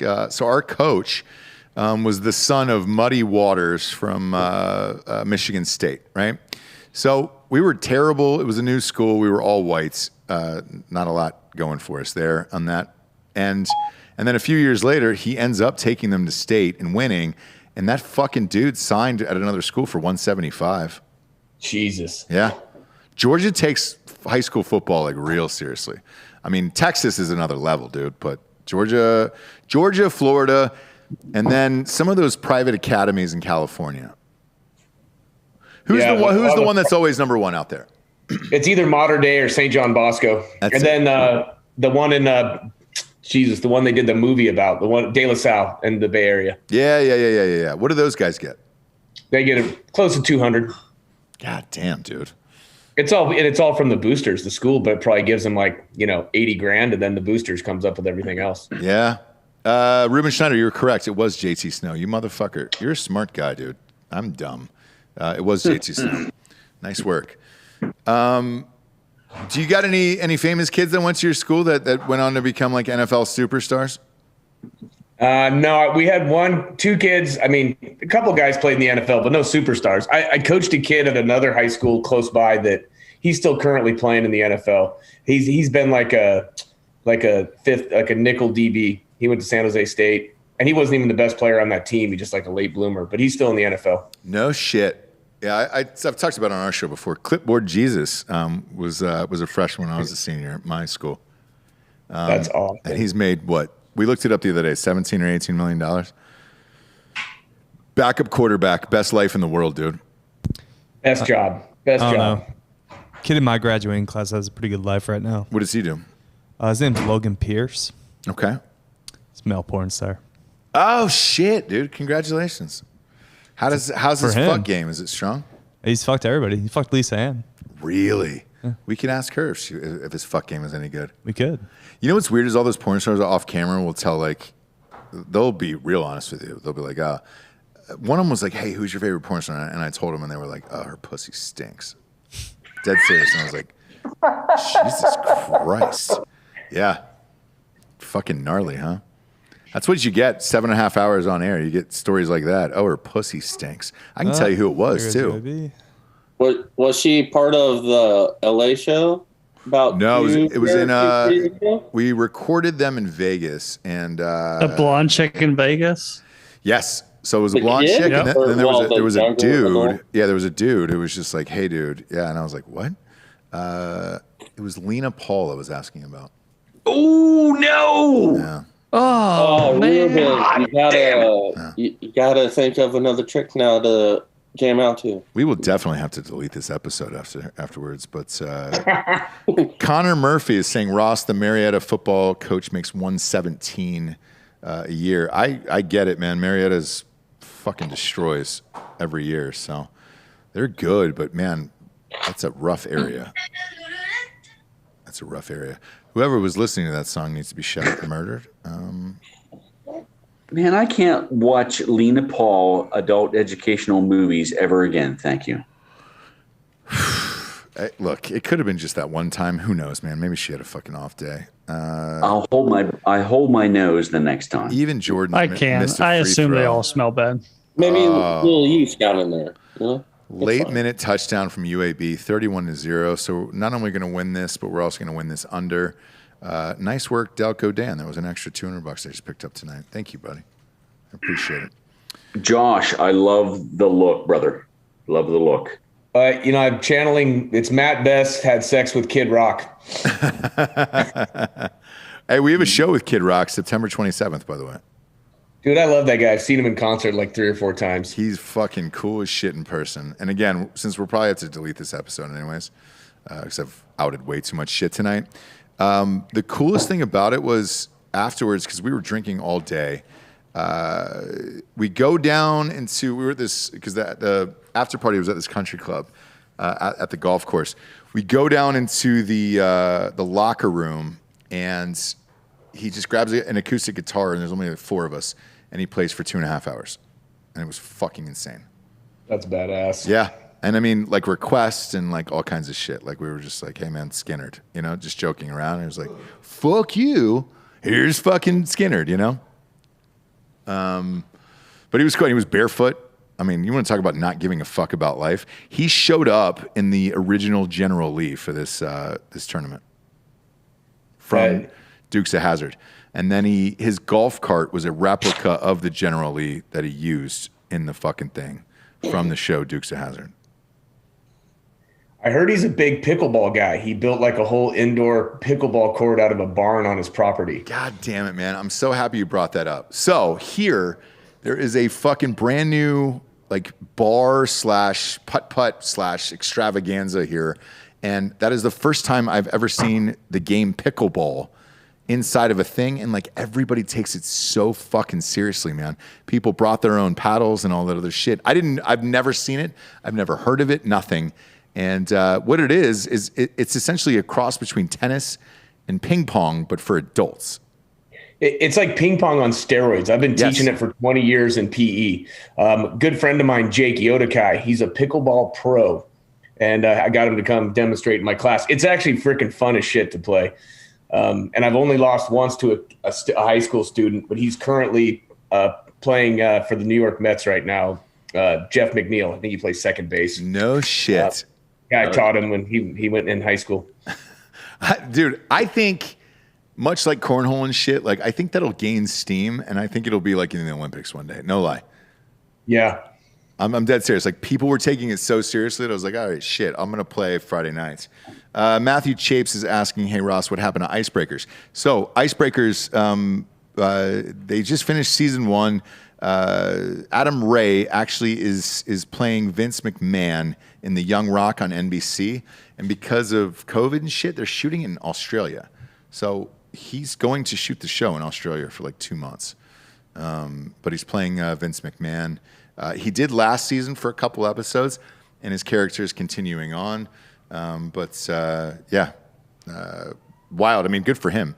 He's a funny guy and a talented dude. So we'll probably pick it up early next year when he comes back.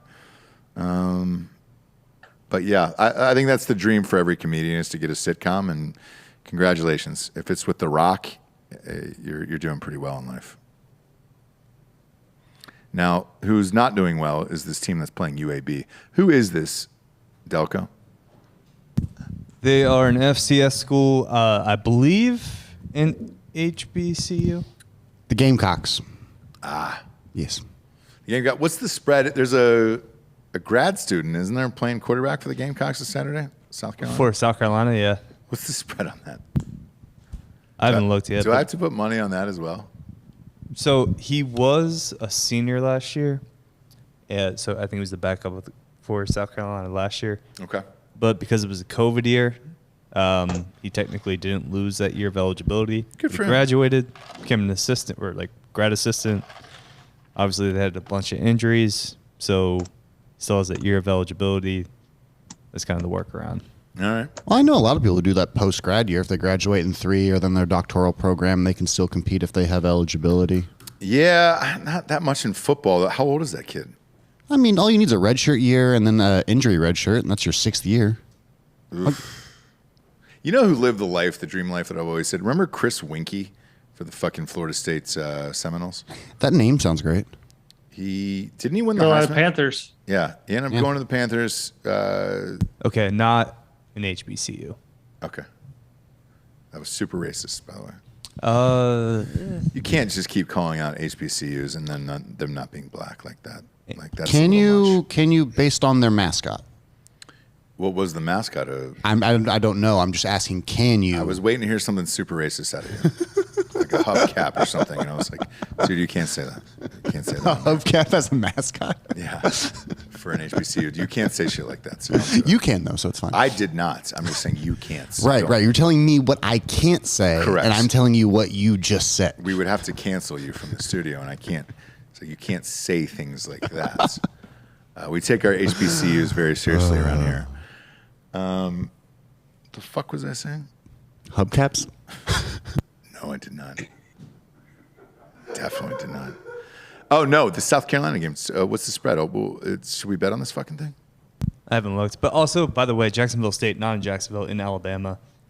Don't care. Kind of confused. I think Alabama has the most HBCUs in the country. When you pick 2 picks like this, and I'm 2-0 with 30 seconds before game time, and I won $200, I don't give a fuck where they're from. I'm just proud of you. I won $200, so I don't care.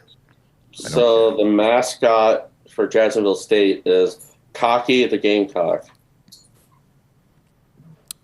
Is it? I mean, Google doesn't lie, does it? So when you're a freshman and you show up to the athletic department and you're like, I'm here to try out for Cocky. Mm-hmm. That's how you say that, right? Yeah. I'm here to be cocky. Yeah, I'm here to be cocky. Where's the cocky suit? Where's the cock suit? What do you do there? You know, Isn't that school only like 8 years old?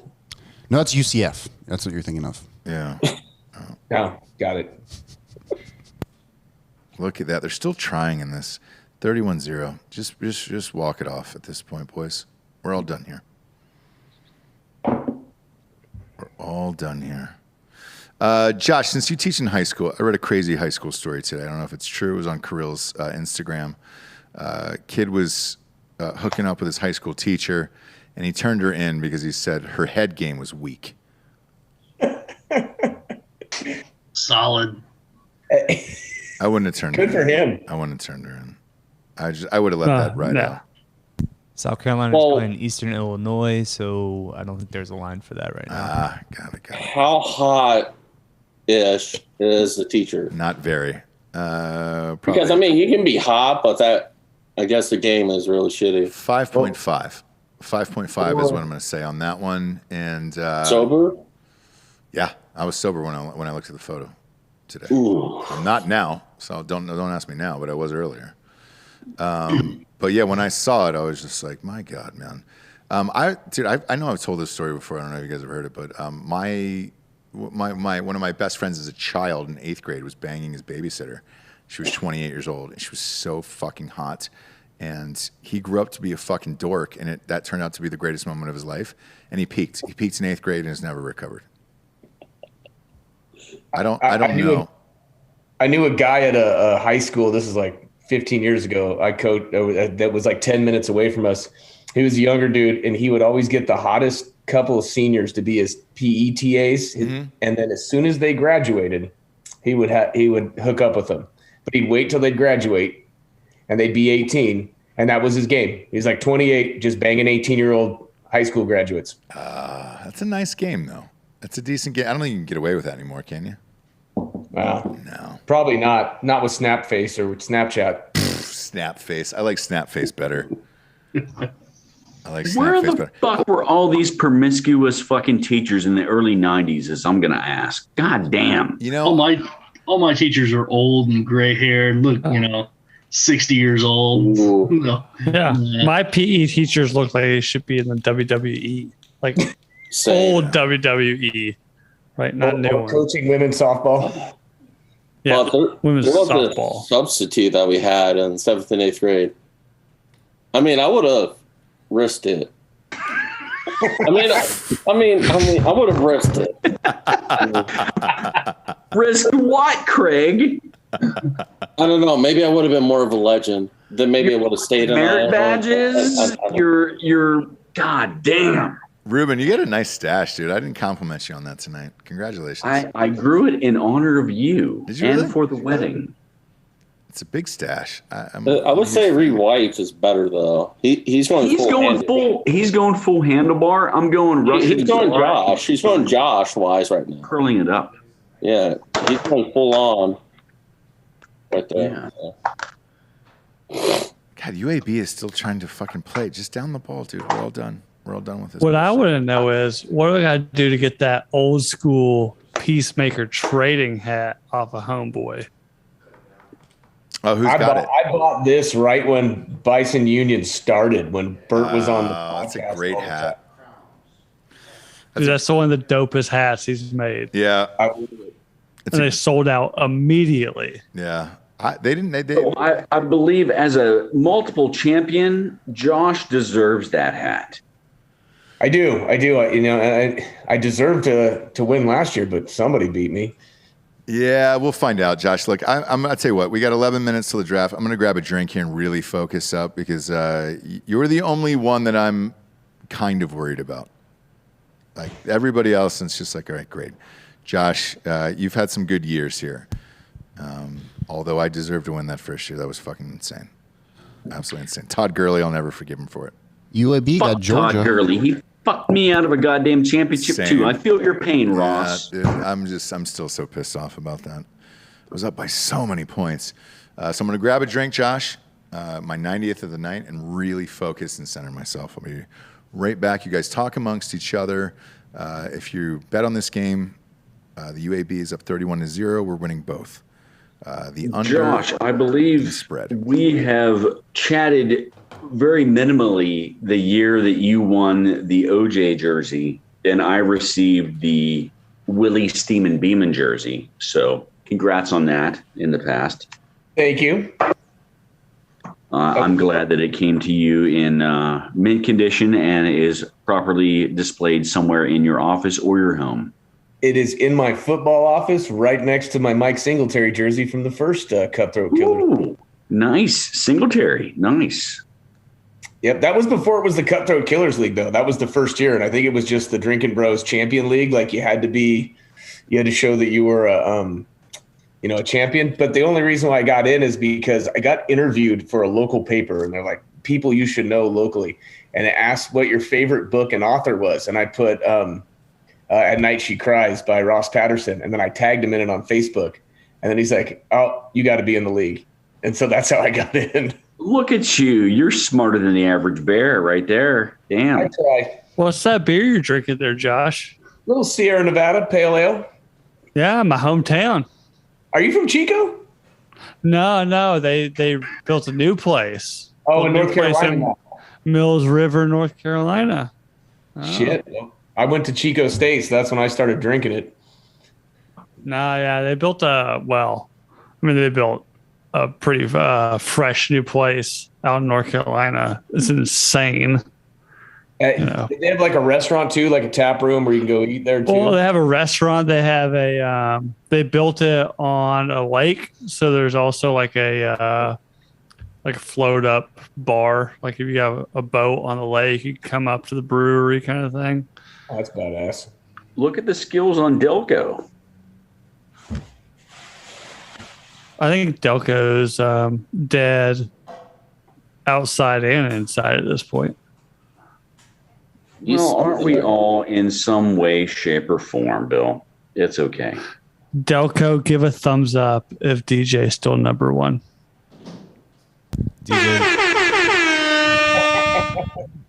I'll take that as a thumbs up. DJ's not one anymore. Also, not sweaty, Matthew Chaps. Yo. Josh, what do you teach over there? Wait, who's number one? I teach PE. John Rahm. Nah. Yeah. I wasn't aware that kids still had physical education in their curriculum. Yeah, ninth. At least in California, you have to have 2 years in high school. You can do one. You have to do 1 year in freshman PE, and then they usually let you do a sport. Like one sport for 4 years makes up your second year. So that's cool. I actually enjoyed gym class. It was an escape. But what about in capitalist America? Well, it's an easy job. The kids always ask me, so do you get paid the same as the math teachers? I'm like, yeah. And they say I'm the dumb one. Went to the same amount of school. I don't grade papers. I get paid to work out with my classes and then coach football. So, Josh, do you double? The real shitty thing about that is right now, Delco Dan is balancing a SoCo cup on his forehead. Solo cup? Not a SoCo. Did you say SoCo cup? No, it says solo cup. No, you said SoCo cup. Yeah, he said my solo cup. Did Bill? I fill you up. Josh, do you double dip? Do you get paid as a teacher and as a coach? Yeah, you just get a stipend for the coach. So whatever your salary is, based on years and units, college units, you get that. That's your teaching salary. But like my coaching stipend sucks. It's terrible. How many years have you been coaching? Head coach 10, but I've been 18, and I've been teaching for 22. Oh, you're a head coach. I thought I wasn't aware that you were a head coach. I thought maybe you were an assistant. That's cool. No, yeah, I've been the head coach. It's actually the high school I went to. It's my alma mater. I came back when I got married. That's cool. Yeah, it's not a bad gig. And now my twin sons are seniors. They play for me, and then my youngest plays on the JV team. Is that tough coaching your kids? It's not bad because I've coached them in youth sports before, and then they've been like ball boys and water boys their whole life. So and I'm harder on them than anybody else. And I told them when they were starting, I'm like, you're going to get the shit end of the stick. So I can either step down and you can play for someone else, or I keep coaching. And they're like, no, we want you to coach. I mean, I'm hard on them. So. Have they gotten any offers yet? What's that? Have your kids gotten any offers yet? Not my sons. They both start, but I wouldn't say they're scholarship kids. They could probably go play like D3 or JUCO. But you have kids on your team that go to the next level. Definitely. D3 and JUCO is where it's at. If you can continue to play sports in college, you'll have a much better college experience. Yeah, I played JUCO and then I played D2 football. Oh, it's amazing. I mean, dude, you go to 2 different colleges. You get to like work stuff out. You get to bang all the new chicks at the new school. It's great. It was a blast. And, I know Ross is a frat guy, but you don't have to join a frat when you play football in college. You kind of have your own built-in frat. Yeah, it is. It's a different fraternity, and those guys are on a different fucking level. And Josh, what level are you coaching at in the California high school there? Is it like 5A, 6A? I'm in the southern section, so we don't go like 1 to 5. We have 13 divisions because we have 600 schools in that section, and it's all based on when you finish. So state-wise, I would be like Division 3. Okay. Because we have like 900 kids in our school, but we're super competitive. We beat 3 schools last year that had 3,000 kids in their school. How's the team looking this year? We're 1-1 right now, but both close games. We should be good. I mean, we should finish in the top 2 in our league and make it to the section playoffs. So if everything goes right. So, stupid question, Josh. Since I really don't know how California football is and all that, do you guys play out-of-state teams as well, or just? We don't, but like all the big schools do, like Bosco, Mater Dei, De La Salle, they'll schedule those out-of-state games, those money games, and then. But yeah, we don't. We're just not. No one gives a shit about us. Small. Is it a private school or public? Oh no, we're public. It's like 5 towns. I mean, if you've ever been to California and you know where Santa Barbara is, we're like 30 minutes north in wine country. It's beautiful. But it's like 5 small towns, makes up about 20,000 people. So our high school's between 900 and 1,000 kids every year. So it's not really big. I mean, we usually have like 35 to 40 kids on varsity. Are you guys sponsored? I do have a deal with Nike. I signed a deal 9 years ago. So we do get, it was not free, but a lot of free gear and some different stuff. This is right when high schools were doing it. That's cool. Well, hey, best of luck to you for the rest of the season, man. I appreciate it, Rubes. And best of luck to you in the draft and the season for your fantasy. That I hope. I haven't done any freaking homework this year. I just had 3 discs fused in my neck like 8 weeks ago. So I've been like trying to just get back to normal and coach. Man. Yeah, I'm sure you'll get killed in this, so I wouldn't worry about it anyways. Yeah. I'm just trying to come back I'm just waiting for another book so I can find my team name from another book. That's what killed me last year. The 3rd book wasn't out. It was the greatest thing of all time. We haven't talked in person about this. The McClurg, dude. It's the greatest thing ever, dude. It's the best, man. It's awesome. That's the best message I ever got. You go, God damn it, man. I knew I was getting raped in this book. Yeah, my son said it. They're like, one of my kids was like, hey, did you get raped in the book? And I'm like, yeah. And he's like, I knew that was going to happen to you. Have your boys read any of the St. James, Street James books? Or are you not? They haven't read. They've listened to them. We go hunting to Lubbock every year. We take a road trip. So that's what we listen to with all the coaching staff and like our sons. And my sons are in the truck that they get to listen to it. There's not the little kids. So yeah, no, they've heard them all. They haven't heard the new one yet. They'll hear it this December when we drive out there. That's great, dude. Those are my favorite, man. And they destroy. Like it just keeps going with those books. Oh, especially the audiobooks. Because of the podcast and everything taking off, like 10, the audiobooks destroy. 9, 8, 7, 6. I don't know if this is going to go past. You 4, think so? 3, 2. I don't know. 1. Do you go past 8 hours on YouTube? Or are you allowed? We just did. We did. Oh, so we did. Okay, cool. Well, doesn't like SpaceX and all those like NASA fucking streams go longer some days? Yeah, but we're a little different than NASA. I don't think we have NASA's budget. Well, look, as much as I want to consider myself the next Buzz Aldrin, I mean, I'm not, and I don't think YouTube really gives a shit either way. But our draft is coming up in a minute and a half. Josh, what number are you? 9? 9. Yeah, you're going with Travis Kelce there. I understand that. It's probably what's going to happen, but you never know. Yeah, I know who I want at 5 here. After doing this for most of the evening, I just don't know if I'm going to get him.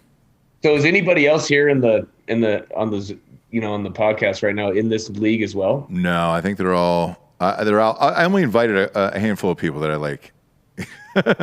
No, I'm going to bed, guys. I'm done.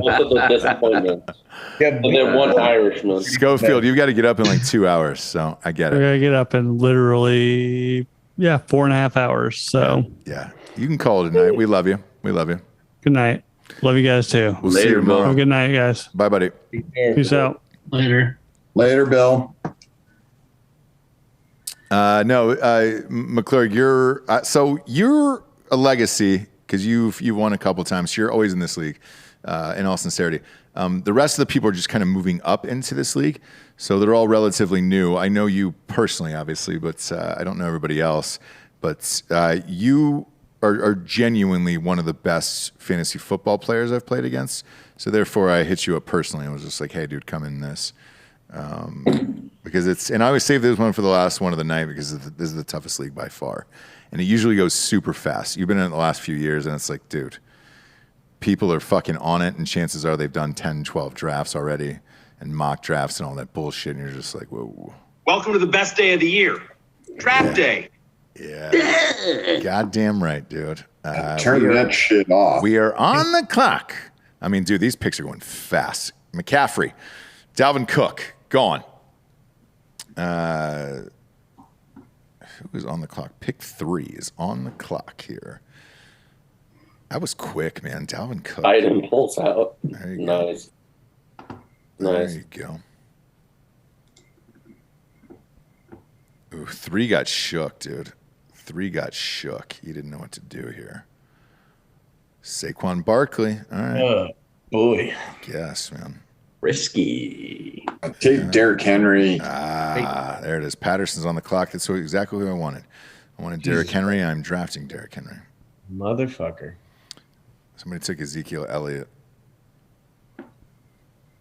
Yeah, I don't know if I would have taken Zeke that early. Me neither, man. I took Zeke in the last league, but only because he was around at the fucking end of the first. And I was like, all right, you take the best player, obviously, but it is what it is. Yeah. Are you Murder Boner? I'm the Mighty Murder Boners. Yeah, That's from, I think, like chapter 9. Fuck, dude. Kamara went all the way at 8 down there. That's crazy. Kelsey went at 7, dude, in this draft. I told you, man, anywhere from 7 to 12 is where he's been going. It's so wild, man. A tight end. Nick Chubb, great pick. You fucking dick. All right. Yeah. This is going to be a night tonight. This is going to be a night. This is going to be Didn't a want JTT, Jonathan Taylor Thomas. Me neither. Did Ruben just Irish exit? Yeah. Yeah. And that's fun. That's the way you should. I do that all the time. He was probably less than 10% there on the phone there. Aaron Jones, Austin Eckler. This draft is going really fast. Wow. Antonio Gibson, you motherfucker. Who is that? I like that pick. Ugh, so do I. Look, I've only been able to get him in one league, probably because I kept talking about it on the fucking show. But whatever, man. Where did you go to college at? Najee Harris went next. That's a great question. Who knows? I don't know. Oh, Murder Boner, you're up in a couple picks here.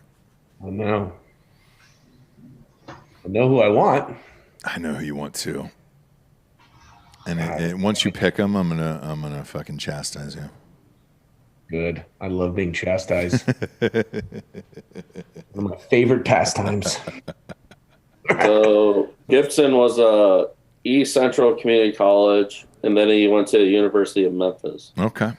That's right. So, yeah, Memphis is good. Kirk Herbstreit's on SportsCenter right now. He was on the show last week. Big fan of Herbie, dude. Off air, he was so fucking cool too, man. Stefan Diggs went to the Murder Boners. That is not who I would thought for you, actually. Hopkins? Yeah. Yep. I would have gone Hopkins. I picked Hopkins in 2 other leagues, so. Jonathan Taylor Thomas is off the board.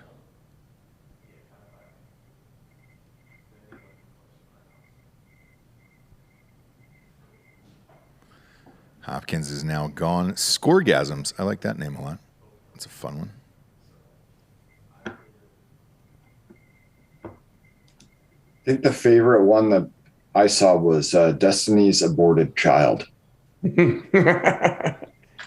I like that. Who did that?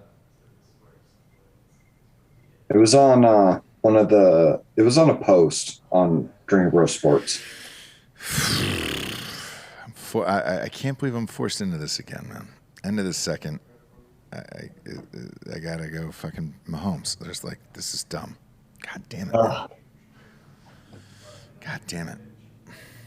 If he gets hurt, I'm fucked in all these leagues. You can't let this go at the end of the second though. How many times do you have Mahomes this year? 5 out of 7 leagues. Oh Jesus! I don't know why he's going so low in these. Like typically he's going at the end of the first, and most of the mock drafts that I did, he's going at the end of the first, beginning of the second. I don't know why he's not in all of these, and he has a better offensive line this year. My wife's work league, he went pick 1, round 1. Yeah, I mean, it's tough because I had the first pick once, in this thing, and I got McCaffrey, but it's like, dude, McCaffrey fucked me last year. So I had him in this league last year. First, I had the first pick, returning champion. Yeah. And I still was able to make. I had him and Kittle, and I still was able to make it to the Super Bowl. I don't know fucking how, but luckily. Crazy. Josh, who do you got in college football weighing in all this year? Dude, I have no clue. I can't, like, I go NFL, and because my football season, I spend so much hours just trying to game plan. Got it.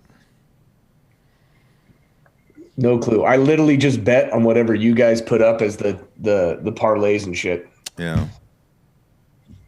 I usually fucking murder it, dude.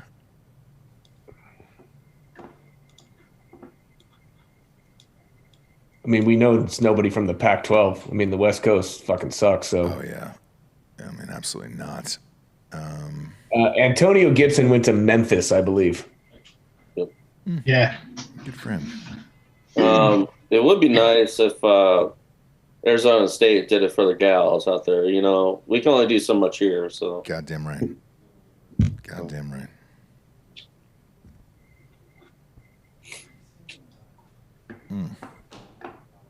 Oh, we need to do a Drinking Bros live show at Arizona State, like November timeframe. Yeah, I don't think my wife would let me do that. Just say it's for charity. My charity? Do a Fathers Without Boundaries. Fathers Without Boundaries, dude. And we'll get AJ to show up. This is my wish. I will pay for AJ to fly from Jersey to Arizona for that game if there's a Drinking Bros live episode. Well, you got to have the president of merchandise for the FWB there, so you got to have him there. So. Yeah, and no, of course. This is a non-fuck around league here. We're already at the end of the third, and this thing just started 6 minutes ago. I mean, Jesus Christ. I love it. Josh Allen, man. I love Josh Allen. I get there's a top onesie twosies off the board, quarterback-wise. And then you just wait now. I know. At this point, if you don't get one of the top two, I mean, maybe Kyler Murray. Kyler Murray puts up points, man. He does, but I think there's some good sleepers like around 7th or 8th round pick that you could still do decent with and get some, go deep at running back or receiver. Yeah. Taylor Clark is saying I couldn't believe Kamara was still there. I wasn't either at 8. That's crazy. Yeah. I'm not high on Ezekiel Elliott, but he went. Yeah. Well, I think people are worried about Kamara. Crab legs throwing the ball might, screw up getting him the ball. Yeah. They got the odds to win here. Ohio State 6-1, Clemson 4-1, and Bama 2.5-1 for the title. Georgia 7.5-1. Same with Oklahoma.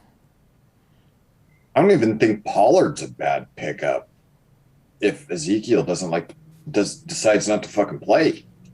He'll play. It's just But if he decides to get lazy and be a shitbag because of whatever reason, he's pissed at management or whatever. Yeah. Yeah, who knows, man? He's a weird guy, and I know at Ohio State, Urban had to keep him in check, but his family lived there, so it was a weird sitch, man. Once he got out of college, they were like, "You're on your own. Good luck."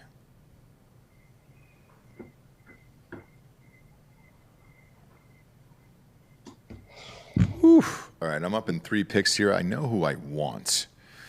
Will I get them is the question, and how is this going to affect my draft?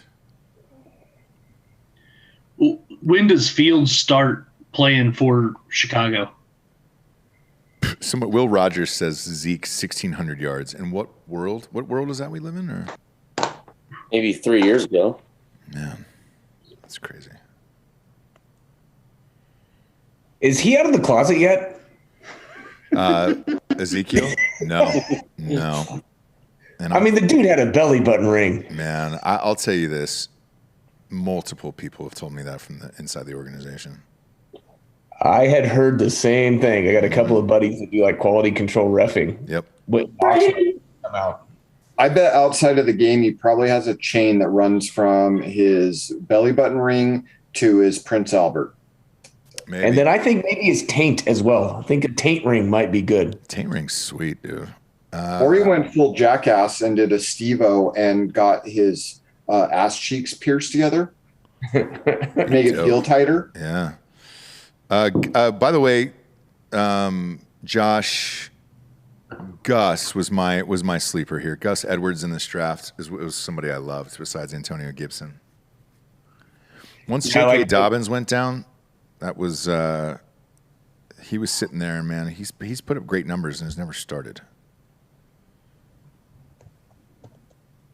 Yeah, my youngest son Ryder, he drafted both Dobbins and Etienne or Etienne. Did he really? Yeah, I felt so bad for him. Already over, yeah. Yeah.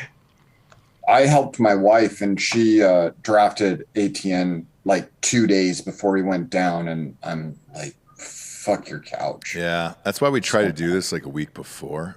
Kyle Pitts went. Yeah, I drafted ETN a week and a half ago in our draft. And then 4 days later he was gone. Gone.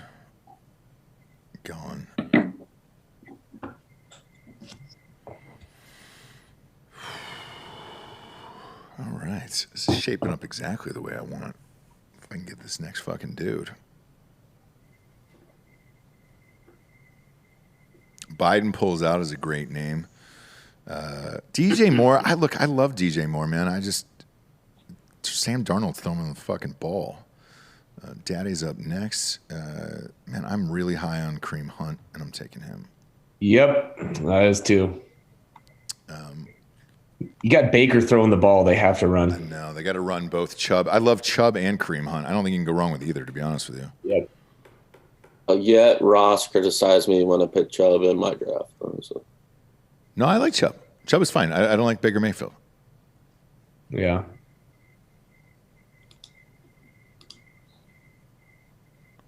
Man, this is moving here. We're at the end of round 5 right now. Odell Beckham Jr. just went. That was the conundrum I faced in all 6 drafts tonight. He was right there, right at the end of the 5th or in the 6th. How do you not take him there? So I fucking understand that pick. Who's going to show up? Which one is going to show up? The real OBJ or this other dirtbag who's been around for the last 2 years? Noah Zinnerman is saying Baker will be middle of the pack. I agree.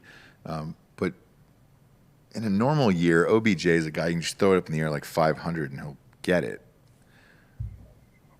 So we'll see.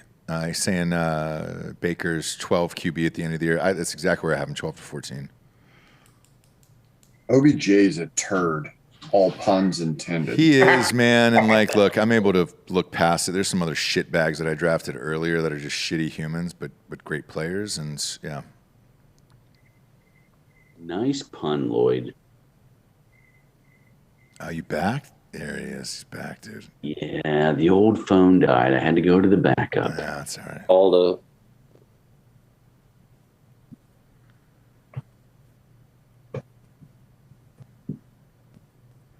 A lot of great players left here. We're headed into the sixth round here. Josh, who do you have on your team so far? Chubb, Diggs, Julio Jones, Kittle, and then Mark Andrews. 2 tight ends? You got 2 tight ends? No. Yes, I did. It's weird. Why? Best available flex. Mm-hmm. Flex for tight ends. All right. And this is why Josh is a 2-time champ. Well, dude, tight ends are so it's like top tailbacks. There's literally like 6 really good tight ends. Yeah. I got a few sleepers. I don't mind the tight ends. I've been drafting them later. I got a few sleepers here. Chase Claypool's been going pretty high. And I don't know if it was because of that one catch. I like him. But Aaron Rodgers is off the board. Jerry Jeudy is gone. Man, that Denver team is so good. They just need a fucking quarterback. Teddy Bridgewater isn't the dude, but they've got so much talent on that team with Cortland Sutton, Jerry Jeudy, Noah Fant. And all they need is a fucking quarterback. It's the correct pronunciation. Mike Davis. I don't know why everybody's on Mike Davis out of Atlanta. I don't think he'll do anything. Well, you figure too, Kittle is like a receiver. The numbers he puts up. Oh yeah, he's great. Yeah. Mark Andrews. I don't know if he's healthy. Is the question. But yeah, no, he's more like the tight end. So Kittle acts as my flex receiver because I didn't have any good. My running back drafting situation wasn't great. I think the most overlooked tight end this year is Kmet out of Chicago. I like him. Yeah, that dude's going to be a beast. And especially now that he has a quarterback that can throw in the ball. Hopefully. Yeah. Lamar Jackson went, and then I drafted Melvin Gordon III. We're running the ball in Denver. Philip Lindsay's gone this year, by the way. He's in Houston. A lot of people are asking where he went. He went to Houston to die. TJ Hawkinson was up next. I like TJ Hawkinson, but now he's got fucking Jared Goff throwing to him. Jared Goff is absolutely fucking horrible. Mm-hmm. God, don't tell me that shit. I took Hawkinson in my league. Dude, I haven't fucking drafted one Detroit Lion all night long for that reason. The only Lion worth drafting was Stafford, but he's gone. Yeah. Russell Wilson's a great fucking pick there in the 7th, man. Well played, whoever that is. Yeah, I like that. Again, sleeper for MVP this year. As much as I hate him, I think he's going to have a good year. And then Tim Grover is his fucking trainer this year. So, same guy who trained Jordan, Kobe, Dwayne Wade, and now this fucking dipshit. Is he training Sierra as well? I hope so. Yeah. At one point, everybody was training Sierra. Then she found the Lord. Yeah. Goddamn right she did.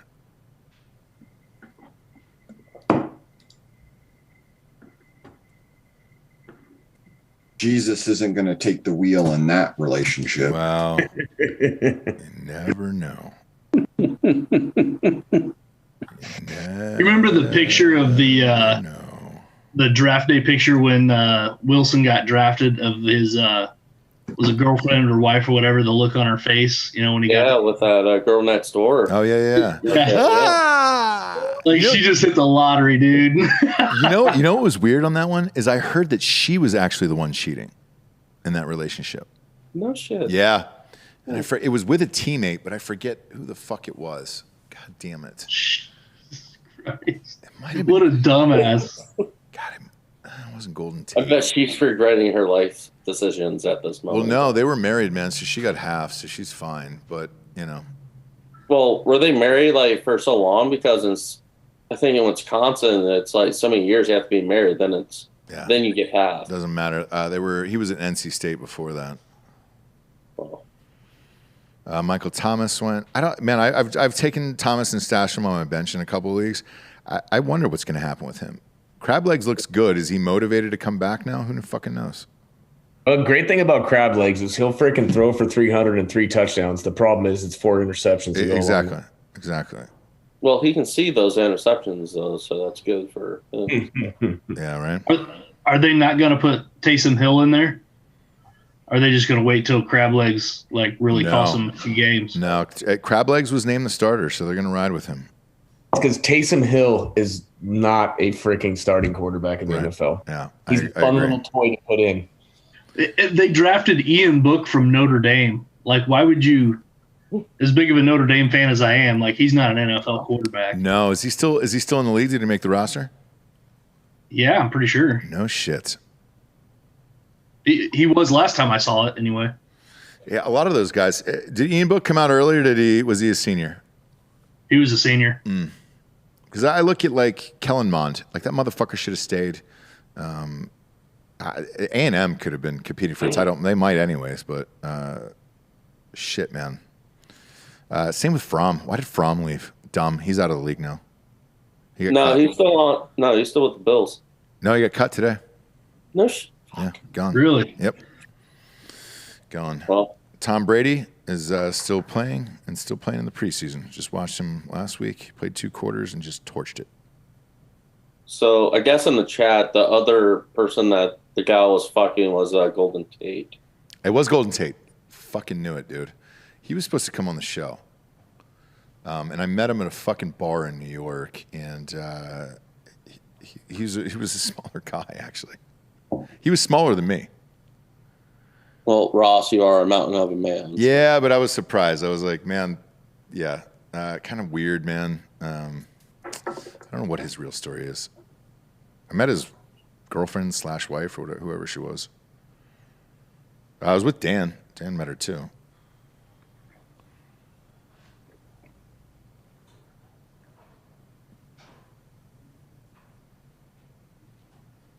Now things get real quiet in this league. This is a tough one.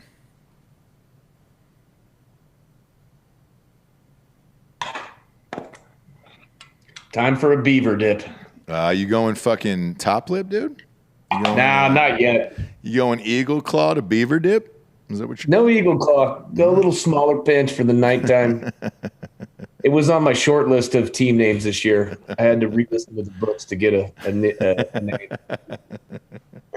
I wanted to use Guau somehow, but I couldn't figure it out. Oh, man. There we go. All right. Dude, for whatever reason, man, I think Antonio Brown's going to have a huge year. I've said this before, and I'm going to take him. I think him and Brady fucking annihilate people this year. I think this could be one of Brady's best years ever, and I think he wants it. That guy is such a fucking animal. I think that's why it's tough to take Godwin this year. I know. Or Mike Evans, man. Like, shit. It's a bunch of weapons there.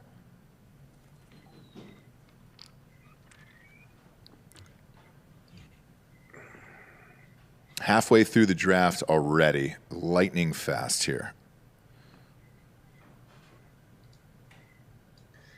Is anyone going to draft Cole Beasley in his vaccination? Not one prayer. Not one prayer. Am I taking Cole Beasley?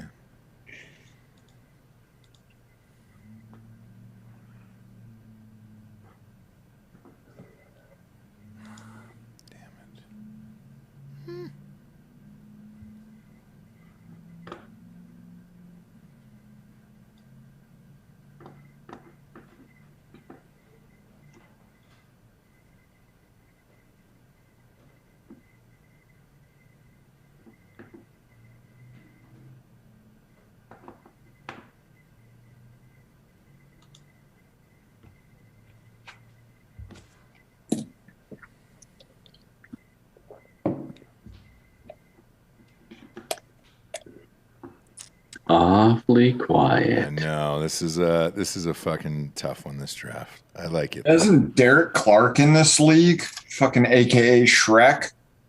Does he look like Shrek? I don't know why he's not zoomed in.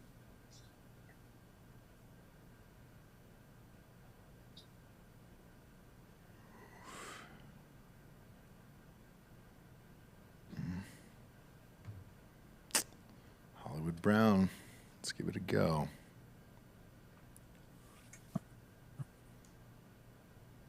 Oh, you went with the Cousins, Ross. Yeah, I did. Ew, that's disgusting. Well, yeah, it's the NFL. And in certain states, it's cool. Yeah, you're fine in certain states here.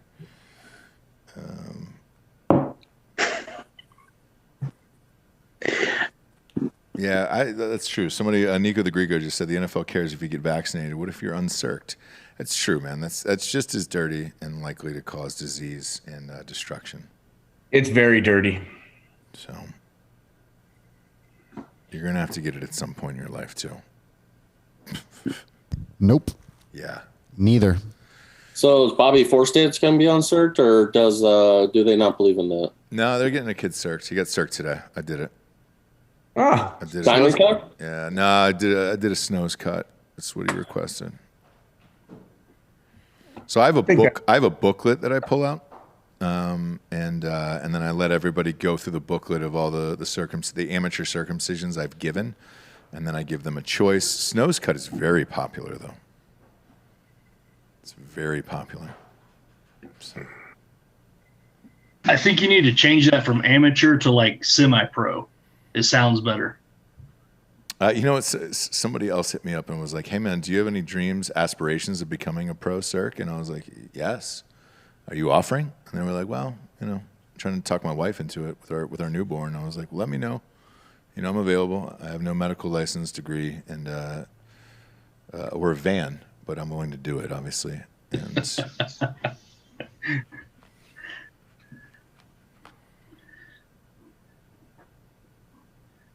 Ronald Jones, Trey Sermon. How do you think Trey Sermon's going to do, Josh?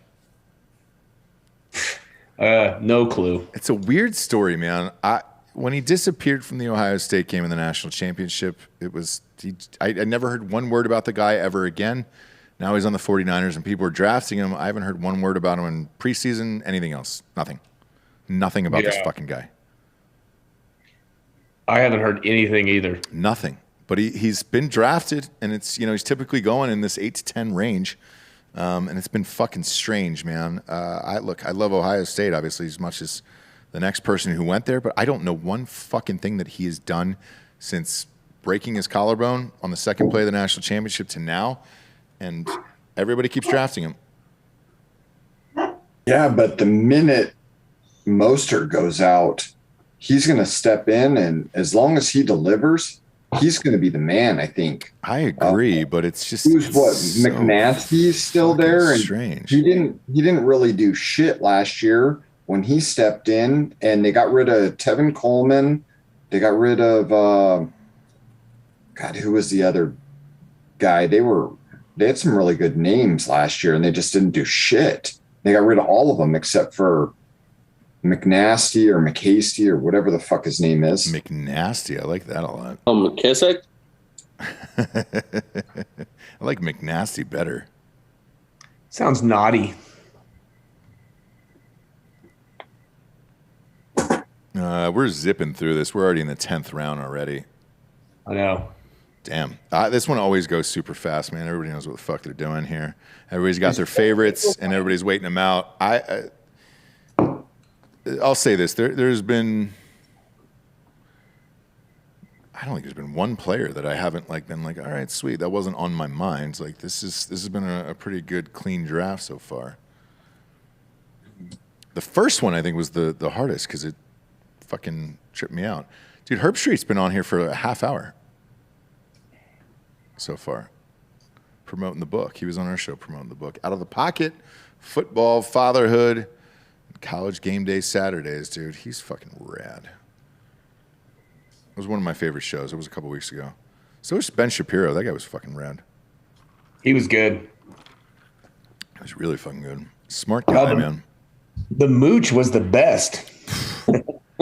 That interview, man, that interview was going fine for an hour, and then it just went off the fucking rails. You could tell that guy was a douchebag 5 minutes into it. Yeah. But I thought, hey, man, the interview 5 minutes was is fine. generous. Yeah. Joe Burrow just got drafted. As soon as he started referring to Cuomo by the first name, it's like, oh, fuck, this is going off the rails. I should have done an over-under on how long Dan could keep his shit together before he lost his mind. You could see Dan just starting to boil and starting to just motherfuck him. Oh, yeah. Yeah. Even pieces of shit help their friends.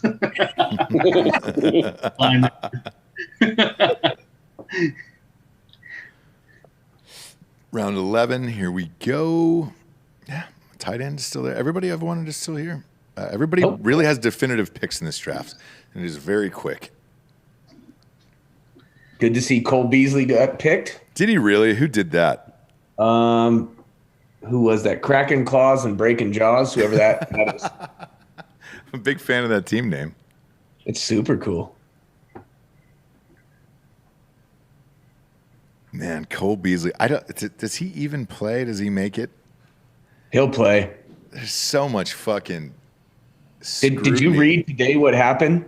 He tests negative, close contact. He's negative, has to quarantine, and he was close contact with the team trainer who's fully vaccinated but got COVID.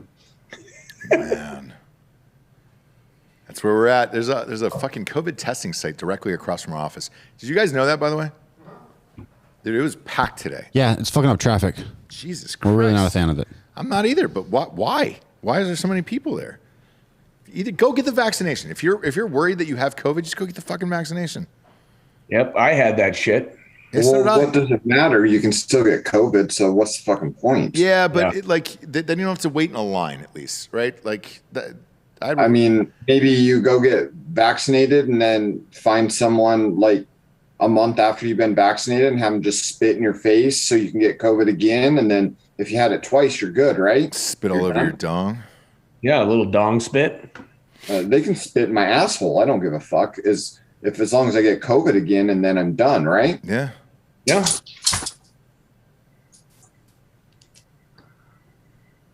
So, Ross, I'm seeing a lot of people in the chat saying Top Gun got pushed back again. Any truth? Who? Top Gun 2. The movie that we all need. Fuck Top Gun. It was November or Thanksgiving. I'm sorry.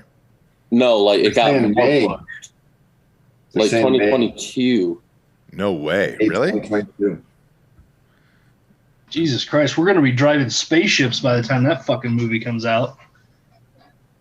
Let's see here. I wonder what else. God, yes, Memorial Day weekend of 2022. Jesus Christ. So Miles is in that. Miles Teller, obviously, he's been on the show, friend of the show. He shot that movie fucking 3 years ago, and he was so amped for it to come out. He's the lead, he's Goose's son in this movie, right? He's the lead opposite Tom Cruise.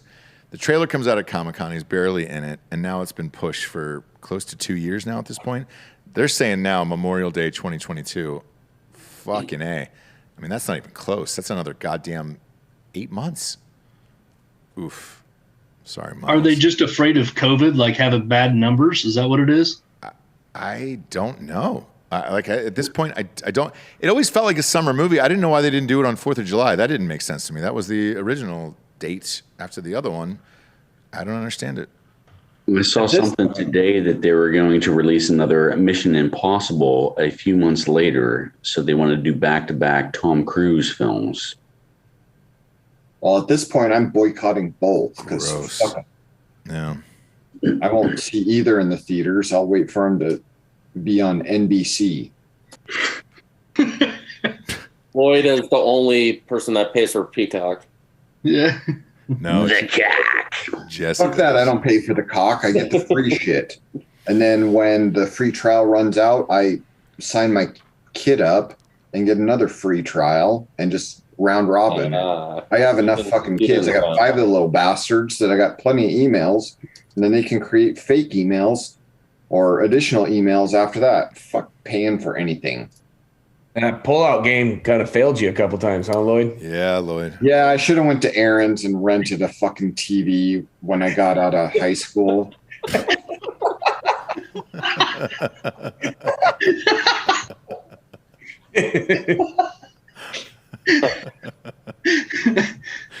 That might be the line of the night so far. It's been 8.5 hours on there. It's been 8.5 hours on there. No, nobody's clipping anything tonight. I'll be lucky to make it out of here alive. I'm sure these guys hate me. I'm sorry. I can't believe all those guys are still there for 9 or 10 hours. Another deleted draft episode. Well, I'm going to call Jack. Friday off. Friday, Saturday, Sunday, Monday. Eesh. This seemed like a fun thing when Matthew Berry was doing it. Now that I'm in it, there's not enough drugs in the world that I might do this again. Yeah, we needed more people in studio. Maybe a masseuse. Definitely more drugs. So, all right, if we do it again, I'll get a ton of drugs. On the masseuse, we have a delivery one, so I can do that. Right, like a real one. Yes. Yeah, like a trained professional. Correct. All right, next year, Ross, I will be in studio for the draft. All right. Sure. I'm going to hold you to that. So you will be invited next year also. Wink, wink, stomp, stomp. Yeah, we might as well just go there. Fuck it. The church will be open by then, right? Or should be? We can all do the yes. in there. Yeah. A year from now? All that will be, because I think we're, yes. If Ross not, hires something me has gone wrong. to manage all the construction for the new property, I'll make sure that shit's done by draft next year. Hey, man, we're out to fucking investors right now, so we'll know shortly. Well, I'm real cheap, and I need to start working in Austin due to unforeseeable circumstances that we can talk about. You're real cheap and whorish, is what you're saying? Right now, I'll be a whore to keep my kids. So, and we'll just leave it at that. All right, Lloyd, where are you at now? I'm in Boise, Idaho, but thank God Alaska just did one-way flights back and forth to Austin every day. So it ain't nothing for me to telecommute. So I'm actually looking for work in Austin to work there like 4 days a week. Because my kids are in Austin. Oh, that deserves this. Lloyd Burke in Austin, dude. So my hand's kind of being forced because I just better shut my mouth. But I'll talk about that offline in a fucking, I don't know, whatever, private conversation.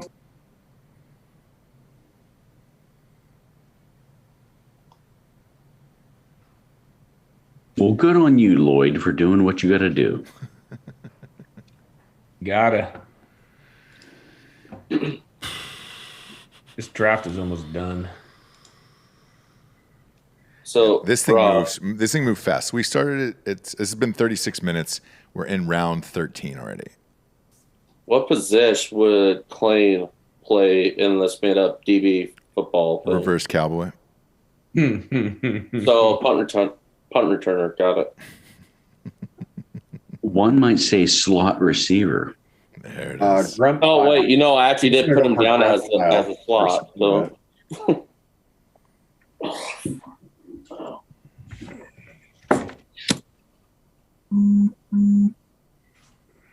Oh, who's Mr. Popular over there? Blowing up. My bad.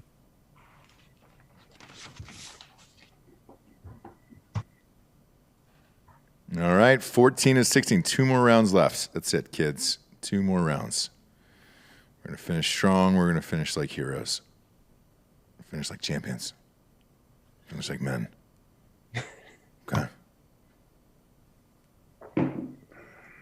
Sammy Watkins is in Baltimore this year, huh? Not that I would draft him, but...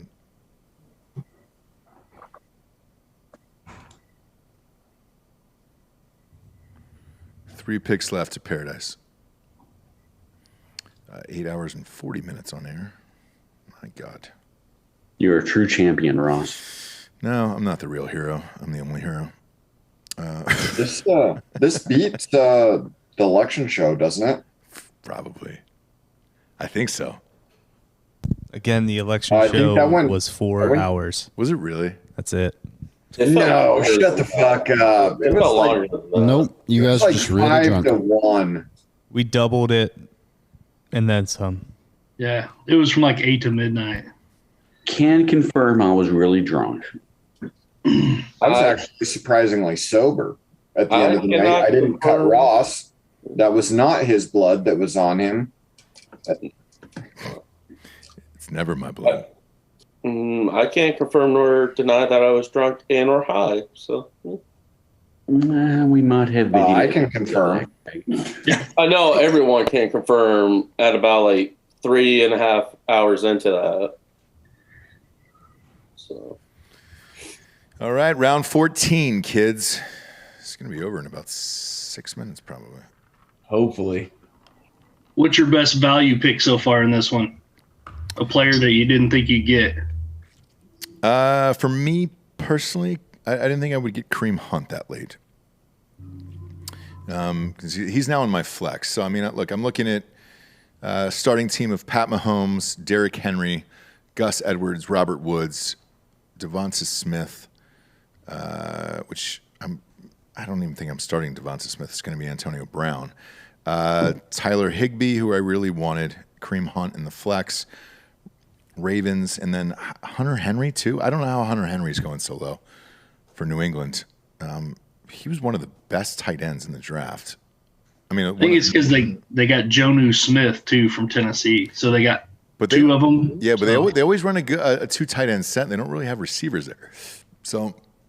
I think the key is they don't know if the quarterback now is going to be looking for the tight end like Brady always did as a security blanket. But it's Mac Jones, and he's a white quarterback in the mold of Brady, where it's like, yeah, it's a guess. Who knows? It's my backup, but Dude, I coached against Robert Woods this senior year in the playoffs. Really? How fast is that guy? He was fucking legit. They had 12 Pac-12 scholarship guys. It was Sarah High School in Southern California. Damn. Marquise Lee was on that team with them. They were legit. Jesus. Kicked our ass, needless to say. I'm sure. Yeah, it was standard.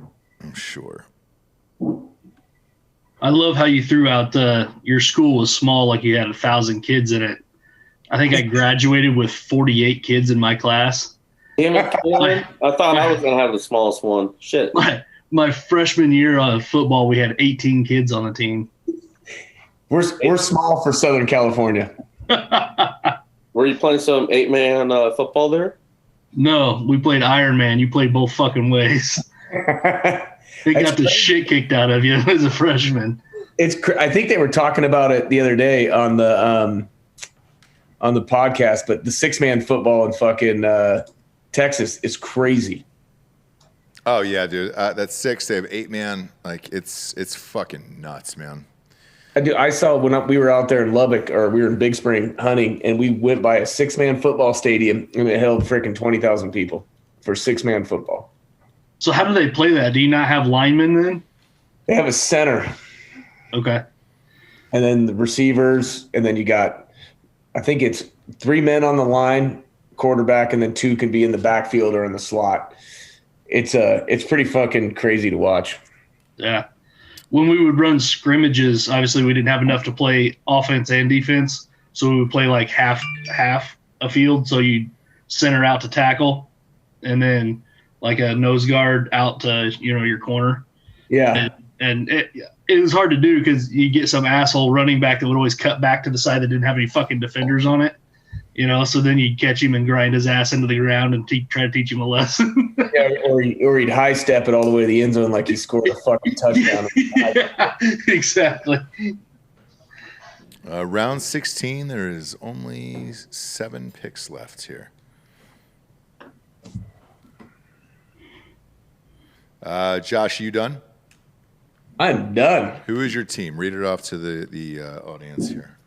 All right, so we've got Tannehill, Chubb, Harris from running back from New England, Diggs, Julio Jones, Kittle, Mark Andrews, Patriots defense, Graham Gano, Shenault, receiver from Jacksonville, Sony Michel, running back. Oh wait, who's that? Who did I pick? Oh, David Johnson, Carlos Hyde, Devontae Parker, Justin Fields, and Prater. That's a terrible team. Look forward to playing you this year. Yep. Last pick for me here. Boom. I'm going with the kicker from Tampa Bay, and that is it. There's 4 picks left. Finished with Pat Mahomes, Derrick Henry, Gus Edwards, Robert Woods, Devonta Smith, Tyler Higbee, Kareem Hunt's Ravens defense. The kicker for Tampa, Melvin Gordon III, Antonio Brown, Hollywood Brown, Curtis Samuel, Hunter Henry, Jameis Winston, and Malcolm Brown. Gentlemen, this has been an 8-hour and 45-minute show. The last pick is on the clock here, and then that is it. We will see you tomorrow morning for Ross Patterson Revolution. We appreciate everyone joining us tonight. And I'm going to sleep like a midget on Quaaludes tonight, as well as Papa G and Delco. We'll be getting really drunk tonight for the Ohio State game. I appreciate all you guys joining us, man. It was a fucking blast. Love you, bro. Awesome. It was awesome. Love you guys, man. I appreciate it. I'll see you tomorrow morning for RPR, kids. Oh, you know it. For Delco, Dan, service. softcore history. Yeah, morning-ish, softcore history. Papa G. I'm Ross Patterson. This is Drinking Bros Sports Fantasy Football Marathon. It really was close to 9 hours. Good night, everyone.